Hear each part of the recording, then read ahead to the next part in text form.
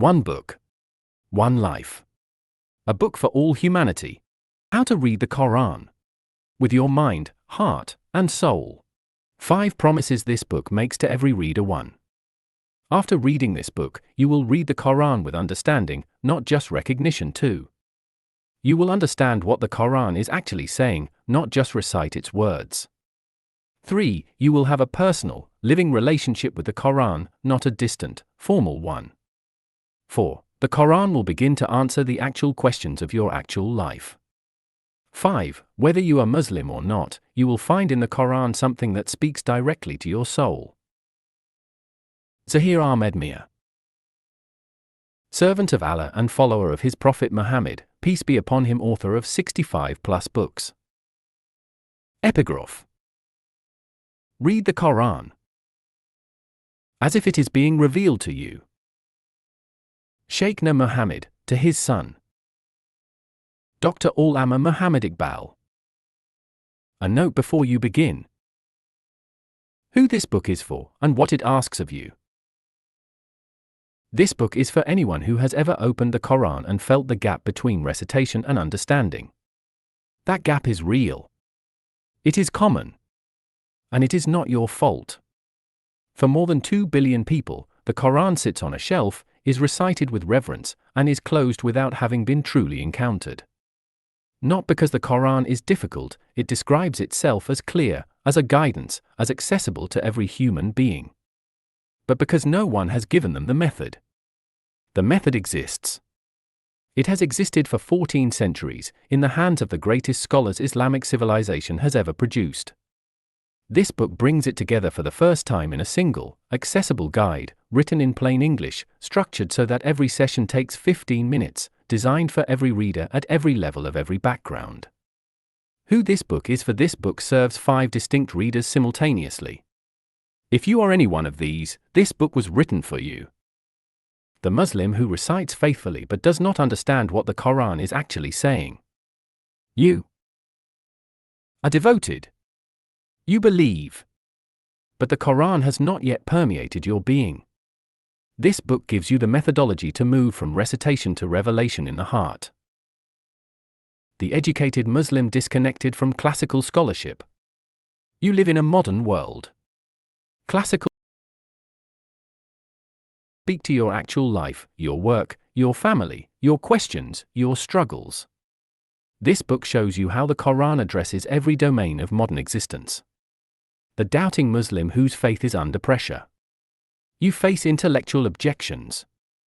Materialism, secularism, or honest uncertainty has created distance between you and the text. This book gives you the rational foundation for belief, not blind faith, but honest inquiry leading to genuine conviction. The non-Muslim seeker approaching the Quran with an open mind. You have no Arabic, no Islamic background. Just honest questions. This book speaks to you directly. The Quran calls itself guidance for humanity, not only for Muslims. You are the intended reader. The young person of any faith searching for meaning. The world is overwhelming. You need guidance that speaks to you in language you can feel.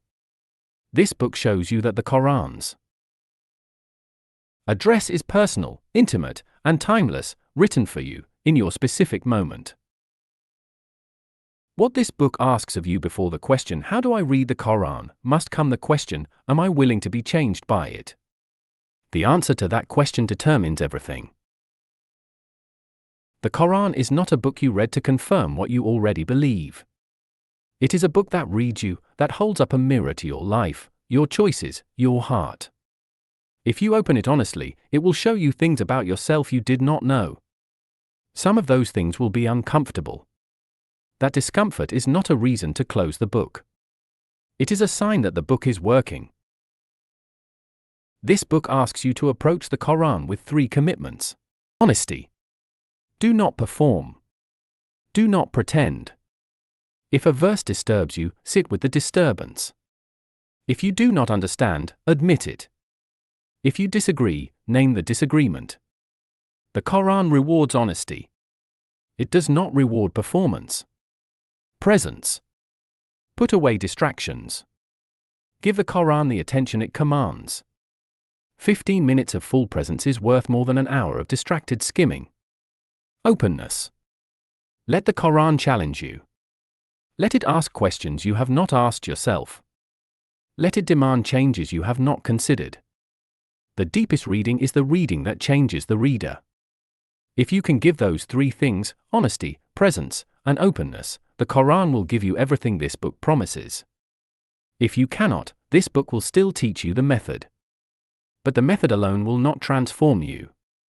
Transformation requires encounter. An encounter requires a heart that is willing to be addressed. A word to every reader wherever you are, whatever you believe, the Quran has something to say to you. Not in the abstract. Not in theory. To you. In your specific life. In your specific circumstances. At this specific moment. That is the Quran's claim about itself. It is also this book's claim that by the time you reach the final page, you will know how to let the Quran speak. And once it speaks, everything changes. How to use this book. For kinds of readers, 4 ways to begin.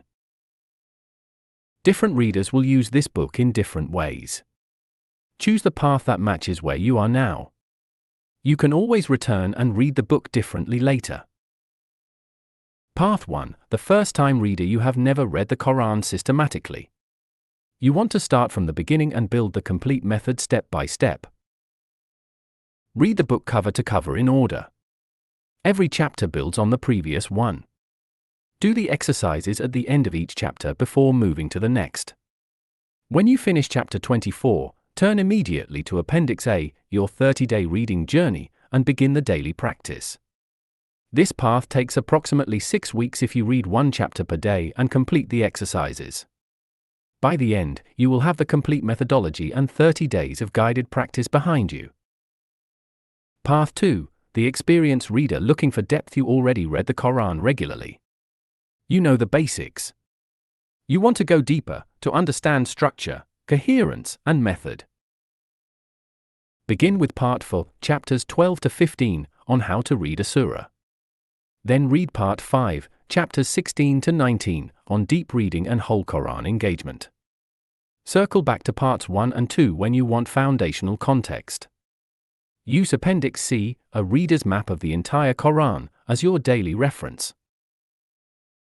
This path gives you the structural tools first, then fills in the background.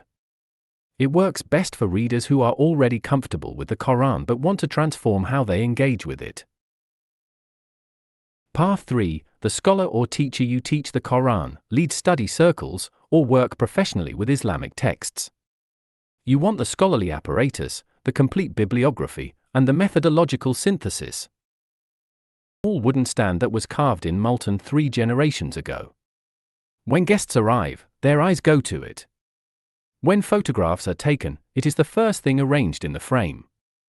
On the night of a wedding, it is held above the bride's head as she walks out of the door. On the night of a death, it is placed on the chest of the one who has left. The Quran is in every important moment of this family's life. Ahmed Saeed is 53 years old. He finished memorizing the Quran in 1989 when he was 16. He recites it every morning between Fajr and sunrise, not because anyone told him to, but because his father did, and his father's father before that. His recitation is beautiful. His tajweed, the precise rules of pronunciation that the Quran requires, is correct. He recites with a slow, measured rhythm that fills the room. When he recites in Ramadan, sometimes his grandchildren sit on the prayer mat beside him and listen without fully understanding why they feel what they feel. Ahmed Saeed loves the Quran. This is not a question. His daughter Maryam is 26. She studied economics at Lahore University of Management Sciences, then completed a master's degree in London. She owns 3 translations of the Quran. One is the classic Yusuf Ali. One is the Sari International. One is a modern commentary she bought at Heathrow on her way back from England because it looked accessible. All 3 are on her bookshelf.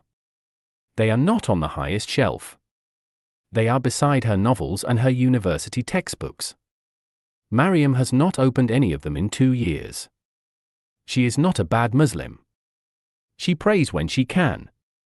She fasts in Ramadan. She loves her family and she loves her faith in the way that people love something that has always been there, present, assumed. Not fully understood. She stopped reading the translations because she found she could follow each verse but could not follow the Quran.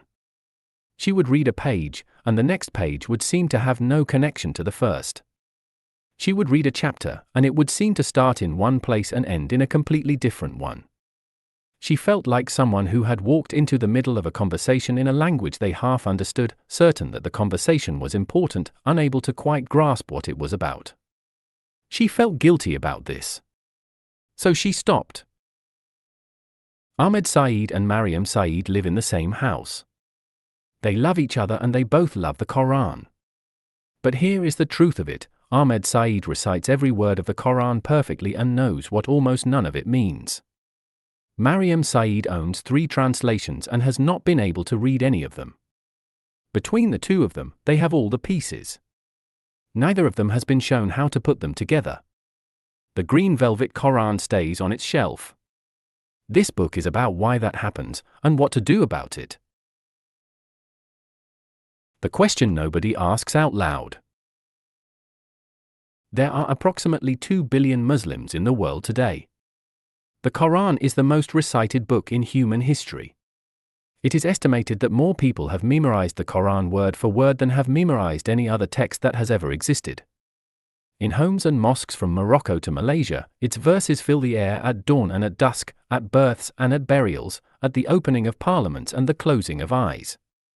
And yet, there is a question that sits at the center of all of this that almost nobody asks out loud. The question is this: why do so many people own the Quran, but so few have truly read it? Not recited it. Not kept it on a shelf. Not felt moved by its sound without knowing its meaning. Truly read it, the way you read something when you want to understand what it is actually saying, when you bring your mind and your heart and your full attention, when you let the words enter you and change something about how you see the world. This is the gap. It is enormous. And almost nobody talks about it. It is not a gap between the devout and the irreligious. Ahmed Saeed is devout. Maryam Saeed is not irreligious. The gap runs right through the middle of the most committed Muslim households in the world. It runs between the recited word and the understood word. Between the ritual relationship and the living relationship. Between the Quran as a sacred object and the Quran as a speaking voice. The Quran itself calls this gap by a name. In Surah Al-Furqan, the Prophet, peace be upon him, is described on the Day of Judgment, saying to his Lord, and the messenger will say, O my Lord, indeed my people have taken this Quran as something abandoned. Quran 25:30. The word used, majura, is devastating in its precision. It does not mean rejected. It does not mean disbelieved. It means abandoned. Left aside. Kept without being engaged. The Quran, in this verse, is describing exactly what happens when a book is revered but not read, recited but not understood, present in every room but absent from every mind. This book exists to address that gap. But before we can address it, we need to understand it. And to understand it properly, we need to hear from the people who have studied it most honestly, and who, working entirely independently of each other, across 14 centuries and 3 continents, all reached the same diagnosis. 6 voices. 14 centuries. 1 diagnosis. What follows is one of the most remarkable intellectual convergences you will encounter. 6 thinkers, separated by time, by language, by culture, and by tradition, all looked at the way human beings relate to the Quran and all saw the same problem. None of them knew they were agreeing with the others. None of them set out to diagnose a crisis. They were simply honest about what they saw. Here is what they saw.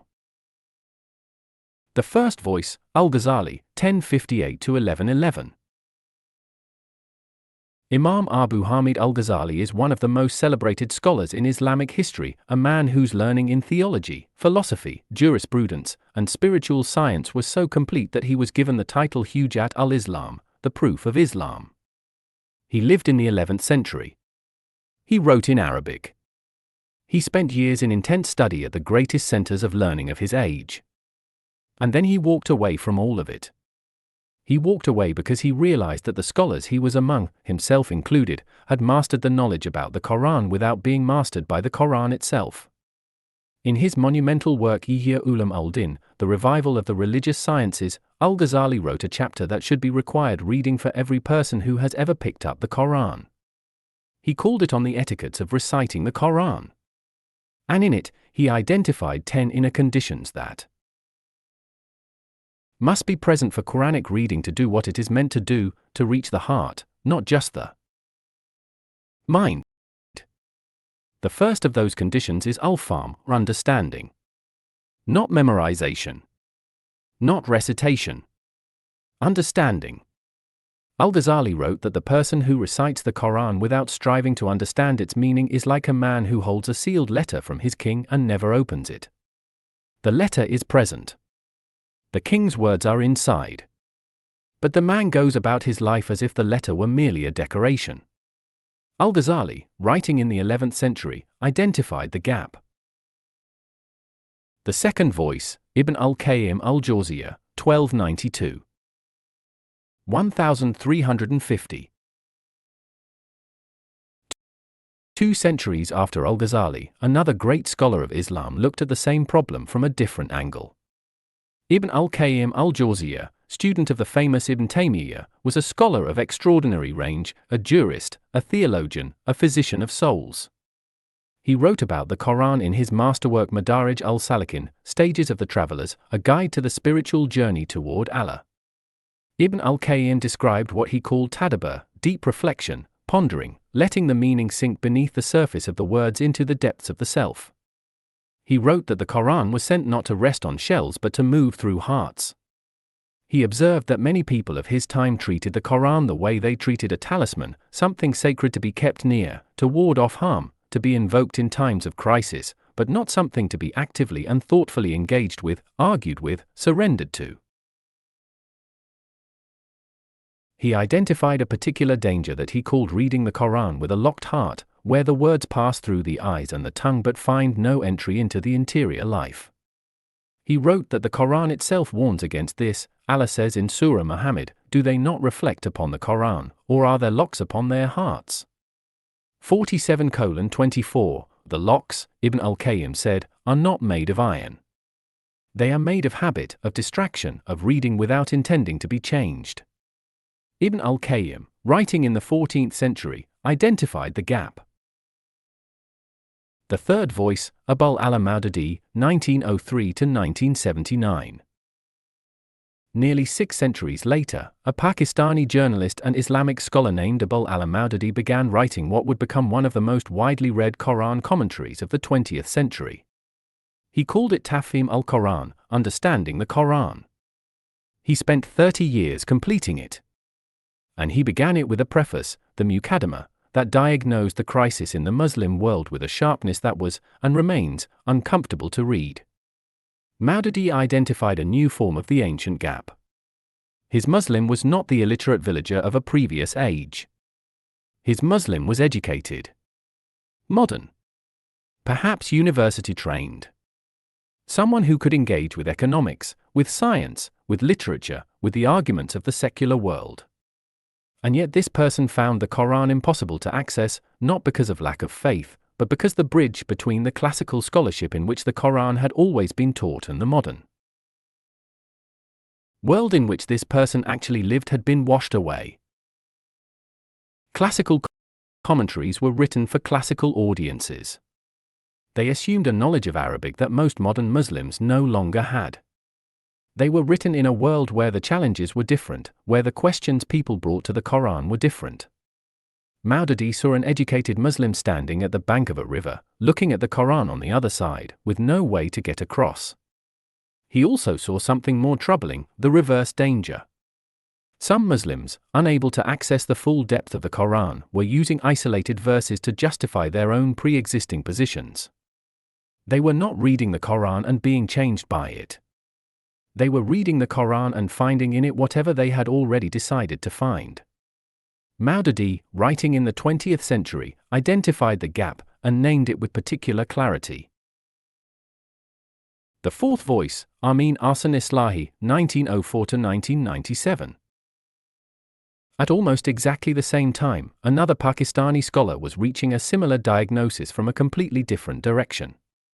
Amin Ahsan Islahi had spent decades studying the work of his teacher, the great Quranic scholar Hamiduddin Farahi, who had made a discovery about the Quran's internal structure that changed everything he thought he knew about how to read it. The discovery was this: the Quran is not a collection of separate verses and separate chapters that happen to be bound together. It is a single, coherent, structurally unified argument. Every surah has a central soul, what the tradition calls its umud, and every verse exists in relation to that soul. Every surah is paired with another surah.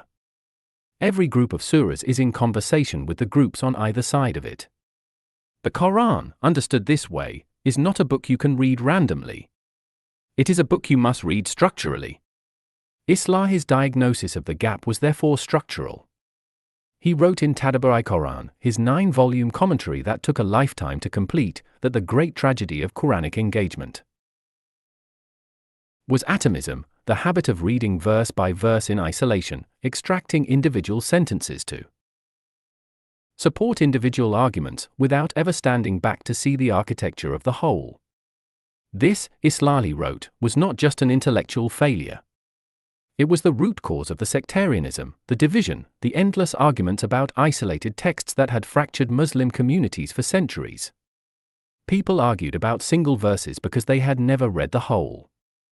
Islahi, writing across the middle decades of the 20th century, identified the gap. The fifth voice, said Nursi, 1876–1960. In the prisons and exile chambers of the early Turkish Republic, a Kurdish scholar named Said Nursi was writing what he knew might be the last words anyone would ever read from him. The new secular state had outlawed his work, imprisoned him repeatedly, and tried to silence him. He wrote by candlelight on scraps of paper. His students copied his manuscripts by hand and carried them in secret from village to village. What Nursi was writing was the Risale-i-Nur, the Epistles of Light, a multi-volume defense of Islamic faith in the face of the most powerful intellectual challenge it had faced in its 1400-year history, the challenge of scientific materialism, which insisted that the universe had no author, that consciousness had no origin beyond chemistry, that the Quran was a human document rather than a divine one. Nursi's diagnosis of the gap was the deepest of all. He identified a crisis of faith itself, not mere illiteracy or methodological confusion, but a generation of Muslims who had inherited the forms of belief without ever arriving at the substance of it. They performed the rituals. They recited the words. But their iman, their faith, their living conviction, had not been built on examination and certainty. It had been built on assumption and inheritance. When modernity pushed, it cracked. Nursi wrote that the Quran could not do its work in a heart that did not truly believe in its author. And he wrote that this true belief, not the inherited version, but the examined and chosen version, required engaging the Quran with the mind as well as the heart. Faith is not a blind imitation, he wrote. It is a rational acceptance arrived at by investigation. His entire life's work was a demonstration that the Quran, read properly, could answer every challenge that modernity placed before it. Nursi, writing in exile across the middle of the 20th century, identified the gap. The sixth voice, Allama Muhammad Iqbal, 1877–1938. And then there is Iqbal. Muhammad Iqbal was Pakistan's greatest poet-philosopher, the man whose vision of a Muslim homeland became the foundation of a nation, and whose poetry in Urdu and Persian shaped the imagination of an entire civilization. He was also the thinker who, of all the 6 voices gathered here, expressed the gap most devastatingly, most beautifully, and most personally. Iqbal had studied in Lahore, in London, and in Germany. He had read Kant and Hegel and Nietzsche. He knew the Western philosophical tradition from the inside. And he had returned to the Quran he had grown up with, and found in it a depth that the Western tradition had no equivalent for. The Quran, Iqbal believed, was not just a religious text. It was the greatest source of self-knowledge, of world knowledge, of divine knowledge available to the human mind. But Iqbal also saw what the Muslim world was doing with it. And he was heartbroken. In one of the most famous and most painful lines he ever wrote, Iqbal described what he saw: Teri kitab se highways ko marabat kiya jab, par wohi par to hi jo tuj samji na sake. They change the Quran to fit themselves, the Quran is never allowed to change them. Allama Iqbal described the fundamental inversion that was occurring. The Quran was given to humanity to change humanity, to transform the reader, to call the self to a higher version of itself, to rebuild the world from the inside out. But human beings, when they do not engage with it honestly, do the opposite. They come to it already knowing what they want to find, and they find it. They tame the Quran. They domesticate it. They turn the living voice of Allah into a mirror that reflects their own existing opinions back to them. Iqbal called for something he named tahqiq, investigation, genuine personal inquiry. He insisted that every Muslim must read the Quran not as an inherited legacy to be accepted wholesale but as a living address to be grappled with directly, argued with honestly, surrendered to when the surrender was earned. The famous story is told of Iqbal asking his father, Sheikh Muhammad, how he should read the Quran. His father's answer became the epigraph of this book, and it is the sentence that, more than any other, captures what this entire book is trying to teach: read it as if it is being revealed to you. Sheikh Muhammad, father of Allama Iqbal, speaking across the first half of the 20th century, identified the gap and gave us the prescription in a single sentence. What 6 centuries of scholarship is telling you? Think for a moment about what just happened. Al-Ghazali was a Persian scholar writing in Arabic in Baghdad in the 11th century. Ibn al-Qayyim was a Syrian scholar writing in Damascus in the 14th. Maududi was a Pakistani journalist writing in Lahore in the 20th. Islahi was a Pakistani scholar completing his life's work across the same decades. Nursi was a Kurdish scholar writing in Turkish, in exile, in the same era. Iqbal was a poet-philosopher writing in Urdu and Persian from Lahore at the turn of the 20th century. None of them collaborated. None of them set out to write a diagnosis of the same problem. They were working from different starting points, in different languages, with different purposes. And they all described the same thing: a gap between the Quran and its reader. A gap between recitation and understanding. A gap between possession and engagement. A gap between the inherited Quran and the living Quran. A gap between reading the words and being changed by them. This convergence is not a coincidence. It is testimony. It is what happens when 6 honest, rigorous, life-dedicated scholars all point their intelligence at the same reality and report back honestly on what they see. The gap is real. It is not imaginary. It is not a modern problem or a traditional problem or a Western problem or an Eastern problem. It is the central challenge in the relationship between the most important book ever given to humanity and the human beings it was given to. And it has a solution. The book that calls itself guidance for all. The Quran begins, not in its first chronological revelation, but in its arranged order, with a statement about what it is and who it is for. It is a statement so clear, so direct, and so inclusive that if Muslims and non-Muslims alike read it carefully, the entire question of who this book belongs to would be answered once and for all. This is the book about which there is no doubt, a guidance for those conscious of God. Quran 2:2. The word translated here as a guidance is Huda. And the Quran uses this word, Huda, in multiple other verses in a way that expands who it is meant for far beyond any single religious community. Elsewhere it says explicitly, Hudan lil nas, guidance for humanity. Not for believers only. Not for Muslims only. For the whole of humanity. This is the Quran's own declaration of its purpose and its audience. It is not a claim made by commentators or scholars or theologians.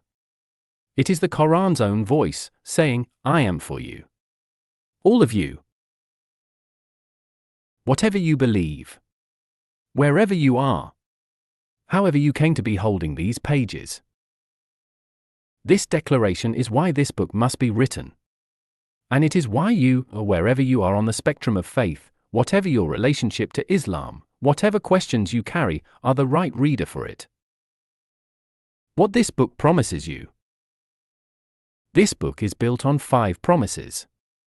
Not 5 hopes. Not 5 ambitions. 5 promises. Every chapter, every page, every method in this book exists to keep at least one of them.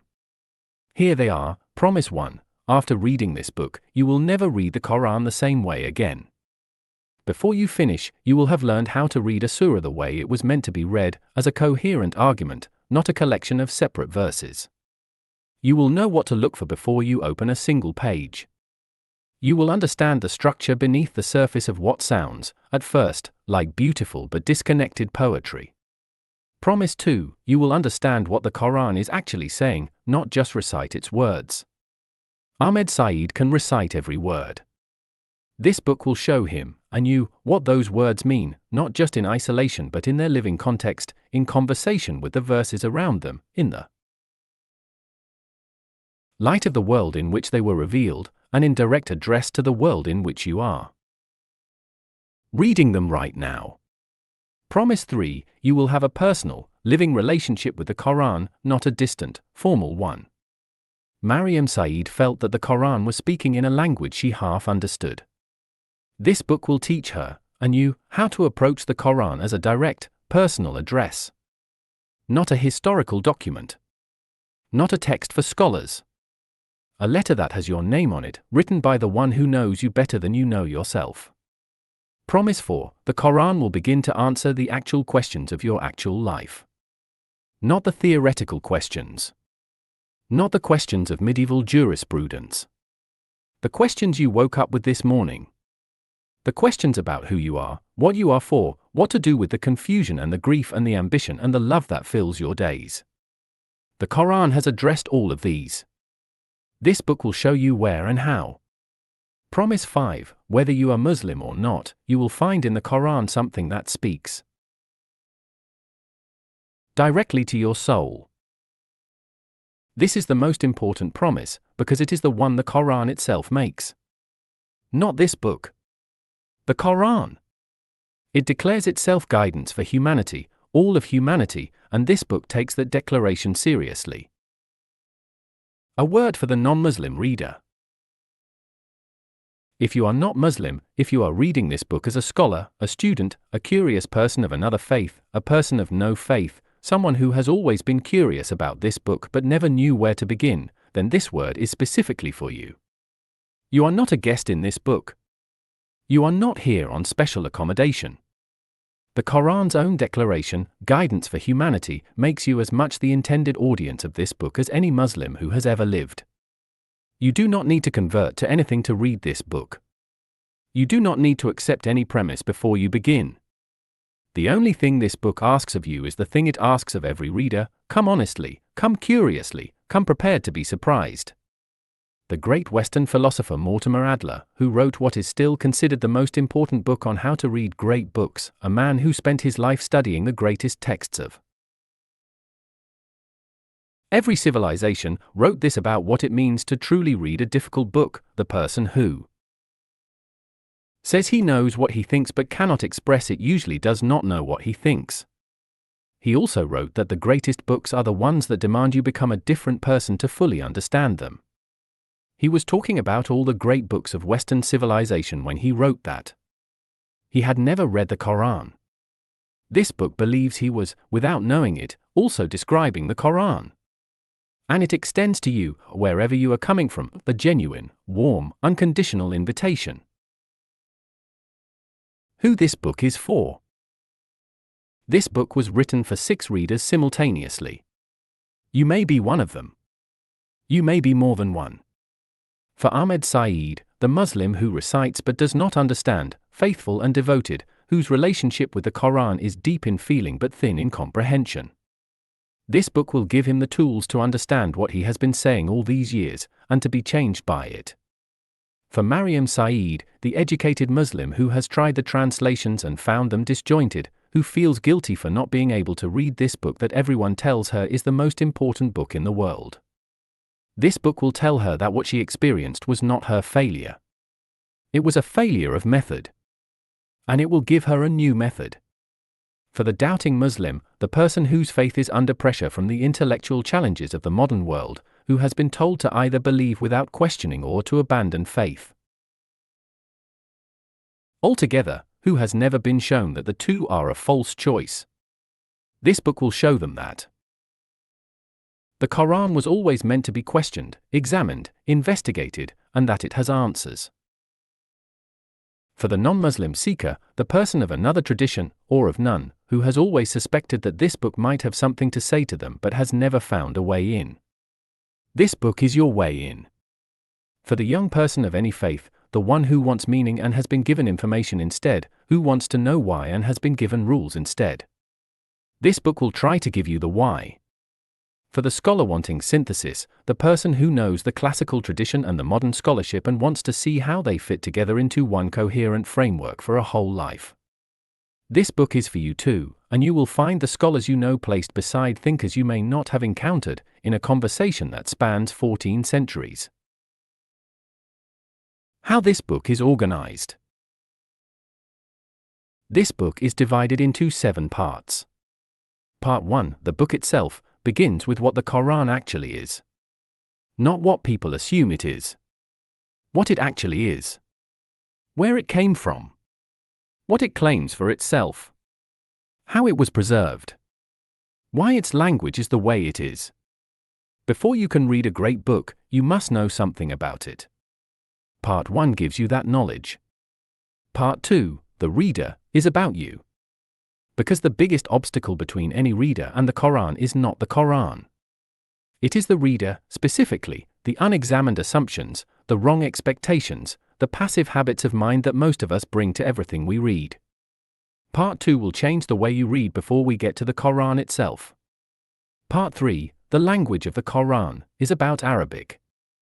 Not a lesson in Arabic grammar. A preparation, enough Arabic to transform your reading, even if you never go further. Just as you do not need to understand every word of music theory to hear a symphony more deeply, you do not need to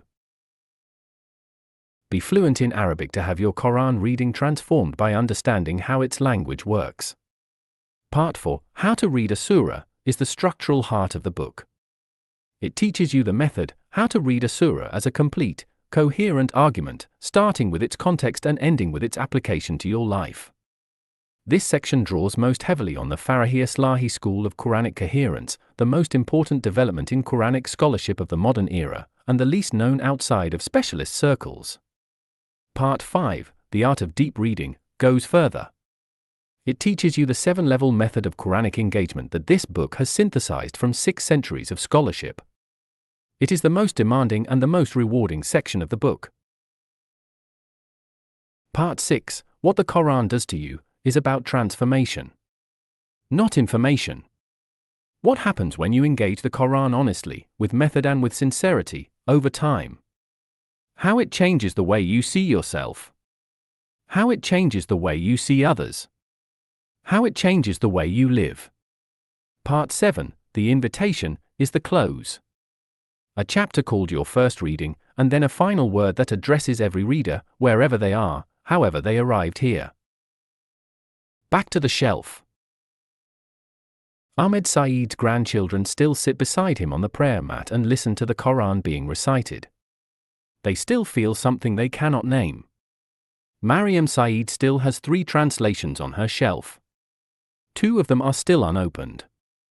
The gap between what they have and what they understand is not their fault. It is not a sign of weak faith. It is not a failure of devotion. It is a failure of preparation. They were given the most important book ever written. They were never taught how to read it. That is what this book is for. And here is what will change when you have finished it. Not that you will have read about the Quran. Not that you will have gathered information and formed opinions. What will change is that the next time you pick up the Quran, whether you have read it 1,000 times or are opening it for the first time, you will know how to read it. You will know what to look for. You will know the method. You will come to it not as a stranger, and not merely as a reverent keeper of something beautiful and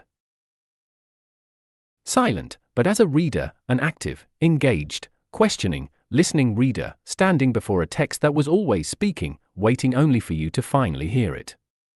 The green velvet Quran on the highest shelf is not a decoration. It is a letter. It has your name on it. It was written by the one who knows you best. It has been waiting a long time for you to open it. Before you learn how to read the Quran, you need to meet it. Truly meet it. For the first time. That is where we begin. Part 1. The book itself. Chapter 1. A letter written directly to you. The Quran describes itself in its own words. The envelope arrives on a Tuesday afternoon. Bilal Tariq is walking to his car after work, keys already in his hand, thinking about traffic. He picks up the post from the letterbox on the way, a phone bill, a flyer for a pizza restaurant, 3 items that go directly to the recycling bin. And then the 4th envelope. He almost throws it away too. The writing on the front is handwritten, which already makes it unusual. But it is the address that stops him. Not just his street. Not just his city. His full name, Bilal Tariq, not the resident dot below it, his street number. His street. His city. And then, beneath that, something even stranger, his date of birth. His height. His blood group. Details that no advertisement, no corporation, no government form had any reason to put on a letter together. He stands beside his car for a long time looking at this envelope. He had been about to throw it away because he thought he knew what it was. He had put it in the same category as everything else, unsolicited, impersonal, addressed to its occupant or a valued customer or nobody in particular. He had assumed before reading it. But now he opens it carefully. Slowly. He reads every word. Because this particular letter, addressed with such specific knowledge of him, might be something different. This one might actually be for him. He reads it the way you read a letter when you know the sender knows exactly who you are. This is how the Quran asks to be read. It is not addressed at occupant. It is not a circular letter. It is not a message sent to an imagined general public. The Quran speaks directly to you, to the person holding it, in the specific circumstances of their specific life, at this specific moment in history. And yet most of us pick it up the way Bilal Tariq almost discarded that envelope. Already decided, before reading, that we know what category it belongs to. A religious text. An ancient book. Something sacred but distant. Something for specialists. Something that applies to a general concept of humanity, but not, in any precise or personal way, to me. That assumption is the first barrier. This chapter is about dismantling it. The way to dismantle it is not with argument. It is with a direct encounter with what the Quran actually says about itself. Guidance for humanity, what these 3 words actually mean. Guidance for humanity. 3 words. Let us look at them honestly. Together they make a claim that, if taken seriously, changes everything about how the Quran is to be read. The first word is guidance. Not information. Not rules. Not a legal code. Guidance. Guidance is what a person needs when they are in unfamiliar territory and do not know where to go. The Quran calls itself this, guidance for the person who is lost and needs direction. Confused and needs clarity. Searching and needs to find. The second phrase is for humanity. Not for Muslims. Not for believers. For humanity. People, all people, the whole human family, without qualification or condition. This is not interpretation. It is what the text says. This is the first thing to understand before you open any page of the Quran. The address on the envelope has your name on it. Not your grandfather's name. Not the name of an imagined devout person you feel you should be. Your name. Your life. Your questions. Your confusion. Your grief. Your ambition. Your doubt. The Quran is addressed to you. 7 things the Quran calls itself, and what each name promises you. The Quran tells you directly, in its own words, what to expect when you read it. Here are 7 of the most important names the Quran gives itself, and what each one promises you personally. 1. The recitation promise. This is not a text primarily meant to be read silently. It is meant to be spoken aloud. Heard. Felt as sound. Before you understand a single word, the Quran asks to be heard. Its first promise is an experience, not an intellectual exercise. 2. The book promise. What it contains is fixed. Permanent. Reliable. What it says today is what it said on the day it was first revealed. You are reading something that has not changed. 3. The criterion promise. It will help you distinguish truth from falsehood. The essential from the trivial. What matters from what does not. Bring your confusion, and it will help you see clearly. 4. The reminder promise. It does not teach you things you have never known. It reminds you of things you already know at the deepest level of your being, things the noise of the world has caused you to forget. 5. The guidance promise. It guides to what is most upright. Not one option among many, but the surest, most direct path to a life lived well. 6. The healing promise. A healing for what is in the heart. Grief without explanation. Anxiety without cause. Emptiness despite success. Loneliness despite company. It speaks to the inner wounds no doctor can reach. 7. The light promise. Light does not force you to see. Light makes seeing possible. In its presence, things you could not see before become visible. Why the Quran begins with a conversation. The Quran begins with a prayer. It begins with a conversation. Not a command. Not a list of rules. Not a declaration. A conversation. The human being asks, guide us to the straight path. And the rest of the Quran is the answer. The Quran begins with a conversation because it is asking you to be a participant, not a spectator. It begins with your voice. Because you are not outside this book looking in. You are inside it. The conversation is already happening. The question is whether you realize it. How to read any surah as a personal address, the method. Step 1. Pause before you begin. Ask yourself honestly, what am I carrying into this reading? Step 2. When you open the surah, ask, who is being addressed here? Step 3. Read slowly.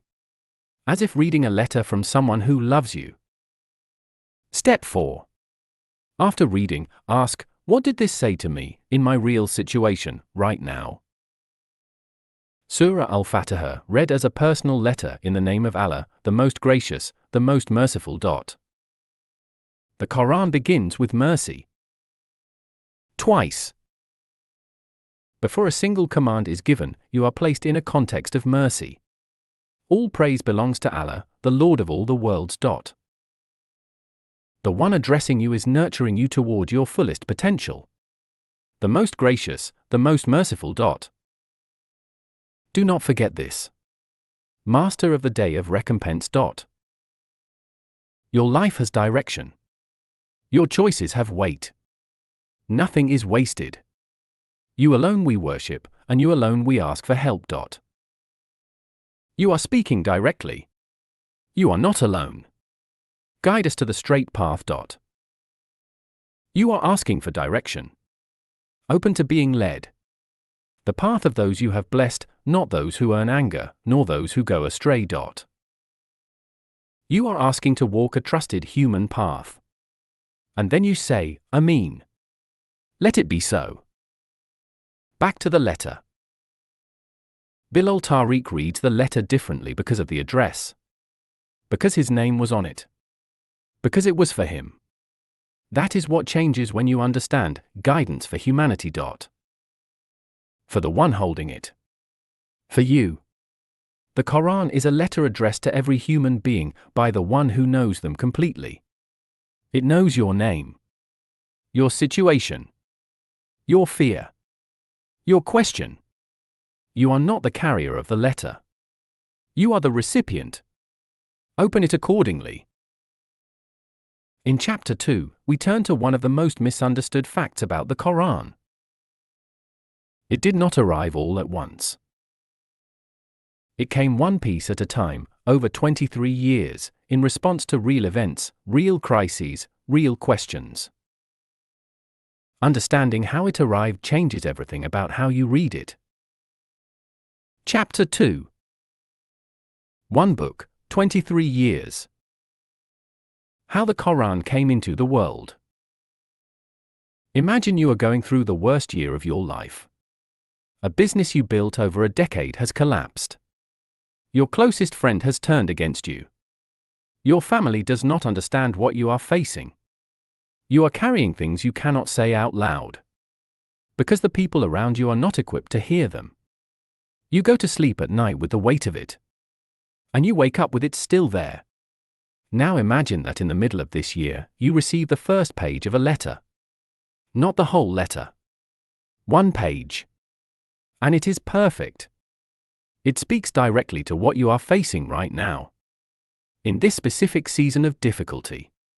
It does not address you in general terms. It addresses the precise texture of your pain. The exact shape of your question. You read it. And something in you, something that has been locked and silent for months, opens. 2 years later, in the middle of a different crisis, a crisis of a different kind. With different people. In different circumstances. You receive the second page. And again it is perfect. It speaks to this moment. This year. This new difficulty. As if whoever is writing it can see exactly where you are. The letter keeps arriving. One page at a time. Over 23 years. Each page addresses you exactly where you are when it arrives. The early pages speak to the most fundamental questions: who am I? Where did I come from? What am I for? What happens after I die? The later pages address harder, more specific questions: how do I build a community? How do I make laws that are just? How do I deal with the people who betray me? By the time the last page arrives, you have built an entirely different life. And looking back, you realize every page was for the moment in which it arrived. Not one arrived too early. Not one arrived too late. This is how the Quran came into the world. Not all at once. Not as a complete manuscript delivered on a single night. Over 23 years. One passage at a time. In response to real events. Real crises. Real questions. Why was it revealed gradually? The disbelievers of Mecca asked this question. Why was the Quran not sent down all at once? The Quran answers, and those who disbelieve say, why is the Quran not sent down to him all at once? Thus it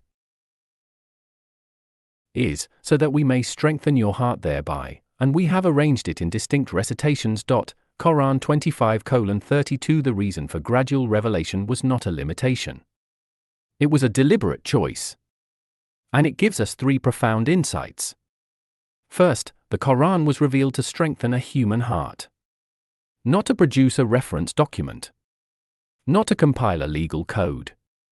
To strengthen the heart of a person navigating an extraordinarily difficult mission in real time. Second, it was arranged in deliberate, measured recitation. Layer upon layer. The early revelations built the foundation. The middle revelations raised the walls. The later revelations furnished the rooms. Every stage was necessary. Third, the Quran is both historical and living. It was spoken into specific situations, but it speaks beyond them. The words spoken to a grieving community still speak to every grieving community. The words spoken to a persecuted people still speak to every persecuted person. Context does not narrow the Quran. Context opens it. Makki and Madani, two great conversations. Before reading any surah, ask one question: was it revealed in Mecca or in Medina? This is not trivia. It is a compass. The Makki surahs, about 2/3 of the Quran, were revealed during 13 years in Mecca. Years of hardship, mockery, persecution, boycott. A small community with no political power. What do people need to hear in those circumstances? The Makki surahs answer: the oneness of Allah, the reality of the afterlife, the stories of earlier prophets, the nature of the human being, patience, trust, steadfastness. Short verses, vivid language, urgent tone. The Madani surahs, about 1/3 of the Quran, were revealed after migration to Medina. Now there was a community, a society, laws, treaties, trade, conflict. The questions changed. How do we live together? How do we build justice? How do we govern fairly? The Madani surahs answer those questions. Longer passages, detailed legislation, nuanced guidance, same voice, different stage of the journey. The first words ever revealed, Surah Al-Alaq. Year 610 CE. A cave above Mecca. One man alone. 40 years old. Spiritually searching. Troubled by injustice in his society. And the first words come. Read, in the name of your Lord who created. Quran 96:1. The first command is not, obey. Submit. Fear. It is, read. Engage your mind. Receive. Understand. Created the human being from a clinging substance. Quran 96:2. You began small. Dependent. Vulnerable. The one speaking to you is the one who brought you from that beginning. Read, and your Lord is the most generous.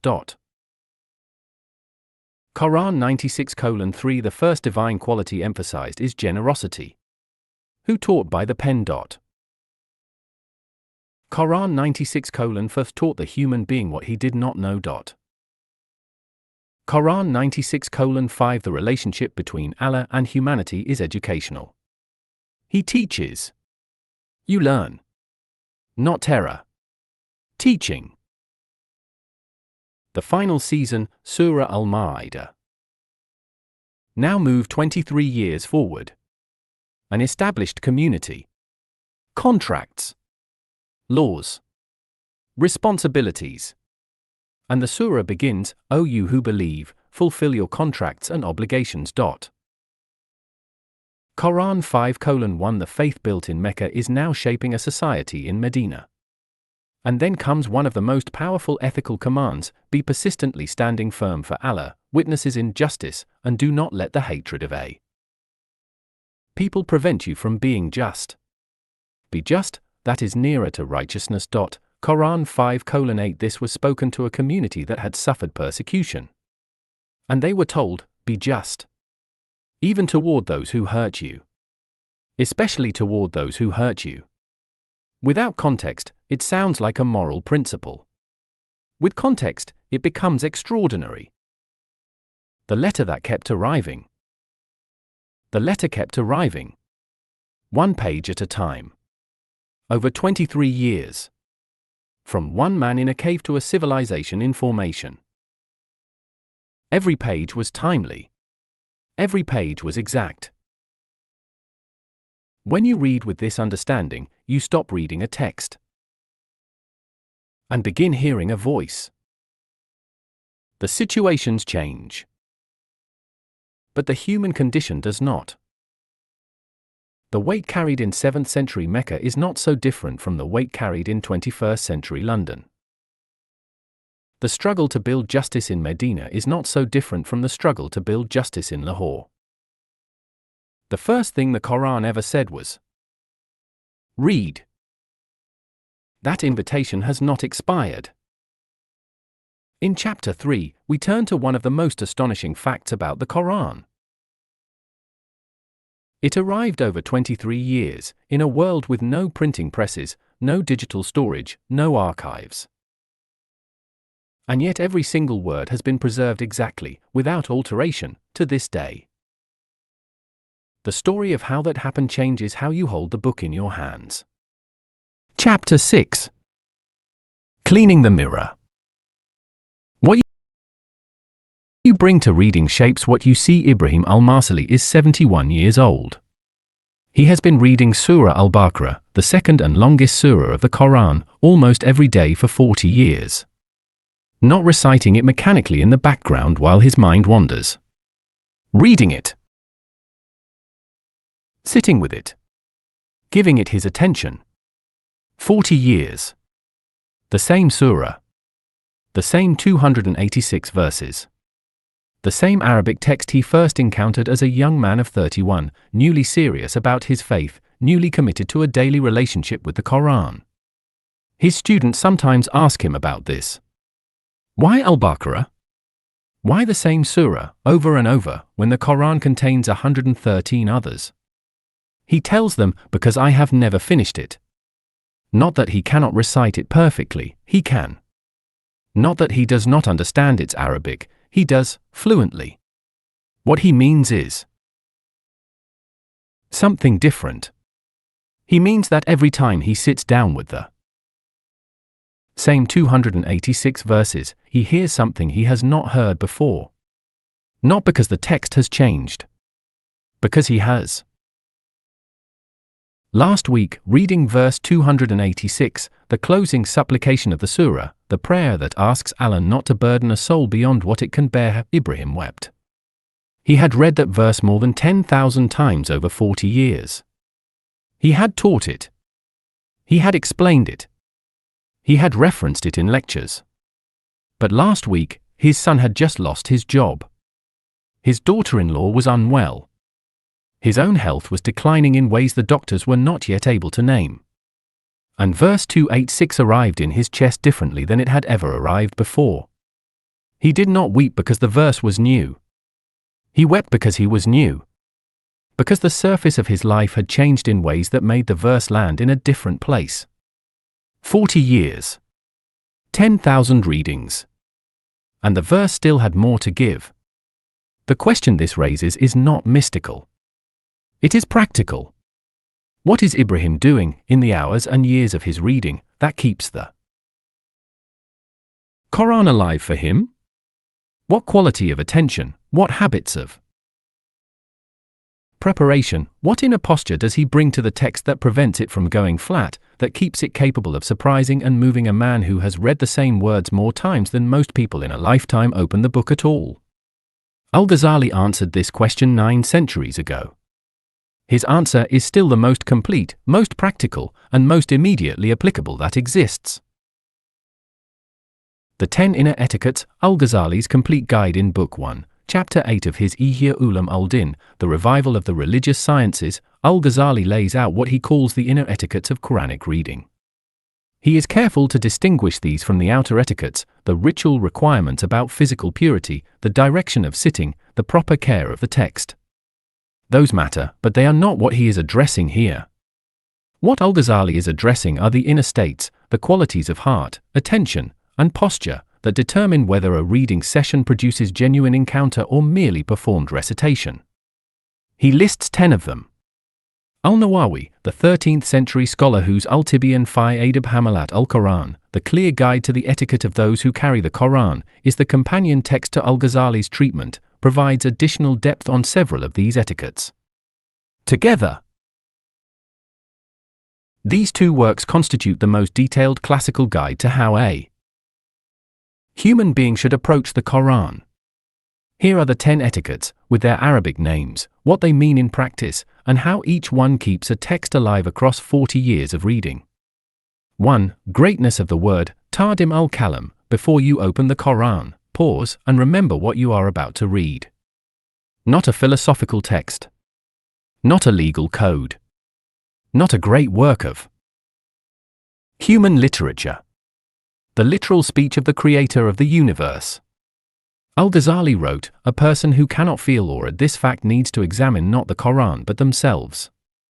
In practice, before opening, say quietly, I am about to read the words of the one who made me. Allow that sentence to land. Even 10 seconds of genuine recognition changes the quality of what follows. 2. Venerating the speaker, Tardim al-Mutakalim. This etiquette follows from the first but points in a slightly different direction. The first is about the words. This one is about the one speaking them. Al-Ghazali observed that we read differently when we feel we are in the presence of the speaker. A letter from a distant friend is one thing, a conversation with them sitting beside you is another. The Quran is both simultaneously, distant in origin, immediate in address. In practice, as you begin reading, consciously hold the understanding that the one who spoke these words is not absent. The text is not a record of a past communication. It is a living address, happening now. 3. Full presence of heart, Hudar al-Kalb. The third etiquette is the most demanding in practice, zero mental distraction. Al-Ghazali was not naive about how hard this is. He knew that the mind wanders. But he distinguished between wandering that is noticed and redirected, which is simply the work of attention, and wandering that is allowed and indulged, which is the enemy of all. Genuine reading. The mind that is present for even one verse receives more than the mind that has recited the whole surah in absentia. In practice, when you notice your mind has wandered, not if, when, simply return. Without self-criticism, without elaborate reconcentration rituals. Notice. Return. This is not a failure. It is the practice. 4. Reflection, Tadabbur, al-Tadabbur. Tadabbur is the Quranic command for active, consequence-seeking reflection. The Arabic root dbr means the ultimate consequence. Tadabbur is asking, at every verse, what does this ultimately demand of my life?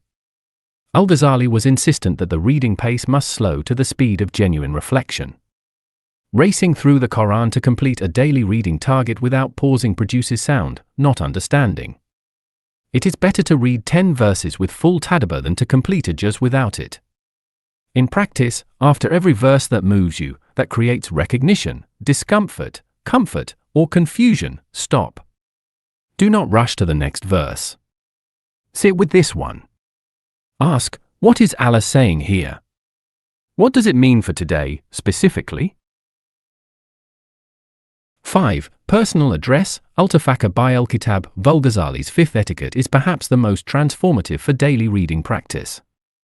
He wrote that the reader must feel, at every verse, that Allah is speaking directly to them, not to the 7th century audience, not to scholars, not to Muslims in general, but to the person holding the text, in their specific circumstances, today. The Quran is not a historical document addressed to the past. It is a living address directed at each individual reader in each individual reading session. In practice, as you read each verse, substitute the general you with your actual name in your mind. Allah is saying this to Ibrahim al-Marsali, right now, in this specific situation he is facing. The verse does not change. Your relationship to it does. 6. Removing inner obstacles, Izalat al-Mawani. Al-Ghazali identified several inner states that block Quranic understanding, arrogance, the belief that you already know what the verse says, sin, which creates a kind of static in the heart that makes it harder to hear, and heedlessness, the state of being so distracted by worldly concerns that spiritual speech cannot penetrate. He linked this etiquette to the practice of tawbah, repentance and return, not as a ritual formality but as a genuine clearing of the interior space before reading. In practice, before a deep reading session, take a moment to acknowledge the specific things you are carrying that might be acting as barriers: resentment, preoccupation, unresolved conflicts, spiritual laziness. You do not have to resolve them. Simply acknowledge them. The acknowledgement itself begins the clearing. 7. Specific response to each type of verse. Al-Istijaba al-Kasa. The Quran contains many different types of content: commands, prohibitions, glad tidings, warnings, stories, theological declarations, prayers, ethical guidance. Al-Ghazali argued that each type of verse calls for a specific inner response, and that reading all of them with the same uniform emotional tone flattens the Quran into something it is not. When you encounter a command, the response is obedience, or at least honest acknowledgement of where you fall short. When you encounter a warning, the response is genuine concern. When you encounter a promise, the response is hope and gratitude. In practice, as you read, notice what type of verse you are reading. And ask, what response is this verse calling for from me right now?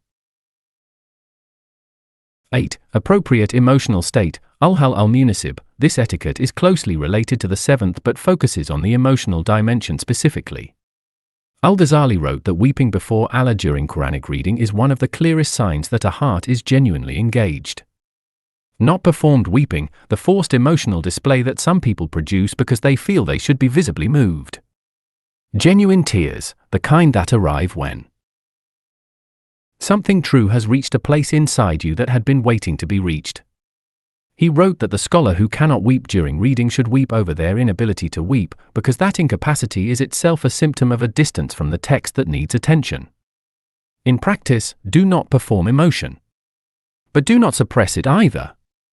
If something in the reading creates a feeling of recognition, of grief, of gratitude, of awe, follow it. Let it be present. The feeling is information about where the verse has landed. 9. Rising through the reading. Al-Taraki. The 9th etiquette is about the cumulative effect of sustained engagement. Al-Ghazali observed that each reading session should leave you at a higher spiritual station than when you began, not dramatically, not necessarily in ways that are visible to others, but in some small, genuine way. The reading should change something. If it consistently does not, the question to ask is not why isn't the Quran working, but what in my reading practice is preventing the change from happening. In practice, after each reading session, pause before you close the text and ask yourself, what is one thing I understand now that I did not understand before I opened this?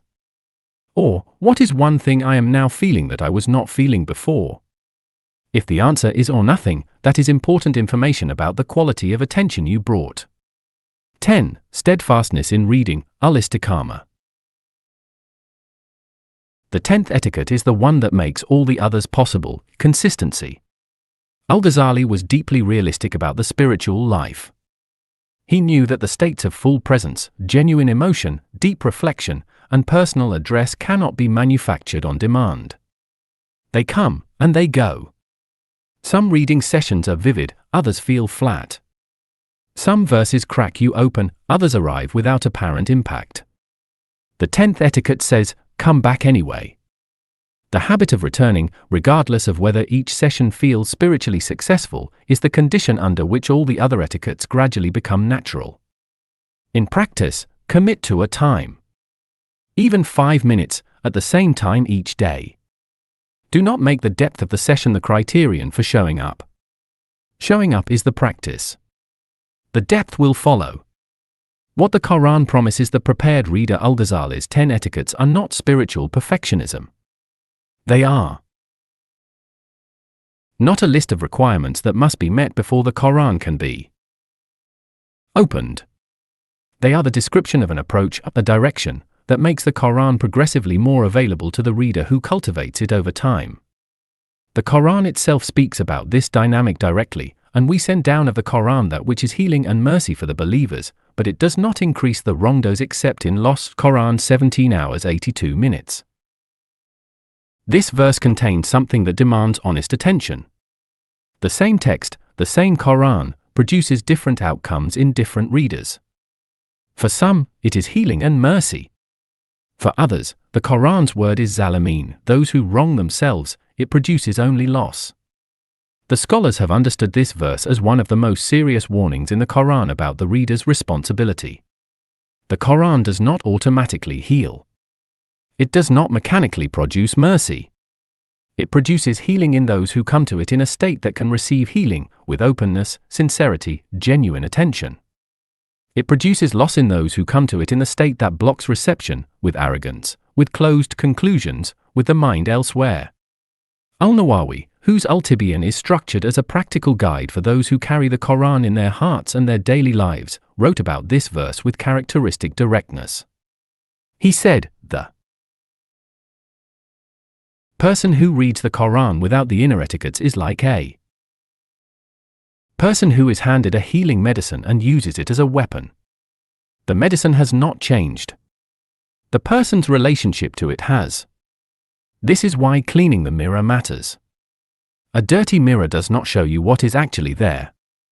It shows you a distorted version, colored by the grime on its surface. The mirror of the heart, brought to the Quran with distraction, arrogance, performance, and the noise of unaddressed inner life, shows the reader a distorted version of what the Quran actually contains. The cleaning is not the Quran's task. It is the reader's. The pre-reading checklist, 5 minutes that change everything. What follows is the 10 etiquettes translated into a practical pre-reading routine.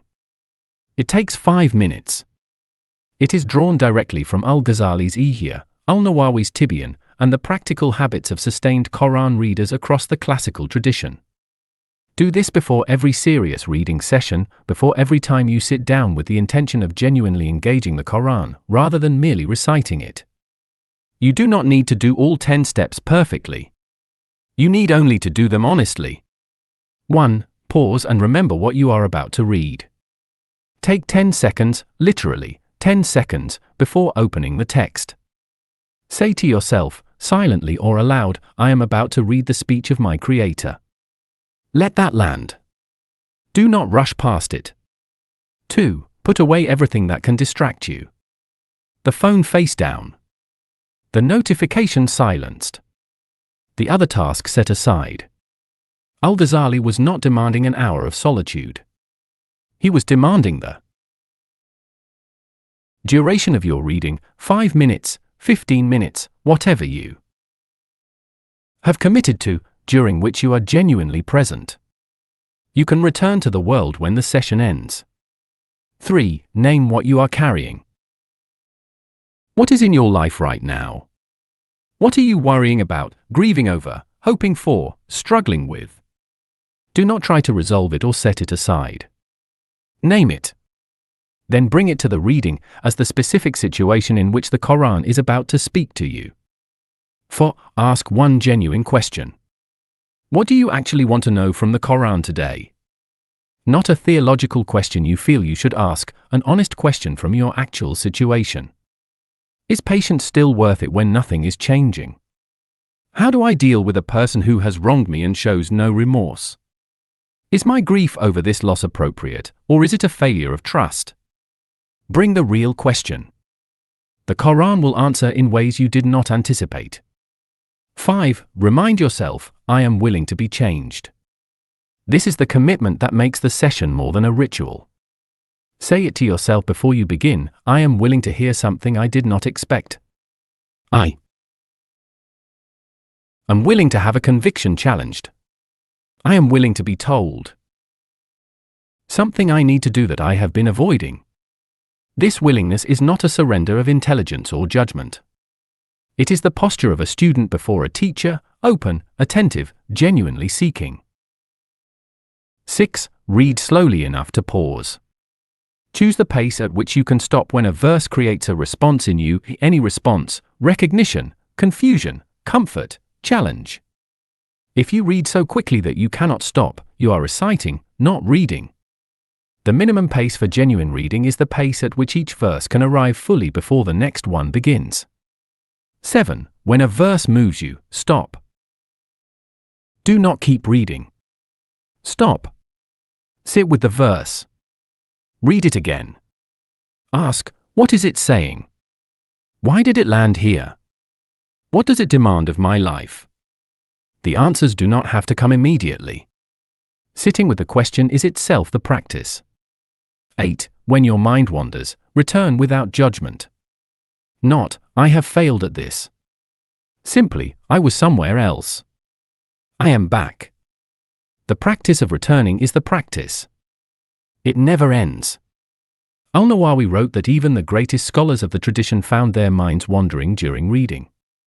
The difference between them and others was not that their minds never wandered, it was that they returned more quickly and more gently. 9. Close with one concrete response. Before you close the Quran, name one thing, one insight you received, one question that opened, one feeling you want to carry into the day, one specific action the reading has suggested. Even one word. Gratitude. Patience with my mother. Look up Surah Al-Baqarah verse 153. The specificity is what makes the reading consequential. 10. Come back tomorrow. The most important etiquette is the one that makes all the others compound. Come back. Whether yesterday's session was vivid or flat, whether you wept or felt nothing, whether you received great insight or merely fulfilled the practice. Come back. 40 years of daily reading built Ibrahim al-Marsali's capacity to be surprised at 71 by a verse he had read 10,000 times. That capacity was built one session at a time. Worked example, reading Quran 2:286 with the 10 etiquettes. This is the verse that made Ibrahim weep, the closing supplication of Surah Al-Baqarah, verse 286. Let us read it now, applying the etiquettes in real time. Before reading, pause, name what you are carrying, bring your genuine situation, ask to be open. Allah does not burden a soul beyond that it can bear. Quran 2:286, opening stop here. Full presence required. The word was a capacity, width, scope, means the exact limit of what that specific soul, in that specific situation, is capable of. Not a general average capacity. Your specific capacity, right now, in your specific circumstances. The verse is not saying, hardship is not real. It is saying, you are not being given more than you can carry. The two are very different. The verse continues with a direct prayer, and here the text shifts, as Al-Fatiha did, from statement to direct address. Our Lord, do not take us to account if we forget or make mistakes. Quran 2:286. You are being given words to say. The Quran is teaching you how to pray, specifically, the exact words that acknowledge human limitation without despair. The word nazina, we forgot, covers the sins of inattention, negligence, and distraction. The word aktarene, we erred, covers the mistakes of judgment and the actions taken in good faith that were nonetheless wrong. Both are covered. Both are acknowledged before Allah. The prayer is, do not hold us to a standard of perfection we cannot reach. Our Lord, do not lay upon us a burden like that which you laid upon those before us. Quran 2:286. The prayer refers to the heavier obligations placed on earlier communities, the children of Israel, whose detailed law contained many requirements that this community has been relieved of. It is a prayer of gratitude for lightness. And it is a prayer that asks for things to remain light. Our Lord, do not burden us with that which we have no ability to bear. And pardon us, and forgive us, and have mercy upon us. You are our protector, so give us victory over the disbelieving people. Quran 2:286. 3 separate requests in one sentence, pardon, for what was done. Forgiveness, for the underlying fault, mercy, for the whole situation. And then the deepest acknowledgement in the verse, Anta Maulana, you are our Mawla, our master, our protector, our closest one. Not, you are distant, and we are asking favors. You are ours. We belong to you. And from that belonging, we ask for support. Now, what does this verse demand of your life? For Ibrahim al-Marsali, 71 years old, with a son who had lost his job and a daughter-in-law who was unwell and a body that was beginning to show its age, the verse demanded one specific thing. It demanded that he stop trying to carry the weight of everything, alone, by strength of will. The weight is known. The capacity is known. The mauler is real. Rest in that. He wept not because he learned something new. He wept because he remembered something he had forgotten. That is what 40 years of cleaning the mirror had given him, the capacity to remember what was always there. The same verse, 40 years later Ibrahim al-Marsali finished his reading and closed the text. He had read the same surah, the same verse, for 40 years. He would read it again tomorrow. And in 10 years, if Allah granted him 10 more years, he would read it again, and it would very likely say something to him that it had not said yet. This is the promise that Al-Ghazali understood, and the promise that the 10 etiquettes are designed to keep available across a lifetime. The Quran contains more than any one reader can exhaust. Not because it is deliberately obscure or requires specialist knowledge to access. Because it is alive. And living things grow in the presence of the conditions that support life. The conditions are not complicated. They are just difficult. Full presence. Genuine reflection. Personal address. Appropriate response. Consistency. A clean mirror. Clean it before you read. Open the text. Look honestly at what you see. The Quran was sent down to be acted upon. Let your recitation of it be a form of action. Al-Hasan al-Basri, as cited by Al-Nawawi in Al-Tibyan. Chapter 6 has given you the inner preparation, Al-Ghazali's 10 etiquettes as a practical pre-reading checklist. But there is one more dimension of the reader that needs to be understood before the reading begins. The Quran enters through 2 doors, the mind and the heart, and most readers use only one. Chapter 7 explores what happens when both are opened simultaneously. Chapter 7. The Quran enters 2 doors. How the mind and heart read differently, and why you need both. Razia Begum is 73 years old. She has been reading the Quran every morning since she was 9. She cannot translate a single verse. She reads in Arabic, haltingly, syllable by syllable, the way millions of South Asian Muslim women of her generation learned, by sound alone, without instruction in meaning. She knows the shapes of the letters, the rules of the recitation, the correct pauses and prolongations of tajweed that her mother taught her by patient repetition when she was a child in a village in Punjab. She does not know what most of the words mean. And yet, her grandson has noticed this, puzzled over it for years. Nana weeps. Consistently. Every morning. She sits with the Quran, reads slowly through her portion for the day, and at some point she weeps. Not dramatically, not performed. Quietly. The way a person weeps when something true has been said in their presence. Her grandson Usman is 26. He has a degree in Islamic studies. He has studied classical Arabic and can parse Quranic sentences with precision. He has read multiple tafsir works in the original. He knows, genuinely knows, for far more about the content of the Quran than his grandmother does. He came to her one morning and asked her, as gently as he could, what she was weeping about. She looked at him for a moment. Then she said, "I don't know what the words say. But I know they are from my Lord. And I know he is speaking to me." Usman went away and thought about this for a long time. His first instinct had been to feel that his grandmother's reading was incomplete.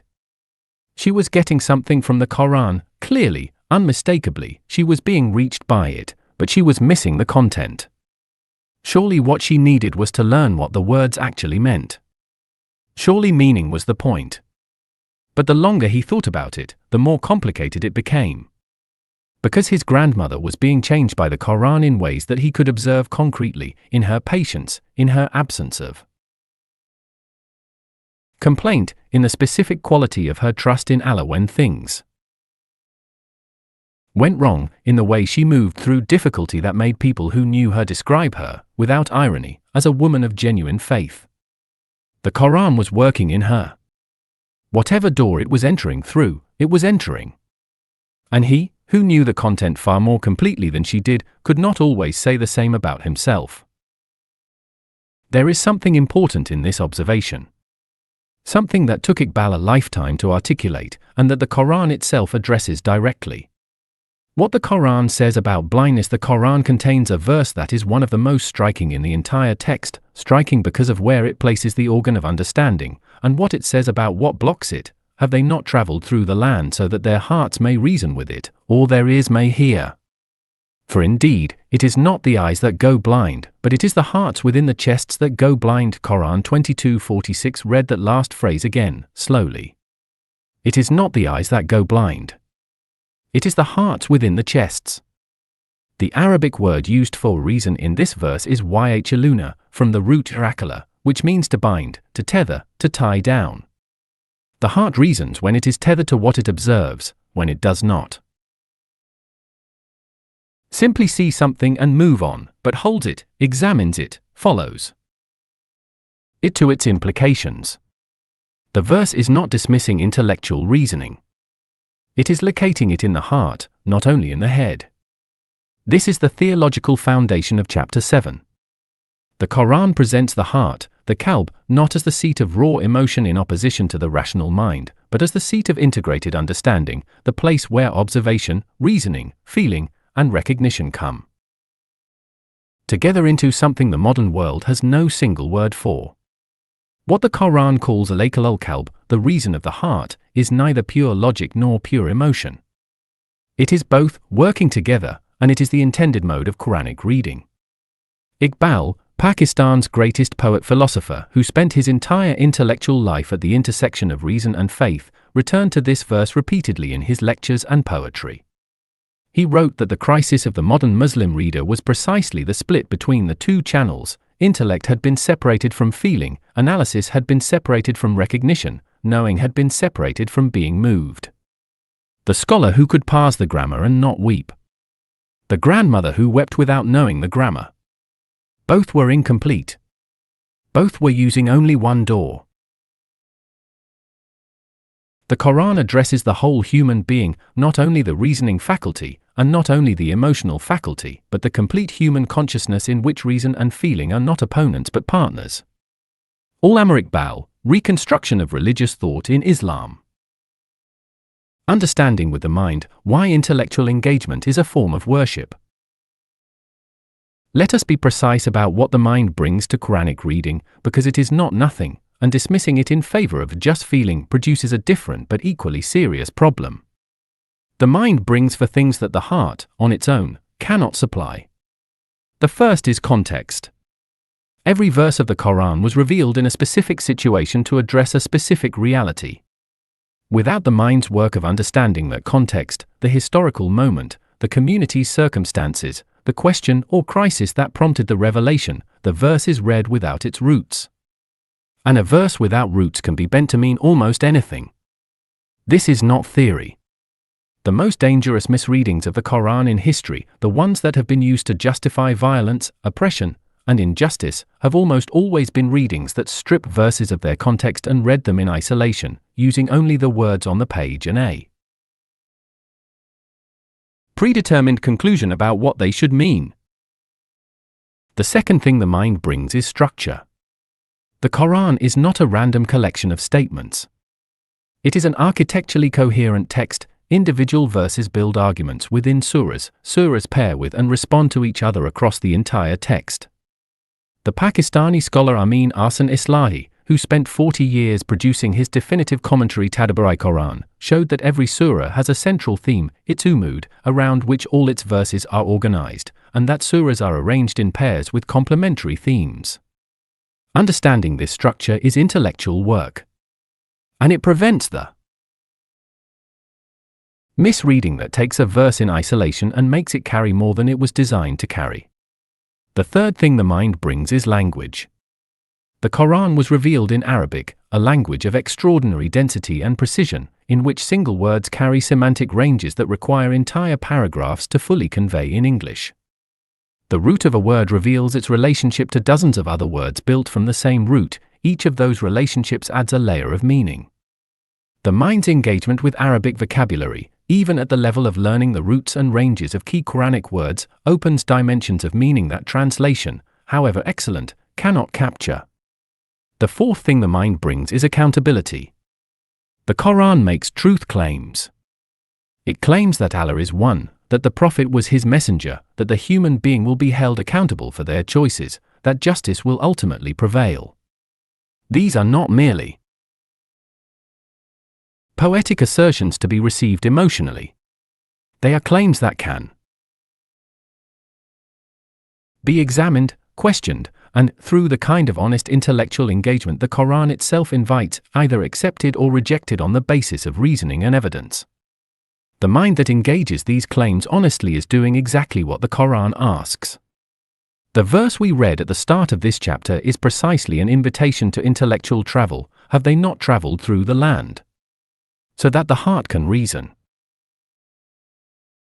Maududi, who spent 30 years producing his Tafhim al-Quran, the most comprehensive modern tafsir in Urdu, insisted throughout his work that intellectual laziness in Quranic reading was a form of disrespect to the text. He wrote, "The Quran is the most serious book ever written. It demands to be read seriously. A reader who approaches it with less than their full intellectual capacity is not honoring it.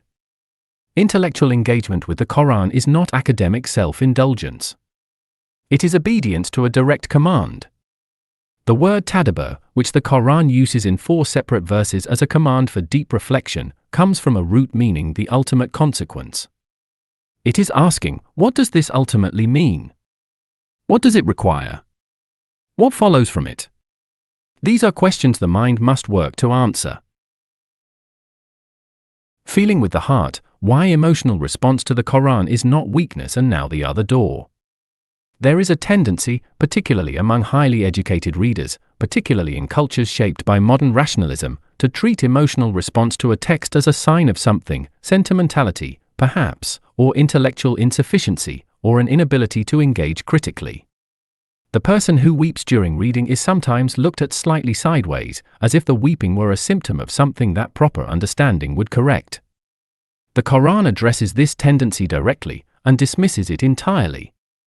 The Quran describes the response of those who encounter it with genuinely open hearts, and when they hear what has been revealed to the messenger, you see their eyes overflow with tears. Quran 5 hours 83 minutes. The word used is tafadu, overflowing. Not a polite tear. An overflow. The kind of response that happens when something too large for containment arrives in a space that has been opened to receive it. And the Prophet himself, in an authenticated hadith recorded by Ibn Masud, wept when asked to recite the Quran to him. He told Ibn Masud, "Read to me." Ibn Masud said, "How can I read to you when it was revealed to you?" The Prophet said, "I love to hear it from someone else." Ibn Masud recited Surah Al-Nisa, and when he reached verse 41, "And how then will it be when we bring a witness from every nation, and we bring you as a witness against those?" The Prophet said, "That is enough." Ibn Masud looked up and saw that his eyes were full of tears. This is not weakness. This is the completion of understanding. Al-Ghazali, who in the Ihya devoted extensive pages to the spiritual states produced by Quranic reading, wrote that the heart's response to the Quran is not separate from understanding but is the form that deep understanding takes in a being who is both rational and feeling simultaneously. When a verse about divine mercy produces gratitude in the chest, that gratitude is a form of knowing, a knowing that goes deeper than intellectual assent. When a verse about accountability produces genuine fear, that fear is a form of understanding that intellectual agreement with the proposition cannot fully replicate. This is what Razia Begum, Usman's grandmother, had understood without being able to articulate it. She could not translate the words, but she had been reading the Quran for 64 years, and something had been happening to her in the process. Her heart had been learning, directly, from contact with the text. She was not missing meaning. She was receiving it through a different channel, a channel that her grandson, for all his scholarship, had partially closed. The heart's channel of Quranic reception operates through 4 modes that the mind's analytical channel cannot replicate: recognition, the sudden sense that a verse is describing something true about your situation that you had not been able to name. This is not logic, it is encounter. Grief, the response to verses about human weakness, loss, and accountability. This grief is not sentimentality. It is honest self-knowledge felt rather than merely acknowledged. Gratitude, the overflow that happens when a verse describes a divine quality, mercy, generosity, patience, that you have experienced in your own life and suddenly recognize as having a name and a source. Longing, what Said Nursi called the Quran's most distinctive effect on the heart, the creation of a movement toward Allah that is not produced by argument but by beauty, by the sense that the one speaking these words is the one your deepest self was made to know.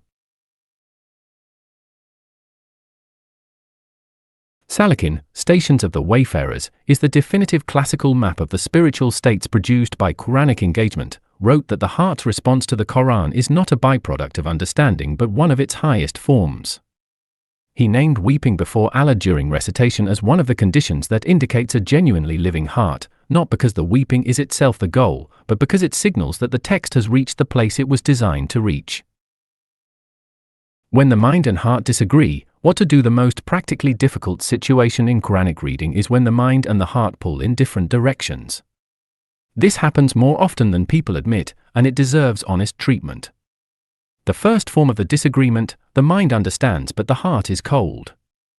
You have read the verse, understood its grammar, grasped its historical context, can explain its meaning accurately to someone else, but nothing has moved inside you.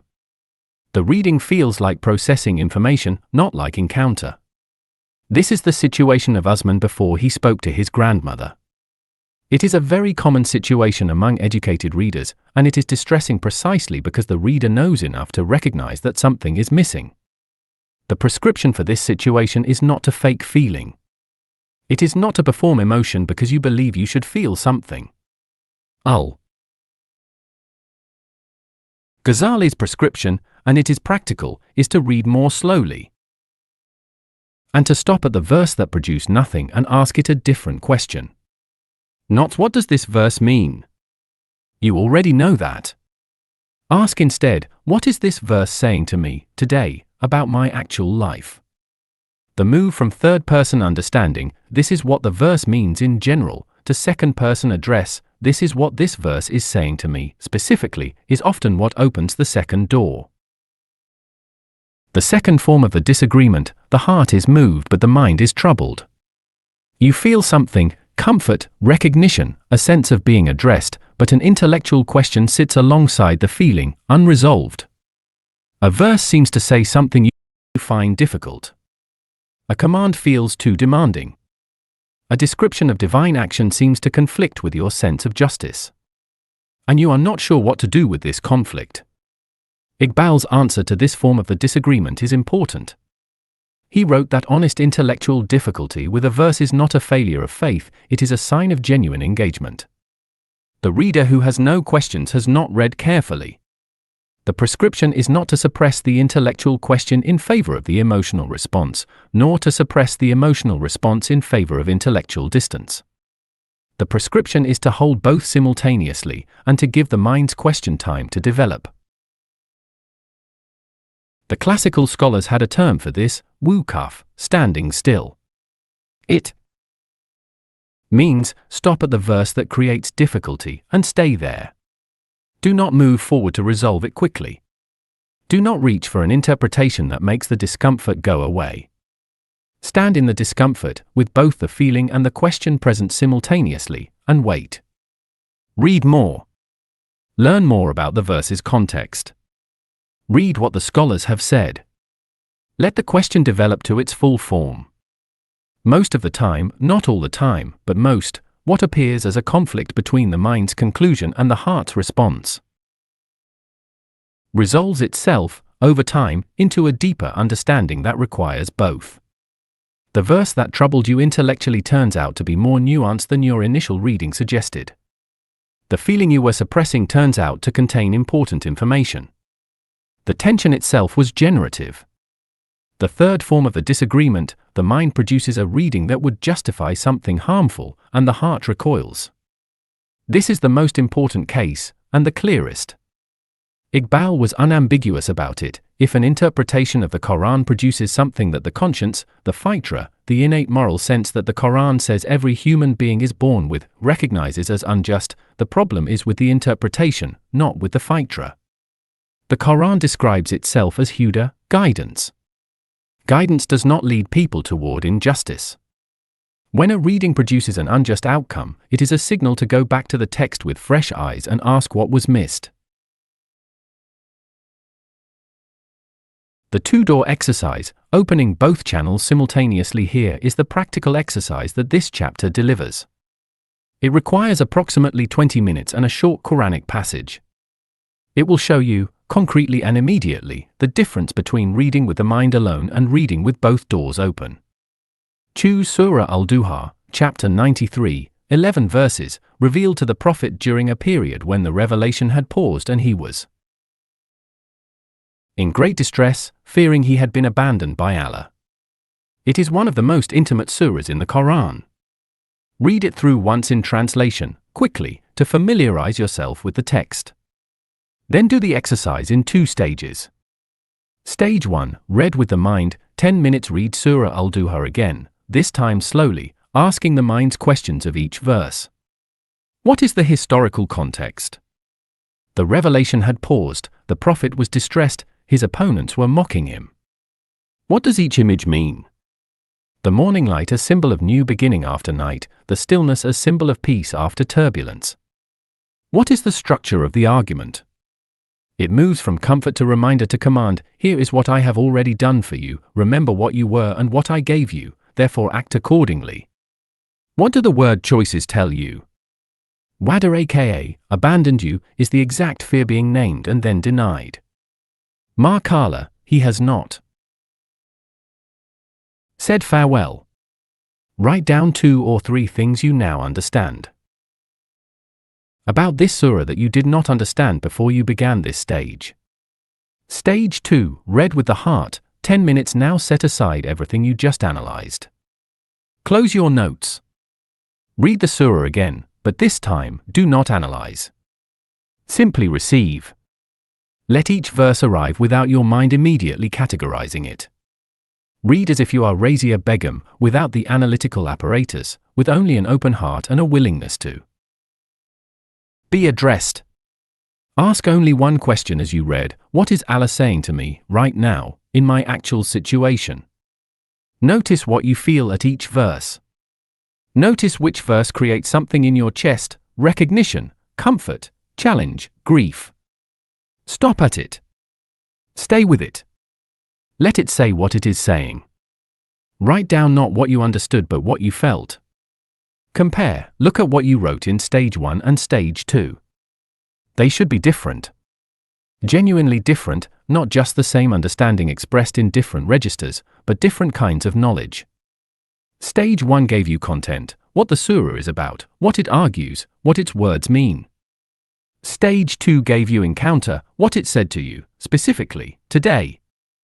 The complete reading is both of these simultaneously. The surah is not fully received until the mind has done its work and the heart has done its work, and neither has crowded out the other. This exercise can be repeated with any Quranic passage. The habit of bringing both doors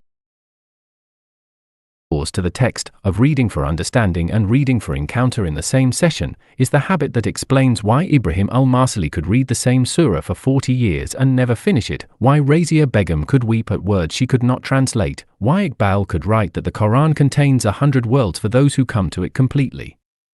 Usman, who had spent years reading with one door, went home after his grandmother's answer and tried this. He opened Surah Al-Duha. He read it analytically first, carefully, noting the context he already knew well. Then he read it again. He was not expecting anything in particular. He was not trying to manufacture a response. He simply read more slowly than usual and allowed each verse to arrive before he moved to the next one. At verse 3, "Your Lord has not abandoned you, nor has he become distant," something happened in his chest that he had not felt before, despite reading that verse many times. He had been feeling something that he had not been able to name for several months. And the verse named it for him. He sat with it for a while. Both doors had opened at once. What Razia Begum knew, Usman went back to his grandmother the next morning. He did not have a theological argument to offer her, or an explanation of why her reading was actually valid despite the limitations of her knowledge. He did not patronize her with reassurance. He simply sat with her while she read her morning portion.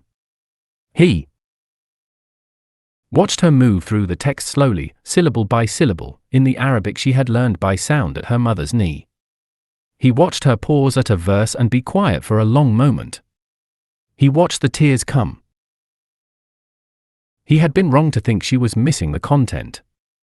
She had been receiving content through the heart's channel. 64 years of daily contact with the Quran had been building, in her, a kind of knowledge that is not measured in vocabulary or grammar or scholarly references. It was built from presence, from consistency, from the accumulated impact of 10,000 mornings of opening the same text with the same openness. What she lacked was what he had, the mind's engagement with what the words actually said. What he lacked was what she had, 64 years of unbroken contact with the Quran's address to the heart. They were, together, something like a complete reader. The ideal, Iqbal had written, is not the scholar without the grandmother's heart, and not the grandmother without the scholar's mind. The ideal is the mind and the heart working together, each informing the other, each completing what the other cannot supply. Both doors opened simultaneously to the same living address. The man of God is not one who has abandoned reason, nor one who has abandoned love. He is the one in whom reason has been deepened by love, and love has been illuminated by reason. All Amar Iqbal, Javed Nama. Part 2 has now prepared the reader, the most important thing, Chapter 5, the inner preparation, Chapter 6, and the 2 channels of reception, Chapter 7. But one question remains before Part 2 is complete, a question many readers carry in silence: do I need to believe first before the Quran can speak to me? Chapter 8 answers directly. Drawing on said nurse's most powerful argument about the relationship between observation, reason, and faith. Chapter 8. Do I need to believe first?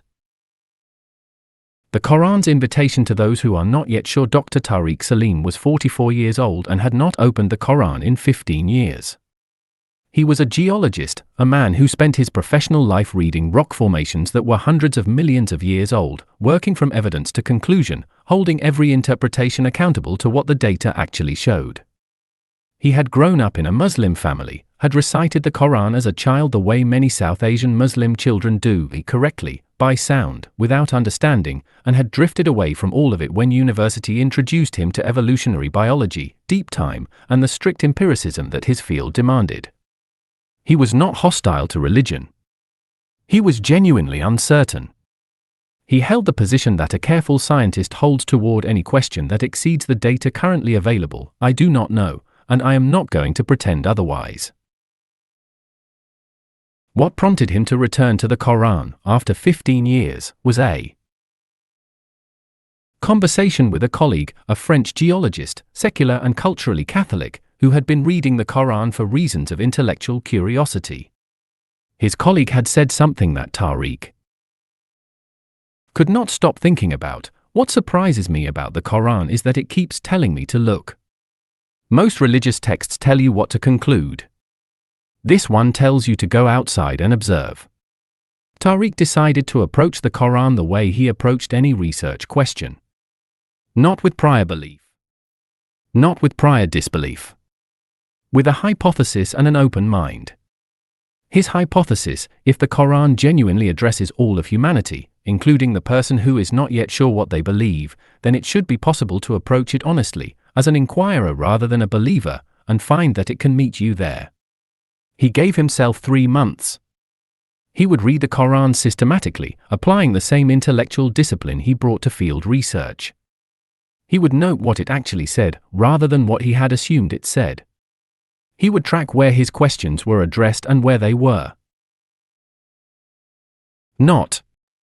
He would treat it as a serious text making serious claims and give it the attention that serious claims deserved. At the end of the 3 months, he did not emerge with a dramatic conversion story. That is not this book's kind of story. What he emerged with was a recognition that he described to his colleague like this: I went in expecting a book that would demand I believe before I could read it. What I found was a book that kept asking me to look more carefully at what I already knew. The answer, no, and here is why. The question, do I need to believe first, deserves a direct answer before anything else. No. The Quran does not ask for prior belief as a precondition of reading. It does not say, come to me only after you are already convinced. It does not fence itself off behind a wall of required conviction that must be climbed before the text becomes available. On the contrary, the Quran speaks directly and at length to people who are not yet sure, people who are actively questioning, people who require reasons before they can move toward belief. This is not a liberal reinterpretation of the Quran designed to make it more accessible to modern secular readers. It is what the Quran actually says. Consider the Quran's repeated challenge. It appears in several forms throughout the text. To those who doubt its divine origin, then do they not reflect upon the Quran? If it had been from other than Allah, they would have found within it much contradiction. Quran for hours 82 minutes. This verse is addressed to doubters. It is an invitation to examine the text.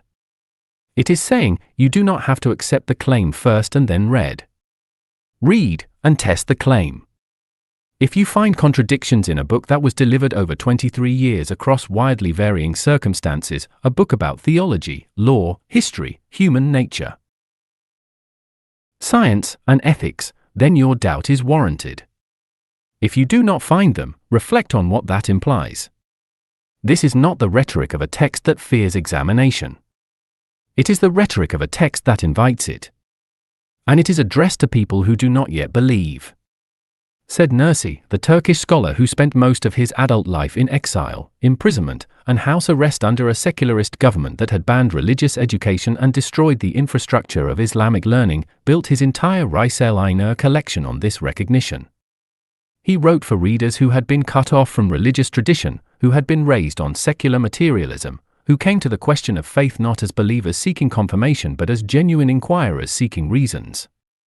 His first principle was this: honest inquiry is not the enemy of faith. It is the path to it. Before asking, do I believe in the Quran, ask a prior question. Have I actually read it? Most people who think they have rejected the Quran have rejected what they imagined it said. The actual Quran awaits a genuine first encounter.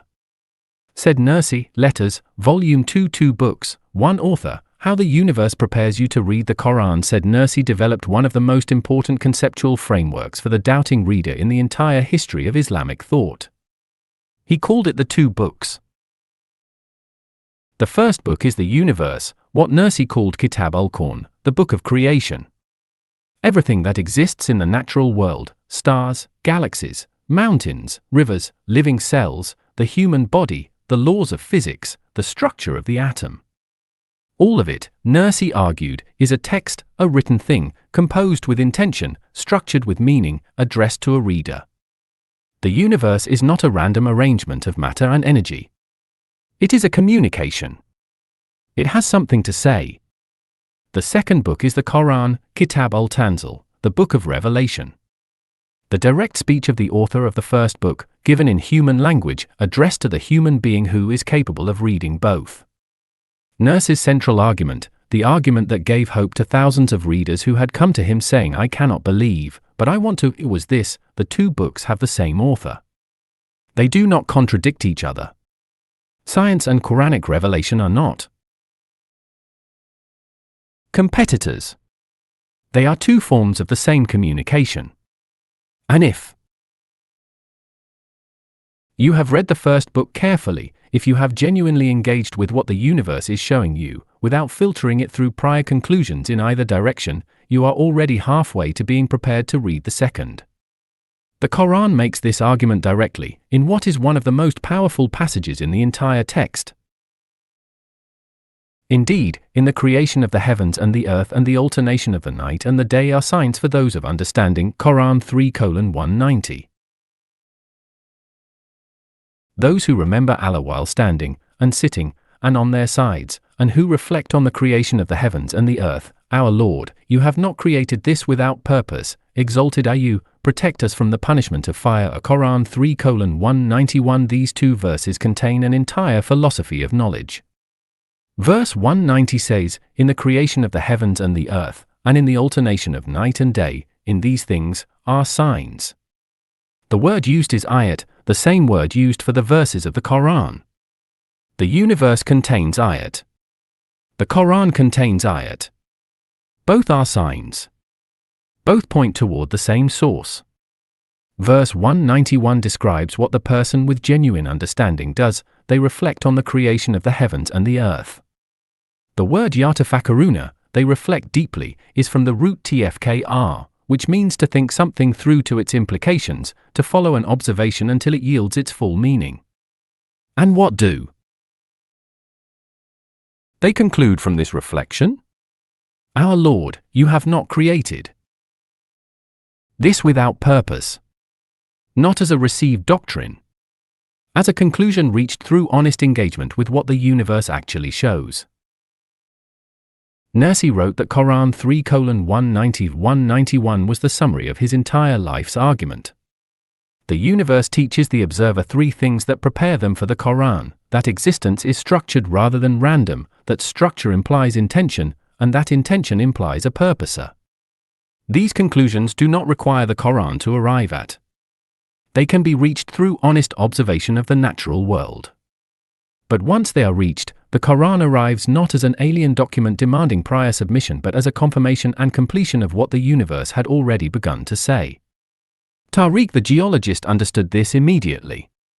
He had spent his career reading the structure of the earth, formations deposited over hundreds of millions of years with a precision and consistency that made random explanation harder to sustain than intentional explanation. He had never framed it this way. But Nursi's two books framework put language around something he had encountered professionally without being able to name. What to do if you are not sure you believe. A practical beginning here is the practical method for the reader who approaches the Quran with genuine uncertainty.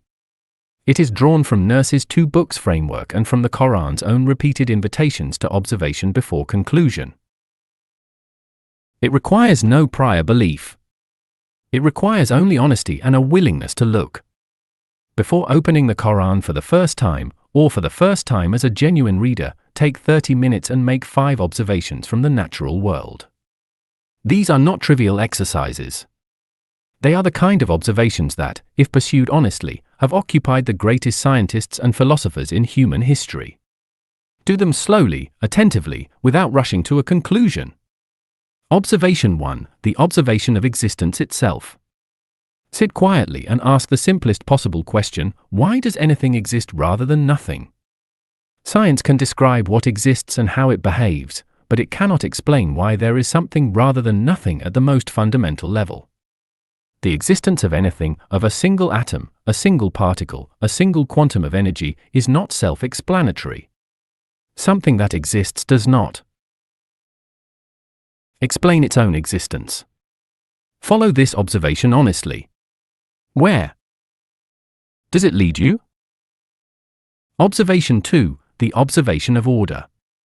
Look at something in the natural world: a leaf, a crystal, a snowflake, the structure of a bone, the arrangement of seeds in a sunflower. Notice the order. The same mathematical principles, the Fibonacci sequence, the golden ratio, the laws of fractal geometry, appear across scales from the microscopic to the cosmic. Random processes can produce local order, but the kind of Persistent, multi-scale, mathematically consistent order that characterizes the natural world is something that honest observation notices and honest inquiry must account for. What does that order imply? Observation 3, the observation of the human being. Consider the fact that you are capable of asking these questions. A rock cannot wonder about its existence. A tree cannot reflect on the structure of its own cells. The capacity for self-reflection, for abstract reasoning, for moral judgment, for aesthetic experience, for the experience of beauty, which has no survival value and yet is universally present in human beings across all cultures, is not easily explained by purely mechanical processes.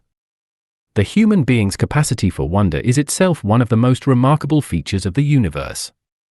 What does it suggest about the kind of universe this is? Observation 4, the observation of moral intuition. Consider the near-universal human experience of moral intuition. The sense that some things are genuinely wrong regardless of cultural convention, that injustice is not merely inconvenient but actually wrong, that cruelty to the innocent is not simply something we collectively prefer to avoid but something that violates a real standard. Where does this standard come from? If the universe is purely physical and the human being is purely biological, why does the experience of moral wrongness feel like the violation of something objective rather than merely conventional? Nursi called this the fitra, the innate moral sense that every human being is born with, and identified it as the natural world's most direct pointer toward a creator who cares about justice. Observation 5, the observation of longing. Consider the universal human experience of longing, the sense that something is missing, that the world as experienced is not quite the world as it should be, that there is a home somewhere that has not yet been reached. Religions across all cultures have identified this longing as the most fundamental fact of human spiritual experience. The Quran calls it the natural human movement toward Allah, the fitra, the original orientation of the human being toward its creator. Where does this longing point? What does its universality, its presence across all cultures, all times, all conditions of life, suggest about the nature of the human being and the nature of the universe that produced it? These 5 observations are not proofs in the mathematical sense. They are honest engagements with features of reality that the most careful observers have noticed throughout history. They do not compel a conclusion. But they are what Nursi called the first book's preparation for the second. The universe has been saying something, and these 5 observations are the most direct form of listening to it. When you have completed these observations, honestly, without rushing, open the Quran. Begin with Surah Al-Fatiha. Read it slowly, in translation, as a first reader. Then read Surah Al-Ikhlas. Then Surah Al-Baqarah 1-5. Read as someone who has just been listening to the universe, and is now listening to a voice that claims to be the universe's author. Do not force a response. Simply notice what happens. The Quran's own invitation to those who doubt, will you not then reason? The Quran contains a phrase that appears, in varying forms, more than 50 times across its text. It is addressed directly to people who have not yet reached a conclusion. It is the Quran's own standing invitation to the doubter. The phrase takes several forms. Here are the most important, will you not then reason? Quran 2:44 and multiple other instances, will you not then reflect? Quran 6:50 and multiple other instances, will they not then look? Quran 88:17 and multiple other instances, will you not then remember? Quran 6 hours 80 minutes and multiple other instances for different verbs. For different verbs, for different modes of engagement. To reason, to bind your thought to what you observe, to reflect deeply, to follow an observation to its full implications. To look, to observe carefully with both physical and inner sight, to remember, to recognize something that your deeper self already knows. Every single one of these is an invitation addressed to those who have not yet concluded. The Quran is not saying, believe first, then read. It is saying, look, think, reason, reflect, and see where honest inquiry takes you. Iqbal, who spent his entire intellectual life insisting that Islam was not the enemy of reason but its fullest expression, identified this pattern as one of the most distinctive features of the Quranic worldview. He wrote, "No other religious text in the world makes this invitation so explicitly, so repeatedly, so insistently. The Quran trusts the human mind. It trusts that honest inquiry, pursued to its full conclusion, will arrive at the same place that revelation is pointing." He called this the Quran's confidence in the convergence of reason and revelation, not because they are identical, but because they have the same source and therefore cannot ultimately contradict each other. Tariq the geologist, at the end of his 3 months, found himself rereading these verses with something he had not anticipated, a sense of recognition. He had spent his career asking questions of the earth, looking, observing, reasoning, following observations to their implications. He had been doing, in his professional life, exactly what the Quran kept inviting him to do. The Quran had not asked him to stop being a geologist. It had asked him to look more carefully at the rock formations and at everything else, and to notice what the looking revealed. He did not leave the experiment with certainty. But he left it with something he had not had at the beginning, a genuine question. Not "can I believe this," but "what would it mean if this were true?" The question itself was a form of engagement. And engagement, honest, disciplined, open, is exactly what the Quran had asked of him. Worked example, reading Quran 3:190-191 as a scientist. Let us return to the 2 verses that are the anchor of this chapter and read them the way Tariq read them, bringing to the text the specific knowledge of a person who has spent a career reading the natural world. Verse 190 identifies 3 things as ayat, signs, for those who have genuine understanding, the creation of the heavens and the earth, and the alternation of night and day. The creation of the heavens and the earth. For the geologist, this is not a poetic gesture. The earth is a document, for 0.5 billion years of geological history recorded in layers of rock, each layer a page of the earth's autobiography. Every formation tells a story of what happened. Volcanic eruptions, ocean depositions, glacial movements, the slow grinding of tectonic plates.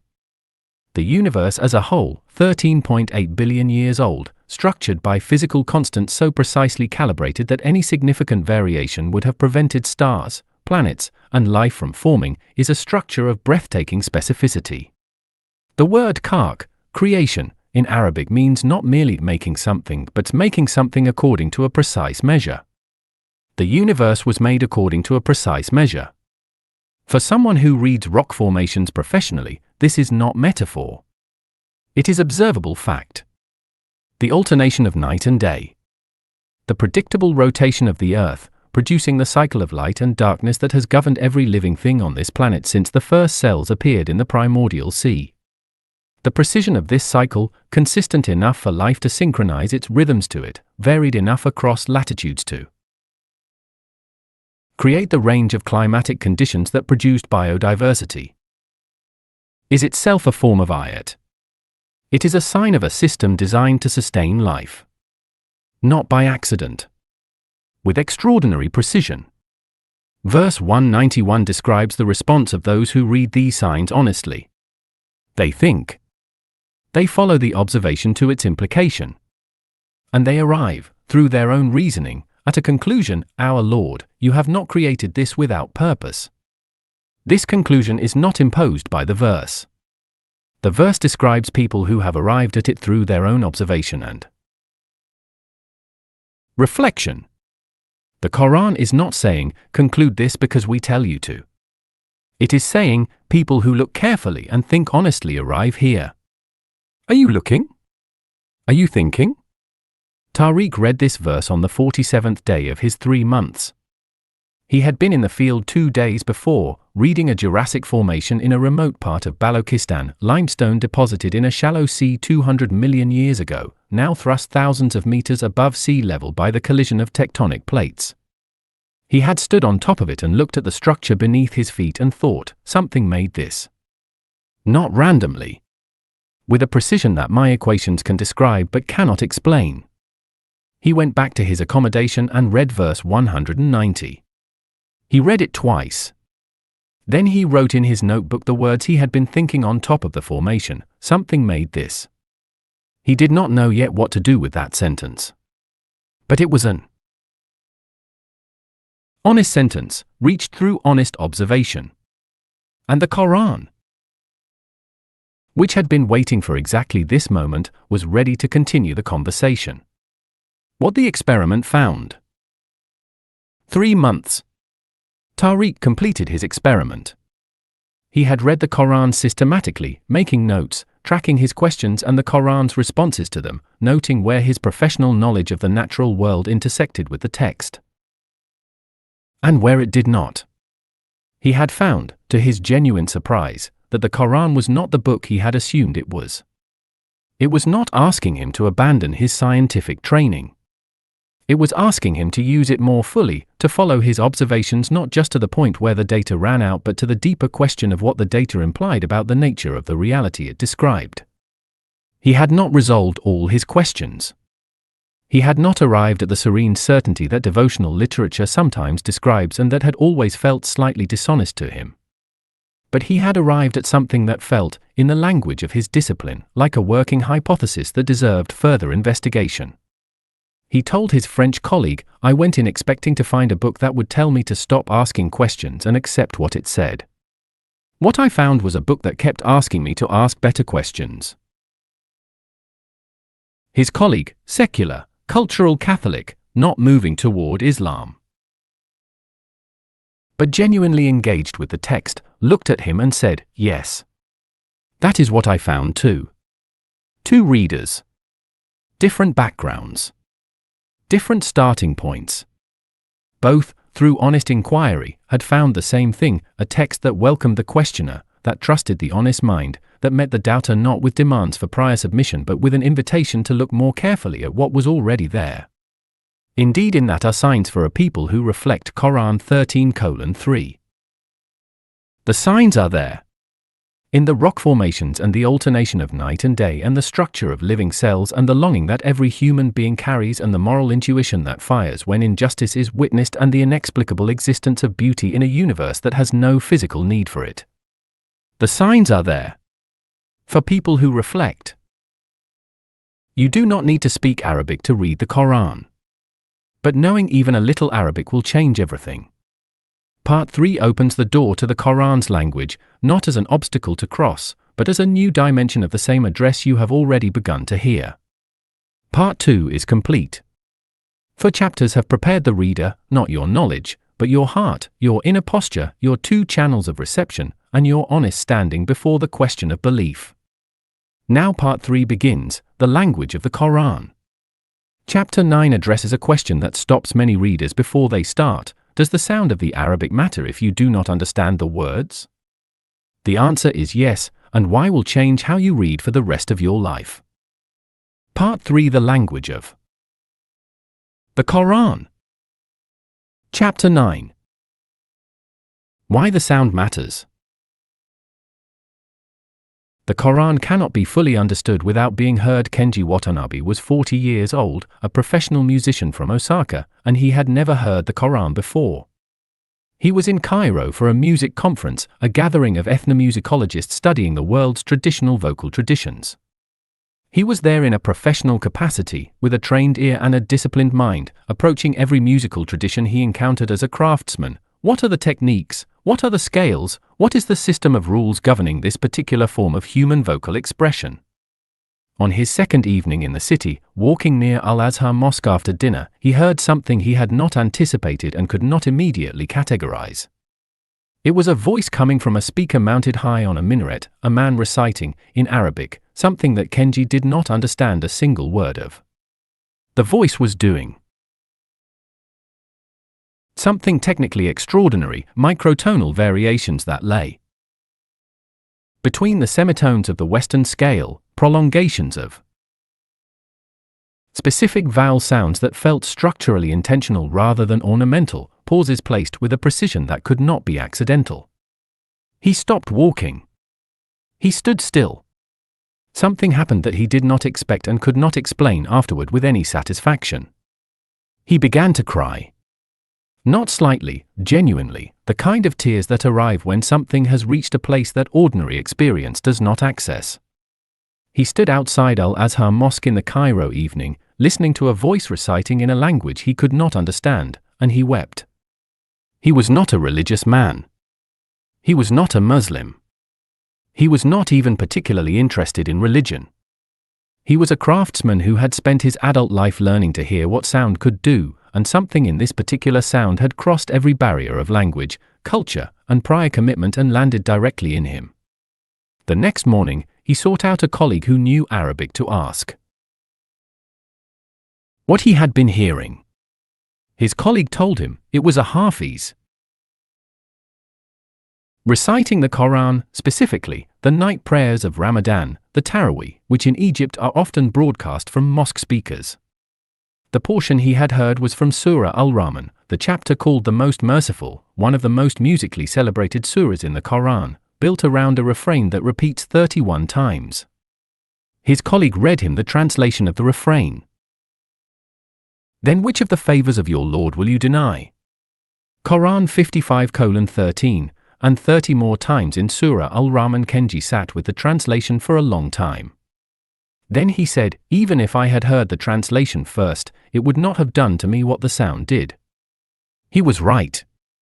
And he had identified something that the classical scholars of Islam had understood for 14 centuries. Why the Quran is the only major scripture still recited in its original language worldwide. Consider a striking fact about the world's major religious traditions and their scriptures. The Bible, the most widely distributed book in human history, is read in thousands of translations and is almost never recited in its original Hebrew and Aramaic by the communities that follow it. The Torah, which is a portion of the Hebrew Bible, is read in Hebrew in synagogues, but even in Jewish practice, it is typically accompanied by translations and explanations for communities where Hebrew is not a living language. The Bhagavad Gita is read in Sanskrit by scholars but in translation by the vast majority of those who engage with it. The Dhammapada is read in Pali by specialists and in translation by everyone else. The Quran is different. Across the Muslim world, from Morocco to Indonesia, from Nigeria to Kazakhstan, from Pakistan to the United States, the Quran is recited in its original Arabic by communities whose primary language is not Arabic and many of whose members do not speak Arabic at all. In mosque prayers performed 5 times daily by approximately 2 billion people worldwide, specific Quranic passages are recited in Arabic. In the Adhan, the call to prayer that sounds from minarets and speakers in every Muslim community on earth, Arabic Quranic phrases are used. Hafiz, people who have memorized the entire Quran in its original Arabic, exist in every Muslim community in the world, numbering in the tens of millions. This is not an accident of linguistic history. It is a considered theological and practical decision, maintained across 14 centuries, by a community that has repeatedly chosen to preserve the original sound even when translation was available and often more accessible. Why? What does the original Arabic contain that translation, even excellent translation, cannot fully convey? The answer has 3 dimensions, and understanding all 3 changes how you read. The first dimension is sound as meaning. Arabic is a language in which the sound of a word is not arbitrary, the sonic pattern of a root carries semantic information. The root RHM, for example, from which Rahman, the most merciful, Rahim, the especially merciful, and Rama, mercy, are all derived, has a quality in its Arabic sound that the words a mercy and a merciful in English do not have. When the Quran opens with Bismillah al-Rahman al-Rahim, in the name of Allah, the most merciful, the especially merciful, the repetition of the RHM root in 2 forms in the same breath creates a sonic experience of mercy, an immersion in the concept through its sound, that translation can describe but cannot replicate. The second dimension is the Quran-specific oral design. The Quran was revealed as sound before it was a written text. The Prophet received it as speech, transmitted it as speech, and it was memorized and spread as speech for the first 23 years of its existence. Its structures, the internal rhymes, the rhythmic patterns, the strategic prolongations and pauses, the symmetries of phrase length, were not designed for the eye. They were designed for the ear. A text designed for the ear must be heard with the ear to be received as it was designed.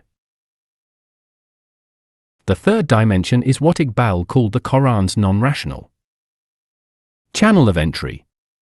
He wrote that the Quran was designed to reach the human being through more than the intellect, that its sound was capable of creating states of consciousness that bypassed the analytical mind and addressed the heart directly. This is not mysticism. It is psychoacoustics. What Kenji Watanabe experienced outside Al-Azhar Mosque was not a mysterious spiritual phenomenon. He experienced the effect of a soundscape specifically engineered through 14 centuries of accumulated expertise in tajweed to create, in the prepared listener, states of presence, attention, and openness that the analytic mind alone cannot produce. The Quran's own command, and what it means. The Quran does not leave the matter of recitation to scholarly convention. It addresses it directly, and recite the Quran with measured, distinct recitation. Quran 73: for the word tartil, measured, distinct recitation, is from the root rtl, which carries the meaning of arranging things in a clear, ordered, beautiful sequence. Imam Ali ibn Abi Talib, one of the Prophet's closest companions and one of the most authoritative voices on the recitation of the Quran, defined tartil as the proper articulation of letters, knowledge of the pausing places, and allowing each verse to enter the heart before moving to the next. 3 elements: proper articulation, correct pauses, and entering the heart verse by verse. All 3 are simultaneously technical requirements of beautiful recitation and descriptions of what happens to the reader who receives the text as it was designed to be received. The science that governs correct Quranic recitation is called tajweed. From the Arabic root jwd, meaning to make excellent, to bring to its highest quality. Tajweed is not optional ornamentation. It is the set of rules that were observed by the Prophet in his own recitation, transmitted by his companions, and preserved through an unbroken chain of teacher-to-student transmission for 14 centuries. To recite the Quran with tajweed is to recite it the way the Prophet recited it. And the way the Prophet recited it was the way he received it. The scholars of tajweed have documented that the science serves 3 purposes simultaneously. It preserves the exact pronunciation that distinguishes meaning. Certain Arabic phonemes change the meaning of a word if mispronounced. It preserves the rhythm and music of the revelation as originally received, and it creates, in the listener and reciter, the state of presence and attention that makes genuine Quranic engagement possible. The basics of beautiful recitation, a simple, practical guide. You do not need to become a tajweed scholar to begin experiencing the Quran through its sound. What you need is a basic understanding of 5 principles, the foundations on which all beautiful recitation is built, and the habit of hearing them applied in the recordings of master reciters. These 5 principles are drawn from the classical tajweed manuals, particularly the Jazariyah, the most widely used foundational text.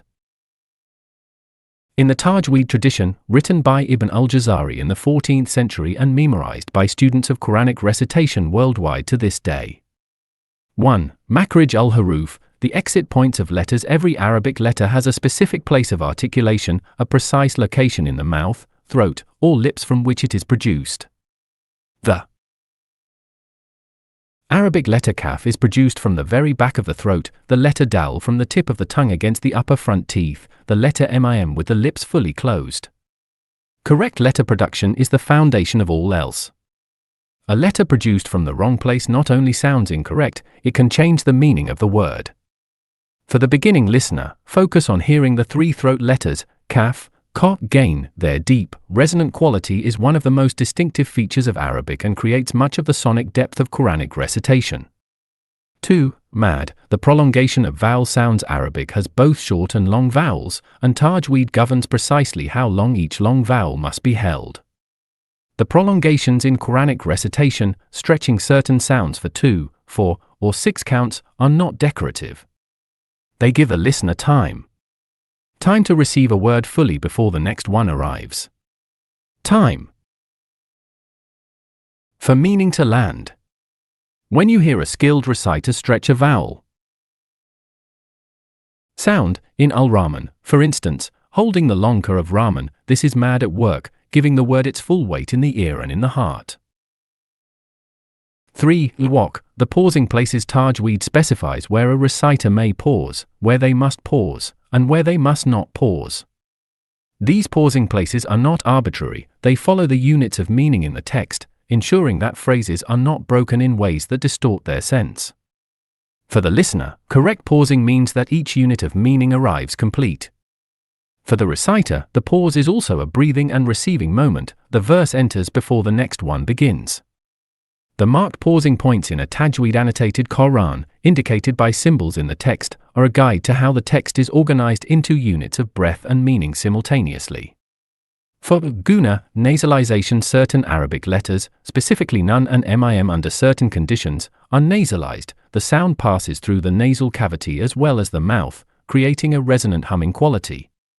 Guna is one of the most recognizable sonic features of beautiful Quranic recitation. It creates warmth and resonance in the sound. And in certain phonetic environments it is held for 2 full counts. When you hear the deep, humming quality in skilled Quranic recitation, particularly in phrases ending with den or emma sounds, you are hearing guna.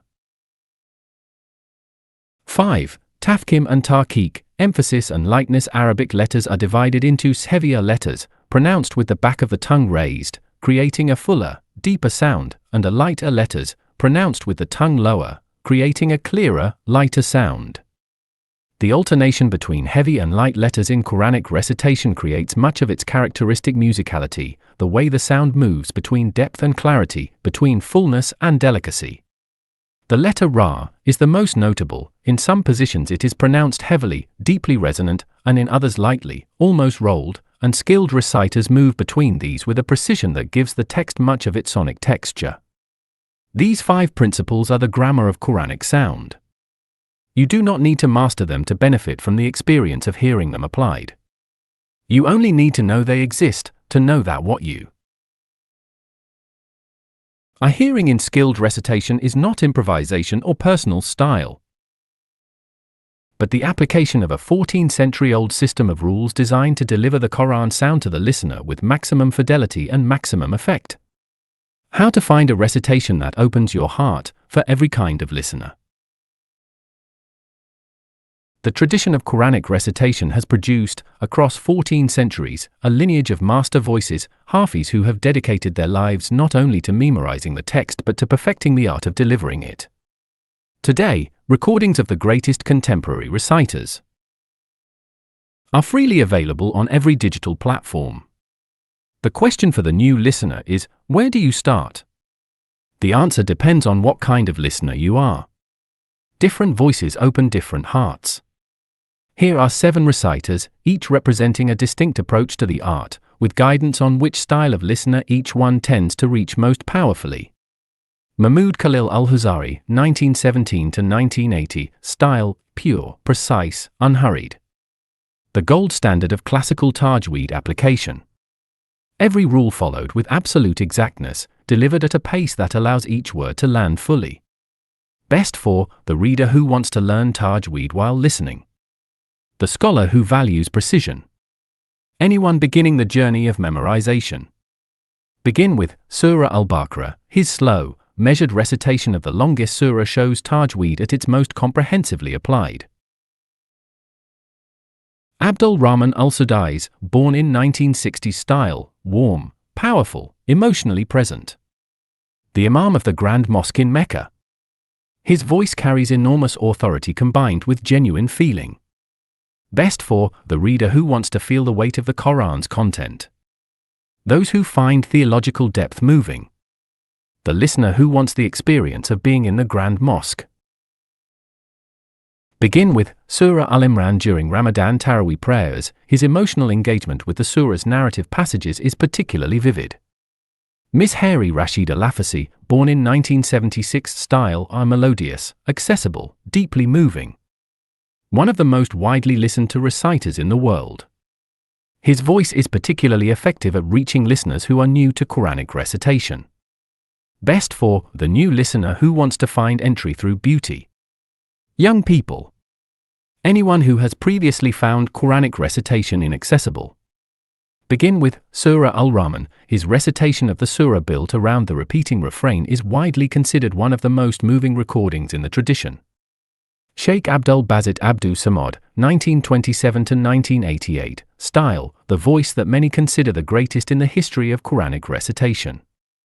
Extraordinarily wide vocal range, extraordinary emotional depth, absolute technical mastery. Best for anyone who wants to hear what the art of Quranic recitation is at its summit.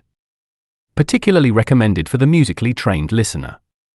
Begin with Surah Maryam. His recitation of the chapter named for Mary, mother of Jesus, is considered a masterpiece of the tradition. Saud al-Shuraim, born in 1966. Style: clear, authoritative, measured. The co-imam of the Grand Mosque. His voice is particularly clear for listeners learning to follow the text. Best for the reader who wants to follow along with the Arabic while listening. Those who prefer clarity over ornamentation. Begin with Surah Al-Kahf, often recited by Muslims on Fridays. His clear enunciation makes following the text and checking against translation straightforward. Muhammad Siddiq al-Minshawi, 1920–1969, style, deeply spiritual, intimate, unhurried. One of the most beloved voices of the 20th century. His recitation has a quality of personal address that many listeners describe as unlike any other. Best for the reader seeking spiritual depth. Those in states of grief, difficulty, or longing. Listeners who want to feel directly addressed. Begin with Surah Al-Insan. His recitation of this surah, which describes the reward of those who give from their love of Allah, is considered among the most spiritually moving recordings in existence. Yasser al-Dosari, born in 1979, a style, contemporary, emotionally rich, with exceptional application of the longer prolongations, mad. Particularly effective in the short surahs of the final section of the Quran. Best for young listeners. Those who find contemporary voices more accessible. Anyone beginning with the short surahs at the back of the Quran. Begin with the final 30 surahs, Juz Amma. His recitation of the short, vivid surahs that form the most accessible entry point to the Quran is widely praised. A practical note for the new listener: before your first serious reading session with any Quranic passage, listen to a recitation of that passage first. Do not read along. Simply receive the sound with your eyes closed. Allow the recitation to establish the sonic atmosphere of the text, its rhythm, its emotional register, its pace. Then open the translation and read. You will find that the sound has created a context in which the words arrive differently, not as information to be processed, but as an address already in progress. Worked example: listening to Surah Al-Rahman. Let us return to the surah that Kenji Watanabe heard outside Al-Azhar Mosque, Surah Al-Rahman, Chapter 55, and understand what he was actually hearing. Surah Al-Rahman has 78 verses. It is one of the most sonically distinctive surahs in the Quran, built around a repeating refrain that appears 31 times. Before reading a single word of translation, let the structure of the sound teach you something. The surah opens with the divine name. The Most Merciful, Quran 55:11 word. Standing alone as the entire first verse. The Most Merciful, the divine attribute of encompassing mercy that extends to all creation, is the opening word of the surah, and it stands alone so that the listener hears it as a statement complete in itself, before anything else arrives. In skilled recitation, the reciter pauses after Al-Rahman, giving it full weight, before continuing. Taught the Quran. Quran 55:2, the second verse, he taught the Quran. The first act of the Most Merciful, before creating the heavens, before creating the earth, before anything else in the surah sequence, is teaching. The Quran describes itself as the first gift of divine mercy. The relationship between creator and creation begins with teaching, with communication, with the gift of language and understanding. The surah then moves through a catalogue of divine gifts: the creation of human beings, the movement of the sun and moon, the fruits and grain and fragrant plants, the seas and their contents, pausing after each group of gifts to ask the refrain, then which of the favors of your Lord will you deny? Quran 55:13, and 30 more times. The word Ala'i means favors, blessings, gifts. The dual form, Rabbikuma, your Lord, both of you, addresses both humans and jinn simultaneously, acknowledging the full range of conscious beings. The question Tukar Dibani, will you deny? Is not an accusation. It is a rhetorical invitation. In the face of everything just enumerated, is denial still your position? In recitation, this refrain, 31 repetitions, creates a cumulative effect that no single reading of it can replicate. Each repetition arrives after a new enumeration of gifts. The first time, the listener hears it as a question. The 5th time, they begin to hear it as a rhythm. The 15th time, the rhythm has entered them, and each new recitation of the question lands in a different place, against the specific gift that preceded it. This is what Kenji Watanabe experienced. He did not know the words. But the rhythm of the refrain, its insistent repetition, its variation in the length of the preceding passage and the constancy of its own form, had communicated something directly to him. It had communicated the experience of being asked, repeatedly and with great precision, to acknowledge something. He had not known what he was being asked to acknowledge. But the asking had reached him anyway. When his colleague told him the translation, then which of the favors of your Lord will you deny? He understood. Not intellectually. He understood with the full integrated understanding that the Quran is designed to produce mind and heart simultaneously, through both doors at once. What Kenji found in the sound. Kenji Watanabe went home from Cairo and began spending time with Quranic recitation the way he spent time with any traditional vocal form he was studying. He listened systematically. He sought out the great reciters. He learned the basic vocabulary of Tajweed so that he could understand what he was hearing technically. He was not, in any conventional sense, on a religious journey. He was a craftsman studying a craft.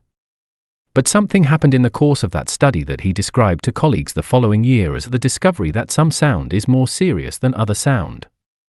He meant this precisely.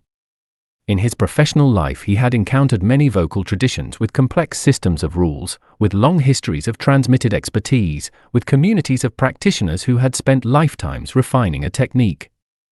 But Quranic recitation was different from all of them in one specific way. Its purpose was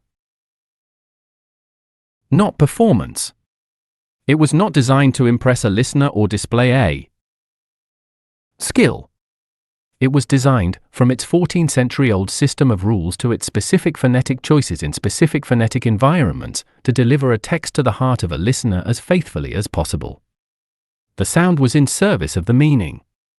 And the meaning was in service of something else, something that Kenji, as a craftsman and not a theologian, did not yet have a word for. But he kept listening. And he kept finding, in the sound, something that demanded more attention than he had initially been prepared to give it. The Quran was not written to be read in silence. It was given as speech to be heard, received, and carried in the heart. The science of Tajweed is the science of delivering it as it was given.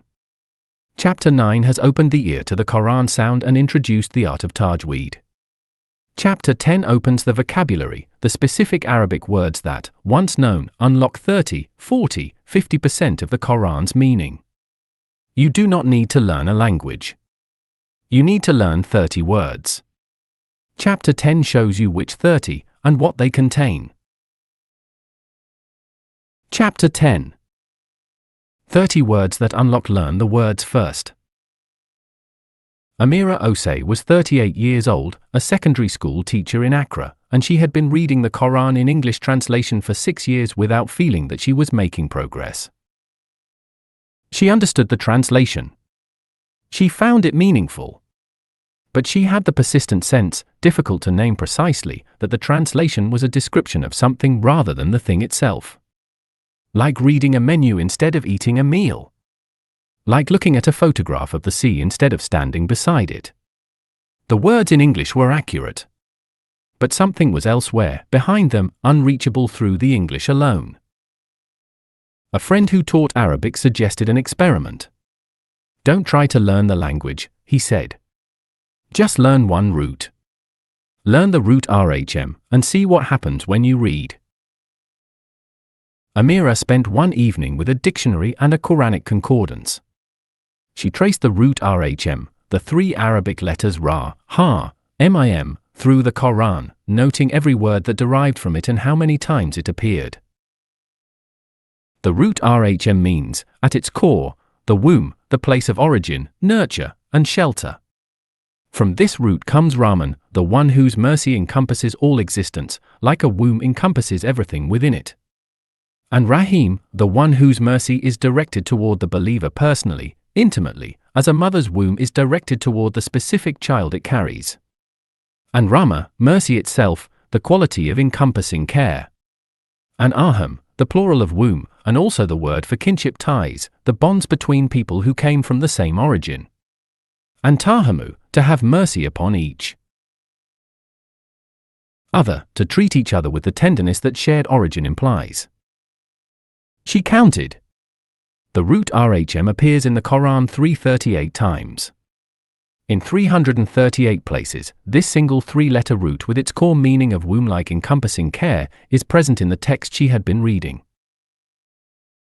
She went back to the opening of the Quran, in the name of Allah, the most merciful, the especially merciful.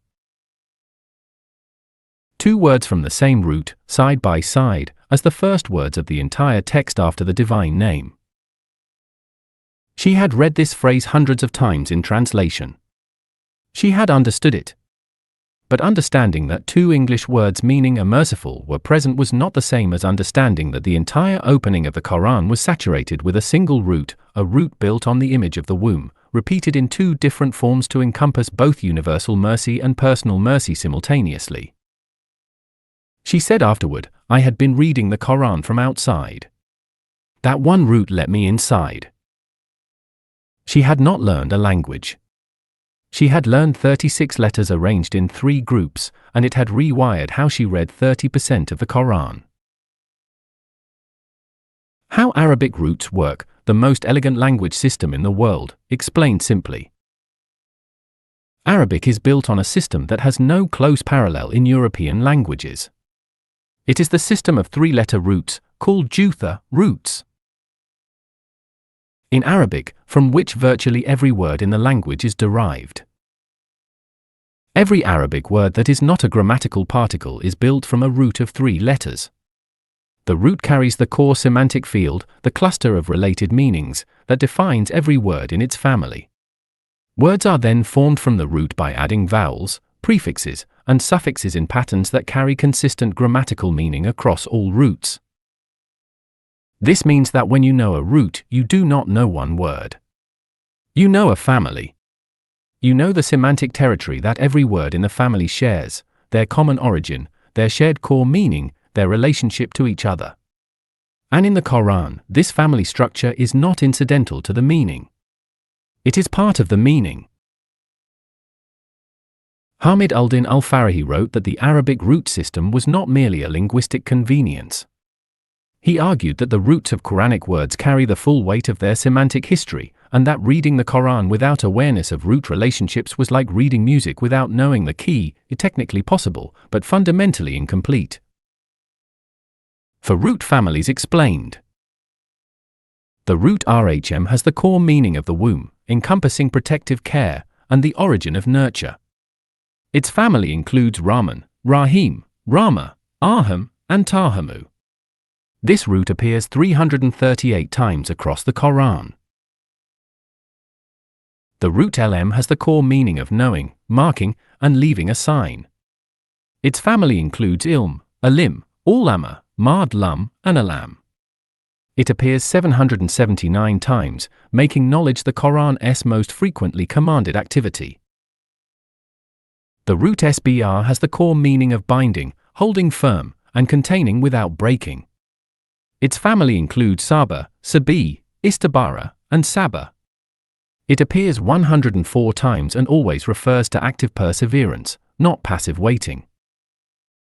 The root HKM has the core meaning of restraint, precision, and right judgment.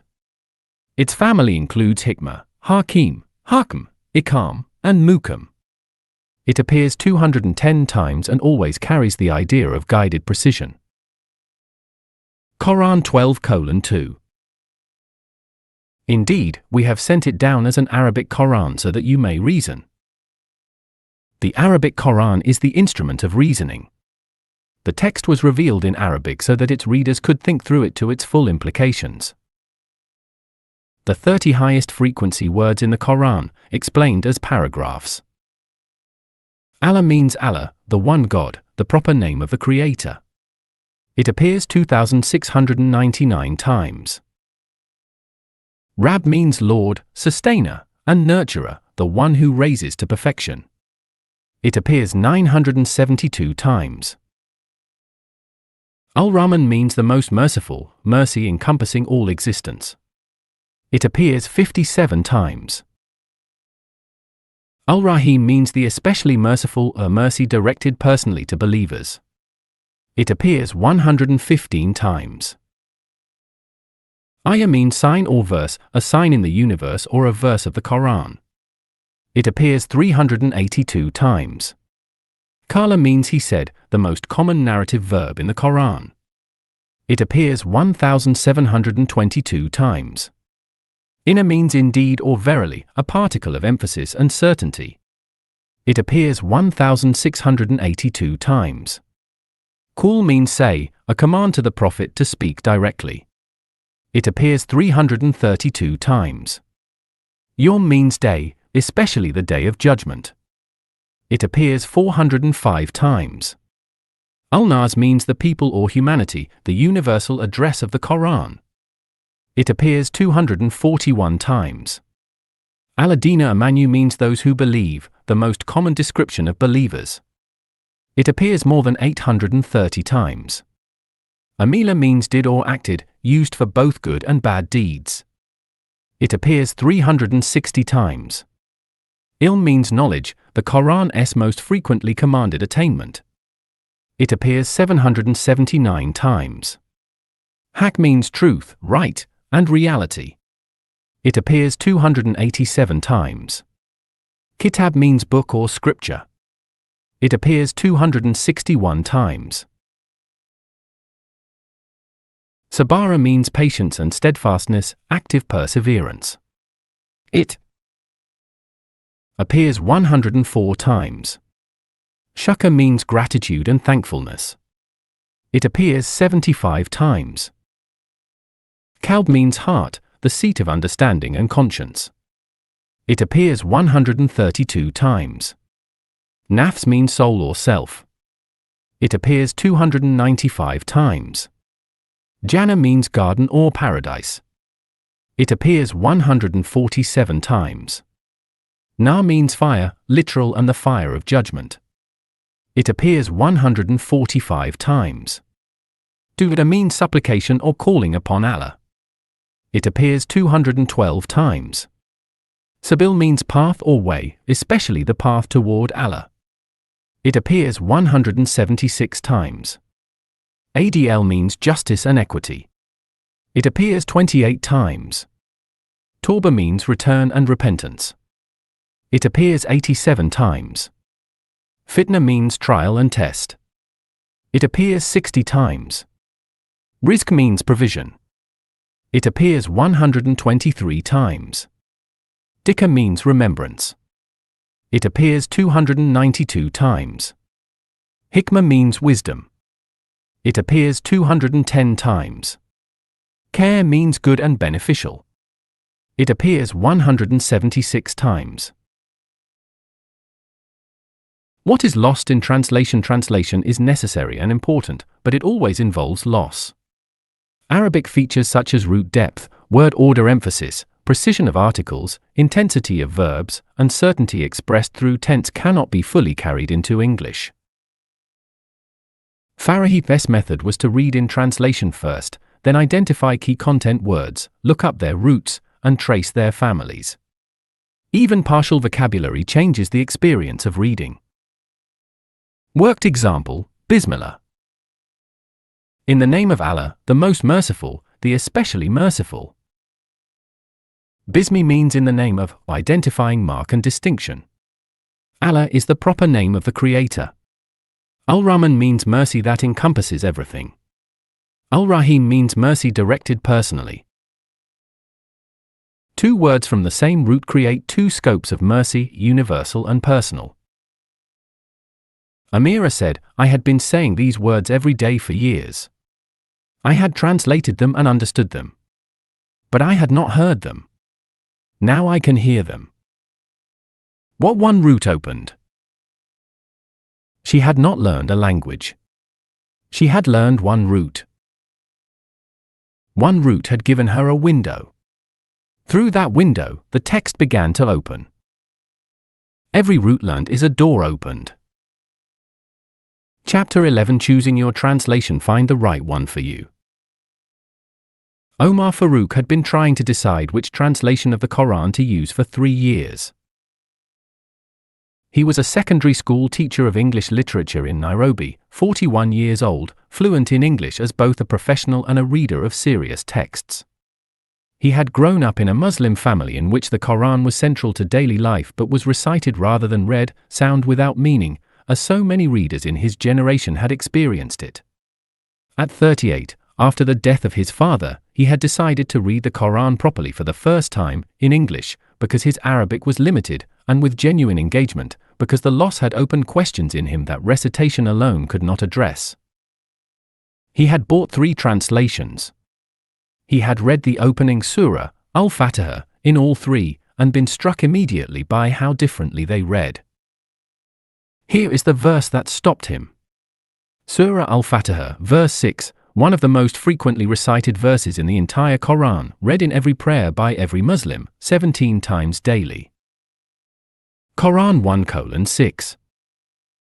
3 words in Arabic. A verb, an article, and a noun. A command addressed to Allah. And here is what 3 respected translations did with it.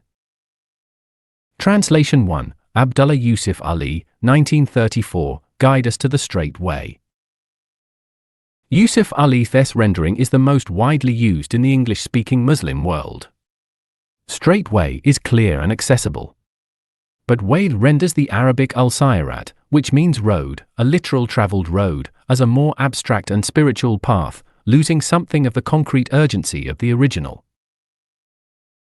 Translation 2, Mas Abdel Halim, 2004, Guide us to the straight path.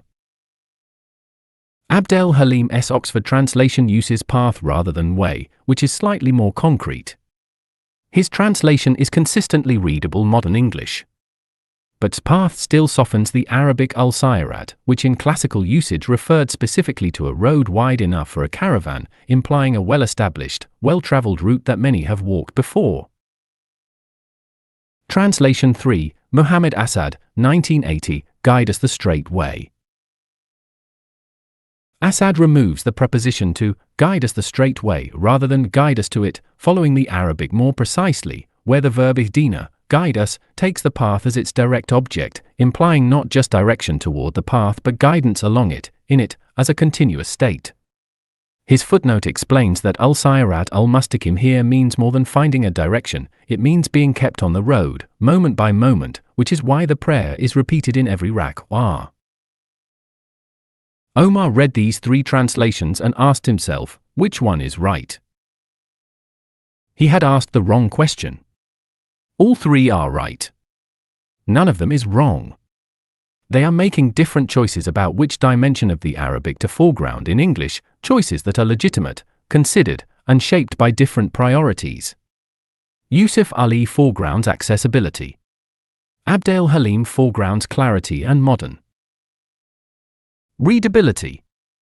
Asad foregrounds structural fidelity and semantic precision. The right question was not, which translation is correct? It was, which translation is right for me, at this stage of my reading, for this purpose? Ingrid Mattson, whose book The Story of the Quran is the most readable account of the Quran's history, transmission, and engagement in the English language, wrote about this question with precision. She observed that a translation is not the Quran.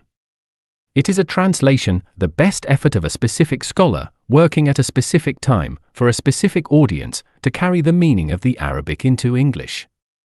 Every translation is simultaneously a gift and a constraint. It makes the Quran accessible in a new language while inevitably foregrounding some meanings and backgrounding others. No translation of the Quran is the Quran. Every translation is an interpretation, the translator's honest effort to carry meaning across a linguistic gap. The reader who knows this uses their translation more wisely than the reader who does not. Ingrid Mattson, The Story of the Quran. The Quran's own statement and why translation is both necessary and insufficient. The Quran addresses its own linguistic nature directly. And if we had made it a Quran in a foreign language, they would have said, why are its verses not explained in detail? A foreign tongue and an Arab. Quran 41:44. This verse is one of the Quran's most self-referential statements about its own linguistic nature. It is addressing an objection. If the Quran were in a language other than Arabic, the Arabs who first received it would have complained that they could not understand it. The verse reveals the purpose of the Arabic. It is the language of the original community of reception, and its specificity is part of what makes the Quran comprehensible as a direct address. The classical scholars drew a significant conclusion from this verse. The Quran's Arabic is not accidental. It is the medium of the revelation, chosen with full intention, and part of what the Quran communicates is communicated through the specific features of Arabic that Chapter 10 introduced: the root system, the word order emphasis, the precision of the definite article, the semantic families that no translation can replicate in full. This means translation serves a real purpose, making the content accessible to those who cannot read Arabic, while being, by nature, a partial instrument. The history of Quran translation is the history of extraordinarily learned people doing their honest best with an inherently incomplete task. Mattson traces this history in the story of the Quran with characteristic clarity. The first complete translations into other languages appeared in the medieval period, Latin translations for European scholars, Persian translations for the expanding Muslim world east of Arabia. The first English translation was by Alexander Ross in 1649, translated not from the Arabic but from a French translation, and reflecting the assumptions and misunderstandings of its time. The great tradition of serious English-language Quran translation began in the 20th century, with scholars who combined deep Arabic knowledge with genuine commitment to accurate rendering. What to look for in a translation, and what to watch out for. 6 criteria will help any reader evaluate a translation before committing to it as their primary working text. First, transparency about choices means the translator explains why specific English words were chosen and provides footnotes on difficult terms. What to watch out for are translations that appear plain but have hidden interpretive choices embedded without acknowledgement. Second, fidelity to the Arabic structure means word order is followed where English allows and root connections are noted where important. What to watch out for is oversmooth English that loses the distinctiveness of the Arabic phrasing. Third, handling of difficult passages means footnotes or appendices explain scholarly debate around contested verses. What to watch out for is either ignoring difficulty entirely or imposing one interpretation as the only reading. Fourth, readability for your level means clear, accessible language that you can engage with without a dictionary. What to watch out for is archaic English such as thee and thou that creates unnecessary distance, or academic vocabulary that slows comprehension. Fifth, scholarly grounding means the translator has deep knowledge of classical Arabic and the Tafsir tradition. What to watch out for are translations by people without Arabic expertise, or with strong ideological agendas that drive word choices. Sixth, notes on context mean some indication of when verses were revealed and why. What to watch out for is a decontextualized translation that treats every verse as equally applicable without noting historical specificity. One additional criterion that Mattson identifies deserves special mention: the translator's relationship to the community of readers they are writing for. A translation written primarily for Muslim readers by a Muslim scholar will make different choices than a translation written to explain the Quran to a Western academic audience. Neither is wrong, but knowing which one you are reading helps you understand its particular character. The 5 best translations for different kinds of readers. How to use 2 translations together. Worked example, Quran 41:44. What Omar found. Closing paragraph of part 3. The Quran has 114 chapters. Each one is a complete world. Here is how to enter each world properly. Part 3 is complete. You have engaged with the Quran's sound, its vocabulary, and its translation landscape. Now Part 4 begins, and the question changes. Not how do I approach the language, but how do I read a specific surah? Every surah has a soul. Chapter 12 shows you how to find it. Part 4: How to read a surah. Chapter 12. Every surah has a soul. What it is, and why finding it changes everything. Yusuf Hassan had read Surah Al-Baqarah 12 times. He had read it in translation, carefully, with full attention. He had consulted footnotes. He had cross-referenced passages. He had spent 3 years working through its 286 verses, its laws, its stories, its prayers, its descriptions of the unseen. He knew the surah's content thoroughly. He could tell you what was in verse 30, the creation of the human being as Allah's vicegerent, verse 177, the definition of righteousness, verse 255, Ayat al-Kursi, the verse of the throne, verse 282, the longest verse in the Quran, on commercial transactions, and verse 286, the closing supplication.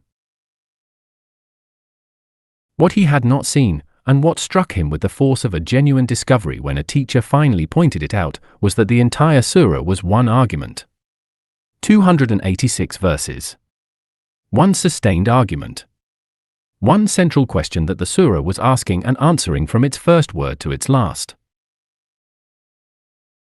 He had been reading the surah the way a person reads an encyclopedia, entry by entry, fact by fact, topic by topic. Useful. Educational. But not how an encyclopedia was designed to be read, and emphatically not how Al-Baqarah was designed to be read. His teacher, who had studied with scholars trained in the Farahi Islahi tradition of Quranic coherence, asked him a question that stopped him. What is Al-Baqarah about? Yusuf listed topics. The creation. The story of Adam. The story of Bani Israel. The laws of prayer and fasting and marriage. The description of the hypocrites. The direction of prayer changed from Jerusalem to Mecca. The prohibition of usury. The verse of the throne. His teacher listened. Then he said, all of those are in the surah. But what is it about?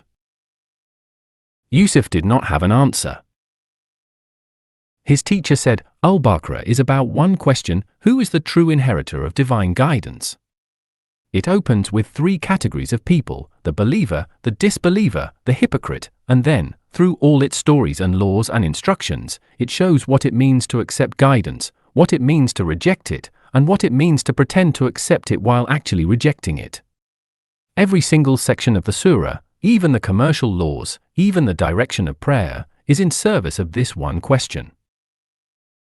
Yusuf went home and read Al-Baqarah again. For the first time in 3 years of reading, he was inside the argument. He was reading a sustained work with a single purpose rather than a collection of topics. And every section he had read in isolation now connected to every other section in a way that had been invisible before. He had learned the surah's soul. What is the surah's central theme, in plain language? The Pakistani scholar Amin Ahsan Islahi, who spent 22 years writing his 9-volume Tadabbur-i-Quran, the most comprehensive application of structural Quranic reading in the modern Islamic tradition, called it the Umud. The word means pillars in Arabic, the central load-bearing column that holds the whole structure up. Every surah has one. Find it, and the whole surah opens. Miss it, and you are reading individual rooms without knowing what building you are in. Islahi built his discovery on the foundation laid by his teacher, Hamid al-Din al-Farahi, the scholar who spent his life arguing what most people still have not fully absorbed, that the Quran is not a collection of independent verses or independent surahs, but a single coherent communication with a unified architecture. Farahid's central claim was striking in its simplicity and revolutionary in its implications. He said, every surah of the Quran has a central theme, and every verse in that surah is in service of that theme. No verse is random. No passage is disconnected. What looks like a sudden change of topic is actually the same argument viewed from a new angle. This is not literary criticism. It is not a modern academic framework imposed on an ancient text. Farahi argued, and Islahi demonstrated across 9 volumes, that the coherence is in the text itself, built in by the one who designed it. The umud is not something the reader constructs. It is something the reader discovers. The surah already has a soul. The reader's task is to find it. The Quran is not a random collection of divine utterances. It is a single, unified address to humanity, organized with an architectural precision that exceeds the capacity of any human author. Every surah is a complete argument. Every argument serves the whole. Hamid al-Din al-Farahi, coherence in the Quran. What is the practical difference between reading with and without the umud? Without the umud, the reader treats each verse as an independent statement. A verse about prayer is about prayer. A verse about inheritance is about inheritance.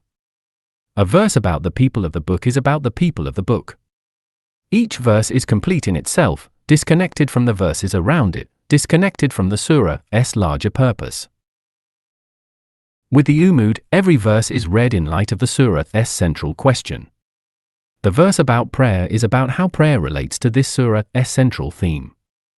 The verse about inheritance is about how inheritance fits the argument being made. Nothing is disconnected. Everything is in conversation with everything else. The reader is inside a unified mind rather than reading a filing system.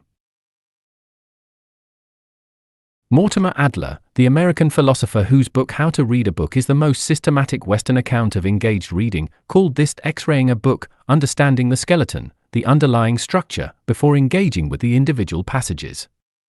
He argued that the most common failure of educated readers was reading analytically without first reading structurally, knowing the parts without knowing the whole that gives the parts their meaning. Adler arrived at this principle through general reading theory.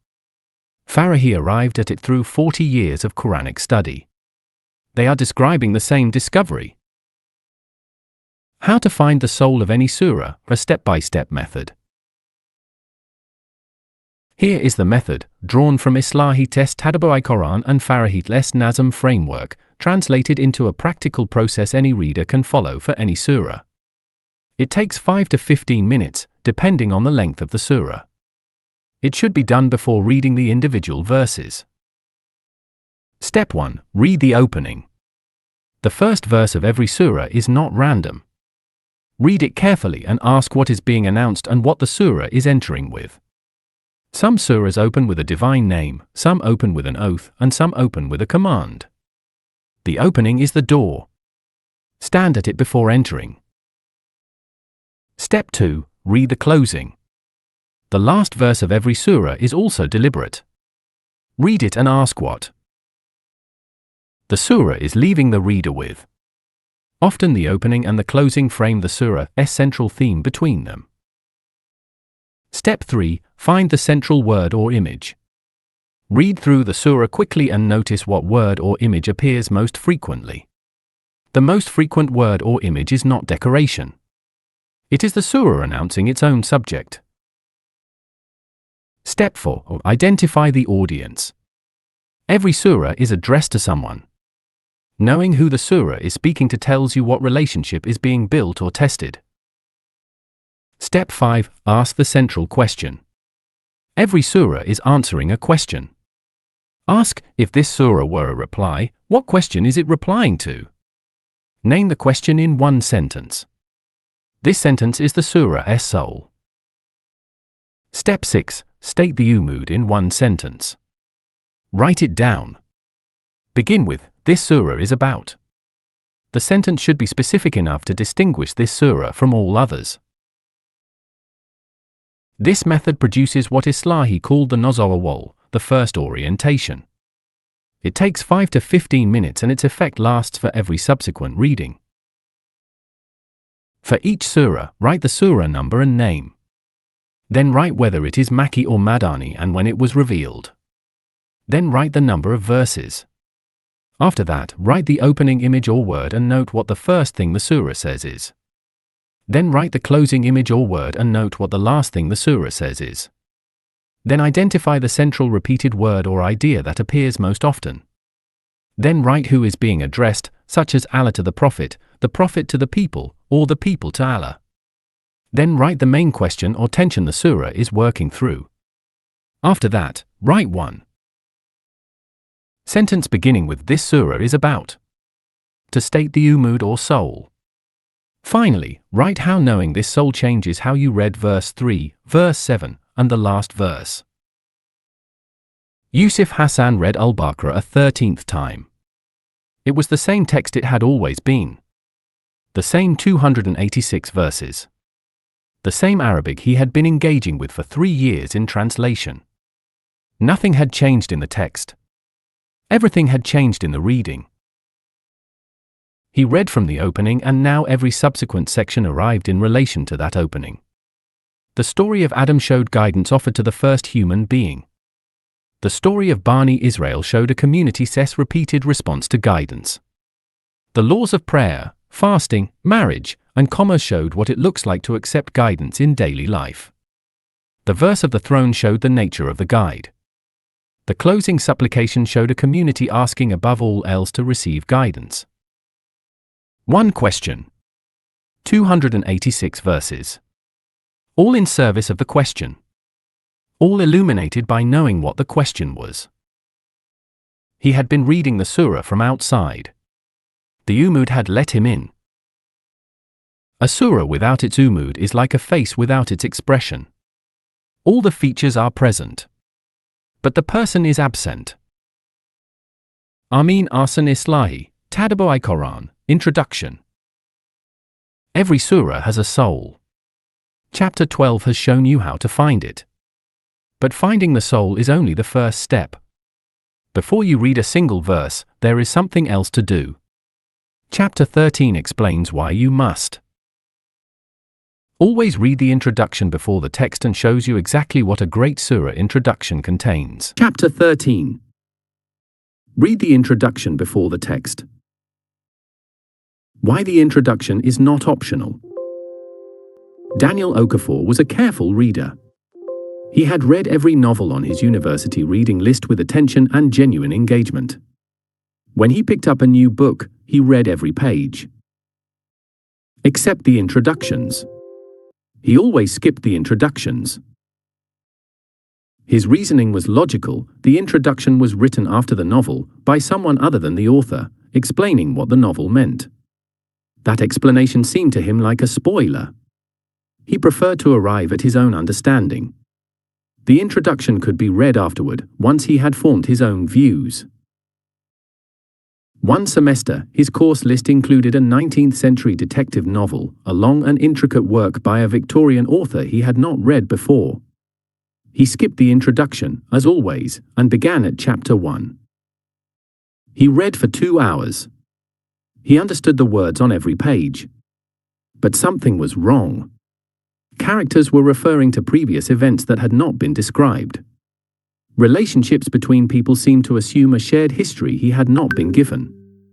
A central conflict, who had murdered someone, and why it mattered, seemed to be driving everything, but he could not understand what the murder meant or why the characters cared so intensely about its resolution. He went back and read the introduction. The introduction explained, in 3 paragraphs, that this novel was the 3rd in a series. The characters had appeared in 2 previous books. The murder at the center of the plot had roots in events from those earlier novels. Without knowing what had happened before, the reader could follow the plot but could not follow the argument, the human question the novel was actually about. Daniel went back to chapter 1. He read the same pages he had already read. The words had not changed. But now he understood what was happening, why it mattered, and what question the author was working through. The novel had become fully readable in a way it had not been before. He thought about the Quranic surahs he had been reading. He had been opening them at verse 1 and reading straight through to the last verse, skipping any introduction that accompanied the translation. He had been doing what he did with the detective novel. He began reading introductions. What a surah introduction contains, and why each element matters.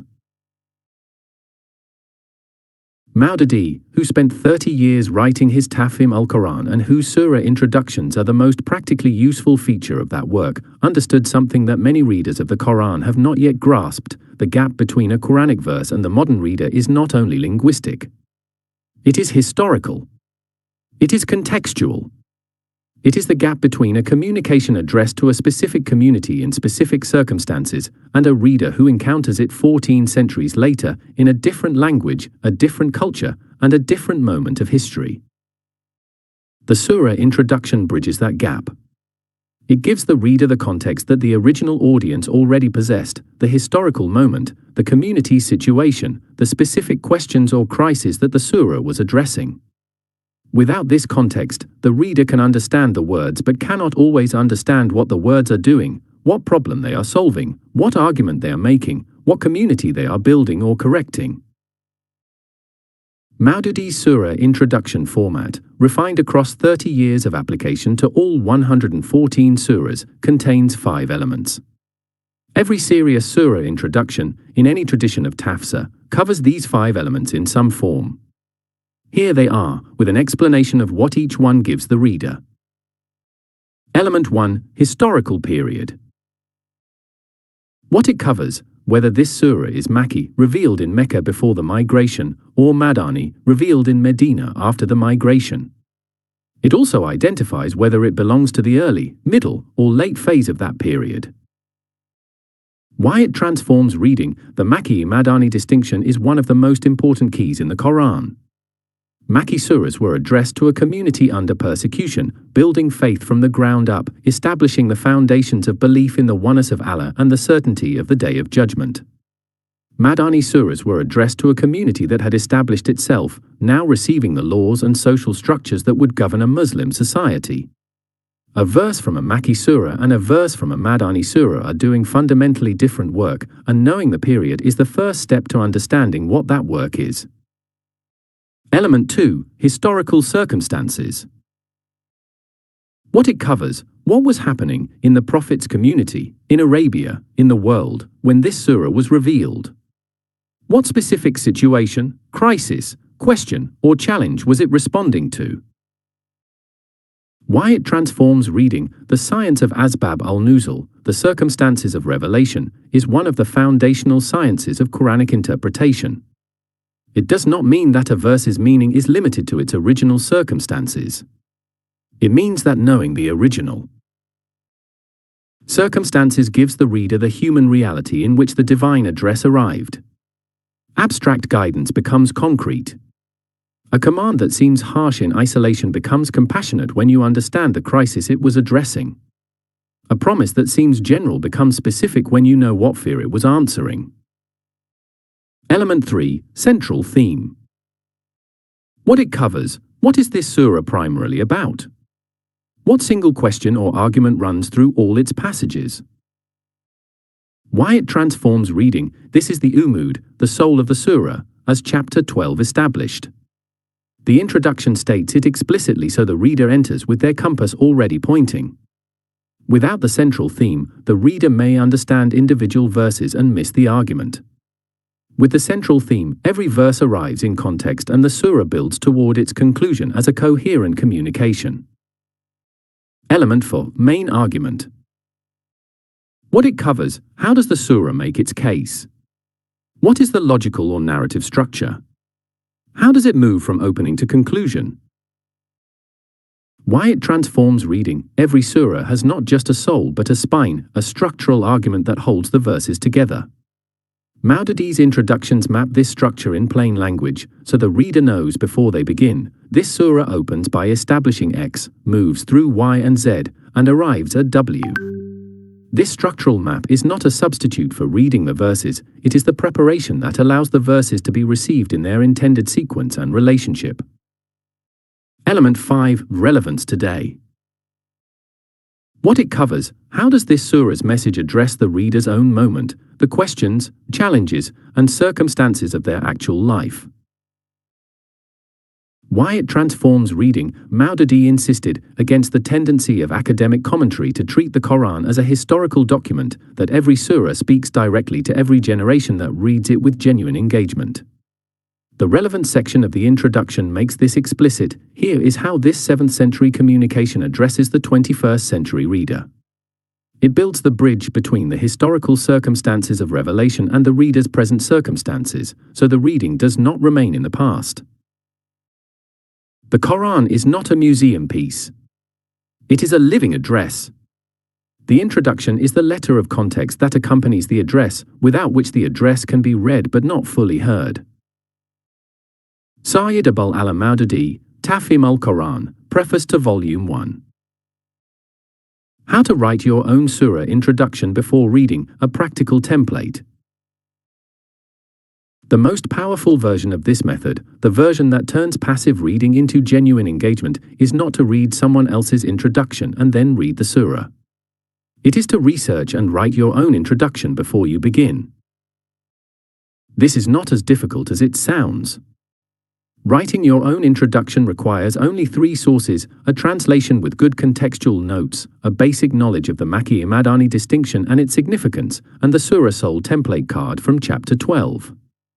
The process takes 15 to 30 minutes for a short surah and up to an hour for a longer one. And it produces something that a pre-written introduction cannot: your own engaged encounter with the surah's context, in your own words, before a single verse is read. Here is the template. Fill it in for any surah before reading it. Surah number and name. Also write its Arabic name. First, period, is it Makki or Madani? Early, middle, or late? Second, historical context. What was happening when this surah was revealed? What crisis, question, or community situation prompted it? Third, central theme, 1 sentence only, this surah is primarily about. Fourth, main argument, how does the surah make its case? What is the logical or narrative structure?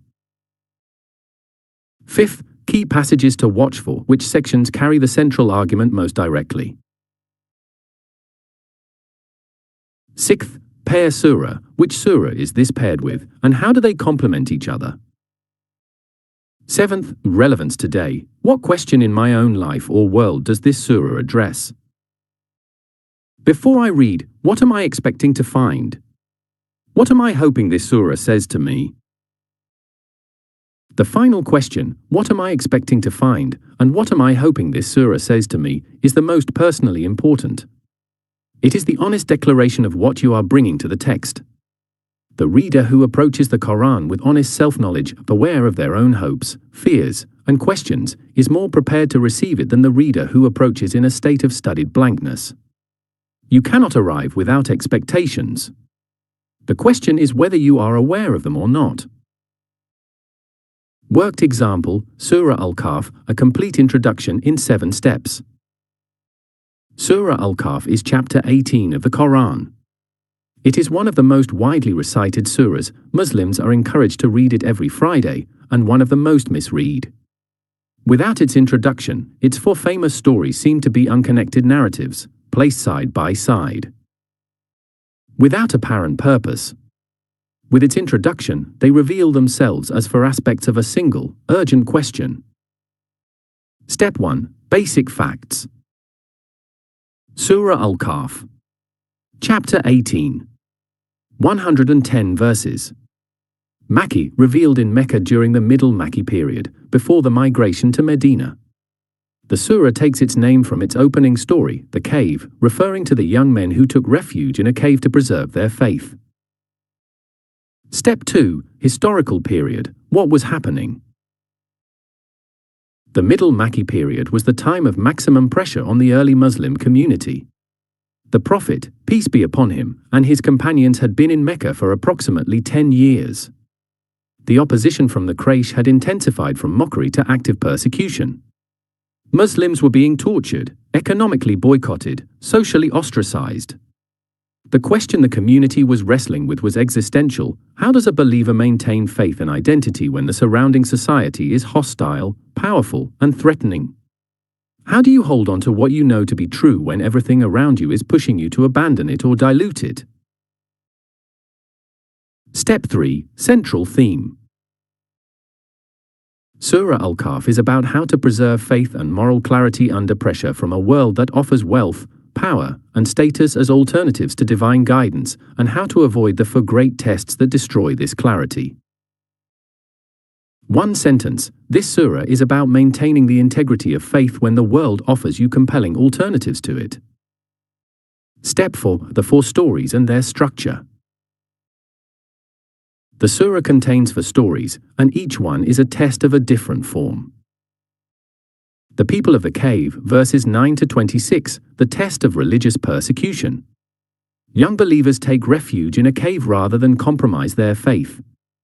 The story shows that withdrawal from a hostile world is sometimes the right choice, and that Allah protects those who prioritize faith over social belonging. The owner of 2 gardens, verses 32 to 44, are the test of wealth. A man is given 2 magnificent gardens, becomes arrogant, and forgets that everything he has is a gift. The story shows how prosperity, when it produces arrogance rather than gratitude, destroys the soul. Moses and Al-Qidr, verses 60 to 82, the test of knowledge. Moses, one of the greatest prophets, learns from a man whose knowledge exceeds his own, and struggles with what he sees. The story shows that divine wisdom operates beyond the limits of human understanding, and that humility before this fact is essential. Dhul-Qarnayn, verses 83 to 98, the test of power. A great ruler travels the earth and uses his power justly. The story shows what power looks like when it is held in trust for divine purposes rather than for self-glorification. For stories. For tests. One surah asking, which of these tests will destroy your faith, and how do you survive each one? Step 5. The Quranic anchor of the surah. Indeed, we have made whatever is on the earth an adornment for it, so that we may test them as to which of them is best indeed. Quran 18:7. This verse is the key to the entire surah. Everything on earth, wealth, power, knowledge, social belonging, is described as adornment, decoration, beauty. Not evil. Not prohibited. But also not the point. It is a test: which of you will respond to the adornments of this world with the best actions? The 4 stories that follow are 4 case studies in how this test is either passed or failed. Step 6. Pair Surah. Surah Al-Kahf pairs with Surah Al-Isra, chapter 17. Al-Isra opens with the Prophet's night journey, his direct encounter with divine presence and divine perspective, and Al-Kahf immediately follows with the practical question: now that you have seen the divine perspective, how do you live in the world that surrounds you? Al-Isra establishes the source of clarity. Al-Kahf addresses the tests that threaten to obscure it. Read together, they form a complete statement about the believer's navigation between divine vision and worldly pressure. Step 7. Relevance today. The 4 tests of Al-Kahf are not historical. They are the 4 tests that confront every believer in every generation, and they are acutely present in the modern world. The test of persecution: do you compromise your faith to gain social acceptance? The test of wealth: does your prosperity produce arrogance or gratitude? The test of knowledge: can you hold your certainties lightly enough to keep learning? The test of power: do you use whatever authority you have in service of justice or in service of yourself? The reader who enters Al-Kahf knowing these are the questions it is asking will find that every story speaks directly to their own life. Daniel Okafor applied this method to Al-Kahf after his discovery with the detective novel. He spent 20 minutes on the introduction. Then he read the surah. He said afterward, "The first time I read it I saw 4 separate stories. This time I saw one argument with 4 examples. The same surah. Completely different experience. The Quran's own command to understand before you read. The Quran's repeated command to reflect deeply and consider the ultimate consequences is not a command that can be fulfilled by a reader who has no orientation before they begin. Deep reflection requires that the reader brings their full mind and heart to the text. But a mind without context is a mind half present. The classical scholars of Quranic interpretation understood that the reader's preparation is as important as the text's content. Entire chapters were devoted to the circumstances of revelation because the classical tradition recognized what Daniel discovered through a detective novel: context is not optional.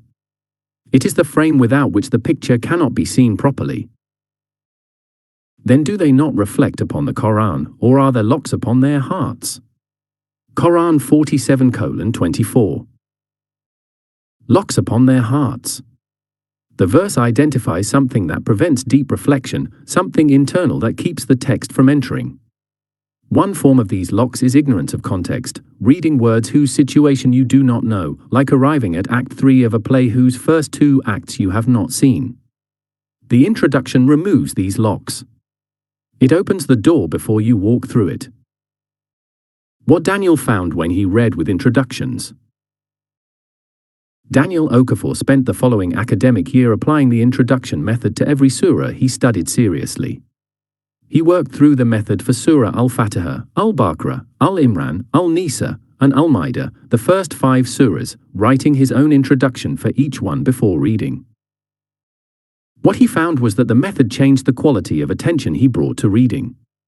When he had written the introduction himself, when he had worked through the historical context in his own words, had identified the central theme in his own sentence, had asked his own question about relevance, he was not a passive recipient when he opened the verses. He was an active participant. He was reading to see how the surah addressed the questions he had already identified. He was looking for something, and finding it, and being surprised by how it arrived. He had been reading the Quran the way he used to read his university textbooks: start at the beginning, proceed through the content, finish at the end. The introduction method had shown him that the Quran was not a textbook. It was a conversation, and like every genuine conversation, it required him to show up prepared. He went back to the detective novel he had misread. He read the first 2 books in the series. Then he read the 3rd book again. He understood now why the murder mattered. Before you read a surah, ask, what was happening? Who was being addressed? What question was Allah answering? When you know these 3 things, the surah can speak to you as it spoke to its first audience, directly, specifically, with full force. Saeed Abul al-Maududi, Introduction to the Tafhim al-Quran Methodology. Chapter 13 has established why the introduction is not optional. Chapter 14 goes further. Not only must you read the introduction before the surah, but you must never read a verse alone. No verse stands alone.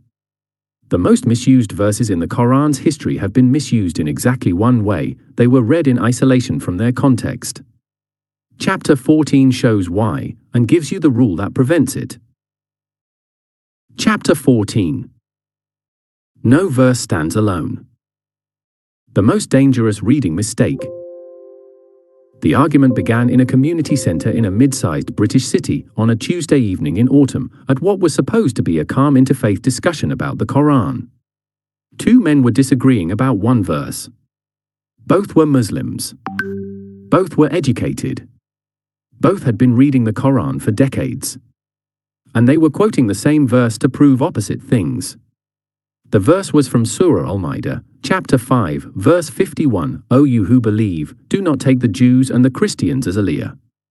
Quran 5:51. The first man said, this verse proves that Muslims must not have close friendships with Jews and Christians. It is a clear and permanent prohibition on cross-faith friendship. Anyone who argues otherwise is contradicting a direct Quranic command. The second man said, this verse was addressed to a specific community in a specific political crisis. It addresses a particular kind of alliance, military and political loyalty during a conflict. and has nothing to do with ordinary friendship. To apply it as a permanent ban on friendship with non-Muslims is to misuse the verse entirely. Both men knew the word aliyah. Both could recite it accurately.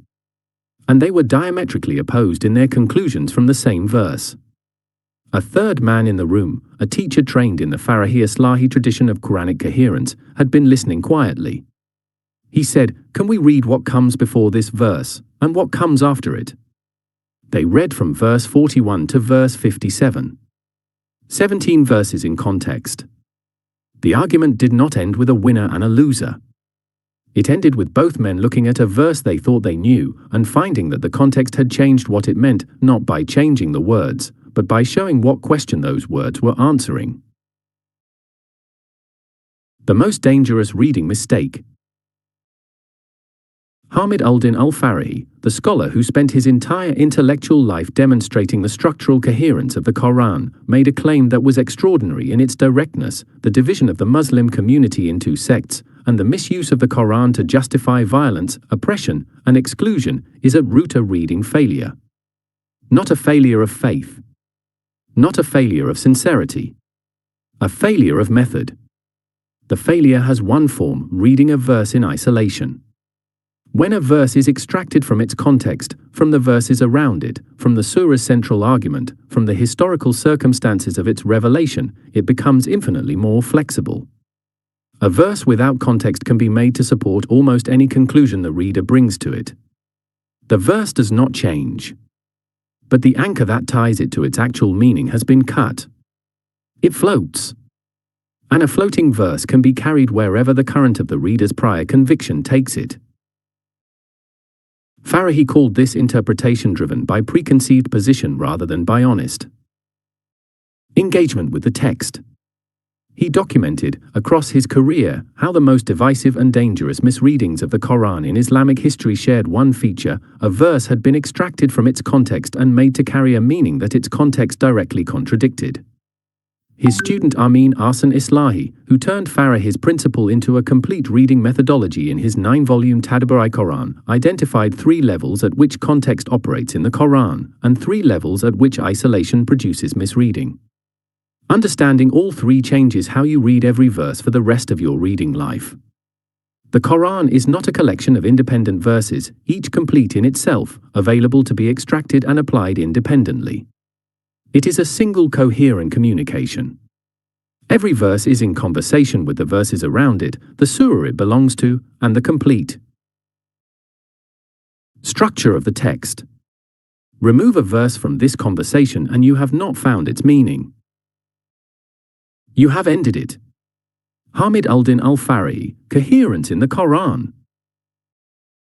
How verses connect within a surah, the flow of divine argument. The first level of structural coherence is verse-to-verse coherence within a passage. Adjacent verses are not randomly placed beside each other.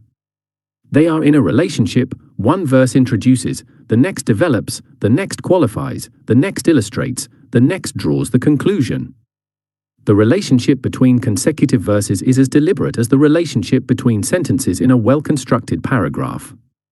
This means that a verse can only be fully understood by reading the verses immediately surrounding it, not just the single verse before and after, but the entire passage of which it forms a part. Here is the practical application: before you form any conclusion about what a verse means, read at minimum 5 verses before it and 5 verses after it. This is the preliminary form of what this chapter calls the 10-verse rule. The full rule, 10 verses before and 10 verses after, is the more generous application, and Islahi recommended it for any verse that would be used to draw a significant conclusion or make a practical decision. Why 10? Because the passage unit in Quranic structure is typically between 5 and 20 verses. 10 verses in each direction almost always captures the complete argumentative unit of which the target verse is a part. It gives you enough context to see what question the verse is answering, what argument it is advancing, and what it is not saying. Applying this to Quran 5:51, the passage surrounding verse 51 runs from approximately verse 41 to verse 57. Here is what the context shows. Verses 41 to 44 describe a specific historical crisis. A group within the Jewish community in Medina approached the Prophet, peace be upon him, asking him to adjudicate a legal case, but with the intention of accepting his ruling only if it favored them. The Quran exposes this bad faith. They wanted a judge they could manipulate, not truth they must accept. Verses 45 to 50 establish that each community should be judged by the scripture given to it. The criterion is fidelity to divine guidance, not communal loyalty. Verse 51 then arrives, and now its specific meaning becomes visible. The word aliyah does not mean friends in the ordinary sense. In classical Arabic, wali means protector, patron, ally, someone whose loyalty you rely on for protection and support. The verse is addressed to a community in a political crisis, warning them not to transfer their political loyalty and reliance to communities that had demonstrated, in the immediately preceding verses, that they do not operate in good faith. This is a political and protective warning, not a prohibition on personal friendship. Verses 52 to 57 confirm this reading. Verse 52 immediately follows with, "And you will see those with disease in their hearts racing to establish such alliances, saying, 'We fear a reversal of fortune.'" The concern is political instability and wavering loyalty during a crisis, not friendship in daily life. The verse is not about friendship. It is about political alliance during a specific crisis of bad faith. Reading the surrounding verses makes this unmistakable. Reading the single verse in isolation makes it seem to say something the context directly contradicts. How surahs connect to each other, pairs and groups. The second and third levels of coherence operate above the individual verse, at the level of the complete surah, and at the level of the Quran's overall structure. Farahi demonstrated that the Quran's 114 surahs are not arranged randomly.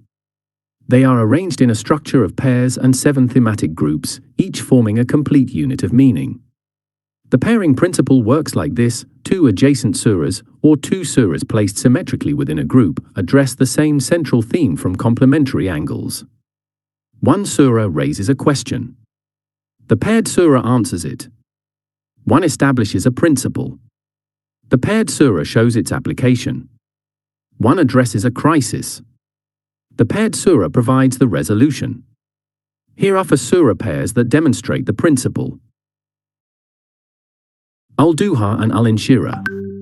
Both were revealed in the same period, both addressing the same crisis, the pause in revelation and the distress it caused the Prophet, peace be upon him. Al-Duha addresses the past and the future. Al-Inshirah addresses the present. Together they form a complete comfort, the past, present, and future dimensions of divine care. Al-Fil and Quraysh. Al-Fil describes the destruction of the army of elephants that came to destroy the Kaaba. Quraysh follows by reminding them of their security and prosperity, and calling them to worship the Lord of the house. Together they form one argument: protection came from Allah, therefore gratitude and worship are due to him. Al-Kafirun and Al-Ikhlas. Al-Kafirun establishes absolute separation of religious identity. Al-Ikhlas establishes why that separation is necessary: the absolute oneness of Allah is incompatible with polytheism. Together they form a complete theological statement. Al-Falaq and Al-Nas. The final 2 surahs are universally paired. One seeks refuge from external harms. The other seeks refuge from internal harms. Together they cover the complete range of human vulnerability, the world outside and the soul within. The 3 levels of coherence, explained in paragraph form. The first level is verse-to-verse coherence. Each verse connects to adjacent verses, forming a unified passage or argument. The practical rule for readers is this: never read a single verse in isolation. Always read the surrounding passage, minimum 5 verses before and after. This prevents proof texting, which is extracting a verse to support a meaning that the surrounding context directly contradicts. The second level is surah-level coherence. Every surah has a central theme that all its passages serve, from first verse to last. The practical rule is to identify the surah's central theme before reading individual verses and to read every verse in light of that central question. Verses cannot be correctly understood in isolation from the surah's overall argument. The central theme governs their meaning. The third level is inter-surah coherence. Surahs are arranged in pairs and 7 thematic groups, with organic relationships. The practical rule is to read paired surahs together and to understand a surah's place in its group to grasp the full arc of its argument. The Quran's complete argument on any theme emerges only when related surahs are read in their structural relationship. The 10-verse rule. The 10-verse rule is simple. Before drawing any conclusion from a verse, before using it as the basis of an opinion, a decision, or a theological position, always read 10 verses before it and 10 verses after it. Minimum. This rule establishes the immediate passage context. It forces the reader to encounter the verses that qualify, limit, and complete the target verse. And it builds the habit of reading the Quran as a connected text rather than a collection of proof texts. Here is how to apply it practically. Step 1. When a verse catches your attention, note its reference. Count back 10 verses. Count forward 10 verses. Step 2. Read the complete passage as one unit. What is being said? What is the argument? Who is being addressed and why? Step 3. Return to the target verse. Read it again within the passage. What does it mean now? What does the context prevent it from meaning? This takes 5 to 10 additional minutes. It prevents a lifetime of misreading. Another verse in the same passage, and if only they had upheld the Torah and the Gospel and what was revealed to them from their Lord, they would have eaten from above them and from beneath their feet. Quran 5 hours 66 minutes. This verse, just 15 verses after 551, shows the Quran's actual position on the people of the book. When they are faithful to their own divine guidance, they receive abundance. The Quran has no categorical hostility to Jews and Christians as communities. It has specific objections to specific failures of fidelity to divine guidance in every community, including the Muslim community. Reading these verses together makes this clear. Reading 551 in isolation conceals it entirely. How the argument ended. The teacher in the community center read 17 verses aloud, the whole passage from 41 to 57. The first man had not been reading incorrectly in Arabic. He had been reading incorrectly in method. The second man had been right in conclusion but had not shown why from the text itself. Neither man had been dishonest. Neither careless. Both had been applying a method to a text that the method was not designed for. You cannot read the Quran one verse at a time and expect to understand it. You must read it the way its architecture requires, in passages, in surahs, in pairs, in groups, in the complete structure of a communication designed as a whole. Farahi made this argument academically. Islahi demonstrated it across 9 volumes. And in a community center in a British city, 2 men discovered their argument was not about theology. It was about method. They read the passage. The passage spoke clearly. The Quran was sent down to heal divisions, not to create them. The divisions that arise from it arise not from the Quran itself, but from the method of its reading. When the method is corrected, when every verse is read in its context, every surah in its structure, every pair in its relationship, the healing becomes possible. Amin Arsan Islahi, Tadabbur Quran, Volume 1, Introduction Chapter 14 has given you the 10-verse rule and the 3 levels of structural coherence. But sometimes you will encounter a verse that remains difficult even when read in context. You have read the surrounding passage. You have consulted the surah's central theme. You have considered the historical circumstances. And the verse still does not open. Chapter 15 shows you what to do next. Use the Quran to explain itself. Chapter 15. The Quran explains itself. The Quran is its own best interpreter. For more than a century, a single phrase in Surah Al-Baqarah had unsettled scholars. The phrase appeared in verse 37, in the story of Adam, the Quran's account of the first human being's time in the garden, his error, his departure, and the divine mercy that met him at the moment of his recognition of what he had done. Then Adam received from his Lord words, and he turned toward him in forgiveness. Quran 2:37. The phrase that created the difficulty was this: Adam received words. What words? The verse names them only as words. It does not quote them. It does not describe their content. It simply says, Adam received words from his Lord, and then forgiveness came. For generations of scholars, commentators, and careful readers, the question remained, what were those words? What did Adam say, or receive, in that moment of turning back? Some commentators suggested general formulas of repentance. Others proposed that the words were a specific prayer that had been transmitted in hadith literature. Others said the words were simply the recognition of wrongdoing, no specific formula, only the honest acknowledgement. None of these answers felt complete, because none of them came from the Quran itself. Then a reader turned to Surah Al-Aif, 3 surahs and more than 150 verses away from Al-Baqarah 237, and found verse 23. They said, Our Lord, we have wronged ourselves, and if you do not forgive us and have mercy on us, we will surely be among the losers. Quran 7:23. The same story. The same moment. The same two people, Adam and his wife, in the moment after the error. But here, 3 surahs away, the Quran quoted the words directly. Our Lord, we have wronged ourselves.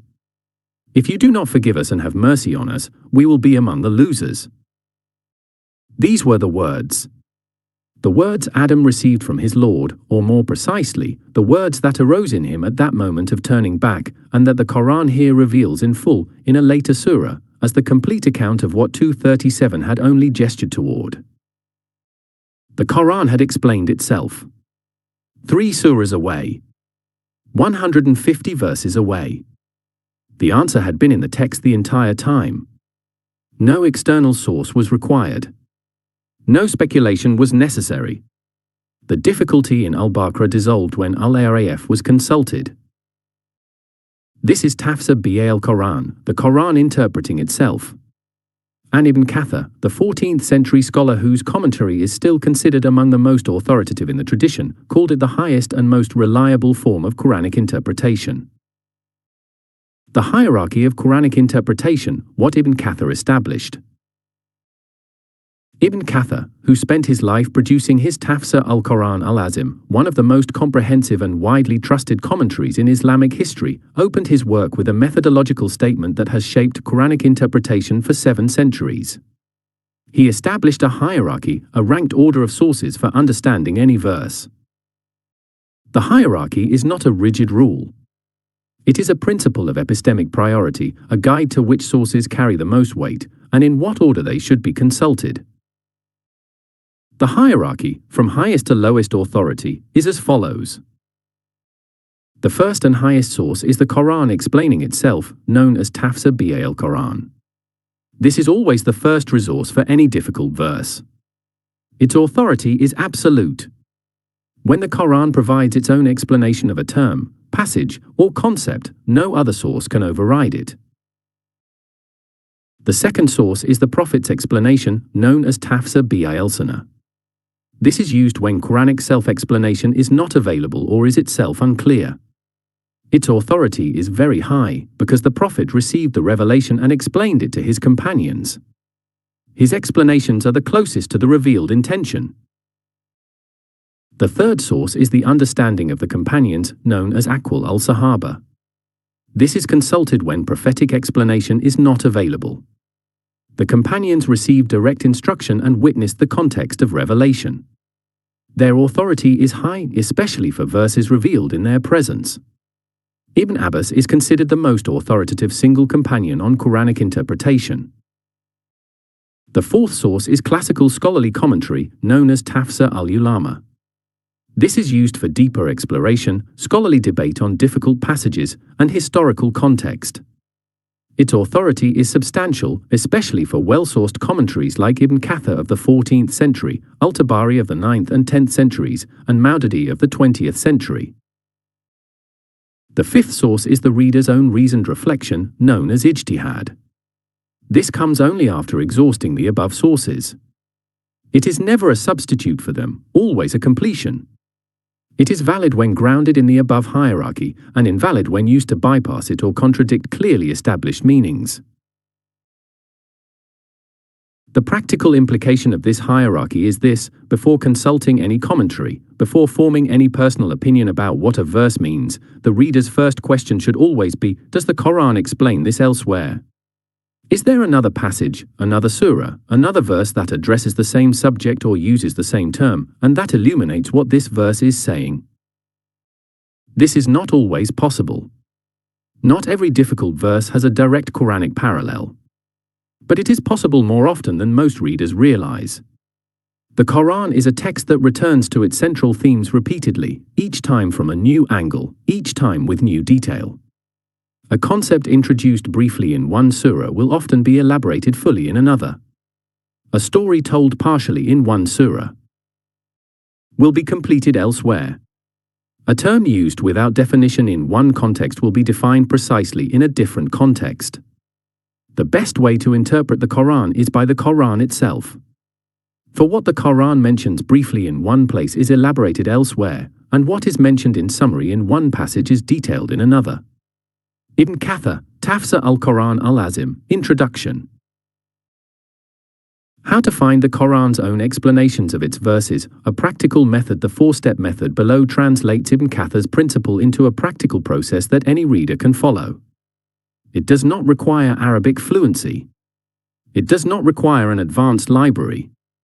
It requires a translation, access to a concordance or searchable Quran, and the discipline to exhaust the Quranic resources before reaching for commentary. Step 1. Identify the difficulty precisely. When you encounter a verse that is unclear, difficult, or produces a question, stop and articulate the difficulty in a specific sentence. Do not proceed with a vague sense of confusion. Ask, what exactly do I not understand? Is it a word whose meaning is unclear? A command whose scope is uncertain? A statement that seems to contradict another verse I have read? A historical reference I cannot place? Name it exactly. Applied to the Adam story, the difficulty is specific. What were the words that Adam received?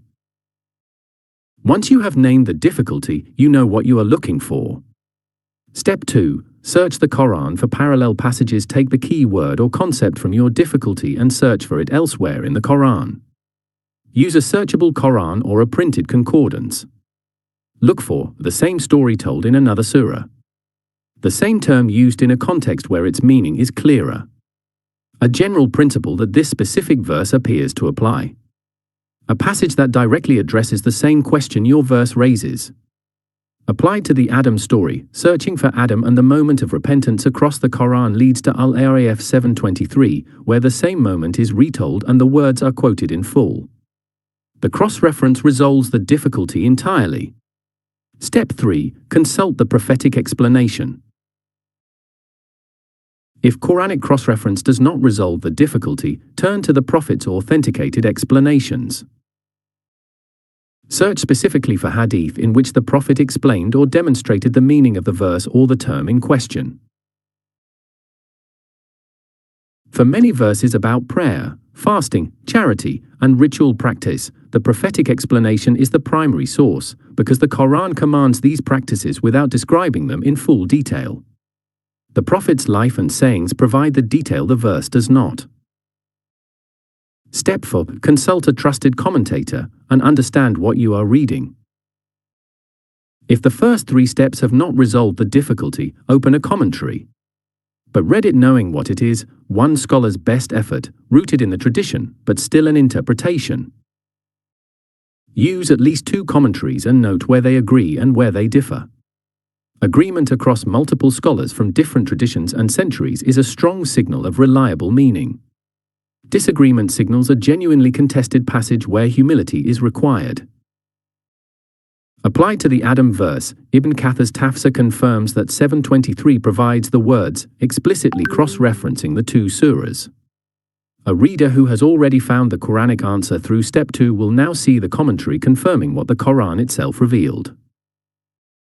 When to use commentary, and which commentators to trust and why. Commentary is not a shortcut to be taken before the first 3 steps. It is a resource to be used after them, as confirmation, as elaboration, as access to scholarship that no individual reader can replicate through personal study alone. Used in the right order, commentary deepens understanding. Used as a substitute for the first 3 steps, it produces dependence on a specific scholar's perspective rather than direct engagement with the text. For commentaries deserve special mention for the reader of this book, because together they cover the range of what a serious reader needs at different stages and for different purposes. Ibn Kathar's Tafsir al-Quran al-Azim, from the 14th century and available in English, is best for readers who want to understand how classical scholarship read the Quran, for resolving questions about specific verse meanings, and for accessing the accumulated wisdom of the first 8 centuries of Quranic interpretation. It proceeds surah by surah, verse by verse. For each verse, it gives the linguistic meaning of key terms, quotes parallel Quranic passages, cites relevant hadith, and summarizes the scholarly consensus and debates. It exemplifies Tafsir al-Quran methodology throughout. One limitation is that it is dense and not designed for continuous reading. It is best used as a reference for specific verses rather than read from beginning to end. Maududdi's Tafhim al-Quran, from the 20th century and available in English, is best for readers who want to understand every surah's historical context and central argument before reading it, and for those seeking to understand how the Quran addresses the modern world. Every surah opens with a substantial introduction covering historical period, central theme, and relevance today. The commentary focuses on the living argument of the text rather than purely linguistic analysis. One limitation is that Maududdi's specific scholarly perspective is occasionally visible in interpretive choices, so the reader benefits from reading him alongside Ibn Kathir. The Study Quran, edited by Saeed Hossein Nasser and published in 2015, is best for readers who want access to multiple classical scholars' views on a single verse, for academics, and for anyone seeking a comprehensive English language reference for Quranic commentary. It draws on Ibn Kathir, Al-Razi, Al-Tabari, Islahi, and many others, synthesizing multiple perspectives rather than presenting a single scholar's view. One limitation is that, at over 2,000 pages, it is a reference work rather than a reading companion. Islahi's Tadabbur Quran, from the 20th century and partially available in English, is best for readers who want to see structural coherence as the primary lens of interpretation. It applies the Nazm framework throughout, reading every verse in light of the surah's central theme and internal coherence. One limitation is that the full work is not yet completely available in English. Which commentary to start with depends on the reader's question. For linguistic meaning and classical consensus, open Ibn Kathir. For historical context and relevance today, open Maududdi. For a comprehensive survey of classical views, open the Study Quran. For structural coherence, open Islahi. Using 2 commentaries for every significant verse, and noting where they agree and where they diverge, is more valuable than depending on any single one. Agreement is confirmation. Divergence is an invitation to go deeper. The full resolution, what the Quran, the Prophet, and the scholars say together. Let us complete the worked example. Al-Baqarah 237 names the words Adam received without quoting them. The 4-step method resolves the difficulty. Step 1. The difficulty precisely named. What were the specific words that Adam received from his Lord, through which Allah then turned toward him in forgiveness? Step 2. Quranic cross-reference. Al-Aif 723 quotes the words directly. Our Lord, we have wronged ourselves. If you do not forgive us and have mercy on us, we will be among the losers. The Quran explains itself. The words are these 3 lines. Step 3. Prophetic explanation. Hadith literature confirms this reading. The Prophet is reported to have said that this supplication is among the most powerful prayers of repentance because it contains the complete structure of genuine turning back, honest acknowledgement of wrong, full dependence on divine mercy, and recognition of the consequence of separation from divine mercy. Step 4. Commentary confirmation. Ibn Kathir, in his commentary on 237, explicitly cites Al-Arif 723 as the Quranic explanation of the words. He notes that the internal evidence of the Quran is superior to any external tradition on this point. The Quran has quoted the words itself. The difficulty dissolves at step 2. The Quran had answered its own question.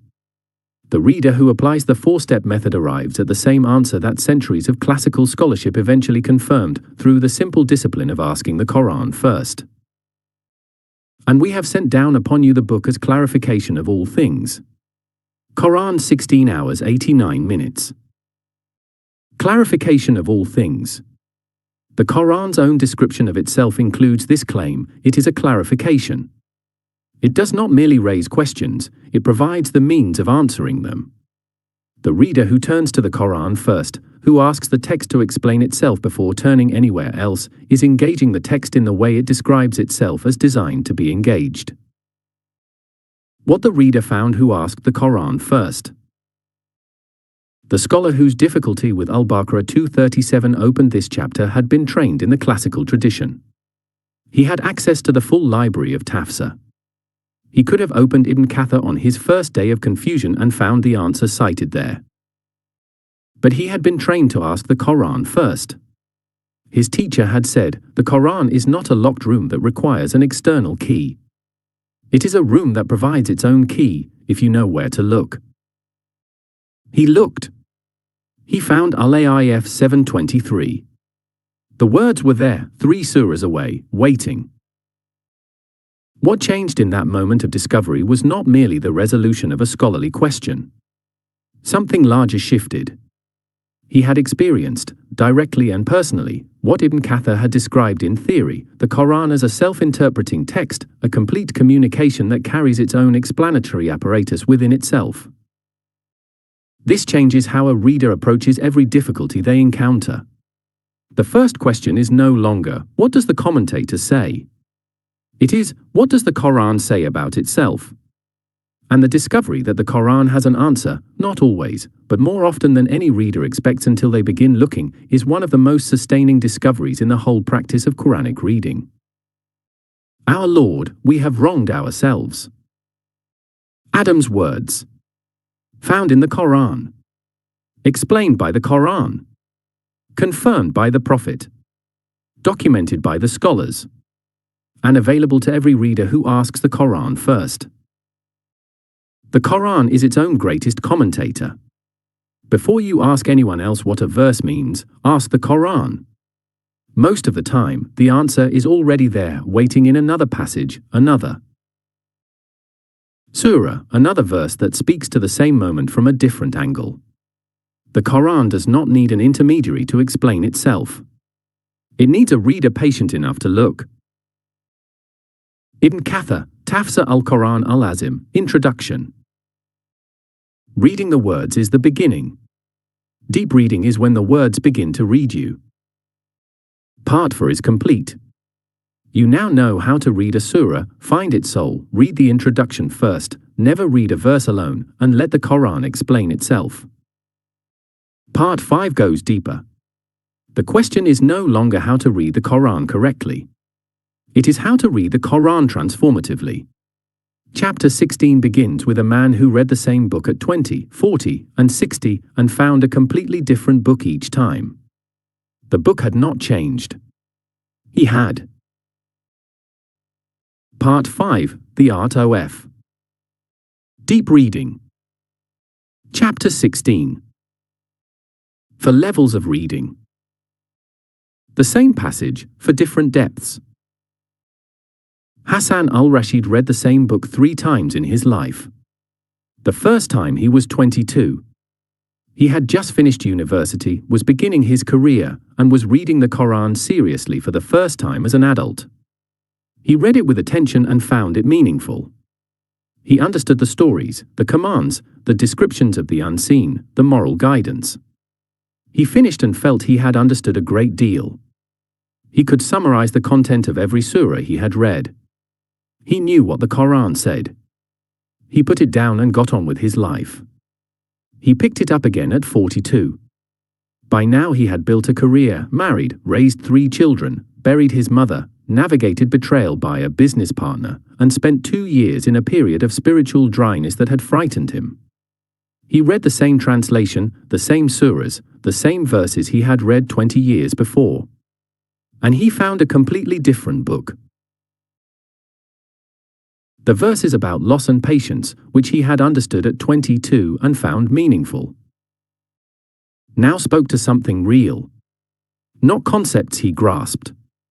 Experiences he had lived. The verse about Allah being with those who are patient, he had read it before. He had never felt it before. The difference between the two encounters with the same verse was not a difference in understanding. It was a difference in being. He read it a third time at 62. He had retired. 2 of his children had moved abroad. He had survived a serious illness. His wife had been diagnosed with a condition that could not be cured. He opened the Quran, the same translation, some of the same passages underlined from both previous readings, and found it transformed again. Verses about the transience of this life, which he had read as theology at 22 and as consolation at 42, now arrived as direct address. Not words about the world. Words about him, his world, his specific situation. He said to his son, who was now himself reading the Quran seriously for the first time, "The book does not change. But you do. And when you change, it reads you differently. It finds the parts of you that were not there before." His son asked, "How do I make sure I am reading it deeply enough?" Hassan thought for a moment. Then he said, "There are 4 questions you must ask of every passage. I learned them too late. I will teach them to you now." A Western philosopher and an Islamic tradition arrive at the same place. Mortimer Adler was an American philosopher who spent his career studying how human beings read, or failed to read, the great texts of civilization. He had no connection to Islam. He was not thinking about the Quran when he wrote his landmark work, How to Read a Book. He was thinking about what distinguishes a reader who genuinely engages with a difficult text from a reader who merely processes its words. His answer, worked out across decades of teaching and writing, was this: there are 4 levels of reading, and most educated people never move beyond the second. The majority of what passes for reading in modern life, including among university graduates and serious professionals, is level 2 at best. The deeper levels require a different kind of engagement, slower, more active, more personally demanding, and more transformative. When this book's research brought Adler's 4 levels into conversation with the classical Islamic tradition of Quranic engagement, what emerged was striking. Not a vague similarity. A precise mapping. A Western secular philosopher, working from first principles of the human intellect, had arrived independently, in the 20th century, at the same hierarchical structure that Islamic scholars had developed over 14 centuries for the specific purpose of engaging with the Quran. The classical scholar Al-Ghazali, writing in the 11th century, described 10 inner conditions for Quranic reading, states of heart and mind that deepen with each successive encounter.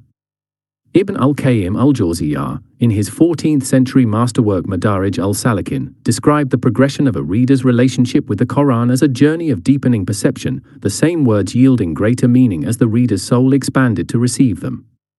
Iqbal, Pakistan's poet-philosopher, captured it in a single image: the Quran as a mirror, it shows you yourself, and as you change, it shows you more. What Adler called the 4 levels of reading, the Islamic tradition called the stages of tadabbur, deep reflection. Different names. The same truth about how a great text meets a growing reader. I have not yet come across any book that cannot be read more carefully a second time than a first. The great books are the ones that seem to have more in them the more carefully you read them, not because you are finding new content, but because you are finding a deeper engagement with the same content. Mortimer Adler, How to Read a Book. The 4 levels explained, and their Islamic equivalents. Level 1 is elementary reading. Its Islamic equivalent is tilawa, correct recitation. This is the foundation level, understanding what the words say. At this level, the reader decodes the text accurately. They know what each word means, what each sentence says, what each passage describes. For the Quran in translation, this means reading with genuine comprehension, not skimming, not rushing, but understanding the content as you go. For those with Arabic, this level includes correct tajweed, the recitation of the text with its proper sounds and rules. The Quranic application is simple: read the translation carefully enough that you can describe in your own words what each passage says. If you cannot summarize a passage in 1 or 2 sentences, you have not yet achieved level 1 with it. The question this level asks is, what does this passage say? Stated in plain language, with no interpretation yet. Level 2 is inspectional reading. Its Islamic equivalent is al-nazar al-awwal, first orientation. This is the structural level, understanding how the text is organized and what it is doing. At this level, the reader steps back from the individual words and asks, what is the structure of this passage? What is the surah's central theme, its umud, and how does this passage serve it? What is the argument being made? Most readers reach this level when they begin to see passages as units of argument rather than sequences of statements. The Quranic application is to apply the surah soul method. Read the surah introduction.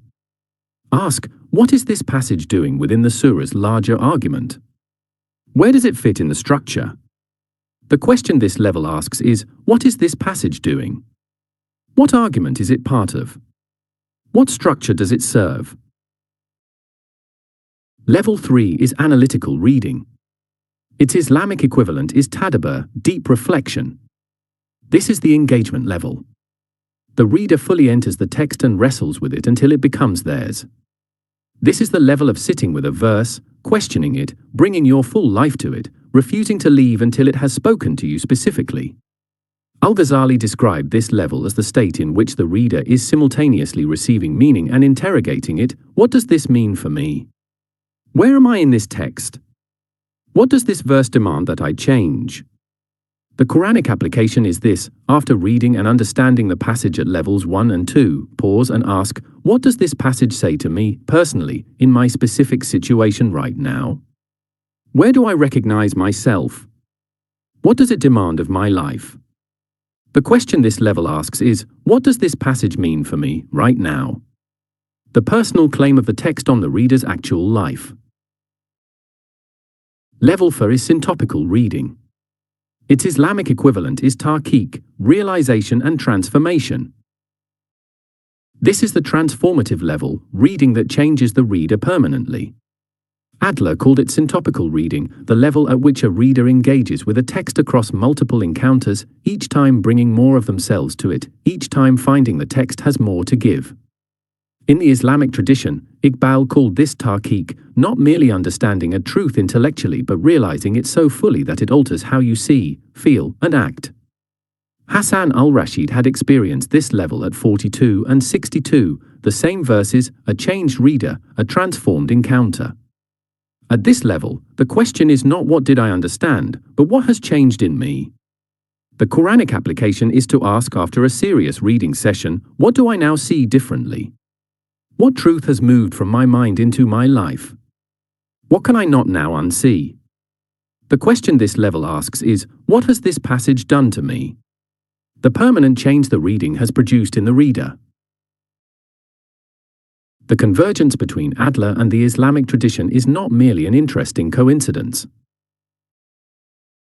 It is a cross-civilizational confirmation of a universal truth about how the human mind and heart engage with a profound text. Surah Al-As, one passage, worked through all 4 levels. Surah Al-As is chapter 103 of the Quran. It contains 3 verses. It is one of the shortest surahs in the text. Imam al-Shafi'i said, if nothing else of the Quran had been revealed except this surah, it would have been sufficient guidance for humanity. Let us read it through all 4 levels and see what each level reveals that the previous one could not. By time. Quran 103:1 Indeed, the human being is in loss. Quran 103:2 Except those who believe and do righteous deeds and encourage one another toward truth and encourage one another toward patience. Quran 103:3 Level 1, what does it say? Verse 1 opens with an oath, by time. The Quran swears by time as a witness to what it is about to declare. Verse 2 states the declaration, the human being is in loss. Not some human beings. Not human beings under certain conditions. The human being, universal. All of us, by default, in loss. Verse 3 provides the exception, except those who meet for conditions, belief, righteous action. Mutual encouragement toward truth, and mutual encouragement toward patience. 3 verses. One universal claim with one specific exception containing 4 elements. At level 1, you have understood the content. You know what the surah says. Level 2, what is it doing? The surah's structure is a logical argument, a universal premise followed by a particular exception. The oath by time is not decorative. It is the witness call to testify. Time itself is the proof that humans are in loss. Time passes, and with every moment that passes without the 4 conditions being met, the loss increases. The 4 conditions form a complete system: inner belief, outer action, communal commitment to truth, communal commitment to perseverance. Individual faith and action are insufficient alone. The surah requires a community of mutual encouragement. Level 3, what does it mean for me, right now? This is where the reader must stop and be honest. The surah presents 4 conditions. Ask yourself, which of the 4 is most absent from my life right now? Is my belief genuine and alive, or nominal and habitual? Are my actions aligned with my stated beliefs? Do I have a community that encourages truth, and do I encourage others toward truth? Do I give and receive encouragement in perseverance when difficulty comes? The surah is not describing abstract conditions. It is describing your life. Level 4, what has it done to me? Hassan al-Rashid read this surah at 22 and understood it. At 42, after spiritual dryness, the word loss arrived differently. It was not a theological category. It was a lived experience. At 62, with illness and aging, the word time arrived as something that had been passing over him his entire life, and was still passing. The surah had not changed. But it had found, in each encounter, a part of him that had not been there before, and addressed it directly. At level 4, the question is not what did I learn from this passage? It is what has changed in me. Because of this encounter with this passage at this moment of my life. The 4-level reading card, the practical deliverable of this chapter, is a card containing 4 questions that can be placed in your Quran and consulted for every passage you read seriously. Ask these 4 questions at every passage you read seriously. First, what does this passage say? You are looking for the literal content, words, events, commands, descriptions. Read carefully. Understand the text on its own terms. Note any words you do not understand. Second, what does this passage mean? You are looking for structure and argument. How do the parts relate? What is the surah's central theme and how does this passage serve it? What question is being answered here? Third, what does this passage mean for me right now? You are looking for personal application. What does this passage demand of my beliefs, my character, my relationships, my actions? Where am I in this text? Fourth, what does this passage do to me? You are looking for transformation. What has changed in how I see Allah, myself, or the world? What can I not now unsee? What must I now do differently? The 4 levels are not for separate readings. They are 4 dimensions of a single reading. A new reader may find it helpful to answer each question in writing. 1 or 2 sentences per level can produce a quality of engagement that hours of unstructured reading cannot replicate. The 4th question cannot always be answered immediately. Sometimes the transformation a verse produces happens in the hours and days after reading, as the verse continues to work in the mind and heart. When this happens, note the verse. Return to the question later. What Hassan's son found. Hassan al-Rashid's son was 26 when his father taught him the 4 questions. He had been reading the Quran carefully for 3 years, but felt he was staying on the surface of something deeper. He applied the 4 questions to Surah Al-Asr that same evening. Level 1 took him 5 minutes. He could describe the content clearly. Level 2 took him 20 minutes. He discovered that the 4 conditions formed a complete system and that mutual encouragement was communal rather than individual. He had been reading the surah as a personal checklist. He had not seen it as a communal description. Level 3 stopped him. The question about which condition was most absent from his life pointed him directly to mutual encouragement toward truth. He had friends. He did not have a community that encouraged truth. The people around him encouraged comfort, not honesty. Level 4, what has this passage done to me? He wrote 1 sentence. I need different conversations with people who will tell me the truth. He had read the surah before. He had understood it. But he had never let it find him. The 4 questions had opened a door in 3 verses he thought he knew. On the other side of the door was not more content. It was himself. The Quran does not merely address you. It reads you. At every level of reading, it finds a deeper layer of who you are. The reader who stops at level 1 has received information. The reader who reaches level 4 has been changed. Level 4, the level where a passage does something to you, requires a specific practice, sitting with 1 verse long enough for it to work. Most readers read too many verses too quickly to allow level 4 to happen. Chapter 17 addresses this directly.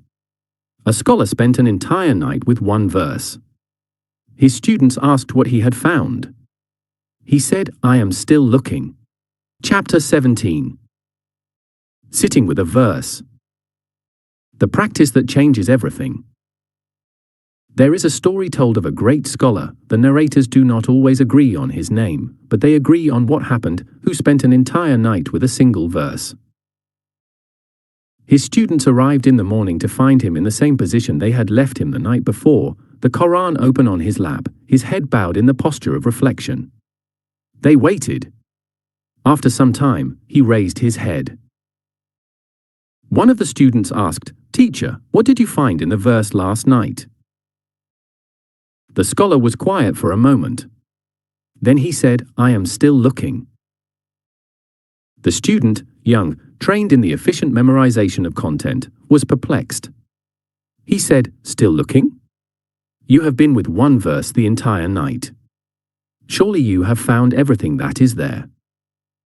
The scholar looked at him with something that was not quite a smile. He said, The verse is from the words of the one who has no limits. How could a single night find the end of it? He bent his head again. This story circulates in the tradition of those who have taken Quranic reflection seriously, among the students of the scholars, in the conversations of those who have moved from reading about tadabbur to practicing it. It is not merely an inspiring anecdote. It is a description of a fundamentally different relationship with the Quran than most modern readers have ever experienced. Most of us read too many verses too quickly. We move through the text the way we move through a news feed, forward, forward, forward, each item displacing the last. We finish a surah and feel that we have read it. We have processed its contents. We have not sat with it. Sitting with a verse is a different practice. It is the practice this chapter describes. What tadabbur actually is, and what it is not. The word tadabbur comes from a root that means the back of something, the far side, the ultimate consequence, the final destination. Tadabbur is the act of going to the back of a verse, looking not merely at its surface meaning but at its ultimate implications for the reader's life, their understanding of Allah, their relationship with the world. Ibn al-Qayyim al-Jawziyah, the 14th century scholar whose Madarij al-Salikin, the Stations of the Seekers, is the most systematic classical account of the soul's journey through Quranic engagement, described tadabbur as the heart of all Quranic reading. Without it, he wrote, the reader handles the shell of a fruit they will never taste. With it, the verse opens like a door that keeps revealing more rooms the further you walk in. What tadabbur is not. Tadabbur is not speed reading. It is not the efficient consumption of Quranic content, moving through as many verses as possible in the available time. It is not taking notes about what the verse says for intellectual purposes. It is not the performance of reflection, the posture without the practice. What tadabbur is? Tadabbur is sustained, active, personally engaged attention given to a single verse until that verse has said something to the reader, something specific, something personally addressed, something that demands a response in the reader's actual life. It is the kind of attention you give to a letter from someone who loves you deeply and knows you completely, not scanning for information, but reading word by word, phrase by phrase, asking at every point, "What is being said to me here?" Allama Iqbal, Pakistan's poet-philosopher, who described the Quran as a text that reads the reader rather than being read, used a phrase that captures the quality of attention tadabbur requires. He called it burning in the verses. Not the pleasant warmth of a candle. The kind of burning that changes what it touches. The kind of attention that does not leave the reader the same as when they arrived. Do not be satisfied with understanding a verse. Be satisfied only when the verse has understood you, when it has found the specific part of you that it was addressed to, and left that part changed. Ibn al-Qayyim al-Jawziyah, Madarij al-Salikin, The Stations of the Seekers. Al-Ghazali, in the 8th book of his Ihya Ulam al-Din, the chapter specifically devoted to the inner etiquettes of Quranic reading, describes 10 states of heart and mind that constitute genuine reading. 2 of them are directly relevant to the practice of tadabbur. The first is active thinking, not passive reception of the verse's content, but active questioning. What does this mean? What does this imply? What follows from this? Where does this apply in my life? The verse is not merely received, it is interrogated.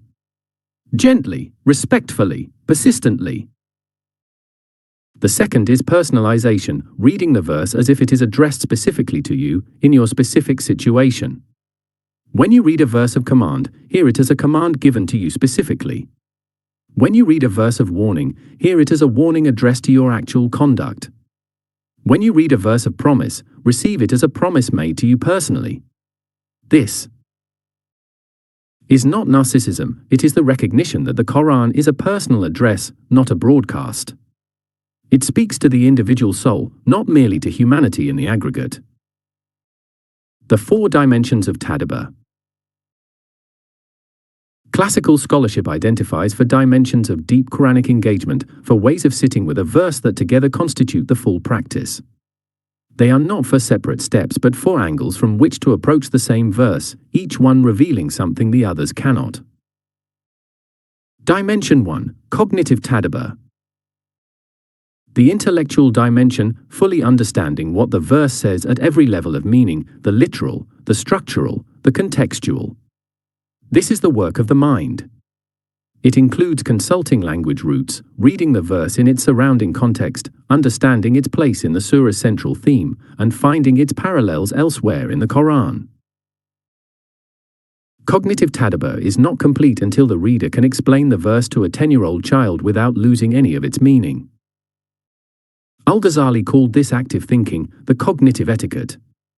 It forbids passive reception and requires the reader to question, connect, and reason through the verse until it is genuinely understood. Practical question. What does this verse fully mean, at every level of its language, context, and structure? Dimension 2. Spiritual tadabbur. The heart dimension, the emotional and spiritual response of the reader to what the verse reveals about Allah. This is not manufactured emotion. It is honest response to genuine encounter. When a verse describes Allah's mercy, the heart that is present responds with something: gratitude, relief, longing, awe. When a verse describes human accountability, the heart that is present responds with something: reflection, concern, renewed intention. Spiritual tadabbur is the practice of allowing these responses to arise and to be genuine rather than performed. Al-Ghazali described this as personalization, reading the verse as a specific communication from Allah to you about your relationship with Him in the specific moment you are reading. Practical question. What does this verse reveal about Allah, and what honest response does that revelation produce in me? Dimension 3, Structural Tadabbur, the coherence dimension, understanding how the verse fits into the surah's larger argument, its paired surah, and the overall structure of the Quran. This approach was especially emphasized by scholars such as Hamiduddin Farahi and Amin Ahsan Islahi, who insisted that no verse can be fully understood in isolation. Structural Tadabbur asks, what is this verse doing within the argument it belongs to? How does knowing the surah's central soul illuminate this specific verse? How does this verse advance the surah's central question? Al-Ghazali referred to this awareness of coherence as attentiveness to the conversation between verses, every verse speaking to those around it. Practical question, how does this verse connect to the surah's central soul, and what does that connection reveal that the verse alone cannot show? Dimension 4, the implementation tadabbur, the action dimension. What specific change does this verse demand of the reader's actual life? Abul al-Maududi insisted throughout his decades of Quranic commentary that the Quran is a guide to living rather than a theological text to be admired. Ibn al-Qayyim al-Jawziyah wrote that a verse truly received produces a change in the reader's conduct. If it does not, something has been missed, either in the reading or in the response. Al-Ghazali described this as commitment, after naming what the verse demands, making a specific, concrete commitment to one change. Not, I will try to be more patient. But in my conversation with my brother tomorrow, I will listen before I speak. Practical question, what specific change does this verse demand of my beliefs, my character, or my conduct, and what exactly will I do differently because of it? Worked example, Ayat al-Kursi, 2:255 sat with fully Ayat al-Kursi, the verse of the throne, is verse 255 of Surah al-Baqarah. It is the most celebrated single verse in the Quran. The Prophet called it the greatest verse in the book. Millions of Muslims recite it after every prayer, before sleep, at the beginning of the day. It contains, in a single verse, the most complete description of Allah's nature available anywhere in the Quran. Yet most of those who recite it daily have never sat with it. Here is what happens when they do. Allah, there is no God except Him, the ever-living, the sustainer of all existence. The verse opens with the divine name itself, Allah. Standing alone. The subject who needs no introduction. Then the declaration of absolute uniqueness, there is no God except Him. The ever-living means the one whose life is not derived from anything outside himself, who was living before anything else existed and will be living after everything else ceases. The sustainer of all existence means the one through whose active, continuous sustaining every other thing that lives, lives. He is not only alive, He is the reason everything else is alive. Everything depends on Him. He depends on nothing. Neither drowsiness overtakes Him nor sleep. This is not merely telling us that Allah does not need rest. It is telling us that the sustaining of existence, the continuous, moment-by-moment holding of everything in being, never pauses. There is no moment in which Allah's attention to His creation lapses even slightly. The one who sustains your existence has never, not for a single instant, been inattentive to you. To Him belongs whatever is in the heavens and whatever is on the earth. Not merely that He created everything. To Him belongs everything. This includes you. If everything belongs to Him, then nothing you possess was ever truly yours to cling to. And if nothing was yours to cling to, then loss is not the catastrophe it felt like, it is the return of something that was always His. Who is it that can intercede with Him except by His permission? A rhetorical question with a rhetorical answer, no one. No intercessor acts without His permission. The structure of the question invites the reader to examine their hidden dependencies. Is there anyone in your life you are relying on as if they can act without Allah's permission? The question finds the idols of the heart. He knows what is before them and what is behind them, and they encompass nothing of His knowledge except what He wills. Allah's knowledge includes what you see and what you do not see. What you remember and what you have forgotten. What you fear and what has not yet entered your imagination. All human knowledge, every science, every discovery, every insight, is what Allah has permitted to become accessible. What He has not willed to share remains beyond all reach. This verse alone is sufficient to produce genuine humility in any reader who sits with it. His throne encompasses the heavens and the earth, and their preservation does not tire Him. He is the Most High, the Most Great. The scale of His dominion, encompassing everything. The ease of His dominion, preserving it all, does not tire Him. The verse ends where it began, with the absolute, unqualified greatness of the one it is describing. Al-Ghazali wrote that a student of his once sat with this verse for a week. At the end of the week he said, "I have recited this verse 10,000 times. I have now read it once." That is the difference between recitation and tadabbur. One is the voice moving. The other is the verse arriving. The 15-minute tadabbur practice, daily practice guide. The 15-minute tadabbur practice is designed as a daily practice, sustainable, realistic, and powerful enough to transform the reader's relationship with the Quran over months and years of consistent application. 15 minutes. One verse. Every day. This is all it takes to build the practice that changes everything. Below is the complete practice, reformatted in paragraph form for ease of recitation. Minutes 1 to 2, preparation. Sit still. Put away everything else. Say Bismillah. Remind yourself, I am about to read the words of the one who made me. Approach with attention, not urgency. As Al-Ghazali emphasized, before the words, the state of the heart matters. Minutes 3 to 4, recitation. Read the verse slowly, aloud or in your heart.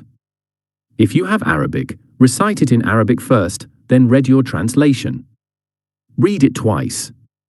Do not yet analyze. Simply let the words arrive. Minutes 5 to 7, understanding. Ask, what does this verse say? Summarize it in your own words.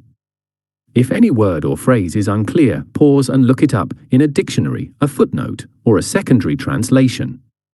Make sure you understand what is actually being said. Minutes 8 to 10, reflection. Ask the 4 tadabbur questions. What does Allah want me to know through this verse? What does this verse tell me about Allah Himself? Where do I recognize myself in this verse? What does this verse demand that I change? Minutes 11 to 13, application. Name one specific thing this verse is asking of your life right now. Not in general. Specifically. One belief to hold more consciously. One action to take. One thing to stop. One person to treat differently. Write it down. Minute 14, response. Turn toward Allah and respond to what you have just received. Not a memorized prayer, but a direct response. Express gratitude. Ask for help with the specific application you named. Acknowledge what you found difficult. Minute 15, record. Write one sentence about this session, the verse reference, the most significant thing you found, and the one specific application you named. This sentence becomes your record of progress. Review it weekly. 3 notes on applying this practice consistently. First, the same verse, more than once. Do not feel obligated to move to a new verse every day. A verse that has opened something in you may reward another 15-minute session, and then another. The scholar who spent an entire night with one verse was not failing to make progress. He was making the deepest possible progress, the kind that comes from staying rather than moving on. Second, the written record matters. The one-sentence entry creates a cumulative record of your engagement with the Quran over time. Read back through this record after 30 days. After a year. What you will find is a document of your own transformation, evidence of the specific verses that found specific parts of you, and what changed because of those encounters. Third, imperfect practice beats perfect planning. 15 minutes of genuine engagement 5 days a week is more valuable than an elaborate reading program undertaken once and abandoned. The practice works through consistency. Begin with the verse you are currently reading. Begin today. What the scholar was still looking for, the student who had once asked the scholar what he had found, came back 10 years later. By then, he was no longer young. He had married and buried a child. He had led a community through crisis. He had sat with verses himself, some for an hour, some for an evening, some for months, returning again and again to the same words as his life changed and the words changed with it. He was sitting with the phrase, "Their preservation does not tire him." He had read it as theology at 7. He had understood it intellectually at 17. He had felt something of it at 27, when his child died and the world narrowed to a single point of grief, and the knowledge that Allah had not been tired or distracted or absent arrived not as comfort, but as presence. And now, at 37, he found something he had not found before, not only that Allah was not tired by the preservation of the world, but that Allah was not tired by the preservation of him, specifically. Through everything. Across all the years. In all the moments he had not thought about it. He understood what the scholar had meant. The verse was from the words of the one who has no limits. A single night was not enough. Neither was a lifetime. But the lifetime of trying was the practice that changed everything. The Quran is not a well you drink from and leave satisfied. It is a spring that keeps flowing. The reader who returns to the same verse across a lifetime will find, each time, that the verse has more to give, because they have more to bring. Al-Amaric Bal, on the inexhaustible nature of Quranic reflection tadabbur, produces the most personal kind of reading, the kind where the verse finds you. But there is a danger. This personal engagement can become a mirror for your existing beliefs rather than a challenge to them. The warning is precise: hang the Quran before yourself as a mirror. Most readers use a verse to criticize their neighbor's behavior. And Chapter 18. The Quran as your mirror. The verse that shows you yourself. Tariq Mahmood had been reading the Quran carefully for 6 years, and he had a problem. His neighbor. The neighbor played music loudly in the evenings. He parked inconsiderately. He let his children run through the shared garden at all hours. He greeted Tariq with an indifference that bordered on contempt. And for 6 years, Tariq had been finding Quranic verses that confirmed, with remarkable precision, exactly what was wrong with his neighbor. There was the verse about the rights of neighbors. He had quoted it to his wife numerous times. There was the verse about those who cause harm to others, clearly applicable. There was the verse about arrogance, unmistakably relevant to a man who parked like that. There was the verse about heedlessness, a perfect description of someone who let children run through shared gardens without a thought. Tariq was not misusing the Quran. He was reading it seriously, with attention, looking for guidance. The guidance was real. But he had developed a habit that Al-Amaric Bal, Pakistan's poet-philosopher who had studied the Quran across a lifetime of intellectual and spiritual wrestling, warned was the single most common failure of serious Quranic readers. He was using the Quran as a window rather than a mirror. A window shows you what is outside. A mirror shows you yourself. The day the mirror turned came when Tariq was reading Surah Al-Hujurat, chapter 49, the chapter on manners and the ethics of community, and came to verse 12, and do not spy on one another, and do not backbite one another. Quran 49:12. He had read this verse before, in previous readings of the surah. He had noted it as relevant to people who gossip and spy, people like his neighbor, who he was fairly certain discussed him with other neighbors. But this time, perhaps because he had been practicing the 15-minute tadabbur from chapter 17, perhaps because the 6 years of careful reading had finally built enough honesty in him, the verse did not let him pass through it. It turned. He had been complaining about his neighbor to his wife almost every evening for 6 years.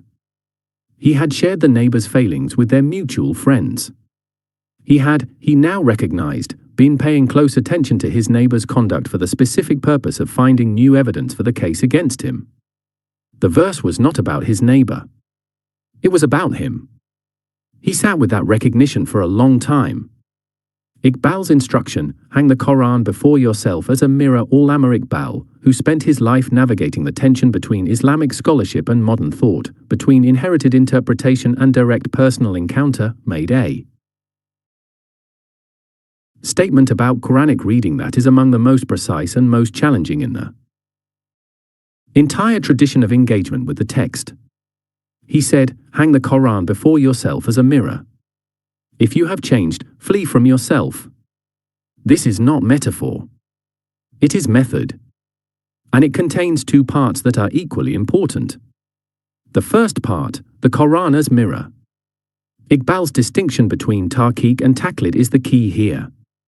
Taqlid means inherited interpretation, reading the Quran through the lens of what others have said it means, what the community has established as its meaning, what you were taught it means at the age of 8. Taqlid is not wrong in itself, the tradition carries genuine wisdom. But taqlid has a specific danger. It can become a way of predetermining what the Quran says before you read it, which means the Quran can only ever confirm what you already believe. The text becomes a window, you look through it at a world you have already categorized.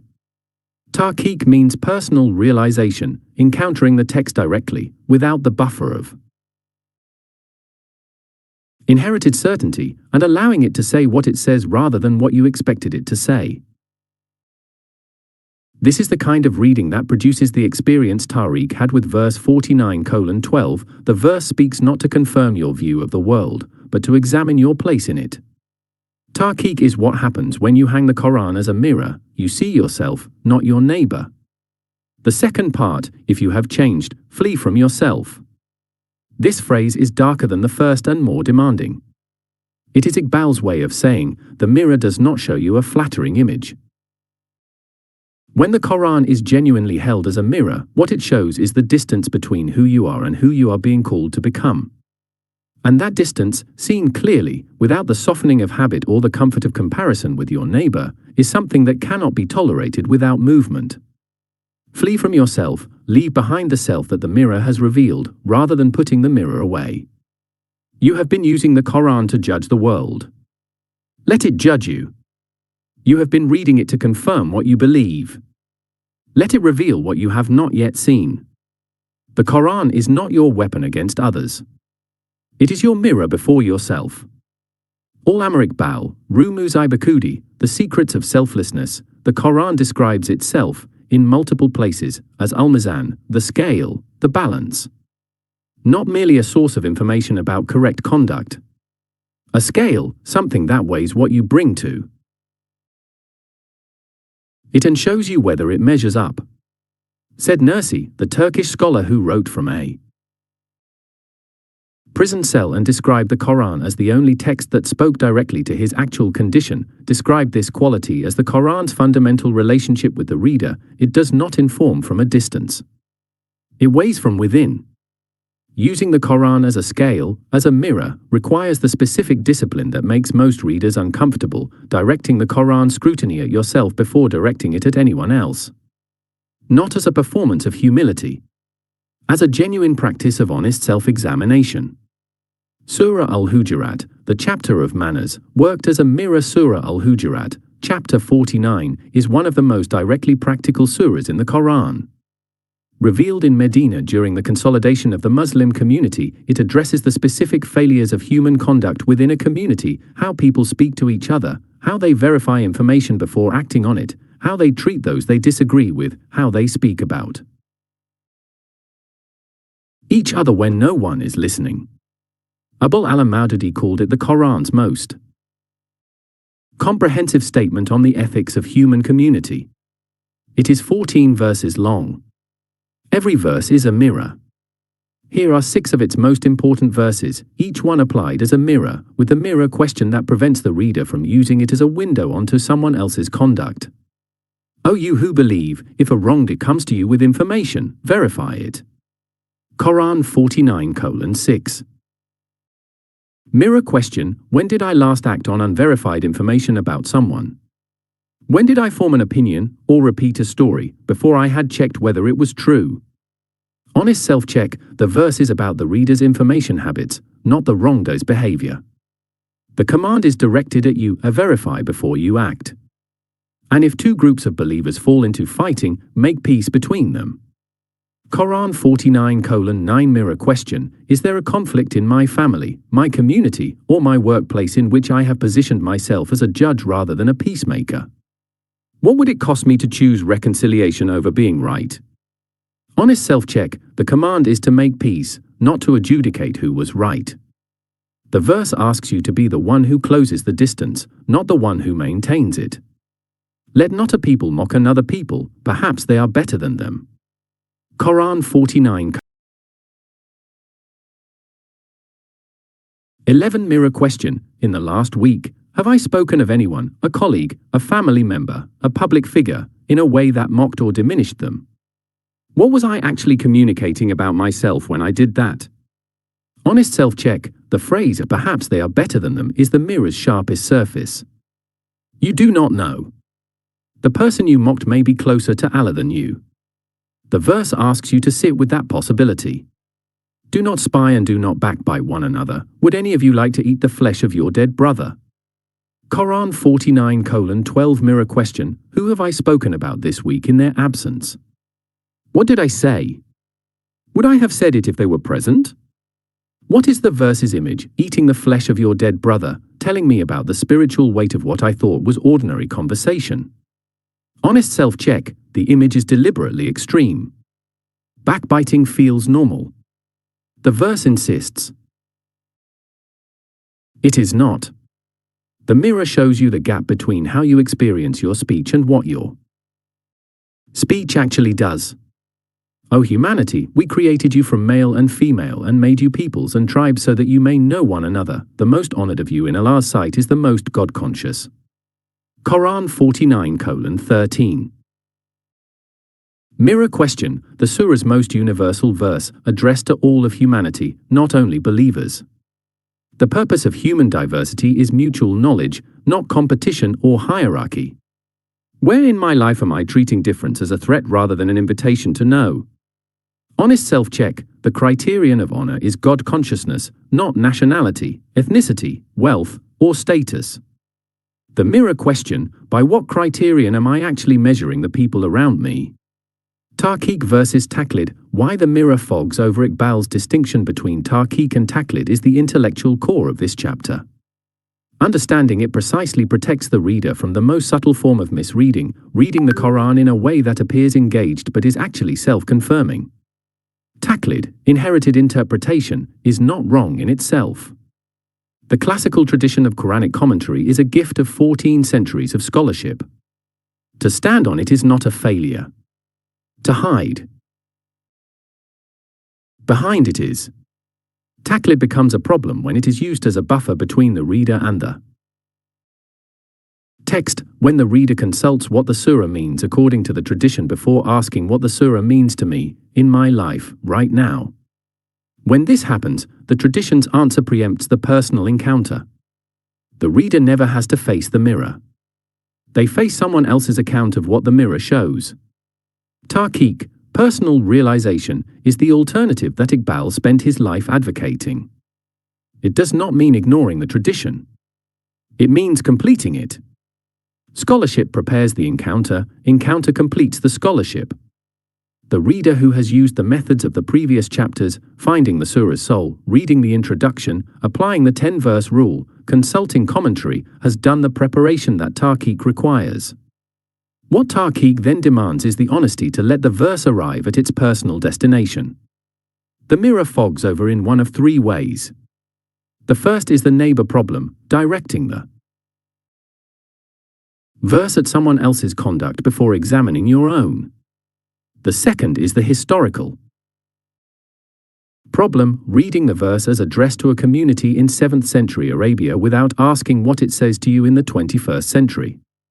The third is the comfort problem, choosing, from among the verses that apply to your life, the ones that confirm what you are already doing well, and passing quickly over the ones that expose what you are doing badly. All three produce the same result, a reader who has spent years with the Quran and has not been changed by it. Iqbal's devastating diagnosis, that Muslims change the Quran to justify their Inertia, rather than allowing the Quran to change them, describes the endpoint of these three forms of fogged mirror. The text is read. The reader is unchanged. The gap between the two remains exactly as wide as it was when they began. The tragedy is not the reader who rejects the Quran.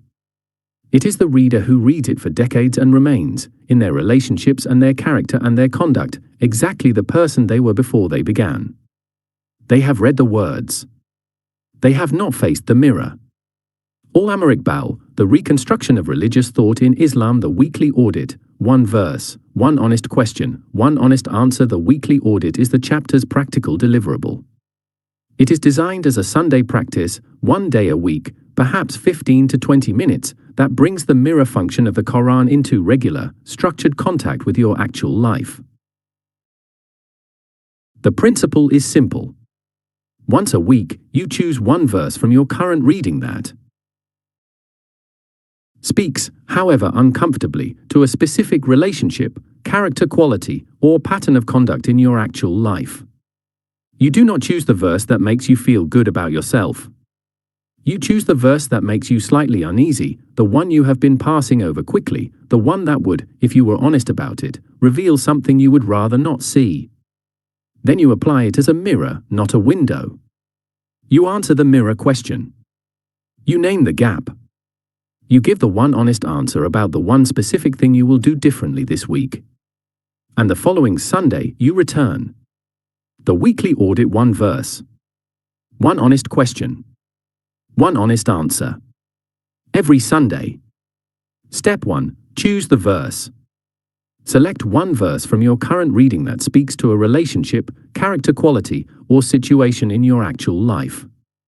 Not the verse you find most beautiful. The verse that makes you slightly uncomfortable. Step 2. Read it as a mirror, not a window.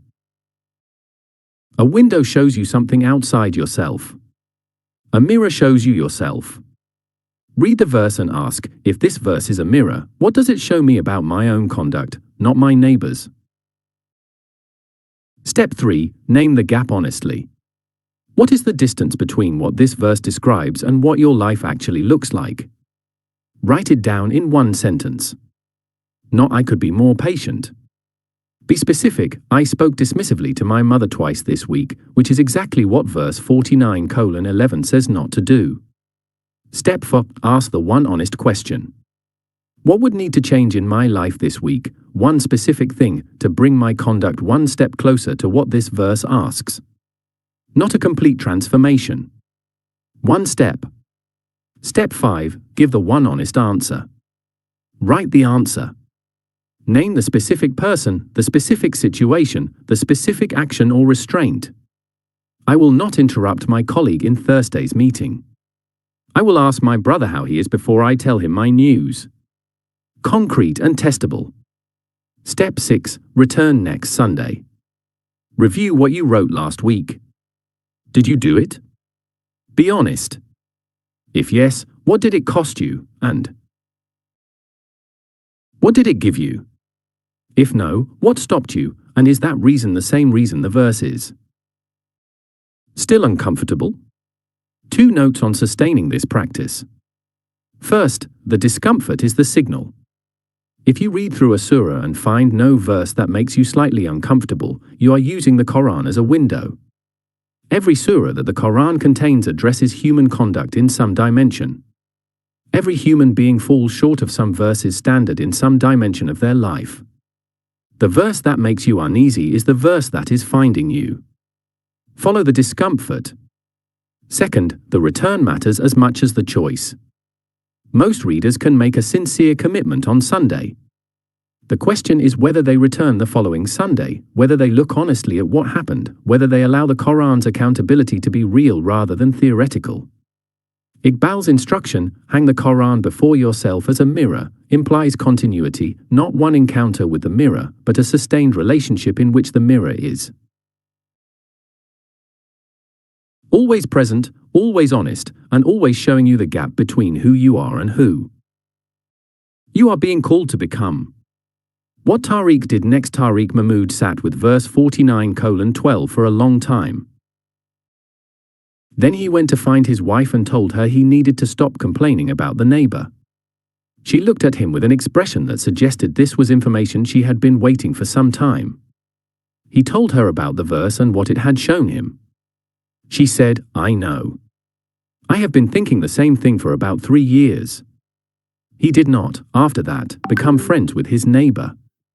The neighbor continued to park inconsiderately and let his children run through the shared garden. But Tariq stopped cataloging the evidence. He stopped sharing it. He stopped consulting the Quran for additional verses to confirm his case. He began, instead, to apply the weekly audit. Each Sunday he chose the verse that made him most uncomfortable from his reading that week. For several months, the verses he chose were almost all from Surah Al-Hujurat. Not because he had not read other surahs, but because Al-Hujurat had more mirrors in 14 verses than he had been prepared for. The verse about verifying information before acting on it, 49:6, led him to examine his professional habit of forwarding emails before checking their accuracy. The verse about mockery, 49:11, showed him that his irony in social situations, which he had always considered a kind of wit, was, when applied to people, a form of diminishment dressed up as humor. The verse about peacemaking, 49:9, found the dispute between his two siblings that had been running for 4 years, in which he had maintained careful neutrality, which the verse now showed him was not neutrality but avoidance. 6 years of reading the Quran as a window had given him a very clear picture of the world around him. 6 months of reading it as a mirror had given him a much clearer, and much less comfortable, picture of himself. He said to his wife, at the end of those 6 months, "I think I have just started reading." If the Quran has not yet found a single thing in you that it wants to change, you have not yet held it as a mirror. You have held it as a portrait, and portraits show you only what you brought to the sitting. Ahmed Iqbal, in Conversation, quoted in Javadnama chapter 18, has shown the Quran's mirror function, how it reads the reader's life rather than merely informing their mind. Chapter 19 steps back further still. It shows the Quran not as a collection of individual surahs but as one continuous conversation across 114 chapters. A reader who finally saw how Surah Al-Fatiha and Surah Al-Nas, the first and the last, are a complete conversation, discovered something that changed how they saw the entire Quran. Chapter 19 shows you how to read across the whole. Chapter 19. Reading across the whole Quran. The Quran as one continuous conversation. Nadia Rahman had been reading the Quran for 23 years, and she had never read the whole of it. She had read portions. She had read the short surahs of Juz Amma, the 30th section, from childhood. She had worked through Al-Baqarah carefully as a young adult, and Al-Imran, and large parts of Al-Nisa. She had read the Prophet narratives in Al-Araf and Yunus and Yusuf with genuine engagement. She had read Al-Kahf every Friday. She had read Al-Mulk before sleep for years. What she had not done was read the whole Quran as a whole, as a single continuous communication with a beginning, a development, and an end. She had read it the way a person reads a great library, this shelf, that shelf, these volumes over here, these passages from those volumes. She knew the library well. But she had never understood its architecture. The discovery came when a teacher showed her the relationship between the first surah and the last. Al-Fatiha, the opening, is the Quran's prayer. It is what the reader says to Allah, "We belong to you, we worship only you, guide us to the straight path." It ends with a request, the path of those you have blessed, not those who earned anger, not those who went astray.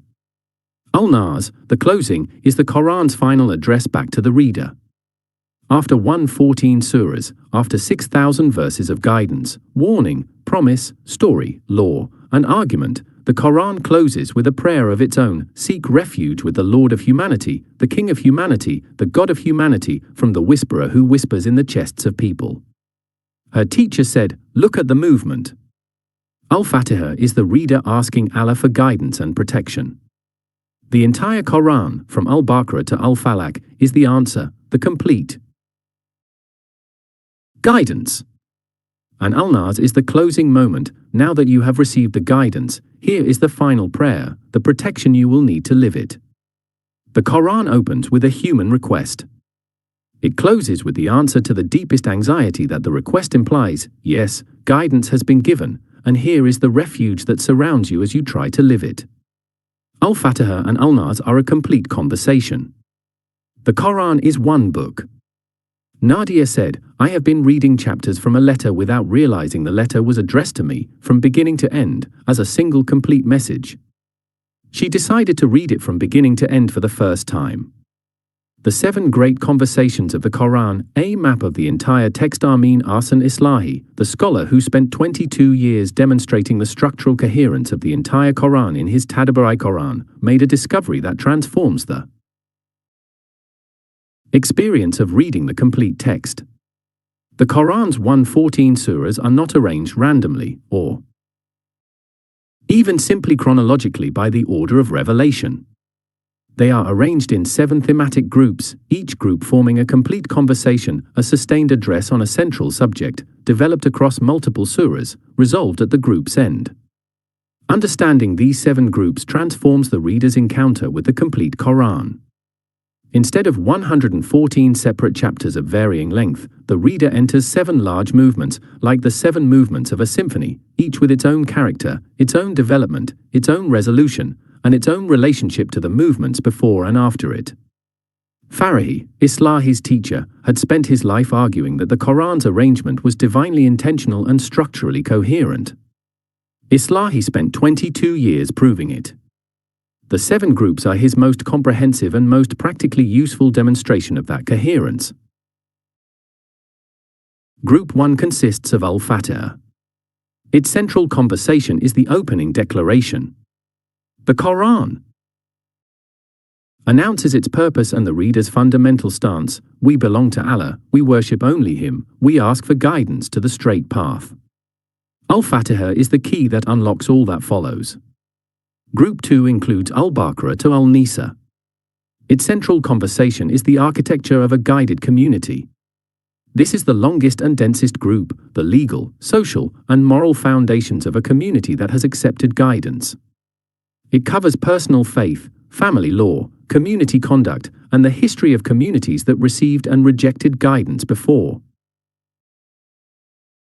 Group 3 includes Al-Ma'idah to Al-Tawbah. Its central conversation is completion and boundaries. These are the final Madanan surahs. They show what it means to fully inhabit the guidance that groups 1 and 2 established. It culminates in Al-Tawbah, the most demanding surah in the Quran, which sets the final boundaries of loyalty, hypocrisy, and faith. Group 4 includes Yunus to Al-Nur. Its central conversation is the prophets as witnesses. This is the great narrative group, stories of the prophets, Noah, Abraham, Joseph, Moses, Jonah, each showing what happens when communities accept or reject divine guidance. The reader sees the same human pattern across centuries and civilizations. Group 5 includes Al-Furqan to Al-Ahzab. Its central conversation is the defense of truth. The Quran defends its own authority against those who call it human invention. It addresses the doubts of the skeptical, the arguments of the opponents, and the nature of prophethood. For the modern doubting reader, this group speaks most directly. Group 6 includes Saba to Al-Hujurat. Its central conversation is the final arguments. These are the concluding arguments for divine unity and prophethood, addressed to communities on the verge of decision. It includes Al-Hujurat, the surah of community ethics. Group 7 includes Kaf to Al-Nas. Its central conversation is the last call. This is the Quran's closing movement, shorter surahs, intense address, the day of judgment made vivid and immediate, the final reminder of what is at stake. It ends with Al-Falaq and Al-Nas, the 2 prayers for refuge that close humanity's encounter with the divine address. Each group also has an internal structure. Surahs within the group are arranged in pairs, each pair addressing the same central theme from complementary angles. The Quran is in conversation with itself, across groups, across pairs, across the complete structure of 114 surahs. The practical benefit of knowing the 7 groups before reading the whole Quran is this: the reader enters each group knowing what conversation they are in. Instead of opening Al-Baqarah as an encyclopedia of Islamic knowledge, the reader opens it knowing they are entering the group that establishes the foundations of a guided community, and that everything in the group, from the story of Adam to the commercial law at the end, is in service of that founding work. The conversation between the first and the last. Before presenting the reading plans, it is worth completing the discovery that opened this chapter. The relationship between Al-Fatiha and Al-Nas confirms that the Quran is designed as a complete unified address, with an opening, a development, and a close. Guide us to the straight path. Quran 1:6. This is the request. 7 words. The entire Quran, from Al-Baqarah to Al-Nas, is the answer. This is the book in which there is no doubt, guidance for those who are God-conscious. Quran 2:2. The Quran's first response to Al-Fatiha's request for guidance is to identify itself as the guidance being requested. The reader who prays Al-Fatiha and then opens Al-Baqarah has asked a question and immediately received the announcement of its answer. The journey across all 7 groups is the full elaboration of that answer. And then, at the end, from the evil of the whisperer who withdraws, who whispers in the chests of people. Quran 1:14:4-5. The Quran closes by naming the internal enemy. Not an external oppressor. Not a social force.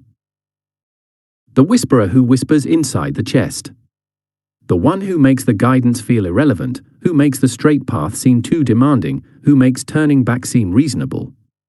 The final prayer is specifically against the internal enemy of the guidance that the entire Quran has provided. Al-Fatiha, guide us. Al-Nas, protect us from what will try to make us abandon the guidance. Between them, the complete guidance. The Quran is one conversation. How to read the whole Quran in 1 year, a practical month-by-month plan. The 1-year plan is for the reader who wants to read the complete Quran with genuine understanding for the first time, or who wants to read it again with structural awareness. It is designed for 4 to 5 pages per day, which is a pace that allows for meaningful engagement without becoming overwhelming. Month 1 focuses on Group 1 and the short surahs of Group 7. Begin at both ends of the Quran. Simultaneously. Read Al-Fatiha deeply. Then read the short surahs from Kaf to Al-Nas. These frame the whole Quran, the opening prayer and the closing reminders. Months 2 to 4 focus on Group 2, Al-Baqarah to Al-Nisa. This is the longest and most complex group. Set a pace of 3 to 4 pages per day. Read each surah introduction before the text. Apply the 10-verse rule to any verse that generates a question. Month 5 focuses on Group 3, Al-Ma'idah to Al-Tawbah. Read Al-Ma'ida's introduction carefully. Understand why Al-Tawbah begins without the Bismillah before reading it. Month 6 to 8 focus on Group 4, Yunus to Al-Nur. These are the prophet narratives. For each prophet story, pause and ask what this community's response to guidance looks like in the world today and in yourself. Month 9 focuses on Group 5, Al-Furqan to Al-Ahzab. This is the defense of truth. Read with your actual questions open before you. Month 10 focuses on Group 6, Saba to Al-Hujurat. Read Al-Hujurat using the mirror method. Apply the weekly audit to at least 2 verses. Months 11 and 12 return to Group 7 in full, Kaf to Al-Nas. Read slowly. The Quran's final address becomes deeply personal. Apply the 15-minute tadabbur practice regularly. 3 principles govern this plan. First, understanding is more important than pace. Second, read the surah introduction before every new surah, without exception. Third, select 1 verse per week for the weekly audit. The year of reading should produce a year of honest self-examination. How to read the whole Quran in 1 month, with understanding, not just recitation. The Ramadan plan keeps the traditional pace of 1 juz per day but changes the method. For every juz, identify 2 or 3 important passages and give them full engagement. The rest is read with attentive comprehension. This produces a complete reading with genuine pockets of deep engagement. Days 1 and 2 include Al-Fatiha and the start of Al-Baqarah. Read Al-Fatiha using the mirror method. For Al-Baqarah, read its introduction first and identify its central theme. Days 3 to 7 complete Al-Baqarah and include Al-Imran. Select one passage each day for deep engagement. Days 8 to 12 include Al-Nisa, Al-Ma'idah, and Al-An'am. Read each surah introduction before starting. For difficult verses, consult commentary. Days 13 to 17 include Al-Aif through Al-Isra. For each prophet story, pause and ask what the community's failure was and where it appears today. Days 18 to 21 include Al-Kahf through Al-Anbiya. Apply the weekly audit to one verse. Days 22 to 25 include Al-Hajj through Al-Naml.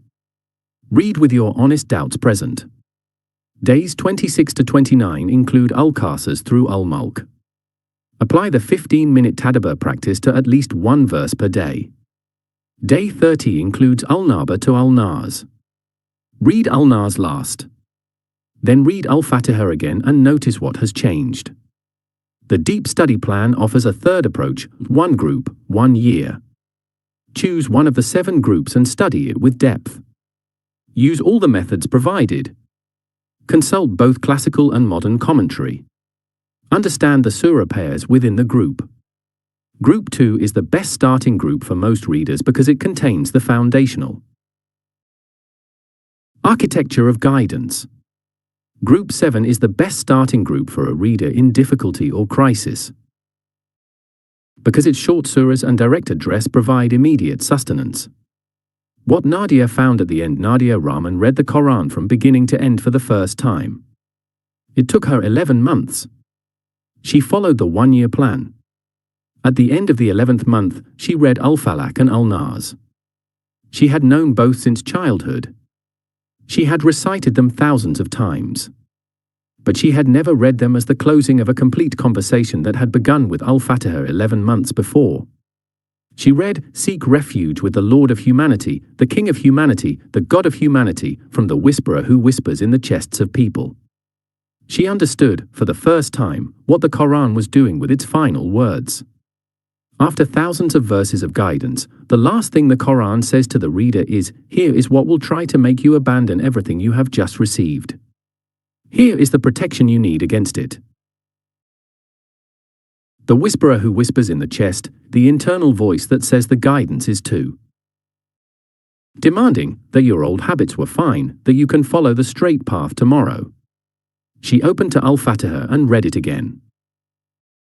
It was a different prayer than the one she had prayed 11 months before. She was asking for the same guidance, but now she knew what the path looked like. What it contained. What it asked. And what would try to make her leave it. She was, at 51 years old, reading the Quran for the first time. The Quran is a letter. It has an opening, a body, and a closing. Read it as a letter, from beginning to end, as a complete communication addressed to you personally. The Quran is not a book you finish. It is a book that works on you or for a lifetime.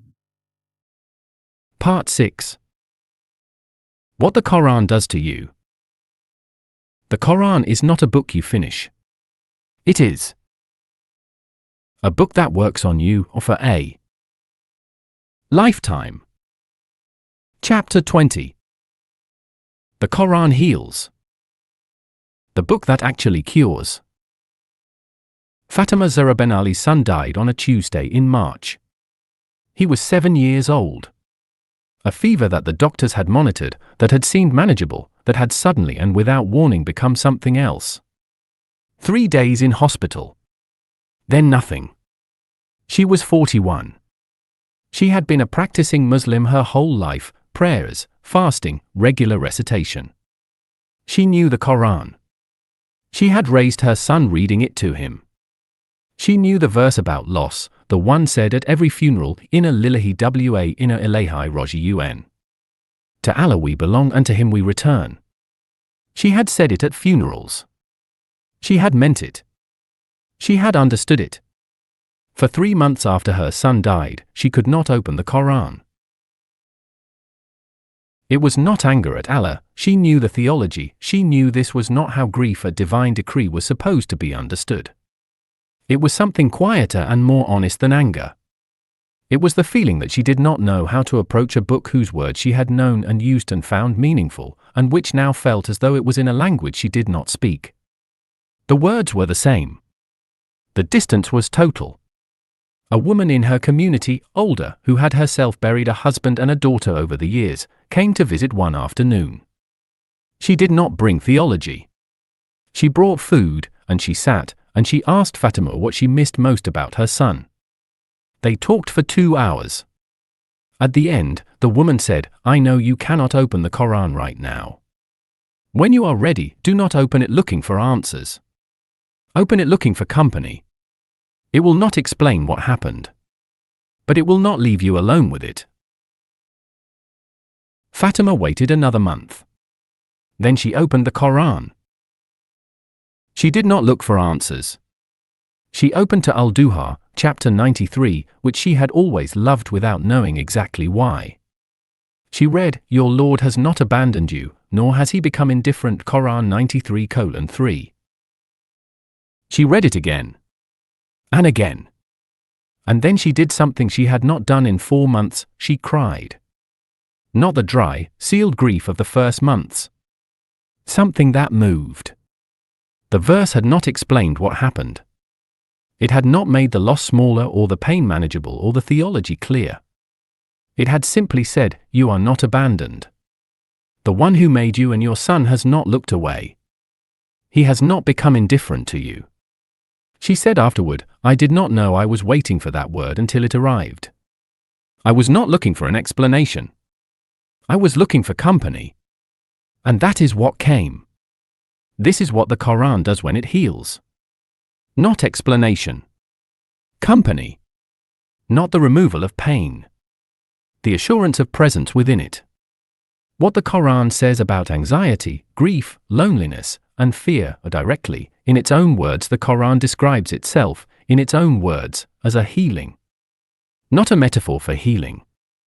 A healing. And we send down from the Quran that which is healing and mercy.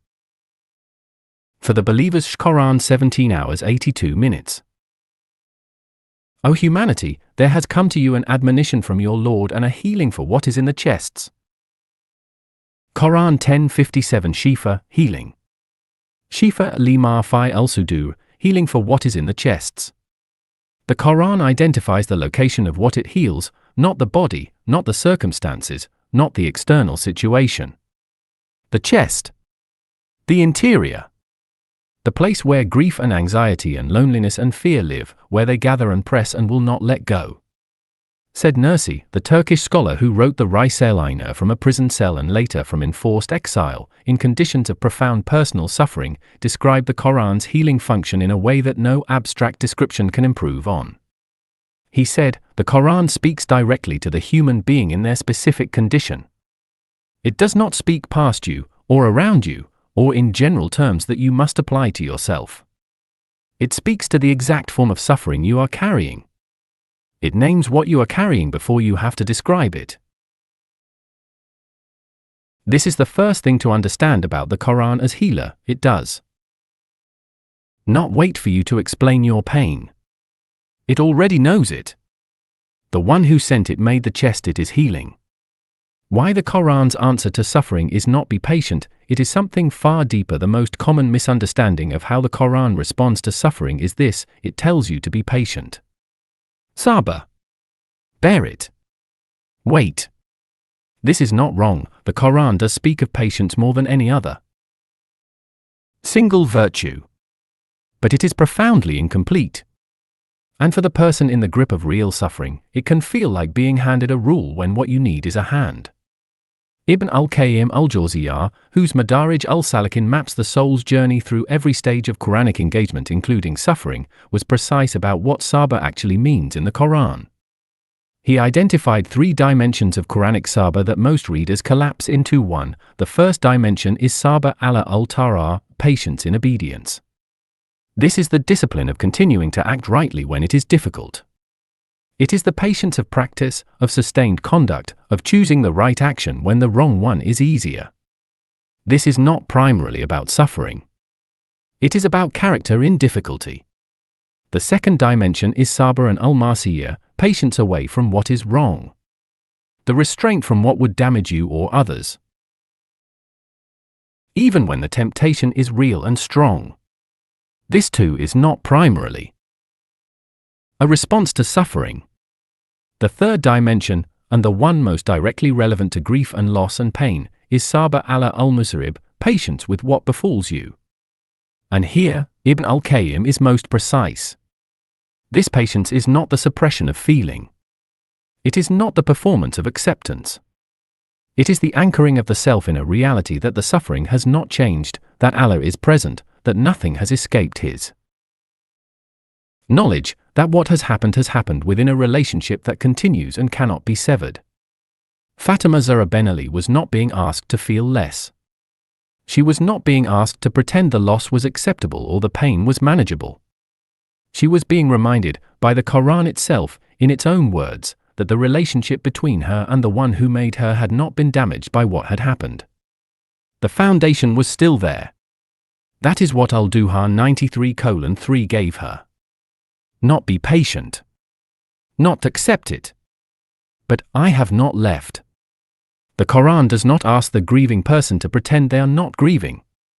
It asks them to carry their grief inside a relationship that is larger than the grief.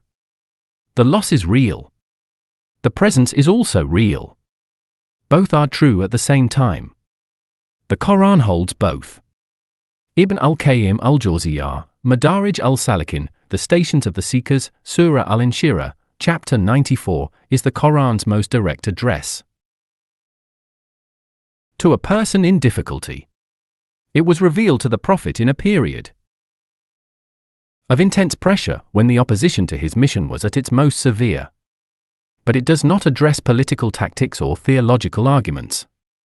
It addresses the interior state of the person bearing the weight. Did we not expand your chest for you? Quran 94:1. And we removed from you your burden which had weighed upon your back. Quran 94:2-3. For indeed, with hardship will be ease, indeed, with hardship will be ease. Quran 94:5-6. The classical scholars noted something in these verses that the translation does not immediately reveal.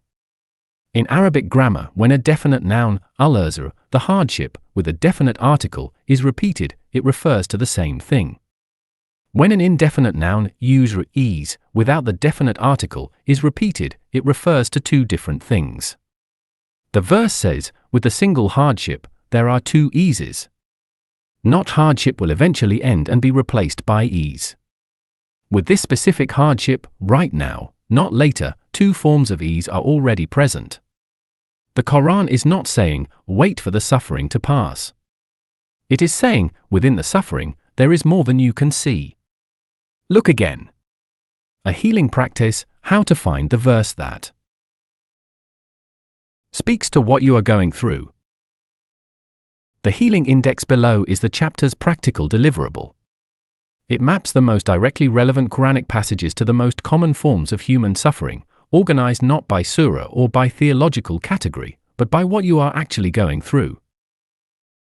The method for using it is simple. Find the condition that most closely matches what you are carrying right now. Go to the primary passages listed for that condition. Before reading any of them, take 2 minutes to name honestly what you are feeling, not what you think you should be feeling, but what is actually present. Then read the passage slowly, at least twice. Do not read to find an argument or a solution. Read to find company. Nurse's guidance for this practice is the most important thing to remember. The Quran's healing is not a transaction. You do not bring your suffering, read a verse, and receive relief. You bring your suffering and allow the verse to sit with you inside it. The relief, when it comes from the encounter, from the recognition that the one who sent these words knew, when he sent them, that you would be reading them in this specific condition, at this specific moment.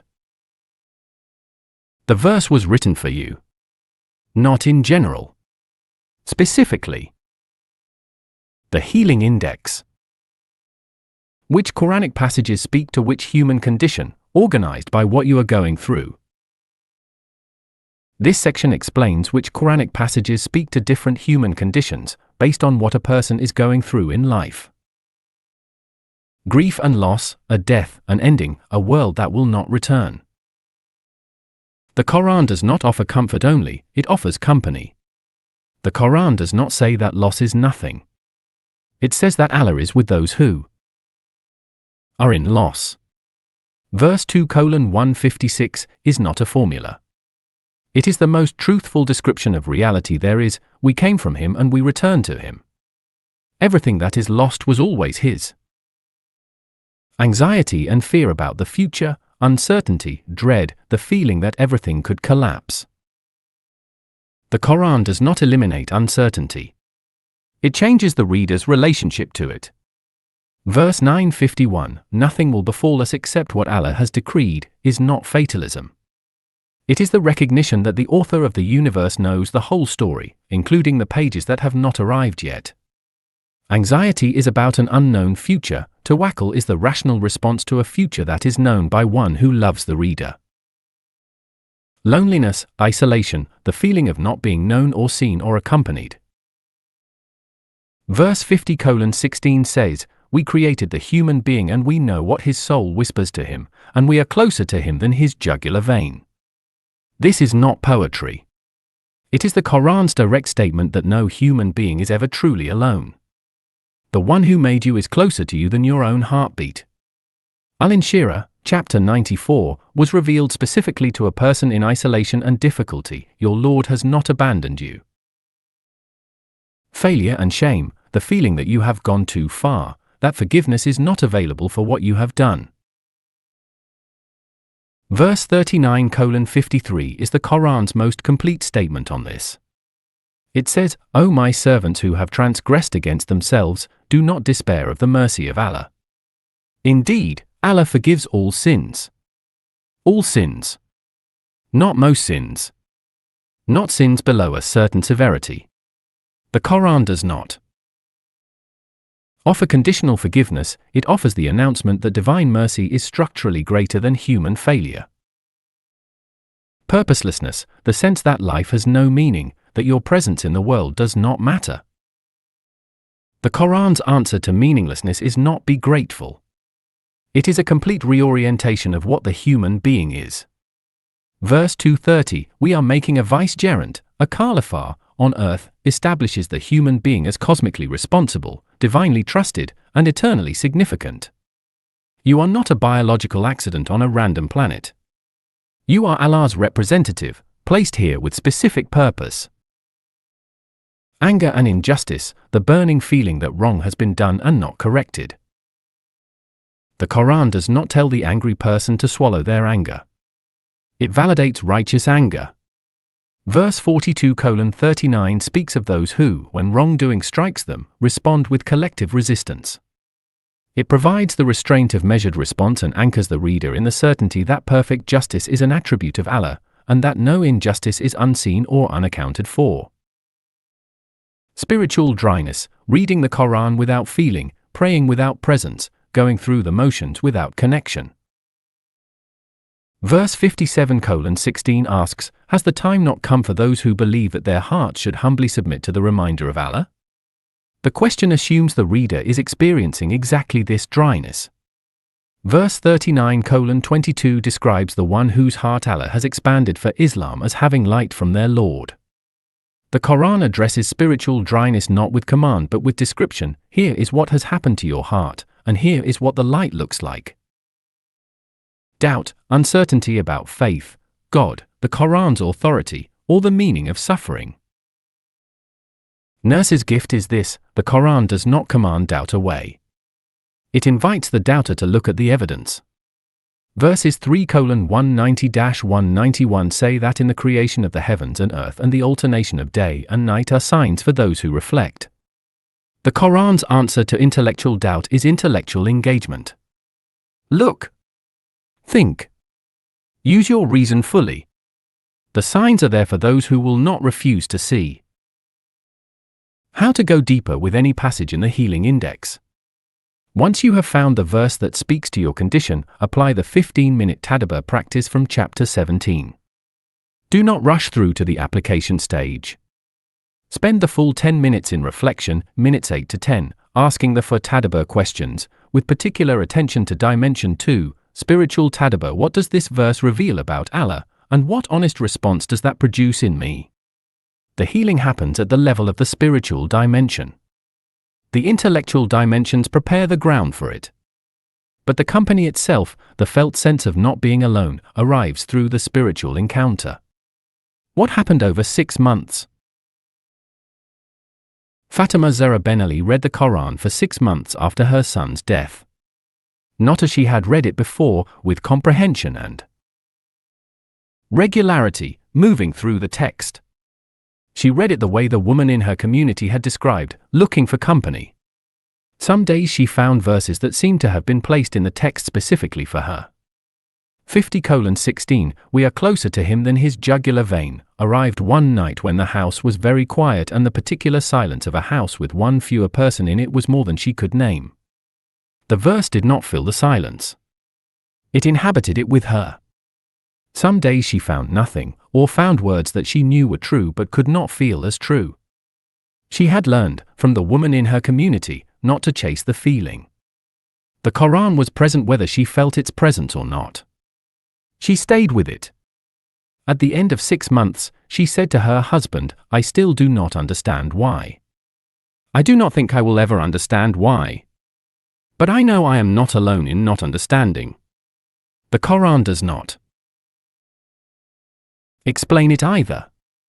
What it does is stay. And that is what I needed. She began reading Al-Duha to her daughter, who was 4 years old and did not understand Arabic. The daughter asked what the words meant. Fatima said, they mean that Allah has not forgotten us. Even when it feels like He has. He hasn't. Her daughter nodded, with the total seriousness of a 4-year-old receiving important information. She said, read it again. Fatima read it again. The Quran is not a painkiller. It does not remove pain. It is a companion in pain. There is a difference. A painkiller works by making you feel less. The Quran works by making you less alone.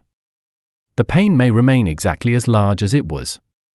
But you are no longer carrying it by yourself. Said Nursi, Riselina, the letters the Quran heals what is in the chest. Chapter 21 asks what it builds there. Umar ibn al-Khattab, one of the most formidable individuals in human history, heard one passage of the Quran and was transformed within minutes. Not years. Not decades. Minutes. Chapter 21 examines what happened and what the Quran's power to build a human being actually looks like. Chapter 20. The Quran is not a painkiller. It does not remove pain. Chapter 21. The Quran builds you. The book that changes what you do. Umar ibn al-Khattab was not a person you would have expected to be transformed by a book. He was one of the most formidable individuals in 7th century Mecca, physically powerful, socially prominent, a man of fierce convictions and fiercer temper. When the early Muslim community was being persecuted and its members were leaving for Abyssinia, Umar was among those who made the persecution most dangerous. He opposed the new faith with the kind of energy he brought to everything, fully and without apology. The account of his transformation is one of the most documented and most remarkable moments in Islamic history. He had set out, by his own later account, with the intention of killing the Prophet. On his way, he was diverted, a family member had converted, and he went first to confront them. Words were exchanged. And then, in the house, someone recited from the Quran. What was recited was the opening of Surah Taha, chapter 20. Not a verse of legislation. Not a theological argument. A passage of extraordinary beauty and directness. Taha. We did not send down the Quran upon you to cause you distress, but only as a reminder for those who fear Allah's Quran 20:1-3. Umar stopped. He asked to hear more. The full account, preserved in the tradition, says that by the time a few more verses had been recited, verses about the nature of Allah, about Moses, about the nature of the divine address, something had broken open in him. He went directly to the Prophet, not to harm him, but to declare his acceptance of the faith. Not years. Not a gradual process of study and reflection. Minutes. What happened to Umar in those minutes is what Maududi, who spent 30 years studying how the Quran produces transformation in human lives, called the Quran's fundamental mode of operation. It does not merely inform the mind. It acts on the whole person. The mind, the heart, and the soul are simultaneously addressed. And when all three are genuinely reached, when the text arrives not as information but as living address, the change can be immediate and total. The companions of the Prophet as a group represent the most documented mass transformation in human history. They were changed by the Quran within years, not decades, and their transformation was not primarily theological but personal, in their conduct, their courage, their generosity, their relationships, their capacity for justice. The Quran did not merely give them a new set of beliefs. It built a different quality of human being. This chapter asks, what specifically does it build, and how? How the Quran develops the mind, the invitation to think, observe, and reason. The Quran addresses the mind more directly and more repeatedly than any other sacred text in human history. Its most common rhetorical question, appearing in many forms across hundreds of verses, is a question about thinking. Will you not reason? Will you not reflect? Will they not give? The question is addressed not to the scholars or the educated. It is addressed to anyone who reads. This is Maududi's most consistent observation across his 30 years of Quranic commentary. The Quran treats its reader as a rational being who is capable of genuine intellectual engagement with difficult questions. It does not command belief as a precondition for reading. It invites reason as the path to belief. It presents evidence, in the natural world, in human history, in the patterns of civilizations that rose and fell, and asks the reader to look, think, and arrive at their own honest conclusion. Do they not look at the camels, how they are created? And at the sky, how it is raised? Quran 88:17-18. This verse was revealed to 7th century Arabs for whom the camel was the most familiar creature in their world, and the sky the most familiar sight. The Quran asks them to look at what they see every day and see it as if for the first time. The command is not to accept a theological position. It is to observe. To actually look. To allow the observation to produce a question that leads to a conclusion. The Quran develops the mind in 3 specific ways. First, it builds the habit of observation, looking at the world as evidence rather than as background. Every verse that points to nature, to the rain, the seasons, the diversity of human faces, the alternation of day and night, is training the reader to see the created world as a text that can be read alongside the revealed text. Said Nursi built his entire intellectual framework on this. The universe is a book, and the Quran is its key. Second, it builds the habit of questioning inherited assumptions. The Quran's most consistent critique of its opponents is not that they believe the wrong things but that they inherited their beliefs without examining them. Bal kaluina wajadna abarana, they said, we found our fathers doing this. The Quran treats this as an insufficient reason for any belief. It demands that the reader examine, not merely inherit. Third, it builds the capacity for reasoning about consequences. The Quran repeatedly presents historical examples, the peoples of Thamud and Ad, the community of Moses, the people of the cave, and asks the reader to reason forward from cause to effect. What did this community do? What was the consequence? What does this tell you about the pattern? Adler called this the highest level of reading, syntopical reading, the ability to reason across multiple sources and arrive at principles. The Quran practices this with its reader across 1400 years of human examples. For the mind, the commitment once a week, find one verse that challenges your existing assumptions, that asks you to think differently about something you have accepted without full examination. Key verses: 88:17-18, 3:190-191, 12:111, 1644. Development commitment: write a paragraph this week about the verse that made you think hardest. What assumption did it challenge? What did you find when you followed the thought? How the Quran develops the heart, the cultivation of gratitude, humility, and love. The Quran uses the word qalb, heart, more than any other word for the interior self. More than aql, mind, more than nafs, soul self, more than ruh, spirit. The heart is, in Quranic understanding, the central faculty, the organ that perceives reality when it is sound, and that distorts reality when it is diseased. The Quran identifies 6 specific conditions that disease the heart, and 6 qualities that develop it toward what it calls qalb salim, the sound, healthy, rightly oriented heart. The 6 diseases are kibr, arrogance; hasad, envy; gil, hidden malice; nifaq, hypocrisy; ghafla, heedlessness; and kaswa, hardness. The 6 developmental qualities are shukr, gratitude; tawadu, humility; rahma, compassion; ikhlas, sincerity; tawakkul, trust in Allah; and mahaba, love. Surah Al-Mu'minun, chapter 23, opens with one of the most complete descriptions in the Quran of what a developed human being looks like. It does not describe beliefs first.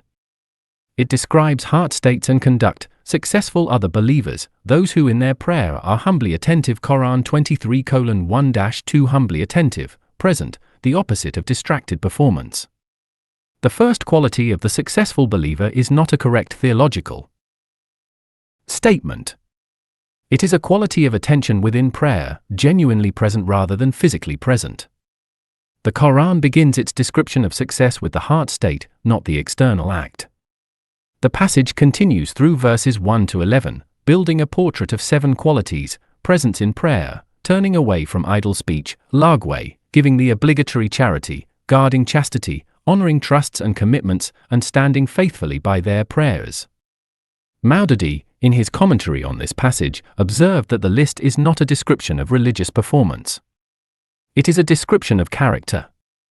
The successful believer is someone whose inner life, their attention, their speech, their relationships, their trustworthiness, has been developed by the Quran-sustained address. The Quran develops the heart through repeated encounter with divine love. The most frequently occurring attribute of Allah in the Quran, mentioned in the opening of every surah, is Al-Rahman, Al-Rahim. The infinitely compassionate, the eternally merciful. Every surah the reader opens begins with this announcement: the one speaking to you is characterized first and most fundamentally by compassion and mercy. Over years of reading, this repetition does something to the heart.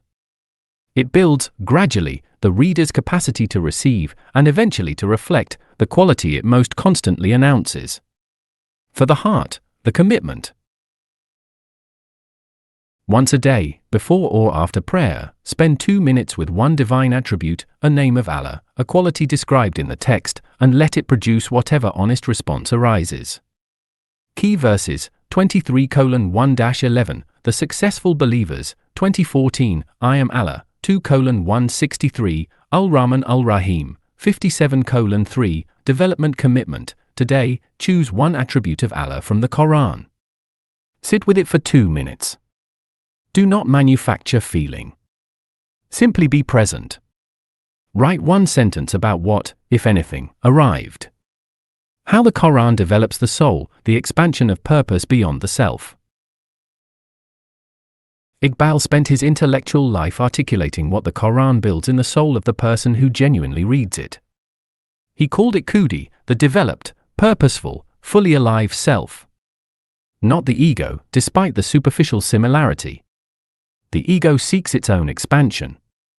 Khudi seeks Allah's purpose. The ego contracts around itself. Khudi expands outward, into responsibility, into service, into the full exercise of the trust that Quran 2:30 describes, the human being as Allah's Khalifa, representative, vicegerent, on earth. Surah Luqman, chapter 31, contains one of the most complete examples in the Quran of a human being transmitting what the Quran has built in them to the next generation. Luqman is described as a man to whom Allah gave wisdom. The surah then records his conversations with his son, 7 pieces of guidance that represent what a soul developed by wisdom chooses to pass on. These 7 wisdoms are not theological lectures. They are the transmission of a whole human being's developed understanding, the kind of wisdom that can only be given by someone who has themselves been built by something larger than their own experience. O my son, do not associate anything with Allah, for indeed, associating partners with Allah is a tremendous wrong. Quran 31:13. The first wisdom is about the foundation of the soul. Not a command to pray or fast or perform. A command about orientation, do not divide your ultimate loyalty. Iqbal understood this as the soul's first developmental requirement, the integration of purpose around a single center. The divided soul, serving multiple masters, deriving identity from multiple competing sources, is the soul that cannot develop. Luqman begins here because everything else depends on this. And we have enjoined upon the human being care for his parents, his mother carried him in weakness upon weakness. Quran 31:14. The second wisdom, the soul that is expanding outward must first recognize the specific humans through whom it arrived. 1 An Alawan, weakness upon weakness, is the Quran's description of a mother's pregnancy. The soul development that Luqman advocates begins not with grand service but with the recognition of those immediately around you, to whom you owe the most specific debts. O my son, if it be the weight of a mustard seed, and it is within a rock, or in the heavens, or in the earth, Allah will bring it forth. Quran 31:16. The third wisdom, no action is too small to matter. The soul that is building toward purpose needs to understand that the smallest acts of truthfulness, courage, and service are recorded and consequential. This is not surveillance, it is liberation. The person who knows that every mustard seed weight of good is received is freed from the anxiety of scale. You do not need to do something great. You need to do something true. O my son, establish prayer, enjoin what is right, forbid what is wrong, and be patient with what befalls you. Quran 31:17. The fourth wisdom, the soul that has expanded must act in the world. Prayer is the inner anchor, enjoining right and forbidding wrong is the outer expression. Luqman's linking of these with sabr, patient endurance with what befalls you, is precise, the person who acts for what is right in the world will face opposition and difficulty. The soul needs the preparation to face that cost without abandoning the action. And do not turn your cheek in contempt from people, and do not walk upon the earth exultantly. Quran 31:18. The fifth wisdom, and the most quietly devastating of the 7, the developed soul is recognizable by how it moves among people. Not by what it professes. By the angle of its face. La tuzai kadaka, do not turn your cheek away from people in contempt, is the most precise physical description of arrogance in the Quran. The soul that has been built by the Quran's address walks among people with its face open. Not with servility. With the genuine attention of one who knows that every person they encounter belongs to the same Lord who is building them. 3 Self-development commitments. The practical deliverable of this chapter is a set of 3 commitments, one for the mind, one for the heart, one for the soul, that translate the Quran's 3-dimensional building project into a sustained personal practice. They are designed to work together, to be maintained simultaneously, and to build cumulatively over months and years into a genuinely different quality of being. They are not resolutions. A resolution is an intention that exists in the mind. These are commitments, specific, regular, accountable practices that produce measurable change in how the reader thinks, perceives, and acts in the world.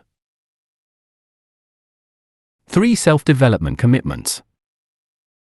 1 commitment for the mind. 1 for the heart. 1 for the soul. This section presents 3 self-development commitments, 1 for the mind, 1 for the heart, and 1 for the soul. The mind. Once a week, select one Quranic verse that challenges your existing assumptions, that asks you to think differently about something you have not fully questioned. Write a paragraph about what you found. The Quran's most common intellectual command is, Afala ta'qilun, will you not reason? A mind that is never challenged by its reading is using the Quran as a library of confirmation rather than a site of development. The commitment is to genuine intellectual encounter, finding, each week, the verse that makes you think harder. Over a year, this produces 52 encounters with ideas that the mind had not fully processed. Over a decade, it produces a fundamentally different quality of thought. The heart. Once a day, before or after a prayer, spend 2 minutes with one of the Quran's descriptions of Allah's attributes, a name, a quality, an action described in the text, and allow it to produce its honest response in you. Do not manufacture feeling. Simply be present with the attribute and notice what arises.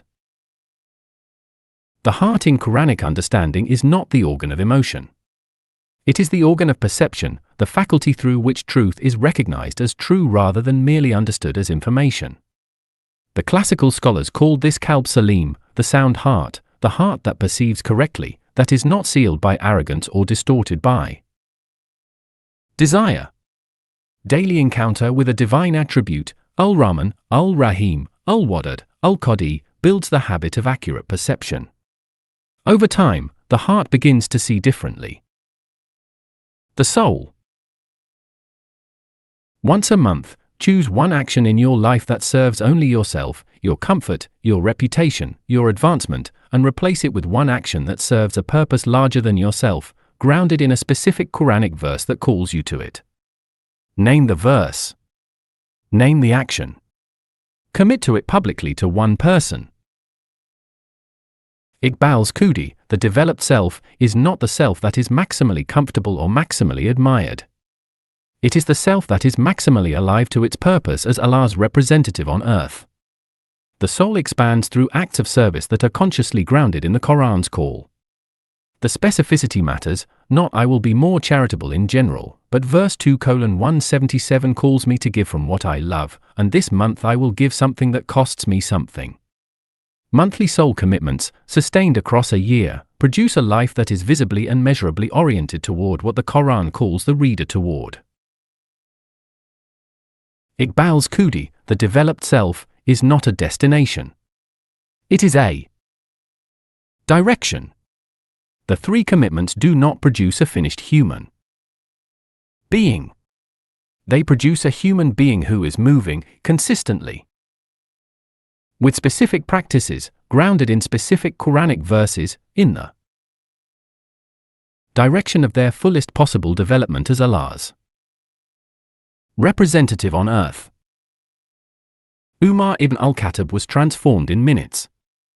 The companions were transformed over years. The reader of this book has a lifetime.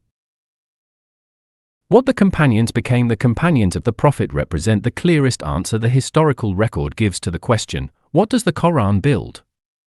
Many of them came to the faith as adults, fully formed, with established habits, with histories of conduct that they did not pretend had been otherwise. Umar had been an opponent. Abu Sufyan had been a leading opponent for years. Khalid ibn al-Walid had led the military assault that broke the early Muslim lines at Uhud. They were not blank slates. They were complete people who came into contact with the Quran's address and were changed by it.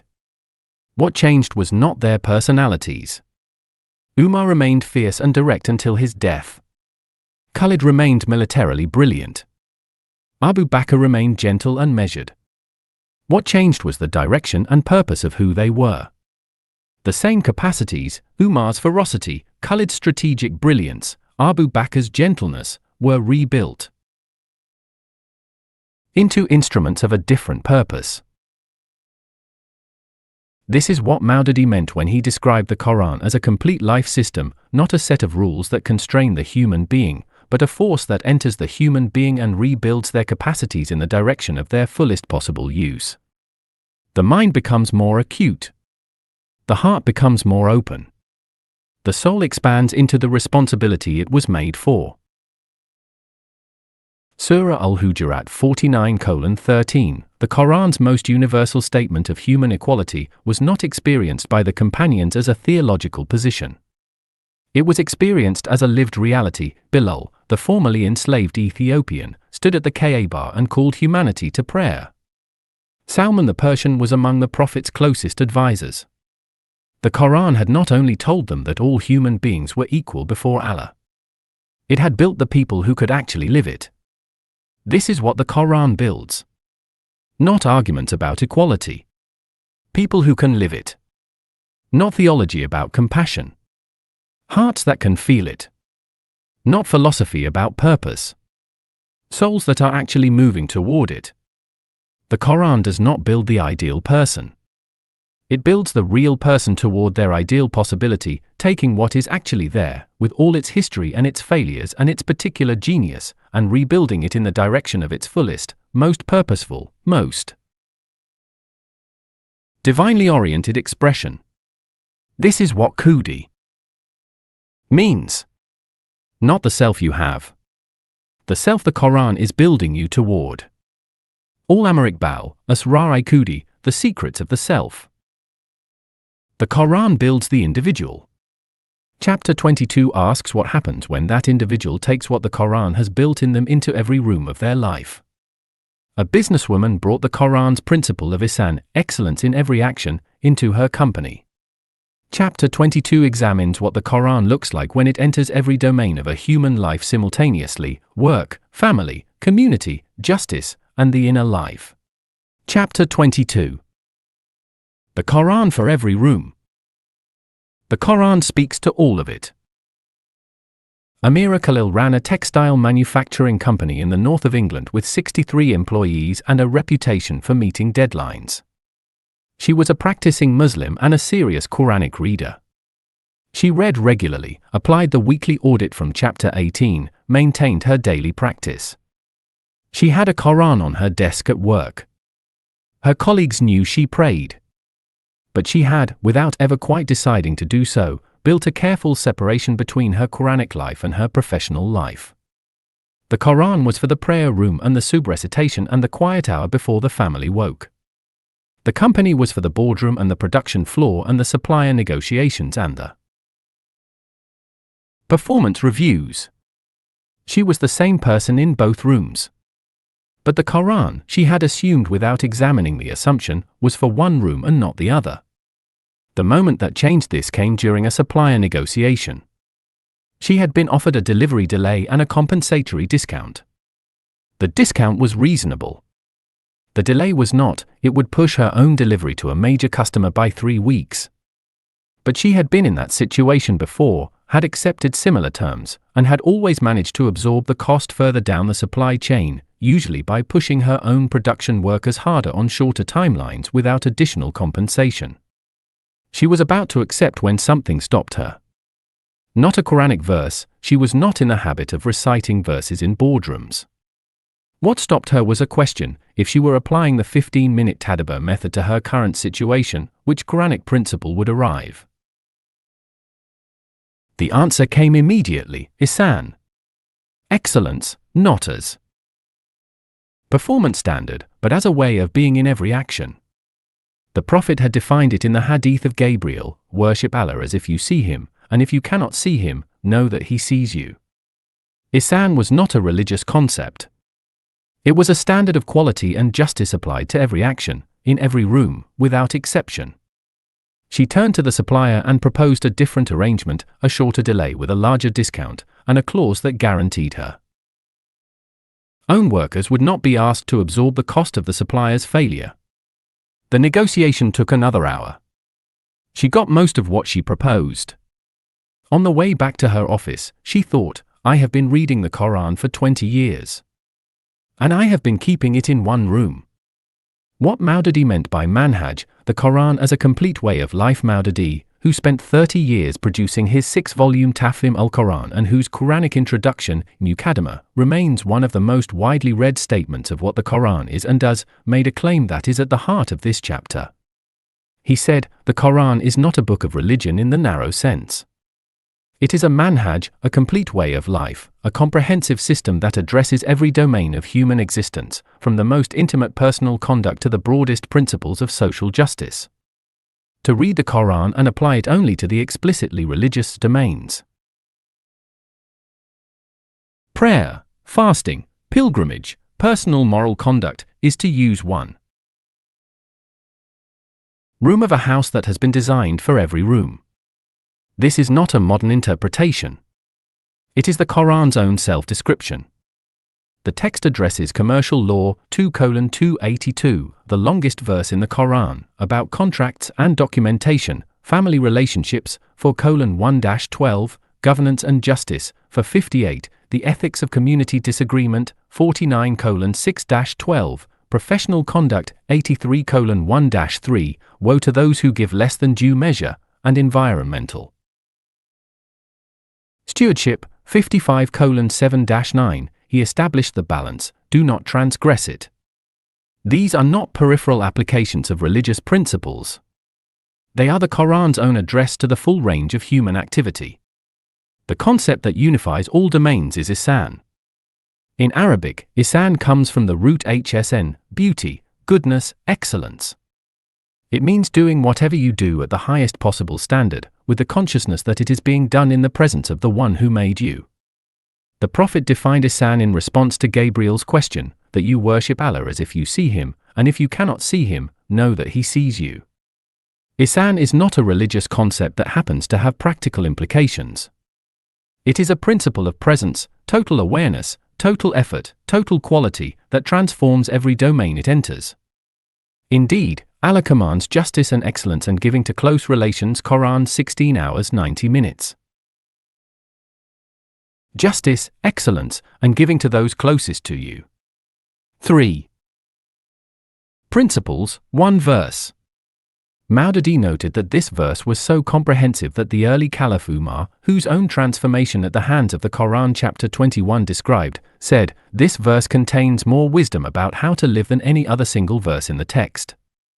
Not because it is theologically complex, but because it is practically total, every domain of human life requires. Justice, every act benefits from excellence, every relationship begins with those closest and expands outward. The Quran and your family, what it says about parents, children, spouses, and community. Family domain, parents, ihsan bil walidain, excellence specifically toward parents. Your Lord has decreed that you worship none but him, and that you show excellence to parents. Quran 17:23. The verse places excellence toward parents immediately after the command to worship Allah alone, second only to Tawhid. And it uses the word ihsan, not merely kindness or respect, excellence, the highest standard. The Quran then specifies, 17:23, if either or both of them reach old age with you, do not say to them even af, a sound of irritation, do not speak harshly to them, speak to them with honorable speech. The family room requires the same ihsan as the prayer room. Family domain, spouses, mercy and love as the foundation, and among his signs is that he created for you from yourselves mates so that you may find tranquility in them, and he placed between you affection and mercy. Quran 30:21.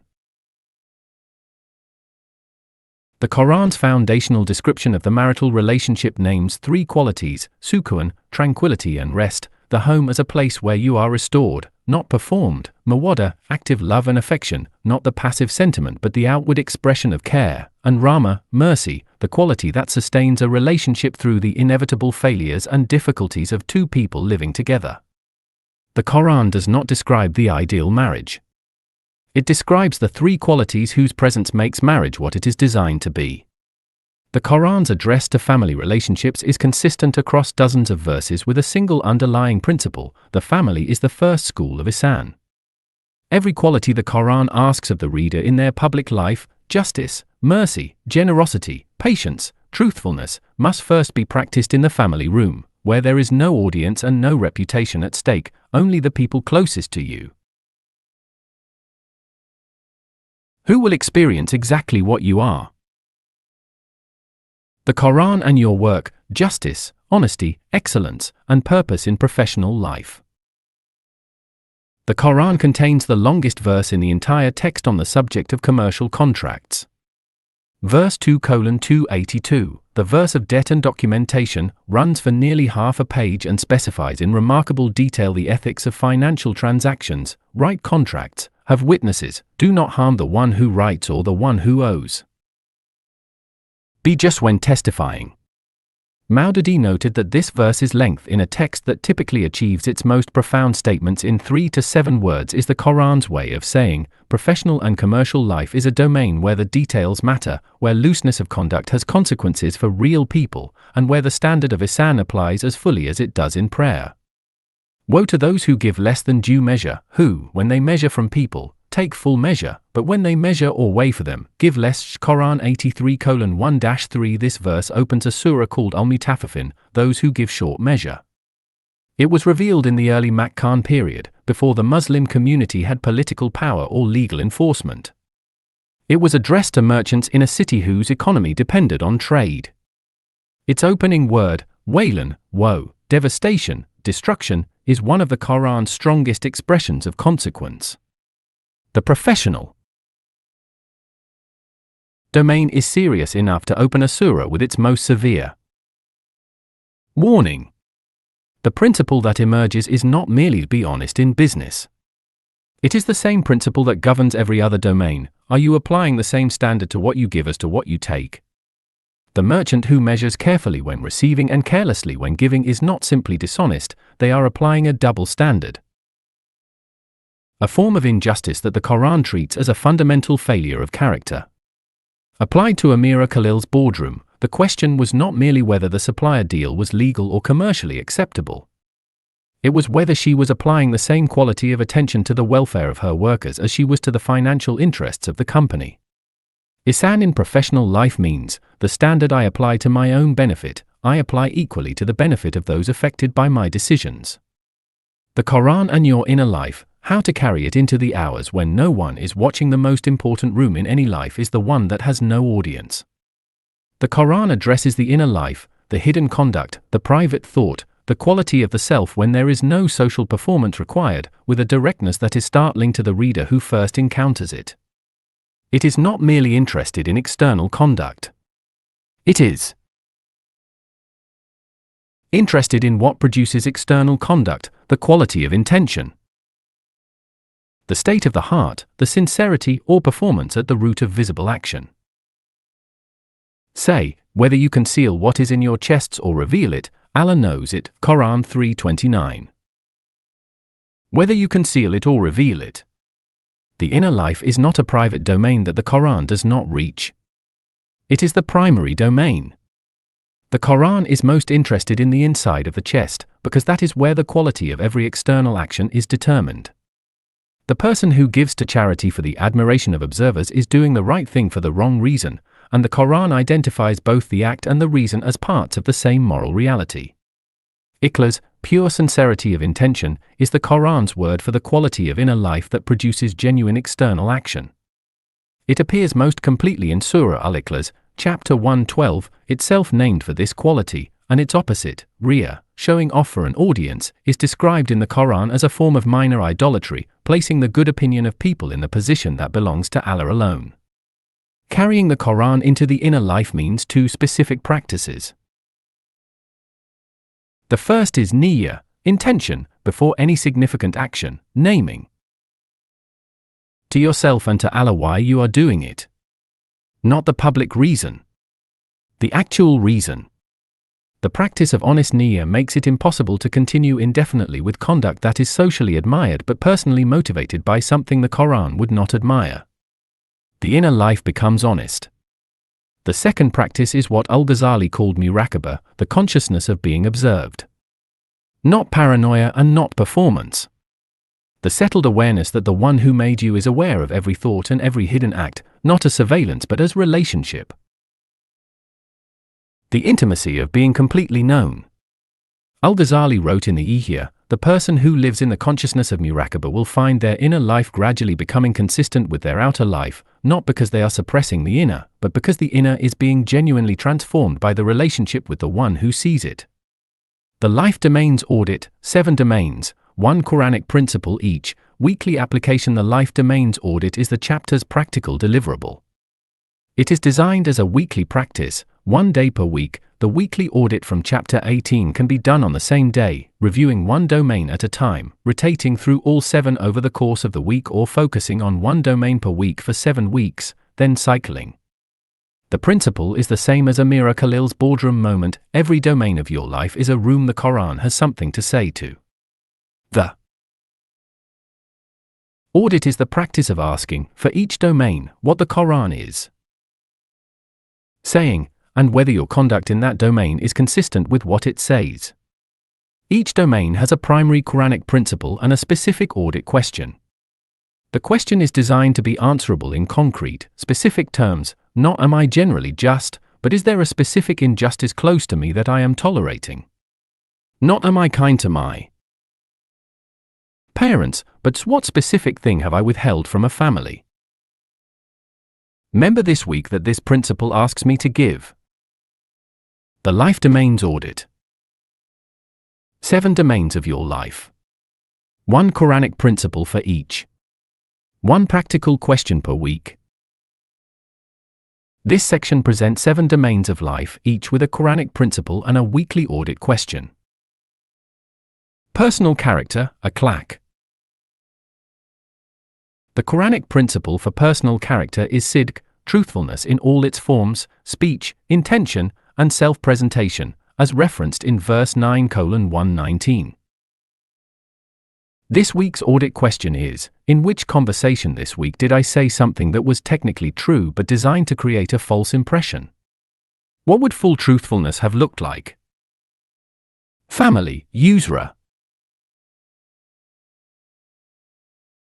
The Quranic principle for family is ihsan bil walidain, excellence specifically toward parents, and rahmah, mercy, as the foundation of spousal relationship, as referenced in verses 17:23 and 30:21. This week's audit question is: what is the specific thing I have been withholding from a family member, attention, forgiveness, or honest conversation, that this week's Quranic principle asks me to give? Work and profession, amal. The Quranic principle for work and profession is ihsan, doing every task with the standard of excellence as if Allah is watching, as referenced in verse 2:195 and the hadith of Gabriel on ihsan. This week's audit question is: in one specific task at work this week, did I meet the standard of ihsan, doing it as well as I could, not merely as well as required? If not, what specifically would ihsan look like in that task?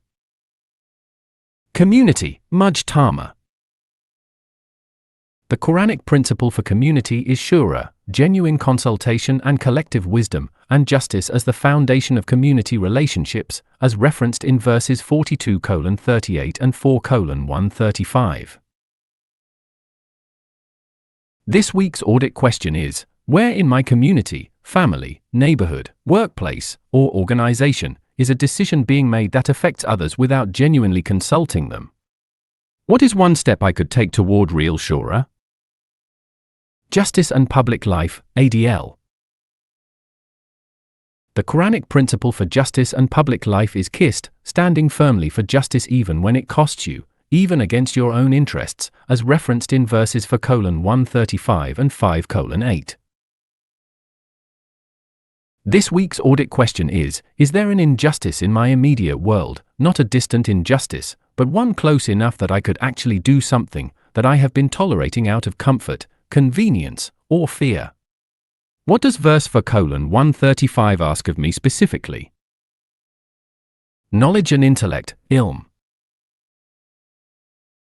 The Quranic principle for knowledge and intellect is tafakkur, sustained reflection, and ikra, the commitment to keep reading, learning, and questioning, as referenced in verses 96:1 and 39:9. This week's audit question is: am I genuinely learning something this week, something that challenges my existing understanding, not merely confirms it? What one question has my Quranic reading raised that I have not yet pursued? Inner life and worship, ibadah. The Quranic principle for inner life and worship is ikhlas, pure intention, worship for Allah alone, and khushu, genuine presence rather than physical attendance, as referenced in verses 98:5 and 23:2. This week's audit question is, in my prayers this week, was I present, genuinely in conversation with Allah, or was I performing the movements while my mind was elsewhere? What is one specific practice that could deepen my presence? How to use the audit. Do not try to answer all 7 questions every week. Choose one domain per week, the one that your current Quranic reading is most directly addressing, or the one where you sense the most significant gap between your conduct and the Quranic principle. Answer the audit question in writing. Write one specific commitment for that week. Return the following week and answer honestly, did you keep the commitment? What did it cost? What did it give? Over 7 weeks, all 7 domains will have been addressed. Over a year, each domain will have been audited multiple times. Over a decade, the life domains audit produces something that no other single practice can, a life that is consistently and specifically oriented toward the Quran's principles across every room, not just the prayer room, not just the visible room, but every room. What changed in the boardroom? Amira Khalil went home that evening and applied the 15-minute tadabbur practice to verse 83:1-3, the verse about those who give less than due measure. She had known the verse. She had associated it with merchants who cheat their customers. She had not associated it with herself. The tadabbur showed her that the principle was not about the form of the transaction, whether goods or services were involved, but about the underlying quality. Do I apply the same standard to what I give as to what I take? Do I measure others by the same measure I use for myself? She named 3 specific areas in her company where she had been giving less than due measure. Not fraudulently, nothing illegal, nothing that would have attracted external scrutiny. But consistently and with awareness, expecting from her workers a quality of effort that she was not consistently matching in her own conduct, taking credit for team achievements in client presentations without making the team's contribution visible, setting payment terms with small suppliers that she would not have accepted if the positions were reversed. She did not fix all 3 at once. She began with the one closest to her, the team credit. In the next client presentation, she named specifically who had done what. The client was impressed. One of her team members came to her afterward and said, "I didn't expect that. Thank you." She said to herself, walking back to her office, "I have been reading the Quran for 20 years. And I have been keeping it in one room." She was not keeping it in one room anymore.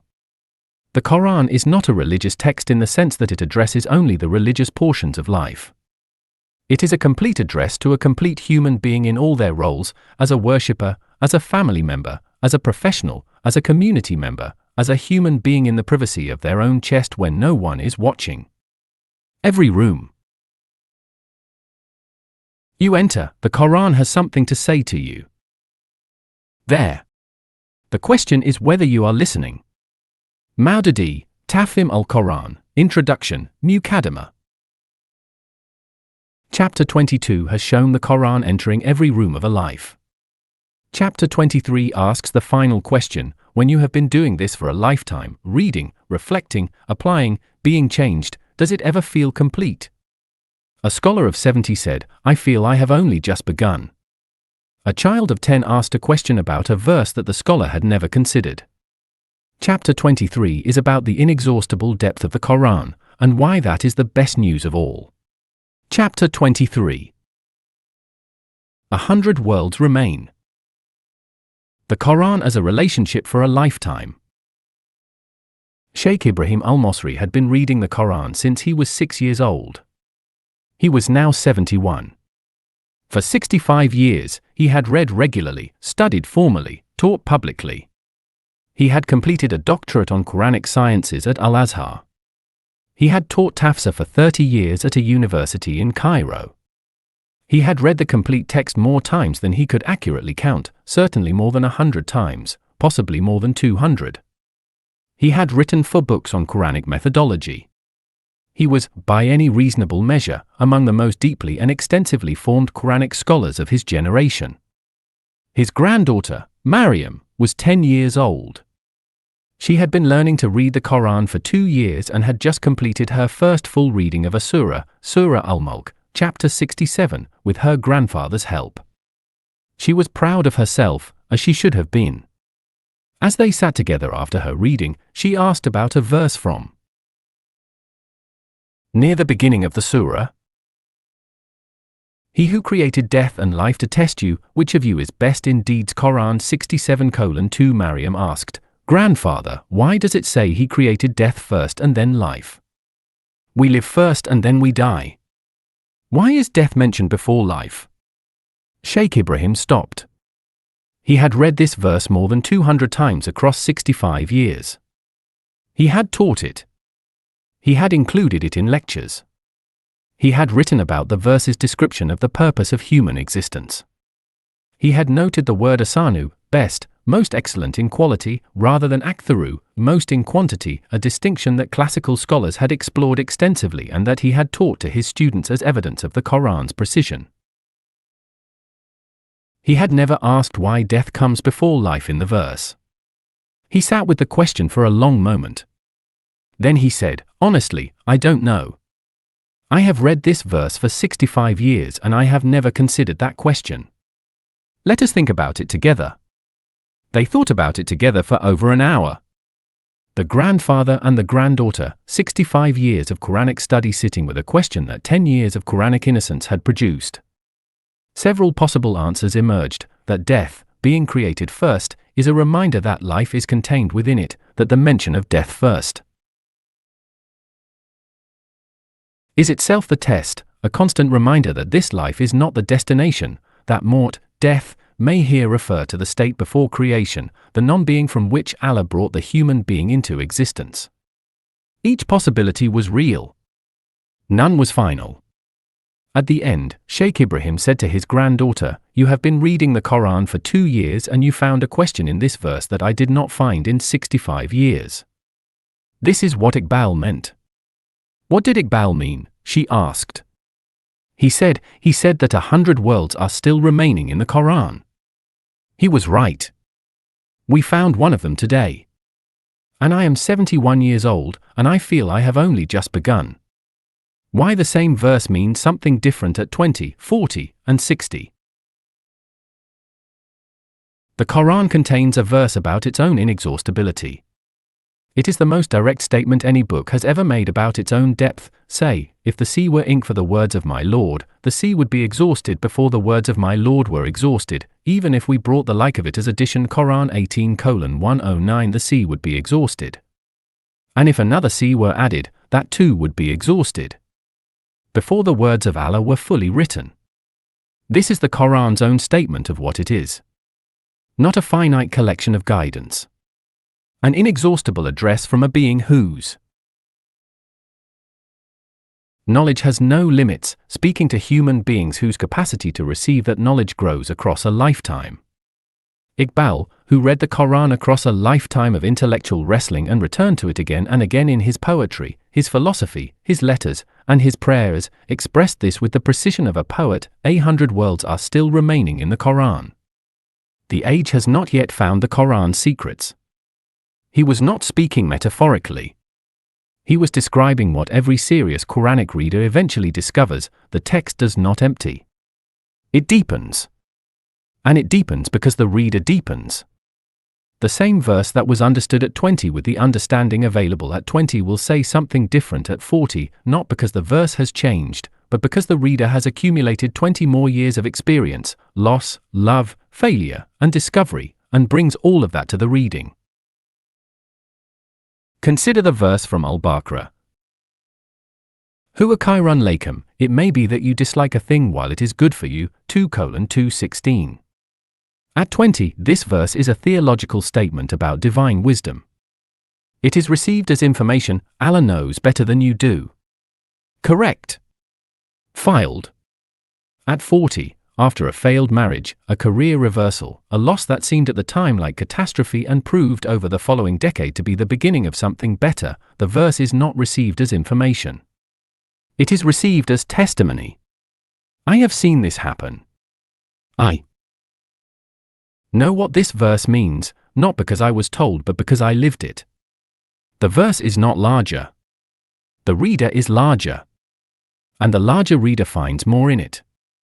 At 60, after watching children make choices that brought suffering, after sitting with the dying, after decades of working with people whose circumstances seemed arbitrary and unjust, the same verse arrives at a different depth still, not just personal testimony now but a settled quality of orientation, the lived conviction that the ground under your feet is trustworthy even when you cannot see what it is carrying you toward.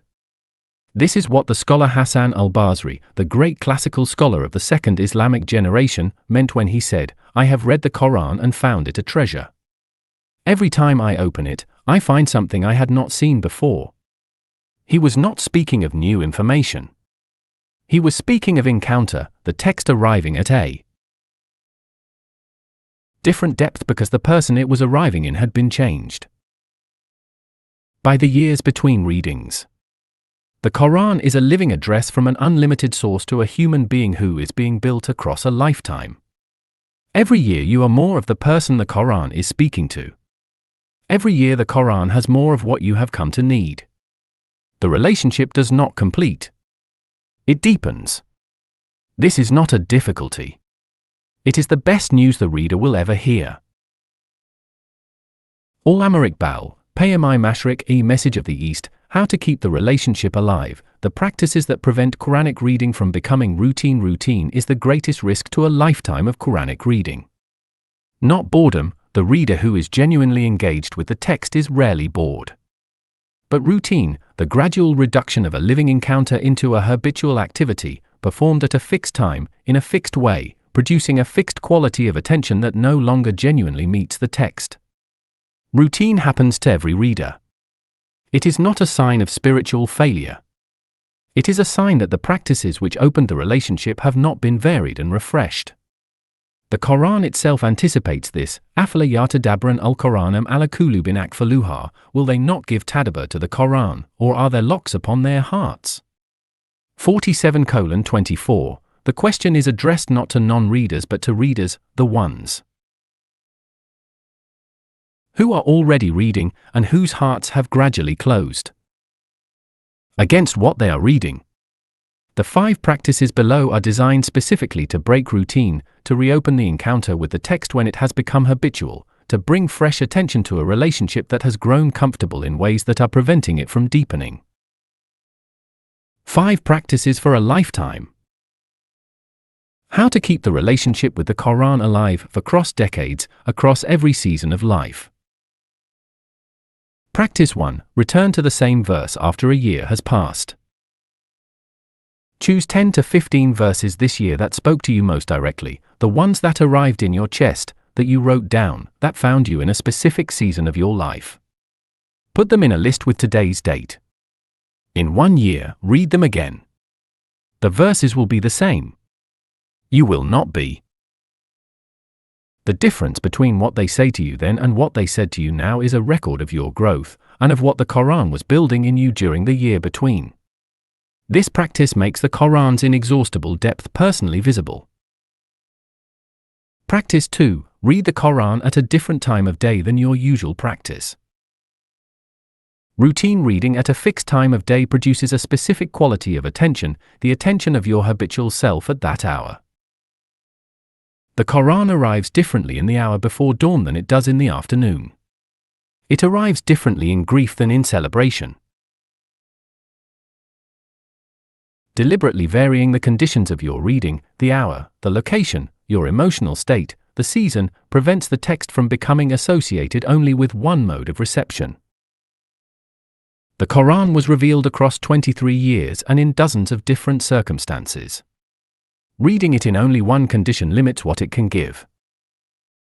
Practice 3. Read with someone who is different from you. Nursi created reading circles because he understood that the Quran is received differently by different people, and that those differences illuminate the text. Find someone whose age, experience, or background is substantially different from yours and read the same passage together. Listen carefully to what they find in it. A child of 10 and a scholar of 70 looking at the same verse will not find the same thing, and what each finds is real. The verse contains both. The reading circle is the practice of receiving what the text offers to a different pair of eyes. Practice for, once a year, read the verse that frightens you most. Every honest reader has a verse, or several, that they pass over quickly, that they have explained away to their own satisfaction, that they do not discuss because to discuss it would require a confrontation they are not ready for. Once a year, select the most uncomfortable verse you have encountered in your reading and apply the full deep reflection method to it. Do not approach it with the intention of resolving it. Approach it with the intention of receiving whatever it actually says. The verse you are most reluctant to sit with is almost certainly the one that has the most to give you. Practice 5. End every reading session with one honest sentence to Allah. Not a memorized formula. Not a supplication from a collection. One honest sentence, in your own words, in whatever language comes naturally, about what you received in that session. It can be as simple as, I did not understand the verse about justice today, but I felt addressed by it. Or, this passage about gratitude found something I had been avoiding. The practice of responding honestly to what you receive transforms Quranic reading from an activity you perform into a conversation you are having. And a conversation, unlike an activity, does not become routine, because it is always between two real presences, and one of them is always saying something new.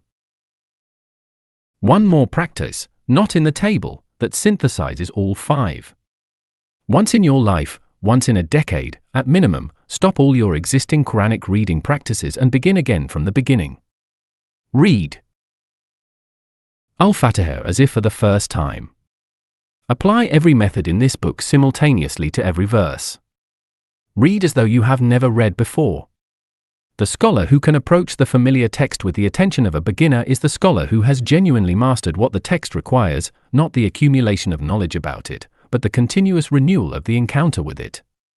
The promise that closes this book, one verse, one life, one journey without end. This book has given you methods. It has shown you how to prepare yourself before you open the Quran, how to read a surah before you read its verses, how to sit with a single verse until it speaks, how to hold the text as a mirror rather than a window, how to carry it into every room of your life, how to read the whole Quran as a single conversation across 114 surahs, how to let it heal what is in your chest, how to let it build what you were made to become. The methods are real. They have been tested across 14 centuries of Islamic scholarship and, in the case of Adler's framework, across decades of engagement with the question of what serious reading actually requires. They work. Use them. But the methods are not the point. They are the preparation for the point. The point is the relationship itself, the sustained, honest, lifelong encounter between a human being and the words of the one who made them. The encounter that does not complete. The encounter that goes on until the last day of your life, when, if you have been reading as this book asks, you will still be finding something you had not seen before. Sheikh Ibrahim al-Mosri said to his granddaughter Maryam, at the end of their hour together with Surah Al-Mulk 67:2, "You asked me a question about this verse that I had not thought to ask in 65 years. This is what the Quran does. It uses whoever is present to show you what you had not seen. You were present today. You showed me what I had not seen. This is the gift. It is never finished giving." Maryam said, "So I will keep finding new things." He said, "For the rest of your life. And after 65 years, you will sit with your grandchild and they will ask a question you have never thought to ask, and you will feel, as I feel now, that you have only just begun." She thought about this for a moment. Then she said, "That is the best news." He smiled. "Yes," he said. "It is." Iqbal's last gift to the reader. Allama Iqbal, the poet-philosopher who spent his life showing what the Quran can do to a human being who reads it fully, who encounters it directly, who allows it to build rather than merely to inform, left a piece of advice that has been carried by readers for generations. It was given by his father to him when he was a child. He passed it on in his lectures. His students carried it forward. Read the Quran as if it is being revealed to you. Not as history. Not as documentation of what was said to the Prophet in 7th century Arabia. Not as a text you know, or a text you have been taught, or a text that your community has established positions about. As if Gabriel has descended.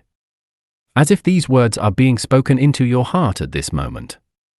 As if the one who made you is speaking directly to you, in your specific circumstances, at this specific point in your life, about the specific things you are facing right now. Because that, the scholars of 14 centuries agree, is exactly what is happening every time you open it. Indeed, this Quran guides to that which is most upright. Quran 17:9 most upright. Al-Aqwam. The superlative of Qawim, most straight. Most correct, most firmly established, most reliable. The Quran does not claim to guide you to a path. It claims to guide you to the most upright of all possible paths. Not a good option. The best. You are holding that claim in your hands. 100 worlds remain in it. You have a lifetime to find them. Read it as if it is being revealed to you. Not as if you are studying an ancient manuscript. Not as if you are completing an obligation. As if Gabriel has just descended and these words are being spoken into your heart for the first time, addressed specifically to you in your specific circumstances at this specific moment. It will soon permeate your very being. All Amr Iqbal, to his students, received from his father. Part 7. The Invitation. The book ends here. Your reading begins now. Chapter 24. Your first reading, tonight. The Quran is waiting. You have read enough. Now it is time to read the Quran. Tonight. Here is exactly how. This chapter has no opening story. Every chapter in this book has opened with a story, a real human being, in a real situation, encountering the Quran in a way that illuminates something about how to read it. This chapter opens differently because the story is yours. You are the person in the opening story.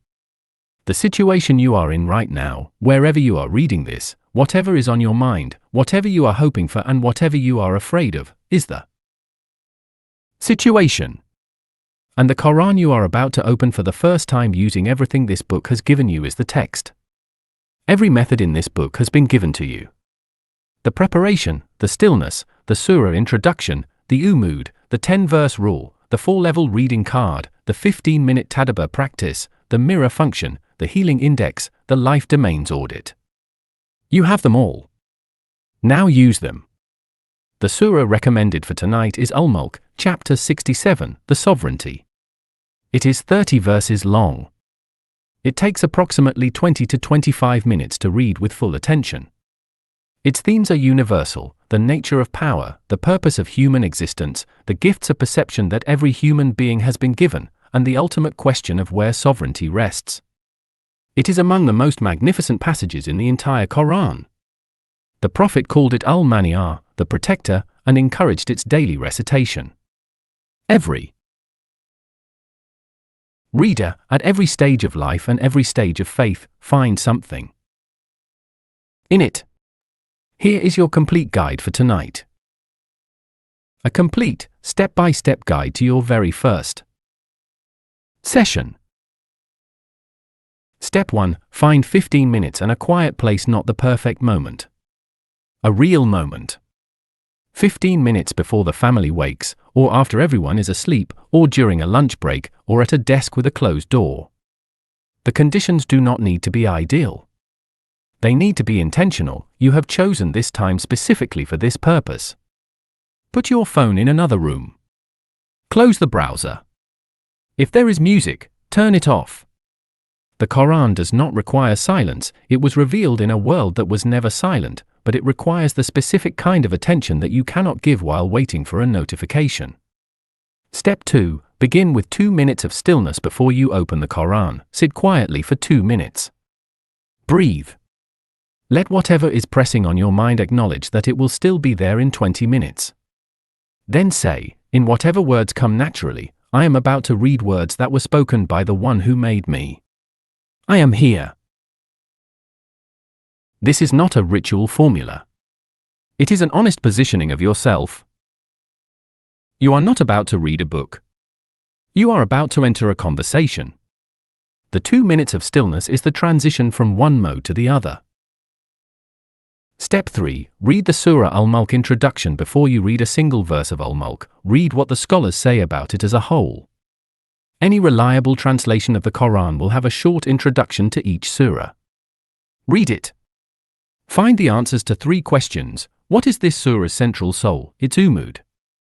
When was it revealed, and to whom was the original community? What does Maududi, or your translation's introduction, say is the surah's main message? Al-Mulk's umud, the question of where real sovereignty lies, and what it means for human life that all power belongs ultimately to the one who created it. Everything in the 30 verses is in service of this central question. Step 4. Read the full surah in your translation. Twice read it once without stopping. Let the text arrive without interruption. Read it as a complete communication, not as individual verses to be parsed. Then read it again, slowly. This time, pause at the verse that stops. You are the one that arrives with particular force, or that makes you uncertain, or that seems to be addressing something specific in your current life. Mark it. You will return to it. Step 5. Apply the 4-level reading card to the verse that stopped you. Level 1. What does this verse literally say? Summarize it in 1 sentence. Level 2. What is this verse doing within the surah's argument? How does it serve the surah's central soul, Al-Mulk's umud about sovereignty? Level 3. What does this verse say to you, right now, in your specific circumstances? Not what it says in general. What it says to you. Level 4. What would change in your actual conduct if you genuinely received what this verse is asking of you? Step 6. Use the first session guide for Al-Mulk. The table below maps the 7 passages of Al-Mulk, what each does, and the first session question to ask of each. You do not need to work through every question in your first reading. But use the table as a guide to where the surah is taking you, and what it is asking you to see in yourself. Your first session, Surah Al-Mulk. Chapter 67, The Sovereignty. 30 verses. Tonight. Verses 1 to 2. The surah's opening declaration, sovereignty belongs to Allah alone, and He holds all things in His hands. He created death and life to test which of you is best in deeds. What would it mean for my daily life if I genuinely lived with the awareness that sovereignty, over outcomes, over circumstances, over what happens to me, belongs to Allah and not to me? Verses 3 to 5. The architecture of the heavens are layers of sky, no fault, no crack. The lamp-like stars. The invitation to look up and find no imperfection. When did I last look at the sky with the attention this passage asks for, not as background but as evidence? What is the passage asking me to see? Verses 6 to 11. The fate of those who reject the guidance, the roaring, the regret, the honest confession, if only we had listened or reasoned. The accountability of the ear, the eye, and the heart. The verse says, the ear, the eye, and the heart will be questioned. Which of these 3 faculties am I using most honestly? Which have I been neglecting or misusing? Verses 12 to 15. Those who fear Allah in secret, and the promise that He who made the interior of the human being knows it completely. The earth made easy to walk upon, gratitude for the walkable ground. The passage asks, does my private self, what I think and feel when no one is watching, match the person I present publicly? Where is the gap? Verses 16 to 22. A series of questions addressed directly to the reader. Are you secure from Allah causing the earth to swallow you? Are you secure from a punishing storm? The bird in flight sustained by the mercy of Allah. What does it mean that the bird in mid-flight is held up not by its own wings alone but by the mercy of the one who made the air? Where am I relying on my own wings while forgetting what holds the air? Verses 23 to 27. The gift of hearing, sight, and heart, 3 gifts, 1 gratitude. The question, who created you and gave you these? The accountability of the messenger who brought the warning. I have been given the gift of sight, hearing, and a heart that understands. What have I done with these gifts this week, specifically? Is the use I am making of them worthy of what they were given for? Verses 28 to 30. The closing challenge, whether the reader's ruin or the reader's mercy arrives, who will shelter you from Allah? The water that sustains life, who sends it? The surah closes where it opened, with the question of ultimate sovereignty. The surah opened and closed with sovereignty. What did the 30 verses in between ask you to surrender, and what did they offer you in return for that surrender? Step 7. Make one specific commitment after your reading. Write one sentence, a specific commitment about one change you will make in the next 7 days as a result of what this surah said to you tonight. Not a general resolution. A specific act or restraint. This week I will spend 5 minutes looking at the sky with the attention verses 3 to 5 ask for. Or, in my conversation with my mother on Thursday, I will not defend myself before I have genuinely listened. Or, I will not make the decision I have been avoiding until I have applied the tadabbur method to verse 67:14. Write the commitment down. Keep it. Step 8. Close with one honest sentence following the 5th of the 5 lifetime practices from chapter 23. Close your session with one honest sentence to Allah, in your own words, about what you received tonight. Not a memorized formula. The exact words that are true for you, right now. What to do when it feels difficult, and what it means when it feels easy. 2 experiences are possible after tonight's session, and both are important to name. The first is difficulty. The reading may feel dry, distant, hard to enter. The verses may not speak. The words may feel like information about something rather than an address to someone. The 2 minutes of stillness may feel awkward. The commitment at the end may feel forced. You may finish the session and wonder whether you have done it correctly. If this happens, do not stop. Difficulty in the first session is not a sign that you have done it wrong. It is a sign that you are doing something real. Every relationship has a period of unfamiliarity, a period when the other person is not yet known, when the conversation has not yet found its rhythm, when the meeting feels more effort than arrival. The Quran is not different. Al-Ghazali, who wrote the most systematic account of Quranic preparation in Islamic history, noted that the experience of dry reading is itself a form of reading. You are present, you are engaged, you are honest about what is arriving and what is not. The practice of honest presence in a dry session is itself a form of tadabbur. Return tomorrow. The second experience is ease. The reading may flow, speak, arrive with unexpected directness. The verse that stopped you may feel like it was placed there specifically for you. The commitment may write itself. You may finish the session feeling that something has shifted, something you cannot quite name but can distinctly feel. If this happens, do not stop here either. Ease in the first session is not evidence that you have mastered the Quran. It is evidence that the Quran has found a point of entry. What opened tonight will deepen if you return to it.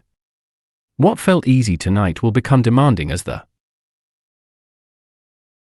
text reveals more of what it requires. The reader who finds the first session easy has found the beginning of the journey, not its destination. The ease is an invitation to go further. The Quran does not reward the reader who reads it once with full attention. It rewards the reader who returns. It is most generous to those who come back year after year, decade after decade, with more to bring each time. The reader who found it difficult and returned will find it less difficult next time. The reader who found it easy and returned will find it more demanding next time. Both are signs that the relationship is working. Ibn al-Qayyim al-Jawziyah, Madarij al-Salikin. The one practice that matters more than all the others combined. This book has given you many practices. The Surah Introduction Template. The 10-verse rule. The 15-minute Tadabbur practice. The 4-level reading card. The weekly audit. The life domains audit. The 3 self-development commitments. The 5 practices for a lifetime. All of them are real. All of them work. All of them are worth using and worth sustaining. But there is one practice that matters more than any of them. More than all of them combined. Come back. That is it. Whatever you did tonight, however well or poorly it felt, however much or little arrived, come back tomorrow. Or the next day. Come back next week. Come back when you are grieving and come back when you are celebrating. Come back when the text is speaking and come back when it is silent. Come back when you have 10 minutes and come back when you have an hour. Come back when you have been changed by what you read and come back when you wonder whether anything has changed at all. Every method in this book exists to make the returning more fruitful. But the returning itself is the practice. The relationship is built by showing up. By making the Quran a presence in your life that you return to consistently, not a text you engage with when the conditions are right. The conditions are never perfectly right. The Prophet received the first revelation not in a moment of spiritual readiness. He was a 40-year-old man alone in a cave, doing what he had been doing for years, and the encounter came to him. The Quran's arrival in a human life does not wait for the reader to be fully prepared. It arrives when the reader is present. Be present. Come back. That is the one practice. And we have made the Quran easy for remembrance, so is there anyone who will remember? Quran 54:17. We have made it easy. The question is not whether you are capable. The Quran has already answered that. The question is whether you will return. A final word. To every reader, wherever you are, whatever you believe. You have arrived at the end of this book. This book has been written for every reader. For the Muslim who has owned the Quran for years and never learned how to read it. For the Muslim who reads fluently but has never understood what they are reading. For the person who is not Muslim but has encountered the Quran and wants to understand what it actually says and what it actually does. For the person who doubts and the person who believes and the person who is not sure what they believe. For the scholar who wants a different framework and the student who has just begun. The Quran calls itself Hudan lil Nas, guidance for humanity. Not guidance for Muslims. Not guidance for the already convinced. For all of humanity. This book has taken that claim at face value. Whatever brought you to these pages, curiosity, obligation, grief, intellectual honesty, a gift from someone who cared about you, a search for something you could not quite name, you are the reader. The Quran is addressed to every verse that begins Ya ayyuha al-nas, O humanity, includes you. Every verse about the human being, the one who was created in the best of forms and given the trust of responsibility on this earth, that is addressed to you. You do not need to resolve every theological question before you open it. You do not need to believe everything before you begin. The Quran does not require you to arrive already convinced. It asks only that you arrive honest, willing to look, willing to think, willing to sit with what you find rather than deciding in advance what you will find.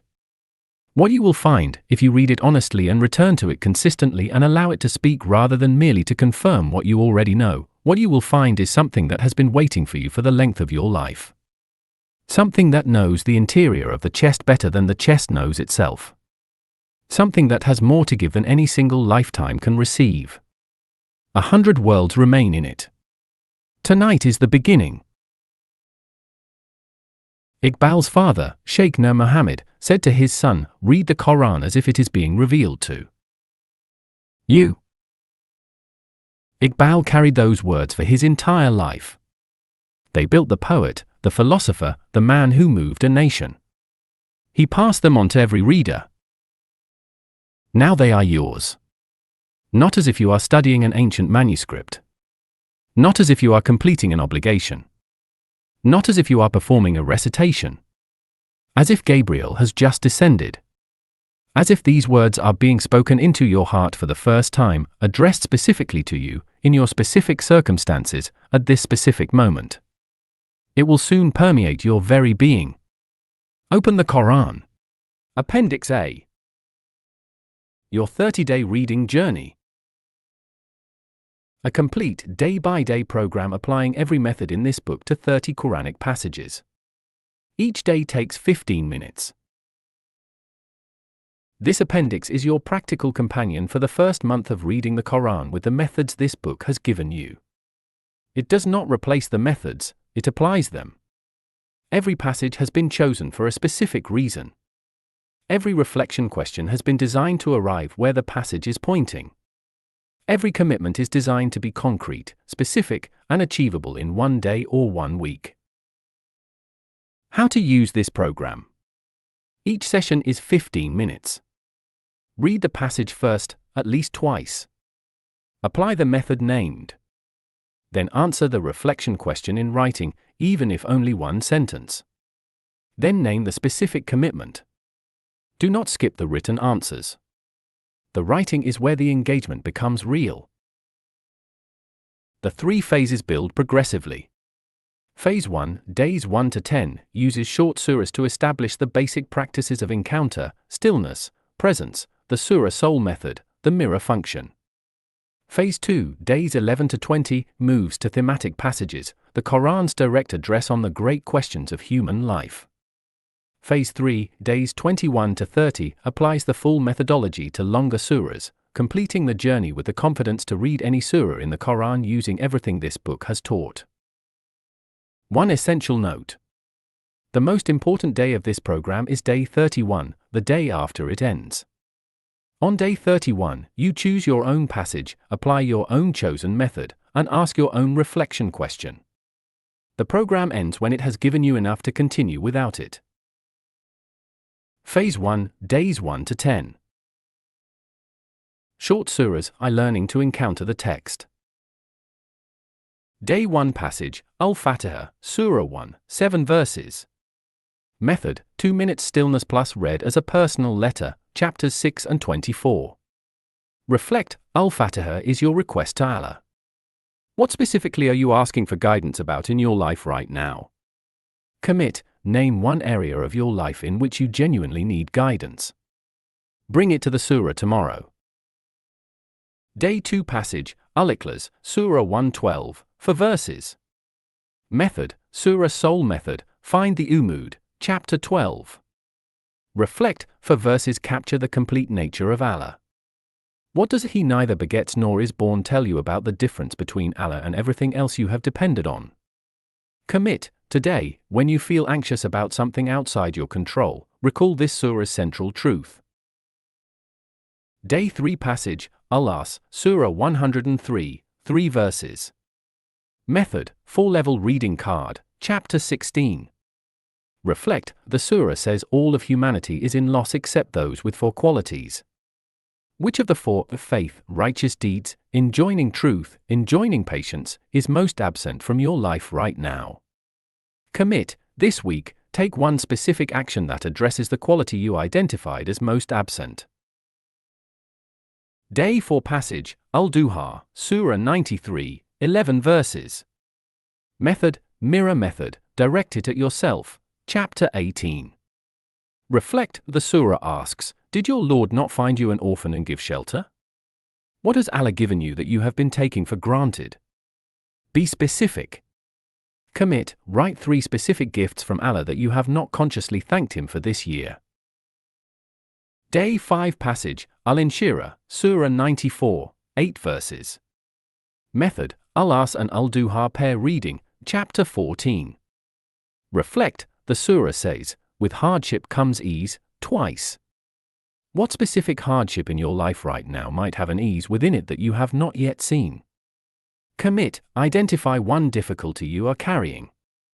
Apply the surah's lens, what ease might be present within it. Day 6 passage, Al-Fil and Al-Quraysh, Surahs 105 and 106. Method, Surah Pair Method, Chapter 14. Reflect, these two surahs are a pair, destruction of arrogance, then security given to Quraysh, so that they may worship. What security have you been given that you have not connected to the obligation of gratitude? Commit, identify one source of security in your life and spend 2 minutes in conscious gratitude for it. Day 7 passage, Al-Kafirun and Al-Ikhlas, Surahs 109 to 112. Method, Surah Pair, Contrast and Completion, Chapter 14. Reflect, Al-Kafirun declares, to you your way, to me mine. Where in your life are you trying to combine what cannot be combined, serving two incompatible masters? Commit, name the two incompatible masters competing for your loyalty. Which one does the Quran ask you to choose? Day 8 passage, Al-Falaq and Al-Nas, Surahs 113 and 114. Method, Surah Pair, the Closing Conversation, Chapter 19. Reflect, the Quran closes by asking you to seek refuge. From what specifically are you most in need of protection right now, the external harm of Al-Falaq or the internal whisperer of Al-Nas? Commit, before sleeping tonight, recite both surahs slowly, identifying what specific refuge you are seeking. Day 9 passage, Al-Mulk, Surah 67, 30 verses. Method, 15-minute tadabbur on verse 67:2, Chapter 17. Reflect, death is mentioned before life in verse 2. What does living with constant awareness of death, not fear, but awareness, change about how you would spend tomorrow? Commit, list 3 things you would do differently tomorrow if you genuinely lived with this awareness. Day 10 passage, Al-Fatiha again, Surah 1, 7 verses. Method, return practice, same verse after 9 days, Chapter 23. Reflect, you have been reading for 9 days. Return to Al-Fatiha. What has changed in how you read it? What is the same? What do you understand now that you did not on day 1? Commit, write 2 sentences, what day 1's Al-Fatiha gave you, and what day 10's Al-Fatiha gives you. Phase 2, days 11 to 20. Thematic passages, the Quran on the great questions of human life. Day 11 passage, on gratitude, 2:152-157. Method, Healing Index, Gratitude Passages, Chapter 20. Reflect, verse 2:153 says, seek help through patience and prayer. Where in your life are you seeking help through anxiety instead of through these two? What would the shift look like? Commit, today, before asking for anything, begin with 30 seconds of explicit gratitude for what you already have. Day 12 passage, on loss and grief, 2:155-157. Method, sitting with a verse, Inna Lillahi, Chapter 17. Reflect, to Allah we belong and to Him we return. Not just at death, every morning. What in your life do you need to release the grip on, recognizing it was always His?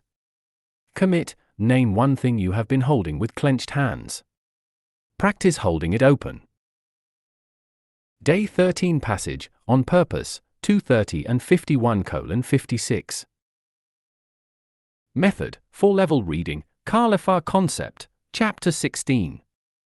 Reflect, you were created to be Allah's representative on earth and to worship Him. What specifically would your life look like if you took this purpose seriously in the next 7 days? Commit, identify one action this week that would be worthy of the Khalifa purpose the Quran gives you. Day 14 passage, on the heart, 2:260 and 26:88-89. Method, Heart Development Commitment, Chapter 21. Reflect, Ibrahim asked Allah, show me how you revive the dead, not because he disbelieved, but to give his heart settled assurance. What would give your heart settled assurance about what you believe? Commit, this week, read one piece of evidence, from nature, history, or the Quran, that deepens your conviction. Day 15 passage, on justice, 4:135 and 5:8. Method, Life Domains Audit, Justice Domain, Chapter 22. Reflect, stand firmly for justice even against yourselves or your parents. Is there an injustice close to you, in your family, workplace, or community, that you have been overlooking for comfort? Commit, name the injustice. Name one concrete step toward addressing it this week, however small. Day 16 passage, on forgiveness, 39:53 and 3:135-136. Method, Mirror Method, Direct Forgiveness Verses at Yourself, Chapter 18. Reflect, 39:53 says, do not despair of Allah's mercy, He forgives all sins. Do you believe this? Is there something you have done that you have not allowed yourself to receive forgiveness for? Commit, sit with 39:53 for 5 minutes. Name what you are carrying. Allow the verse to say what it says. Day 17 passage, on trust, 9:51 and 65:3. Method, Spiritual Tadabbur, Tawakkul Dimension, Chapter 17. Reflect, nothing will befall us except what Allah has decreed. This is not resignation, it is the rational peace of trusting the author of the story. What would your anxiety look like if you genuinely held this? Commit, name your 3 current anxieties. For each, write one sentence about what tawakkul in that area looks like. Day 18 passage, on knowledge, 96:1-5 and 39:9. Method, Mind Development Commitment, Chapter 21. Reflect, the first revealed words were, read, in the name of your Lord who created. What are you reading? What are you not reading that the Quran asks you to engage with? Commit to reading one substantive piece of knowledge this week, something that challenges your existing understanding. Day 19 passage, on community, 49:6-13. Method, Weekly Audit, Community Relationships, Chapter 18. Reflect, Al-Hujurat 6 verses on community ethics.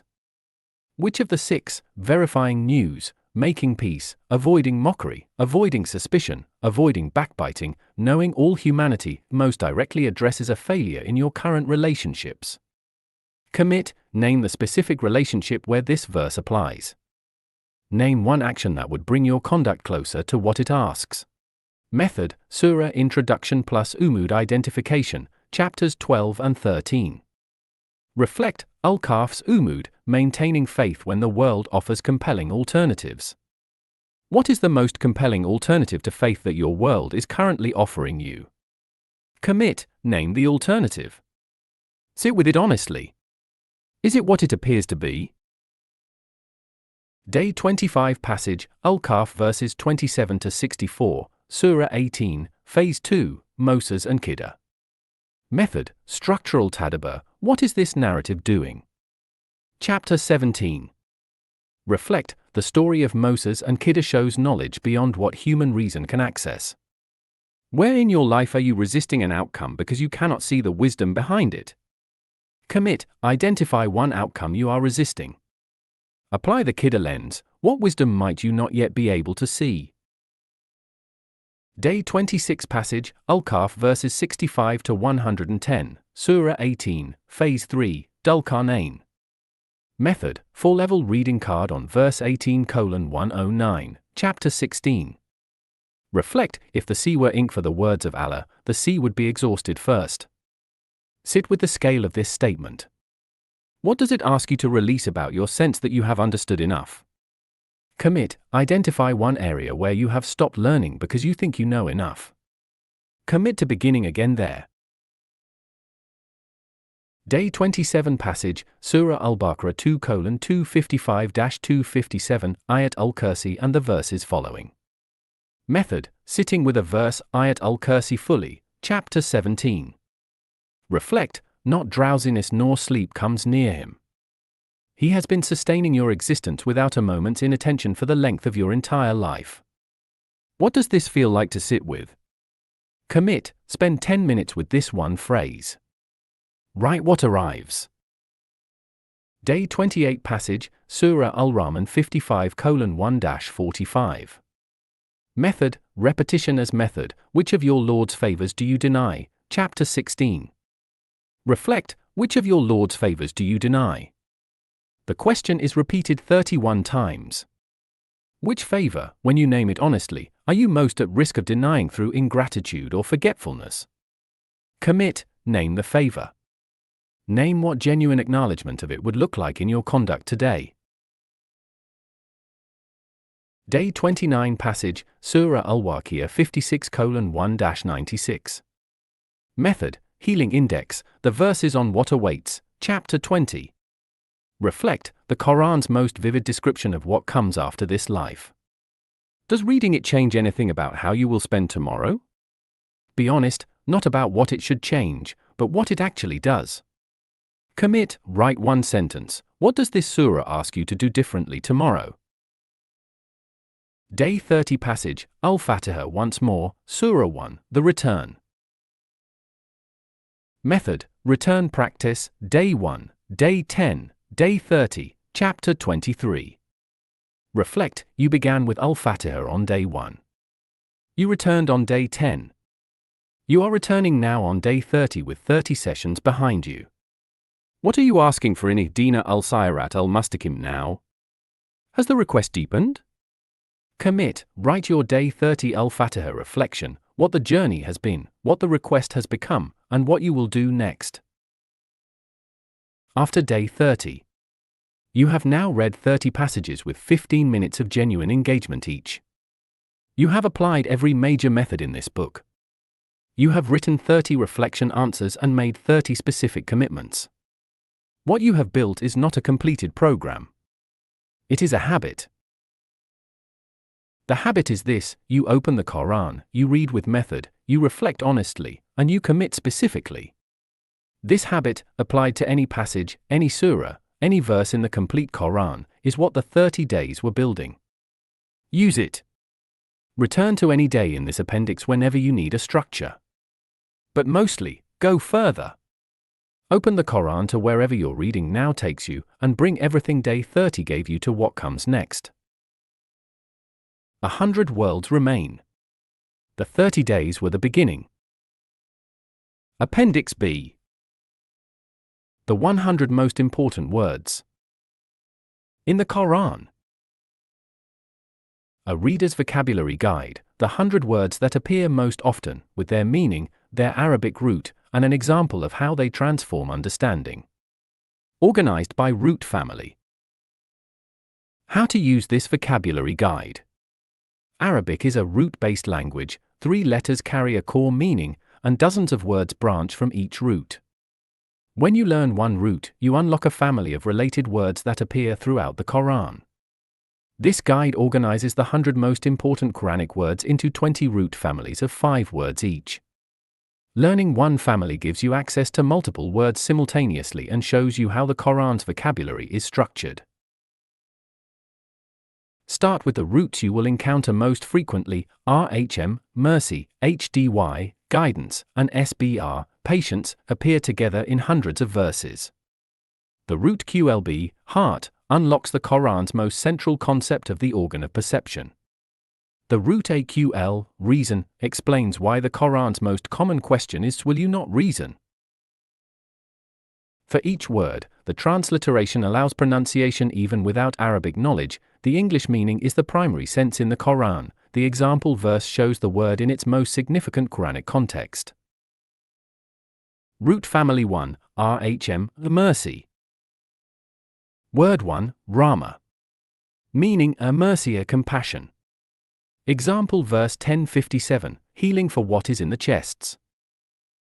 Word 2, Ram.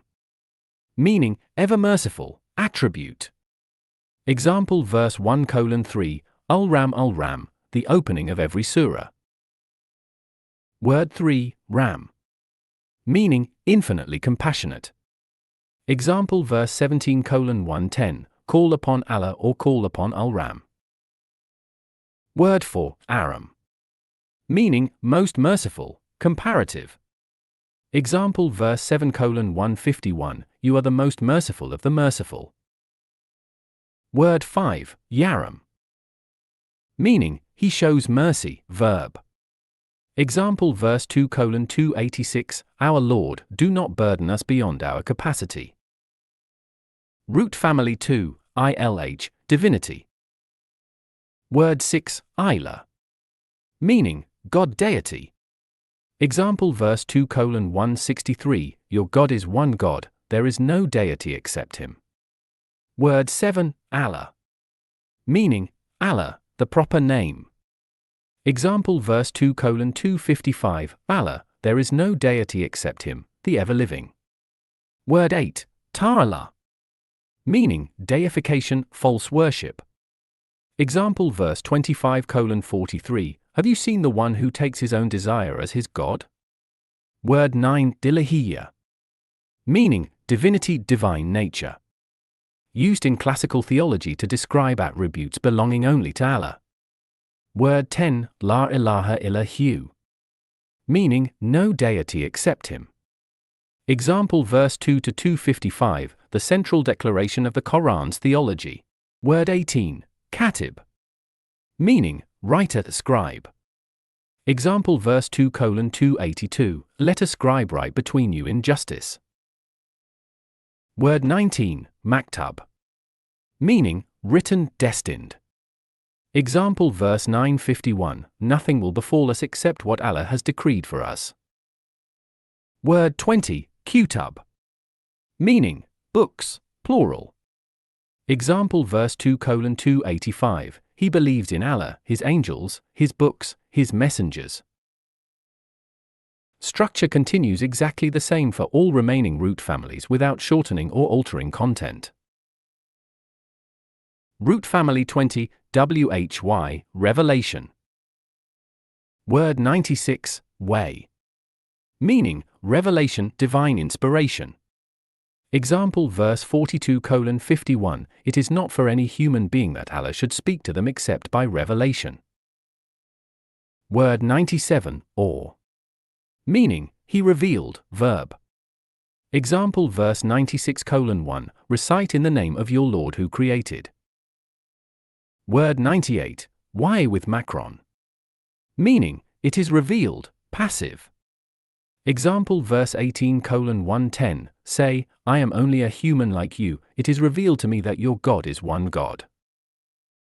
Word 99, Man. Meaning, that which is revealed. Example verse 650, I only follow what is revealed to me. Word 100, Al-Way al-Ilahi. Meaning, divine revelation. The Quran is its fullest and final expression, sealing the chain of divine address to humanity. After learning these 100 words, you will recognize approximately 40% of all Quranic vocabulary by root and an even higher percentage by overall frequency. The words you do not yet know will become progressively accessible as your reading deepens, each new encounter adding to the network of meaning that the root system has begun to build. Appendix C. A reader's map of the entire Quran. All 114 surahs, number, name, Makki or Madani, verses, central soul, Gumud, pair surah, and place in Islahi's 7-group structure. How to use this map. The Quran's 114 surahs are organized here into Islahi's 7 thematic groups, each a complete movement in the Quran's larger argument. Within each group, surahs are paired, each pair addresses the same theme from complementary angles. Reading paired surahs together, before reading either in isolation, reveals connections and deepens understanding. MK means Makkan, revealed before the Hijra, generally concerned with theological foundations, the nature of Allah, the Day of Judgment, and the character of the believer. MD means Madanan, revealed after the Hijra, generally concerned with community law, social ethics, and the governance of a believing community. VS means number of verses. Umud means the central soul or governing theme of the surah. Group 1. Al-Fatiha, the opening declaration, humanity asks Allah for guidance, the key to all that follows. Surah number 1, Al-Fatiha. Makkan. 7 verses. The opening prayer, humanity's request for guidance to the straight path, the whole Quran is the answer. Pair Surah, Al-Nas, number 114. Group 2. Al-Baqarah to Al-Nisa, Architecture of the Guided Community, Foundational Legislation for a Community Living by the Quran. Surah number 2, Al-Baqarah. Madanan. 286 verses. The constitution of the guided community, faith, law, worship, family, finance, justice. Pair Surah, Al-Imran, number 3. Surah number 3, Al-Imran. Madanan. 200 verses. Confirming the truth against doubt, the community facing external challenge. Pair Surah, Al-Baqarah, number 2. Surah number 4, Al-Nisa. Madanan. 176 verses. Justice within the community, rights of women, orphans, inheritance, family law. Pair Surah, Al-Ma'idah, number 5. Group 3. Al-Ma'idah to Al-Tawbah, completion and boundaries, the community's final obligations, completion of the divine covenant. Surah number 5, Al-Ma'idah. Madanan. 120 verses. Completion of the covenant, the final obligations of the believing community. Pair Surah, Al-Nisa, number 4. Surah number 6, Al-An'am. Makkan. 165 verses. The rational argument for Tawhid against polytheism, proof of divine unity. Pair Surah, Al-Aif, number 7. Surah number 7, Al-Aif. Makkan. 206 verses. History of prophets as the story of acceptance and rejection of guidance. Pair Surah, Al-An'am, number 6. Surah number 8, Al-Anfal. Madanan. 75 verses. The ethics of struggle and community cohesion under pressure. Pair Surah, Al-Tawbah, number 9. Surah number 9, Al-Tawbah. Madanan. 129 verses. The final declaration of community boundaries, ultimatum and mercy. Pair Surah, Al-Anfal, number 8. Structure continues in the same narration style without shortening or altering any wording. Group 7. Kaf to Al-Nas, the last call, short surahs of intimate address, death, accountability, the day of judgment, direct and personal. Surah number 50, Kaf. Makkan. 45 verses. The nearness of death and the recording of every word, the Quran as reminder. Pair Surah, Al-Hujurat, number 49. Surah number 51, Al-Dariyat. Makkan. 60 verses. The wind scatter, the signs in creation, and the original purpose, worship. Pair Surah, Al-Tur, number 52. Surah number 52, Al-Tur, Makkan. 49 verses. Mount Sinai as witness, the punishment decreed for those who rejected truth. Pair Surah, Al-Dariyat, number 51. Surah number 112, Al-Ikhlas. Makkan. For verses. He is Allah, 1, the complete theological statement in 4 verses. Pair Surah, Al-Kafirun, number 109. Surah number 113, Al-Falaq. Makkan. 5 verses. The daybreak, seek refuge from created evil, darkness, and the envious. Pair Surah, Al-Nas, number 114. Surah number 114, Al-Nas. Makkan. 6 verses. Humanity, seek refuge from the whisperer in human chests, closing the Quran's conversation with Al-Fatiha. Pair Surah, Al-Falaq, number 113.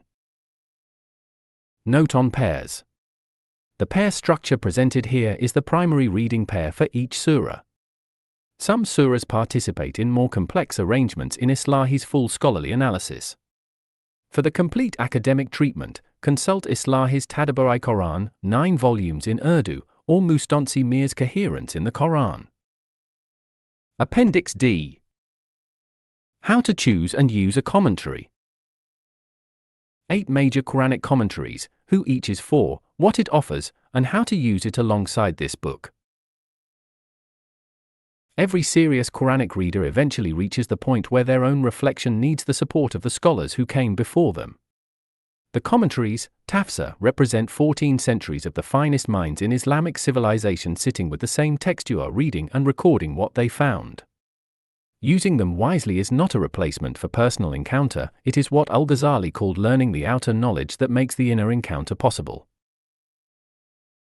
The 8 commentaries below represent the range available to English readers, from the earliest classical scholarship, Al-Tabari, died 923, to the most comprehensive modern English compilation, the Study Quran, 2015.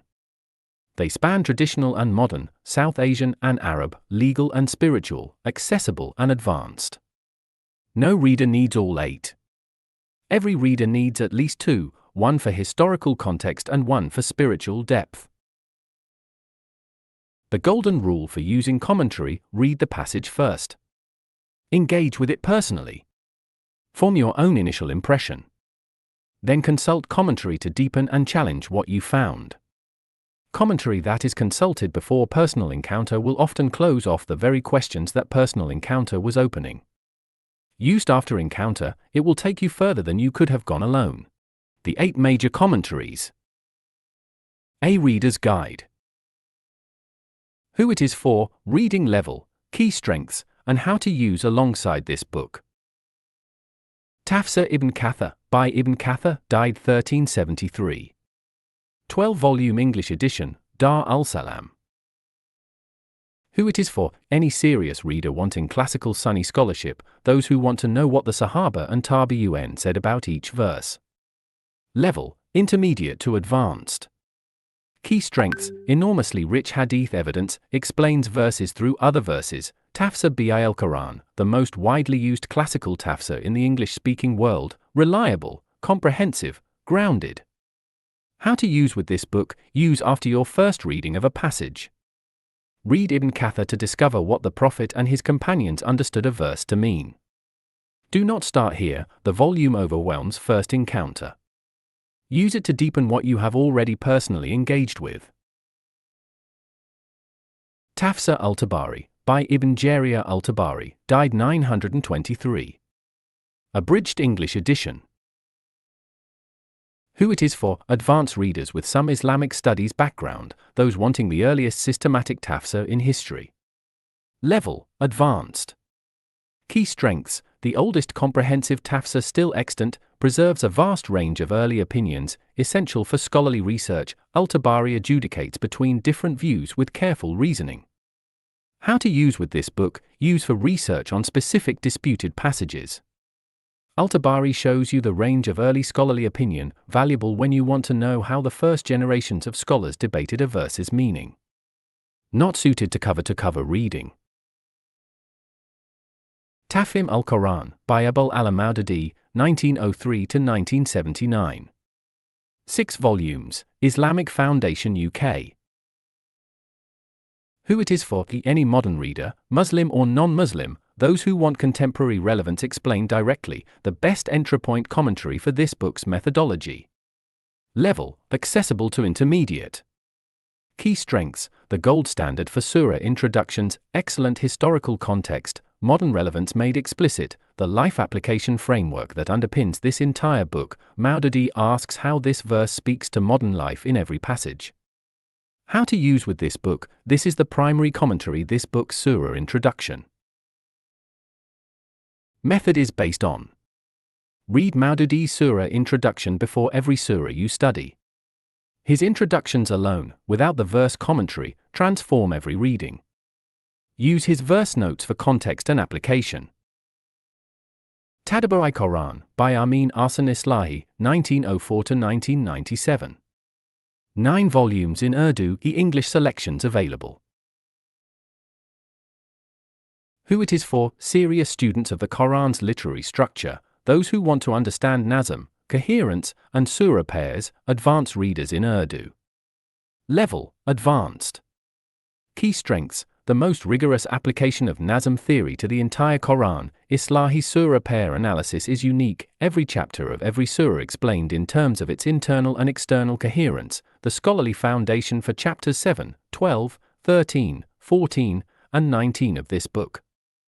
How to use with this book: use to understand why a surah is structured the way it is, why this passage comes here and not there. Islahi is the scholar who will make you see the Quran's architecture most clearly. For English readers, Meer's coherence in the Quran provides accessible access to Islahi's methodology. The Study Quran, edited by Saeed Hossein Nosser and others, 2015. Harper 1, single volume. Who it is for: non-Muslim readers and those wanting philosophical depth, readers interested in Sufi and traditional Islamic interpretation, scholars from other traditions. Level: accessible to advanced. Key strengths: the most comprehensive single-volume English commentary ever produced, engages the full range of Islamic interpretive tradition including Sufi dimensions often absent from other English works, beautiful translation, extensive introductory essays, the best single volume for the non-Muslim reader. How to use with this book: use alongside this book as your verse-by-verse companion for deeper reading. The Study Quran's introductory essays on Islamic theology, Quranic sciences, and the history of tafsir complement every chapter of this book.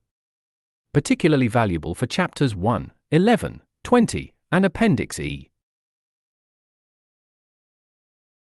Ma'ariful Quran by Mufti Muhammad Shafi, 1897–1976. 8 volumes in English. Who it is for: Pakistani and South Asian readers, those wanting balanced traditional scholarship accessible in English, those interested in fiqh implications. Level: accessible to intermediate. Key strengths: comprehensive, accessible, and balanced, one of the few classical tradition commentaries fully available in readable English, strong on legal verses, includes ma'arif, additional thematic discussions, after each section. How to use with this book: use for any verse touching on law, family, commerce, or community ethics, the areas where Ma'ariful Quran is strongest. A reliable companion for the life domains audit in Chapter 22 and the family and work sections. In the Shade of the Quran by Saeed, 1906–1966. 18 volumes in English, Islamic Foundation. Who it is for: those interested in the Quran's engagement with justice, social transformation, and the believer's response to oppressive systems, literary and emotionally engaged readers. Level: accessible to advanced. Key strengths: profound literary sensitivity, vivid engagement with the emotional and spiritual dimensions of each passage, particularly strong on the Makkan surahs. Cup writes as one who was reading the Quran under mortal pressure. How to use with this book: use for the emotional and spiritual dimensions of a passage after you have engaged with the historical context, Maududi, and textual grounding, Ibn Kathir. Cup's commentary on surahs 85, 36, 55, and the Makkan short surahs is particularly powerful. Towards Understanding the Quran by Abdul Majid Daryabadi, partial, and Maulana Amin Ahsan Islahi, partial English. See also Tafsir Usmani. Who it is for: English-speaking readers who want classical scholarship in accessible prose, those wanting a bridge between traditional and modern. Level: accessible to intermediate. Key strengths: clear, respectful prose, faithful to classical tradition while written for modern readers, good balance between explanation and reflection, a practical starting point commentary for those moving from this book to deeper study. How to use with this book: use as a second commentary alongside Maududi for any passage you want to explore further. Particularly useful for readers who found Ibn Kathir too detailed for their current stage, this commentary bridges between Tafhim's accessibility and Ibn Kathir's depth. A note on multiple commentaries. The most productive use of commentary, what Adler called syntopical reading and what the classical scholars called muqarana, comparison, is to read the same verse through 2 commentaries simultaneously. The differences between them are as valuable as the agreements. Where Ibn Kathir and Maududi explain a verse differently, you have found a genuine point of interpretive richness that repays extended reflection. Recommended minimum: for every serious study session, consult Tafhim al-Quran, Maududi, for historical context and modern relevance, and one classical commentary, Ibn Kathir or Ma'arif al-Quran, for grounding in the tradition. Over time, add the study Quran for depth and Tadabbur Quran for structural understanding. Appendix E, for the non-Muslim reader. You are already the intended reader. The Quran describes itself as Hudan lil Nas, guidance for humanity. Not guidance for Arabs. Not guidance for the 7th century. Not guidance only for those who already believe. Guidance for humanity. If you are reading this appendix, you are a member of humanity. By the Quran's own description, it addresses you. This is not yet a claim about whether it is true.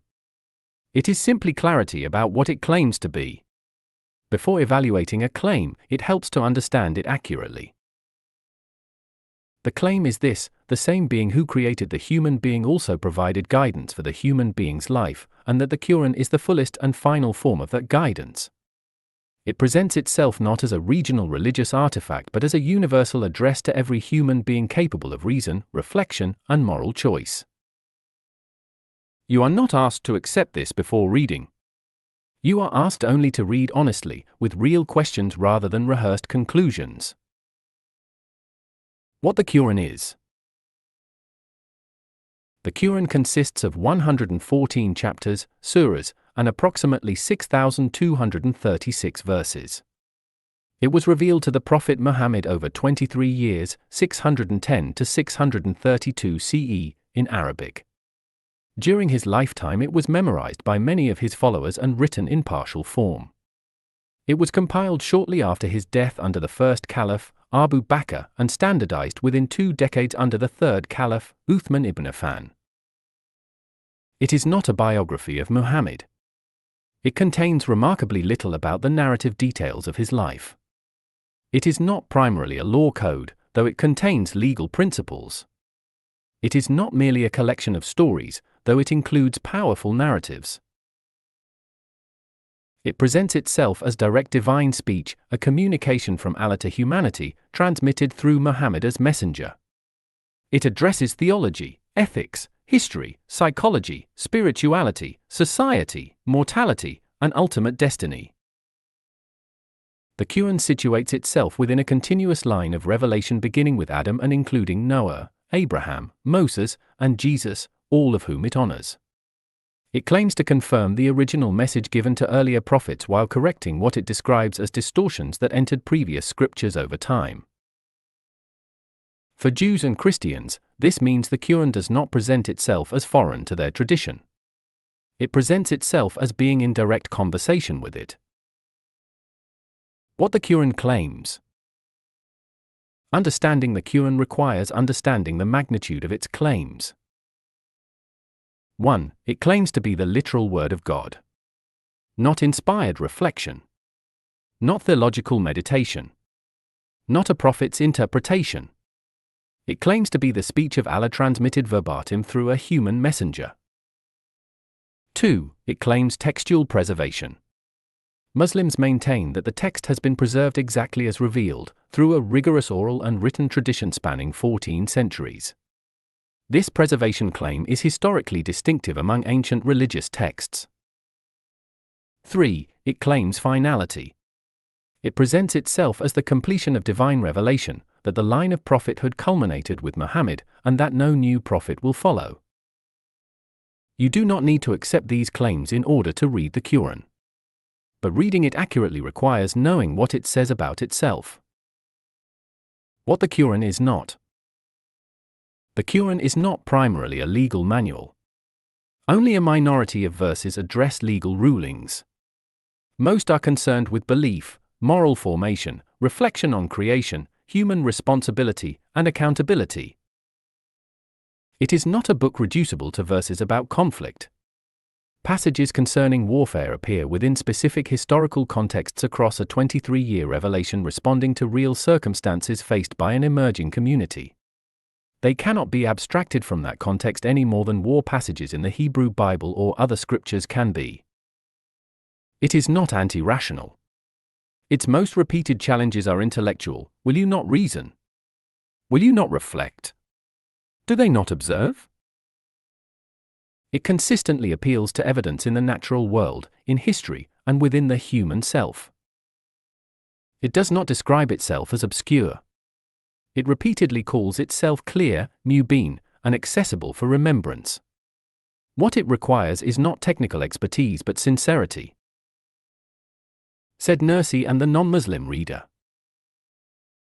Said Nursi, a 20th century Turkish scholar, addressed the modern intellectual reader directly. He recognized that for many people the question, does God exist, is genuinely open. His method was not to demand prior belief. It was to argue that the Quran itself provides the rational foundation for belief, if read alongside what he called the second book, the universe. The same author who revealed the Quran authored the cosmos. The same intelligent structuring revelation structures the natural world. To read both together, the text and the universe, is, in his view, to allow evidence to converge. For the non-Muslim reader, this means you are not asked to suspend critical thinking. You are asked to apply it, fully. 1. Is there a God? Rather than constructing a single formal proof, the Quran continually points to what it considers self-evident signs, the coherence of the cosmos, the fine-tuning of natural systems, consciousness itself, moral awareness, and the fact that human beings ask ultimate questions at all. What is the human being for? The Quran describes the human being as Khalifa, a moral representative entrusted with stewardship of the earth. This is not merely a call to generic goodness, it is a claim about cosmic responsibility. 3. What comes after death? Few texts address the afterlife with the consistency and vividness of the Quran. It does not offer vague reassurance. It presents a detailed moral accounting and asks whether such an outcome is coherent given human moral intuition and the apparent incompleteness of justice in this life. You are not required to agree with its answers, but you are invited to consider them seriously. How to read it? 2 practical suggestions matter especially for readers outside the Islamic tradition. First, read context before verses. Each surah has a historical setting. Knowing when and why it was revealed clarifies tone and content. Context is not external commentary, it is part of how the Quran communicates. Second, read the world alongside the text. When the Quran points to rain, to the alternation of night and day, to the diversity of languages and faces, step outside. Look. Its argument is partly experimental. Most importantly, read with the question open. Not, will this confirm what I already think about religion? But, is there something here that corresponds to reality? The Quran has been read by roughly a quarter of humanity across 14 centuries. Many came to it from outside the faith, with doubt and intellectual resistance. Many found something unexpected when they approached it without defensiveness. Indeed, this Quran guides to that which is most upright. 17:9 Most upright, not merely one path among many, but the firmest, most stable path available to a human being. That is the claim. You are now in a position to investigate it. Open the Quran. Read the Quran as if it is being revealed to you. Not as if you are studying an ancient manuscript. Not as if you are evaluating a foreign tradition. As if these words are being spoken into your heart for the first time. Sheikh Na Muhammad, father of Muhammad Iqbal. Bibliography and further reading. Organized by theme. Every work listed here has directly shaped this book. Annotations explain what each work offers and which readers will benefit most from it. How to use this bibliography. This book rests on 6 scholarly pillars, each representing a distinct tradition of engagement with the Quran. The works below are organized by pillar, then by reader type. Do not try to read all of them. Identify the pillar most relevant to your current stage of reading and begin there. The annotations are designed to tell you which book to read next. Pillar I, Classical Islamic Sciences. The Foundational Classical Sources Al-Ghazali, Abu Hamid. Ihya Ulam al-Din, Book I, Chapter 8, Adab Tilawat al-Quran. Trans. Nabi Faris. American University of Beirut, 1966. The foundational text on the inner etiquettes of Quranic recitation. Al-Ghazali's 10 outer and 10 inner conditions for reading remain the most complete account of spiritual preparation ever written. Essential for chapters 2 and 17 of this book. Ibn al-Qayyim al-Jawziyah. Madarij al-Salikin, Stations of the Wayfarers. Partially translated. Abridged as the Spiritual Cure. Islamic Foundation. Ibn al-Qayyim's analysis of the soul's journey toward Allah. The foundation for the healing framework of Chapter 20 and the soul development framework of Chapter 21. Al-Nawawi, Imam Yahya. Al-Tibyan fi Adab Hamalat al-Quran. Trans Musa Ferber as Etiquette with the Quran. Starlatch Press, 2003. The most accessible classical text on the proper conduct of the Quran's carriers. Shorter than Al-Ghazali, more practical, excellent for the reader beginning. Formal engagement. Ibn Taymiyyah. Muqaddimah fi Usul al-Tafsir. Trans Muhammad Abdul Haq Ansari as an introduction to the principles of Tafsir. Al-Hidayah, 1993. The classical statement of Tafsir principles, how to interpret the Quran correctly, using the Quran itself, then the Sunnah, then the companions. Essential methodological grounding. Al-Suyuti, Jalal al-Din, Al-Itqan fi Ulum al-Quran. Trans Munir Farid. 2 volumes Islamic Foundation, 2024. The encyclopedic reference for all Quranic sciences, revelation, collection, preservation, Makki and Madani, causes of revelation. The foundation for Chapter 4. Classical Tafsir tradition Ibn Kathir, Ismail. Tafsir al-Quran al-Azim. Dar al-Salam, 10 volumes English edition, 2000. The most widely used classical tafsir in the English-speaking world. Hadith grounded, comprehensive, reliable. The primary classical commentary recommended in Appendix D. Al-Tabari, Muhammad ibn Jarir.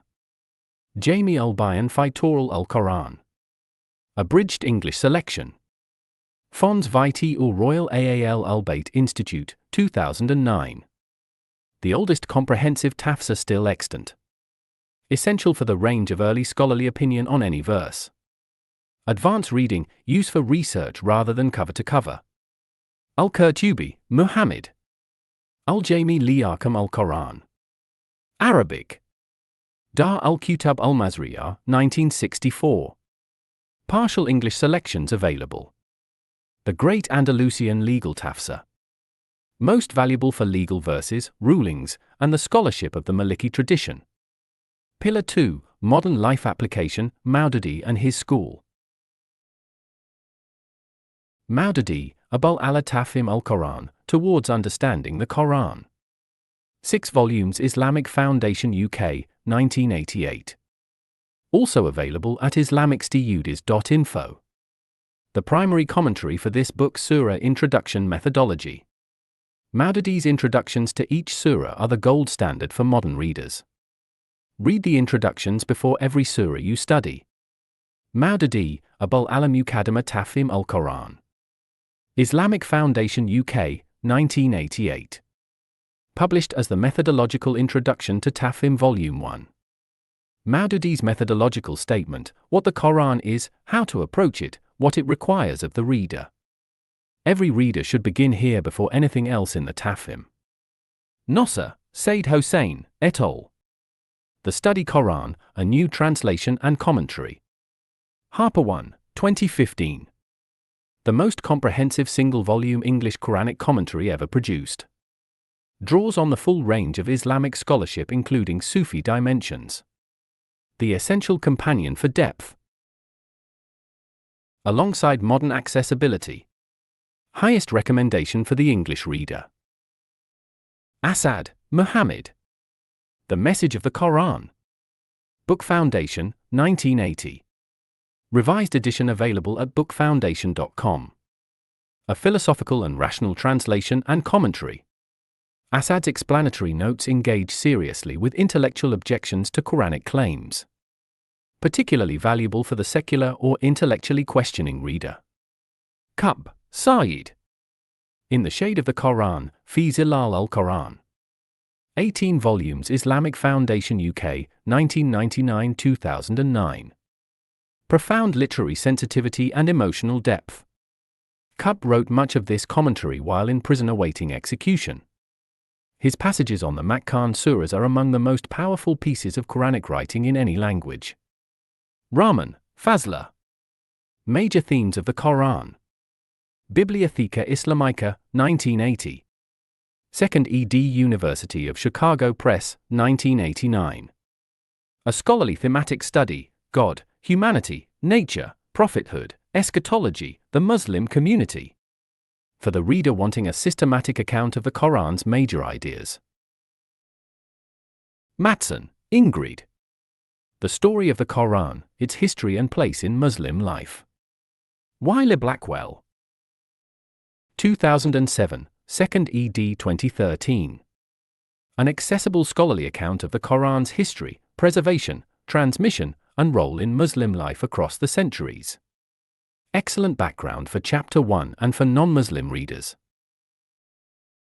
Pillar 3, Farahi Islahi Nazm School. This pillar provides the structural framework underlying Chapters 7, 12, 13, 14, and 19, and the surah pair structure throughout the book.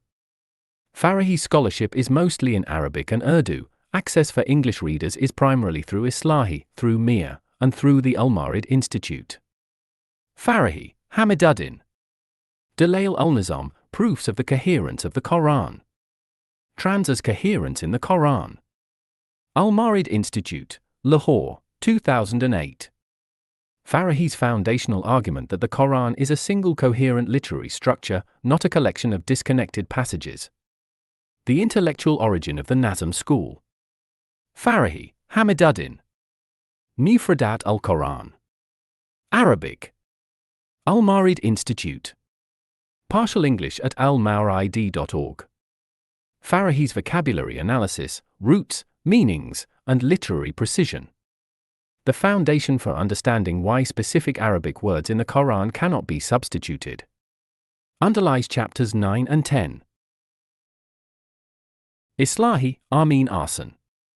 Tadabbur Quran. 9 volumes Urdu.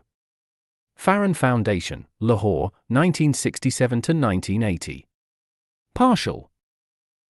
English translations available. The complete application of Nazm theory to all 114 surahs.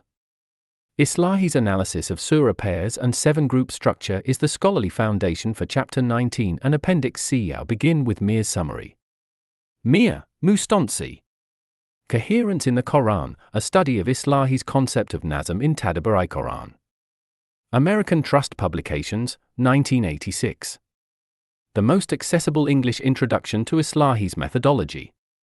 Essential for any reader wanting to understand surah pairs and Quranic structural coherence without reading Urdu.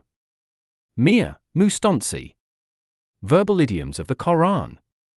University of Michigan Press, 1989. Systematic analysis of the Quran's distinctive linguistic idioms and how they carry meaning. Valuable companion for Chapters 9 and 10 on Quranic Arabic. Pillar 4, Adler's Universal Reading Framework. Adler, Mortimer J., and Charles Van Doren. How to Read a Book, The Classic Guide to Intelligent Reading. Touchstone Simon & Schuster, 1972, Revised Edition. The book that provided the universal reading framework adapted in Chapters 10, 11, and 16. Adler's 4 levels of reading map directly onto Quranic reading methodology. Read Chapters 15 to 21 on analytical and syntopical reading specifically. Pillar V, said Nursi and the Rational Foundation. Nursi, said, Bediye Zaman. The words, Suzla. Trans Sukran Vahide. Sosla Publications, Istanbul, 1992. Also, RNP, 2010. The primary text of the Risale-i-Nur collection. The first through 33rd words address the major theological questions with a combination of reason and spiritual insight. The first word on Bismillah and the 23rd word on divine providence are most directly relevant. Nursi, Saeed. The letters, Mektubat. Trans Sukran Vahide. Sosla Publications, Istanbul, 2001. Nurse's practical letters to his students, addressing questions of faith, Quranic reading, and the spiritual life under persecution. Warmer and more accessible than the words. Nursi, Saeed. The Flashes, Lemala. Trans Sukran Vahide. Sosla Publications, Istanbul, 1995. Contains Nurse's most direct statements about the Quran as a text and about the methodology of reading the universe alongside the revealed text. The Foundation for Chapter 6 and Appendix E. Abu Rabi, Ibrahim M. Islam at the Crossroads, on the life and thought of Bediüz Zaman said Nursi. SUNY Press, 2003. The best scholarly academic study of Nurse's life and thought in English.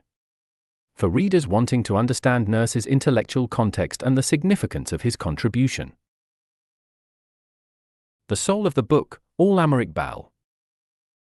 Iqbal, Muhammad. The Reconstruction of Religious Thought in Islam. Oxford University Press, 1934. Reprinted Iqbal Academy Pakistan, Lahore.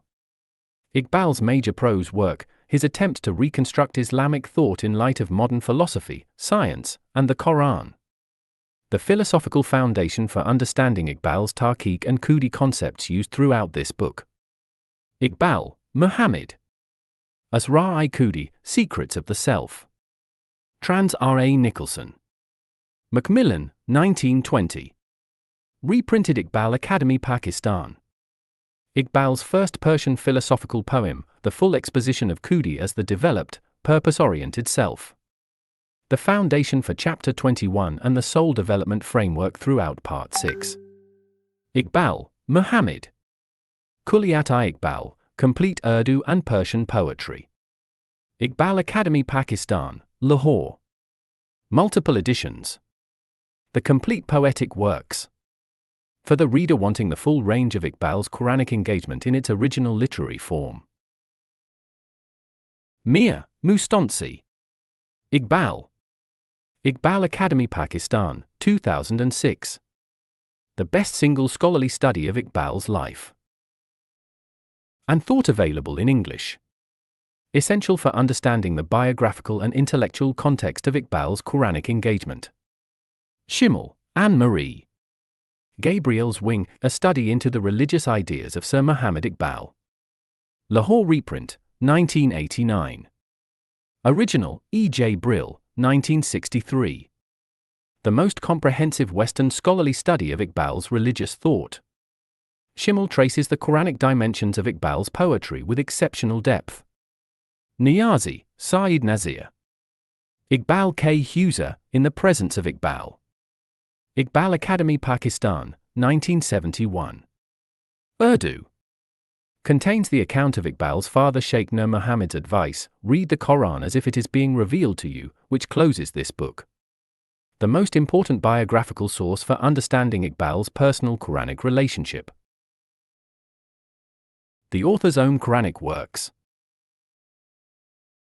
The following works by Zaheer Ahmad Meer represent one of the most systematic personal engagements with the complete Quranic text by any contemporary author, a living bibliography that has directly shaped the methodology and substance of this book. Meer, Zaheer Ahmad. 114 Timeless Truths of Quran. Iqbal Academy Pakistan. One Truth per Surah, the entire Quran mapped through its central message per chapter. The direct predecessor of the Umud framework used throughout this book. Meer, Zaheer Ahmad. 3110 Spiritual and Theological Verses of the Quran. Iqbal Academy Pakistan. The largest single systematic classification of Quranic verses, the foundation for Part 6 Spiritual Transformation Framework. Meer, Zaheer Ahmad. 1500 Ethical Verses of the Quran. Iqbal Academy, Pakistan. Systematic ethical classification across all 114 surahs. The scholarly foundation for Chapter 22 and the Life Domains Audit. Meer, Zaheer Ahmad. 350 Legal Verses of the Quran. Iqbal Academy, Pakistan. Jurisprudential. Mapping of the Quran's legal content, demonstrating the precise proportion and distribution of legal guidance within the broader text. Meer, Zaheer Ahmad. 800 Historical Verses of the Quran. Iqbal Academy, Pakistan. Historical classification, the prophetic narratives and historical accounts that form the Quran's argument from civilizational evidence. Meer, Zaheer Ahmad. 360 Reflective Verses of the Quran. Iqbal Academy, Pakistan. Tadabbur-oriented collections, the verses most directly designed for deep reflection. The foundation for the 15-minute Tadabbur practice in Chapter 17. Meer, Zaheer Ahmad. Quranic Logic and Examples, exploring the divine wisdom and rationality in the Holy Quran. Iqbal Academy, Pakistan. The most direct scholarly predecessor to this book's engagement with the Quran's rational argumentation, the foundation for Chapter 5 and the mind development framework of Chapter 21. Meer, Zaheer Ahmad. The Quran resolved the questions of philosophy, from Socrates to the AI era. Iqbal Academy, Pakistan. The broadest statement of the argument that the Quran's engagement with human intellectual history is total and current, from ancient philosophy to artificial intelligence. Online and digital resources. Quran.com text, translations, and multiple tafsir works in one platform. Quran.com, the most useful single platform for the reader wanting to access multiple translations and commentary works simultaneously. Includes Ibn Kathir, Maududi's Tafhim, and others. Iqbal Academy, Pakistan. Complete digital archive of Iqbal's works. iap.gov.pk, the authoritative digital source for all of Iqbal's works in Urdu, Persian, and English translation. Free access. Recite Institute. Complete English translations of nurses' works. Recite.com, the most complete source for nurses' works in English. Al-Marid Institute. Farahi Islahi School Resources. almawridus.org, the primary English language resource for the Farahi Islahi School. Hosts English translations of Farahi's works and Islahi's shorter essays. Yaqeen Institute. Peer-reviewed contemporary Quranic scholarship in English. yaqinstitute.org, high-quality academic engagement with Quranic themes for the contemporary reader. Particularly strong on the Quran and modernity and the Quran's universal address. About the author. Zaheer Ahmad Meer, constitutional and corporate lawyer, author of 55-plus works, student of the Quran, a member, governing body, Iqbal Academy, Pakistan. Zaheer Ahmad Meer spent decades as an educated, professionally accomplished Muslim, a constitutional and corporate lawyer with 35 years of practice, a prolific author, a servant of justice who founded Pakistan's first free legal services movement in 1990, a man who recited the Quran faithfully and regularly throughout his adult life. But for years, he recited it without the methodology to unlock what it was truly saying. This is not an unusual admission. It is, as this book's introduction argues, the most common experience among Muslim readers in every generation, the gap between recitation and understanding, between the words on the tongue and the transformation in the life. What makes Zaheer Ahmad Meer's story distinctive is what he did about it. He read the entire Quran, all 6,236 verses, systematically, repeatedly, and with increasing methodological precision.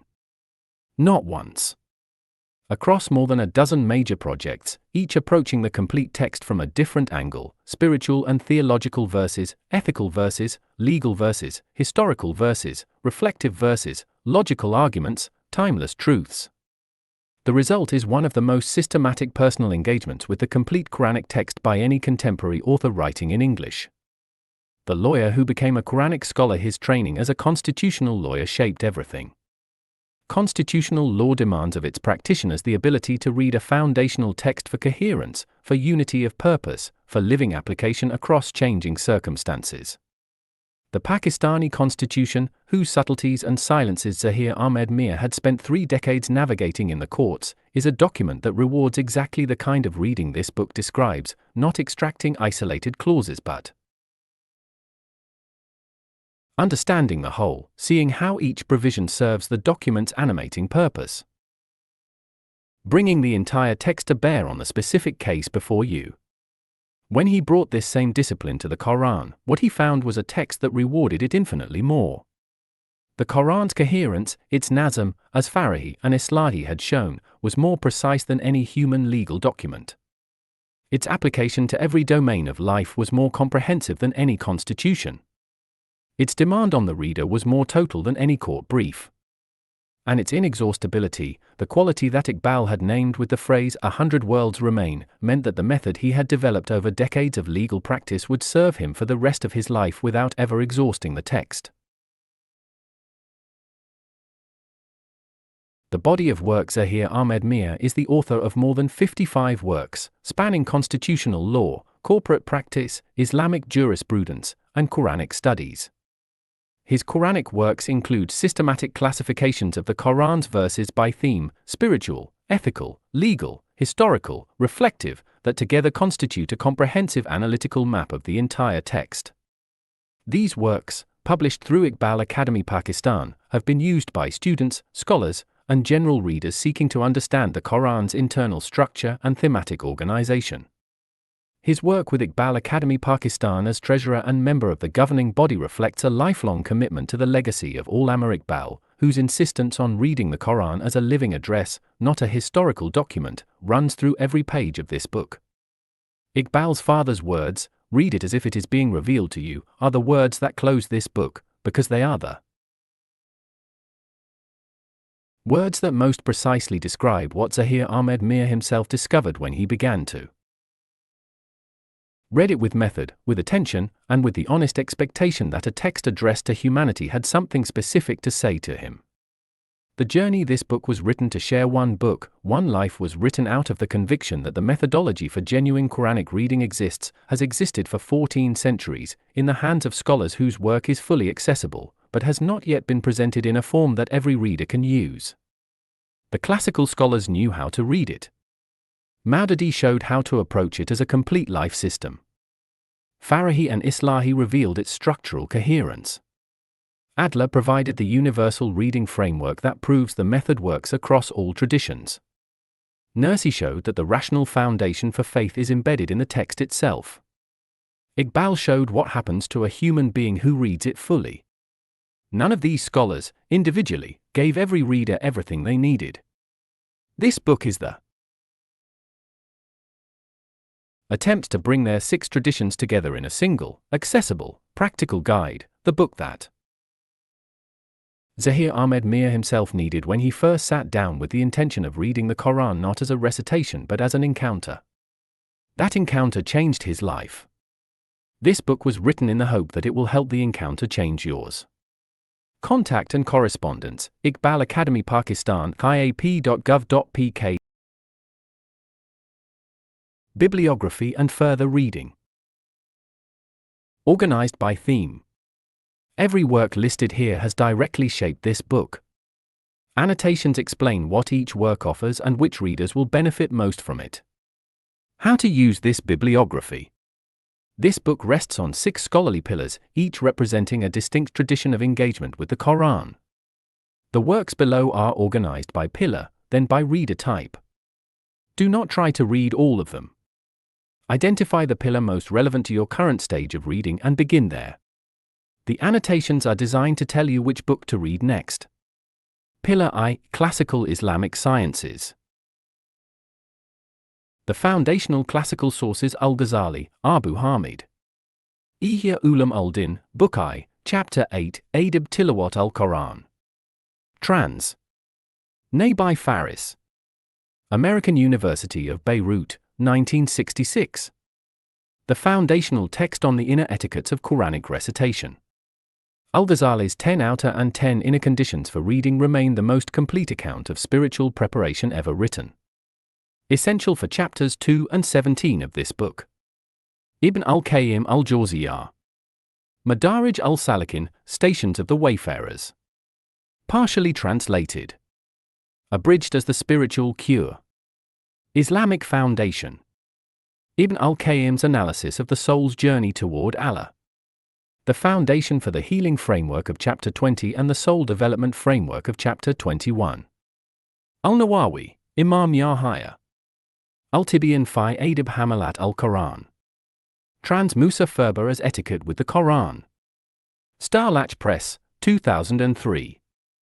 The most accessible classical text on the proper conduct of the Quran's carriers. Shorter than Al-Ghazali, more practical, excellent for the reader beginning. Formal engagement. Ibn Taymiyyah. Muqaddimah fi Usul al-Tafsir. Trans Muhammad Abdul Haq Ansari as an introduction to the principles of Tafsir. Al-Hidayah, 1993. The classical statement of Tafsir principles, how to interpret the Quran correctly, using the Quran itself, then the Sunnah, then the companions. Essential methodological grounding. Al-Suyuti, Jalal al-Din, Al-Itqan fi Ulum al-Quran. Trans Munir Farid. 2 volumes Islamic Foundation, 2024. The encyclopedic reference for all Quranic sciences, revelation, collection, preservation, Makki and Madani, causes of revelation. The foundation for Chapter 4. Classical Tafsir tradition Ibn Kathir, Ismail. Tafsir al-Quran al-Azim. Dar al-Salam, 10 volumes English edition, 2000. The most widely used classical tafsir in the English-speaking world. Hadith grounded, comprehensive, reliable. The primary classical commentary recommended in Appendix D. Al-Tabari, Muhammad ibn Jarir. Jami al-Bayan fi Tawil al-Quran. Abridged English selection. Fonds Vitae ul Royal Aal al-Bayt Institute, 2009. The oldest comprehensive tafsir still extant. Essential for the range of early scholarly opinion on any verse. Advanced reading, used for research rather than cover to cover. Al-Qurtubi, Muhammad. Al-Jami li Ahkam al-Quran. Arabic. Dar al-Kutab al-Mazriyah, 1964. Partial English selections available. The Great Andalusian Legal Tafsir. Most valuable for legal verses, rulings, and the scholarship of the Maliki tradition. Pillar 2, Modern Life Application, Maududi and his school. Maududi, Abul ala Tafhim al-Quran, Towards Understanding the Quran. 6 volumes Islamic Foundation UK, 1988. Also available at islamicstudies.info. The primary commentary for this book Surah Introduction Methodology. Maududi's introductions to each surah are the gold standard for modern readers. Read the introductions before every surah you study. Maududi, Abul ala Muqaddimah Tafhim al-Quran. Islamic Foundation UK, 1988. Published as the Methodological Introduction to Tafhim Volume 1. Maududi's methodological statement, what the Quran is, how to approach it, what it requires of the reader. Every reader should begin here before anything else in the Tafhim. Nosser, Saeed Hossein, et al. The Study Quran, a New Translation and Commentary. Harper 1, 2015. The most comprehensive single-volume English Quranic commentary ever produced. Draws on the full range of Islamic scholarship including Sufi dimensions. The essential companion for depth. Alongside modern accessibility. Highest recommendation for the English reader. Asad, Muhammad. The Message of the Quran. Book Foundation, 1980. Revised edition available at bookfoundation.com. A philosophical and rational translation and commentary. Asad's explanatory notes engage seriously with intellectual objections to Quranic claims. Particularly valuable for the secular or intellectually questioning reader. Qutb, Saeed. In the Shade of the Quran, Fi Zilal al-Quran. 18 volumes, Islamic Foundation UK, 1999-2009.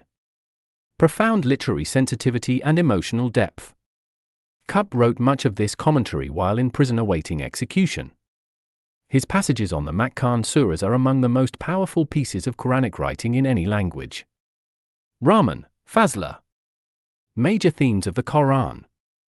Bibliotheca Islamica, 1980. 2nd ed. University of Chicago Press, 1989. A scholarly thematic study, God, Humanity, Nature, Prophethood, Eschatology, the Muslim Community. For the reader wanting a systematic account of the Quran's major ideas. Matson, Ingrid. The Story of the Quran, Its History and Place in Muslim Life. Wiley Blackwell. 2007, 2nd ed. 2013. An accessible scholarly account of the Quran's history, preservation, transmission, and role in Muslim life across the centuries. Excellent background for Chapter 1 and for non-Muslim readers. Pillar 3, Farahi Islahi Nazm School. This pillar provides the structural framework underlying Chapters 7, 12, 13, 14, and 19, and the surah pair structure throughout the book. Farahi scholarship is mostly in Arabic and Urdu. Access for English readers is primarily through Islahi, through Meer, and through the Al-Marid Institute. Farahi, Hamiduddin. Dalail al-Nizam, Proofs of the Coherence of the Quran. Trans as Coherence in the Quran. Al-Marid Institute, Lahore, 2008. Farahi's foundational argument that the Quran is a single coherent literary structure, not a collection of disconnected passages. The intellectual origin of the Nazm school. Farahi, Hamiduddin. Mufradat al-Quran. Arabic. Al-Marid Institute. Partial English at almaurid.org. Farahi's vocabulary analysis, roots, meanings, and literary precision. The foundation for understanding why specific Arabic words in the Quran cannot be substituted. Underlies Chapters 9 and 10. Islahi, Amin Arsan. Tadabbur Quran. 9 volumes Urdu. Farhan Foundation, Lahore, 1967-1980. Partial. English translations available. The complete application of Nazm theory to all 114 surahs. Islahi's analysis of surah pairs and 7-group structure is the scholarly foundation for Chapter 19 and Appendix C. I'll begin with Meer's summary. Meer, Mustansi. Coherence in the Quran, a study of Islahi's concept of Nazm in Tadabbur Quran. American Trust Publications, 1986.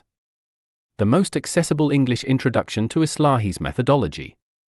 Essential for any reader wanting to understand surah pairs and Quranic structural coherence without reading Urdu. Meer, Mustansi. Verbal Idioms of the Quran. University of Michigan Press, 1989. Systematic analysis of the Quran's distinctive linguistic idioms and how they carry meaning. Valuable companion for Chapters 9 and 10 on Quranic Arabic. Pillar 4, Adler's Universal Reading Framework. Adler, Mortimer J., and Charles Van Doren. How to Read a Book, The Classic Guide to Intelligent Reading. Touchstone Simon & Schuster, 1972, Revised Edition. The book that provided the universal reading framework adapted in Chapters 10, 11, and 16. Adler's 4 levels of reading map directly onto Quranic reading methodology. Read Chapters 15 to 21 on analytical and syntopical reading specifically. Pillar V, said Nursi and the Rational Foundation. Nursi, said, Bediye Zaman. The words, Suzla. Trans Sukran Vahide. Sosla Publications, Istanbul, 1992. Also, RNP, 2010. The primary text of the Risale Aina collection. The first through 33rd words address the major theological questions with a combination of reason and spiritual insight. The first word on Bismillah and the 23rd word on divine providence are most directly relevant. Nursi, said. The letters, Mektubat. Trans Sukran Vahide. Sosla Publications, Istanbul, 2001. Nurse's practical letters to his students, addressing questions of faith, Quranic reading, and the spiritual life under persecution. Warmer and more accessible than the words. Nursi, Saeed. The Flashes, Lemala. Trans Sukran Vahide. Sosla Publications, Istanbul, 1995. Contains Nurse's most direct statements about the Quran as a text and about the methodology of reading the universe alongside the revealed text. The Foundation for Chapter 6 and Appendix E. Abu Rabi, Ibrahim M. Islam at the Crossroads, on the Life and Thought of Bedi Azzam said Nursi. SUNY Press, 2003. The best scholarly academic study of Nurse's life and thought in English. For readers wanting to understand Nurse's intellectual context and the significance of his contribution. The soul of the book, Al-Amr Iqbal. Iqbal, Muhammad. The Reconstruction of Religious Thought in Islam. Oxford University Press, 1934. Reprinted Iqbal Academy Pakistan, Lahore. Iqbal's major prose work, his attempt to reconstruct Islamic thought in light of modern philosophy, science, and the Quran. The philosophical foundation for understanding Iqbal's Tarqiq and Khudi concepts used throughout this book. Iqbal, Muhammad. Asrar-i Khudi, Secrets of the Self. Trans R. A. Nicholson. Macmillan, 1920. Reprinted Iqbal Academy Pakistan. Iqbal's first Persian philosophical poem, the full exposition of Khudi as the developed, purpose-oriented self. The foundation for Chapter 21 and the soul development framework throughout Part 6. Iqbal, Muhammad. Kulliyat-i-Iqbal, Complete Urdu and Persian Poetry. Iqbal Academy Pakistan, Lahore. Multiple editions. The Complete Poetic Works. For the reader wanting the full range of Iqbal's Quranic engagement in its original literary form. Meer, Mustansi. Iqbal. Iqbal Academy Pakistan, 2006. The best single scholarly study of Iqbal's life and thought available in English. Essential for understanding the biographical and intellectual context of Iqbal's Quranic engagement. Schimmel, Anne-Marie. Gabriel's Wing, A Study into the Religious Ideas of Sir Muhammad Iqbal. Lahore reprint, 1989. Original, E. J. Brill, 1963. The most comprehensive Western scholarly study of Iqbal's religious thought. Schimmel traces the Quranic dimensions of Iqbal's poetry with exceptional depth. Niazi, Saeed Nazir. Iqbal K. Huser, In the Presence of Iqbal. Iqbal Academy Pakistan, 1971. Urdu. Contains the account of Iqbal's father Sheikh Nur Muhammad's advice, read the Quran as if it is being revealed to you, which closes this book. The most important biographical source for understanding Iqbal's personal Quranic relationship. The author's own Quranic works. The following works by Zaheer Ahmad Meer represent one of the most systematic personal engagements with the complete Quranic text by any contemporary author, a living bibliography that has directly shaped the methodology and substance of this book. Meer, Zaheer Ahmad. 114 Timeless Truths of Quran. Iqbal Academy Pakistan. One Truth per Surah, the entire Quran mapped through its central message per chapter. The direct predecessor of the Umud framework used throughout this book. Meer, Zaheer Ahmad. 3110 Spiritual and Theological Verses of the Quran. Iqbal Academy Pakistan. The largest single systematic classification of Quranic verses, the foundation for Part 6 Spiritual Transformation Framework. Meer, Zaheer Ahmad. 1500 Ethical Verses of the Quran. Iqbal Academy Pakistan. Systematic ethical classification across all 114 surahs. The scholarly foundation for Chapter 22 and the Life Domains Audit. Meer, Zaheer Ahmad. 350 Legal Verses of the Quran. Iqbal Academy Pakistan. Jurisprudential. Mapping of the Quran's legal content, demonstrating the precise proportion and distribution of legal guidance within the broader text. Meer, Zaheer Ahmad. 800 Historical Verses of the Quran. Iqbal Academy, Pakistan. Historical classification, the prophetic narratives and historical accounts that form the Quran's argument from civilizational evidence. Meer, Zaheer Ahmad. 360 Reflective Verses of the Quran. Iqbal Academy, Pakistan. Tadabbur-oriented collections, the verses most directly designed for deep reflection. The foundation for the 15-minute Tadabbur practice in Chapter 17. Meer, Zaheer Ahmad. Quranic Logic and Examples, exploring the divine wisdom and rationality in the Holy Quran. Iqbal Academy, Pakistan. The most direct scholarly predecessor to this book's engagement with the Quran's rational argumentation, the foundation for Chapter 5 and the mind development framework of Chapter 21. Meer, Zaheer Ahmad. The Quran resolved the questions of philosophy, from Socrates to the AI era. Iqbal Academy, Pakistan. The broadest statement of the argument that the Quran's engagement with human intellectual history is total and current, from ancient philosophy to artificial intelligence. Online and digital resources. Quran.com text, translations, and multiple tafsir works in one platform. Quran.com, the most useful single platform for the reader wanting to access multiple translations and commentary works simultaneously. Includes Ibn Kathir, Maududi's Tafhim, and others. Iqbal Academy, Pakistan. Complete digital archive of Iqbal's works. iap.gov.pk, the authoritative digital source for all of Iqbal's works in Urdu, Persian, and English translation. Free access. Rice Institute. Complete English translations of nurses' works.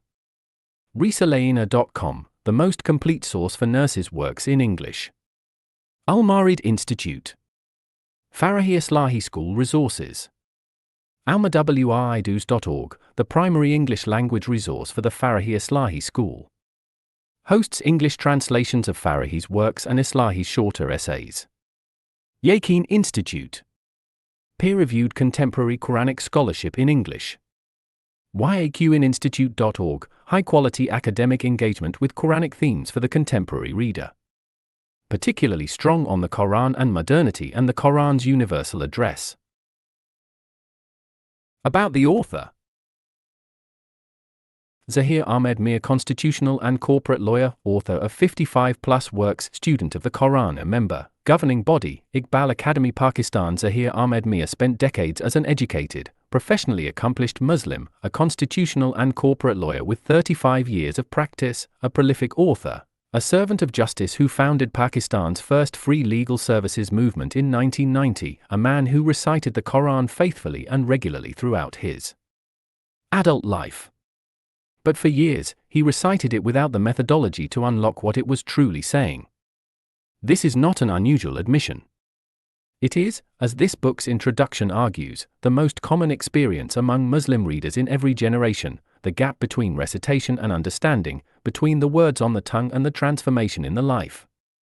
What makes Zaheer Ahmad Meer's story distinctive is what he did about it. He read the entire Quran, all 6,236 verses, systematically, repeatedly, and with increasing methodological precision. Not once. Across more than a dozen major projects, each approaching the complete text from a different angle: spiritual and theological verses, ethical verses, legal verses, historical verses, reflective verses, logical arguments, timeless truths. The result is one of the most systematic personal engagements with the complete Quranic text by any contemporary author writing in English. The lawyer who became a Quranic scholar, his training as a constitutional lawyer shaped everything. Constitutional law demands of its practitioners the ability to read a foundational text for coherence, for unity of purpose, for living application across changing circumstances. The Pakistani constitution, whose subtleties and silences Zaheer Ahmad Meer had spent 3 decades navigating in the courts, is a document that rewards exactly the kind of reading this book describes, not extracting isolated clauses but Understanding the whole, seeing how each provision serves the document's animating purpose. Bringing the entire text to bear on the specific case before you. When he brought this same discipline to the Quran, what he found was a text that rewarded it infinitely more. The Quran's coherence, its nazm, as Farahi and Islahi had shown, was more precise than any human legal document. Its application to every domain of life was more comprehensive than any constitution. Its demand on the reader was more total than any court brief. And its inexhaustibility, the quality that Iqbal had named with the phrase "100 worlds remain," meant that the method he had developed over decades of legal practice would serve him for the rest of his life without ever exhausting the text. The body of work. Zaheer Ahmad Meer is the author of more than 55 works, spanning constitutional law, corporate practice, Islamic jurisprudence, and Quranic studies. His Quranic works include systematic classifications of the Quran's verses by theme, spiritual, ethical, legal, historical, reflective, that together constitute a comprehensive analytical map of the entire text. These works, published through Iqbal Academy Pakistan, have been used by students, scholars, and general readers seeking to understand the Quran's internal structure and thematic organization. His work with Iqbal Academy Pakistan as treasurer and member of the governing body reflects a lifelong commitment to the legacy of Allama Iqbal, whose insistence on reading the Quran as a living address, not a historical document, runs through every page of this book. Iqbal's father's words, "Read it as if it is being revealed to you," are the words that close this book, because they are the words that most precisely describe what Zaheer Ahmad Meer himself discovered when he began to read it with method, with attention, and with the honest expectation that a text addressed to humanity had something specific to say to him. The journey this book was written to share one book, one life was written out of the conviction that the methodology for genuine Quranic reading has existed for 14 centuries, in the hands of scholars whose work is fully accessible, but has not yet been presented in a form that every reader can use. The classical scholars knew how to read it. Maududi showed how to approach it as a complete life system. Farahi and Islahi revealed its structural coherence. Adler provided the universal reading framework that proves the method works across all traditions. Nursi showed that the rational foundation for faith is embedded in the text itself.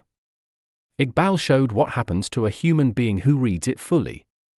None of these scholars, individually, gave every reader everything they needed. This book is the attempt to bring their 6 traditions together in a single, accessible, practical guide, the book that Zaheer Ahmad Meer himself needed when he first sat down with the intention of reading the Quran not as a recitation but as an encounter. That encounter changed his life. This book was written in the hope that it will help the encounter change yours.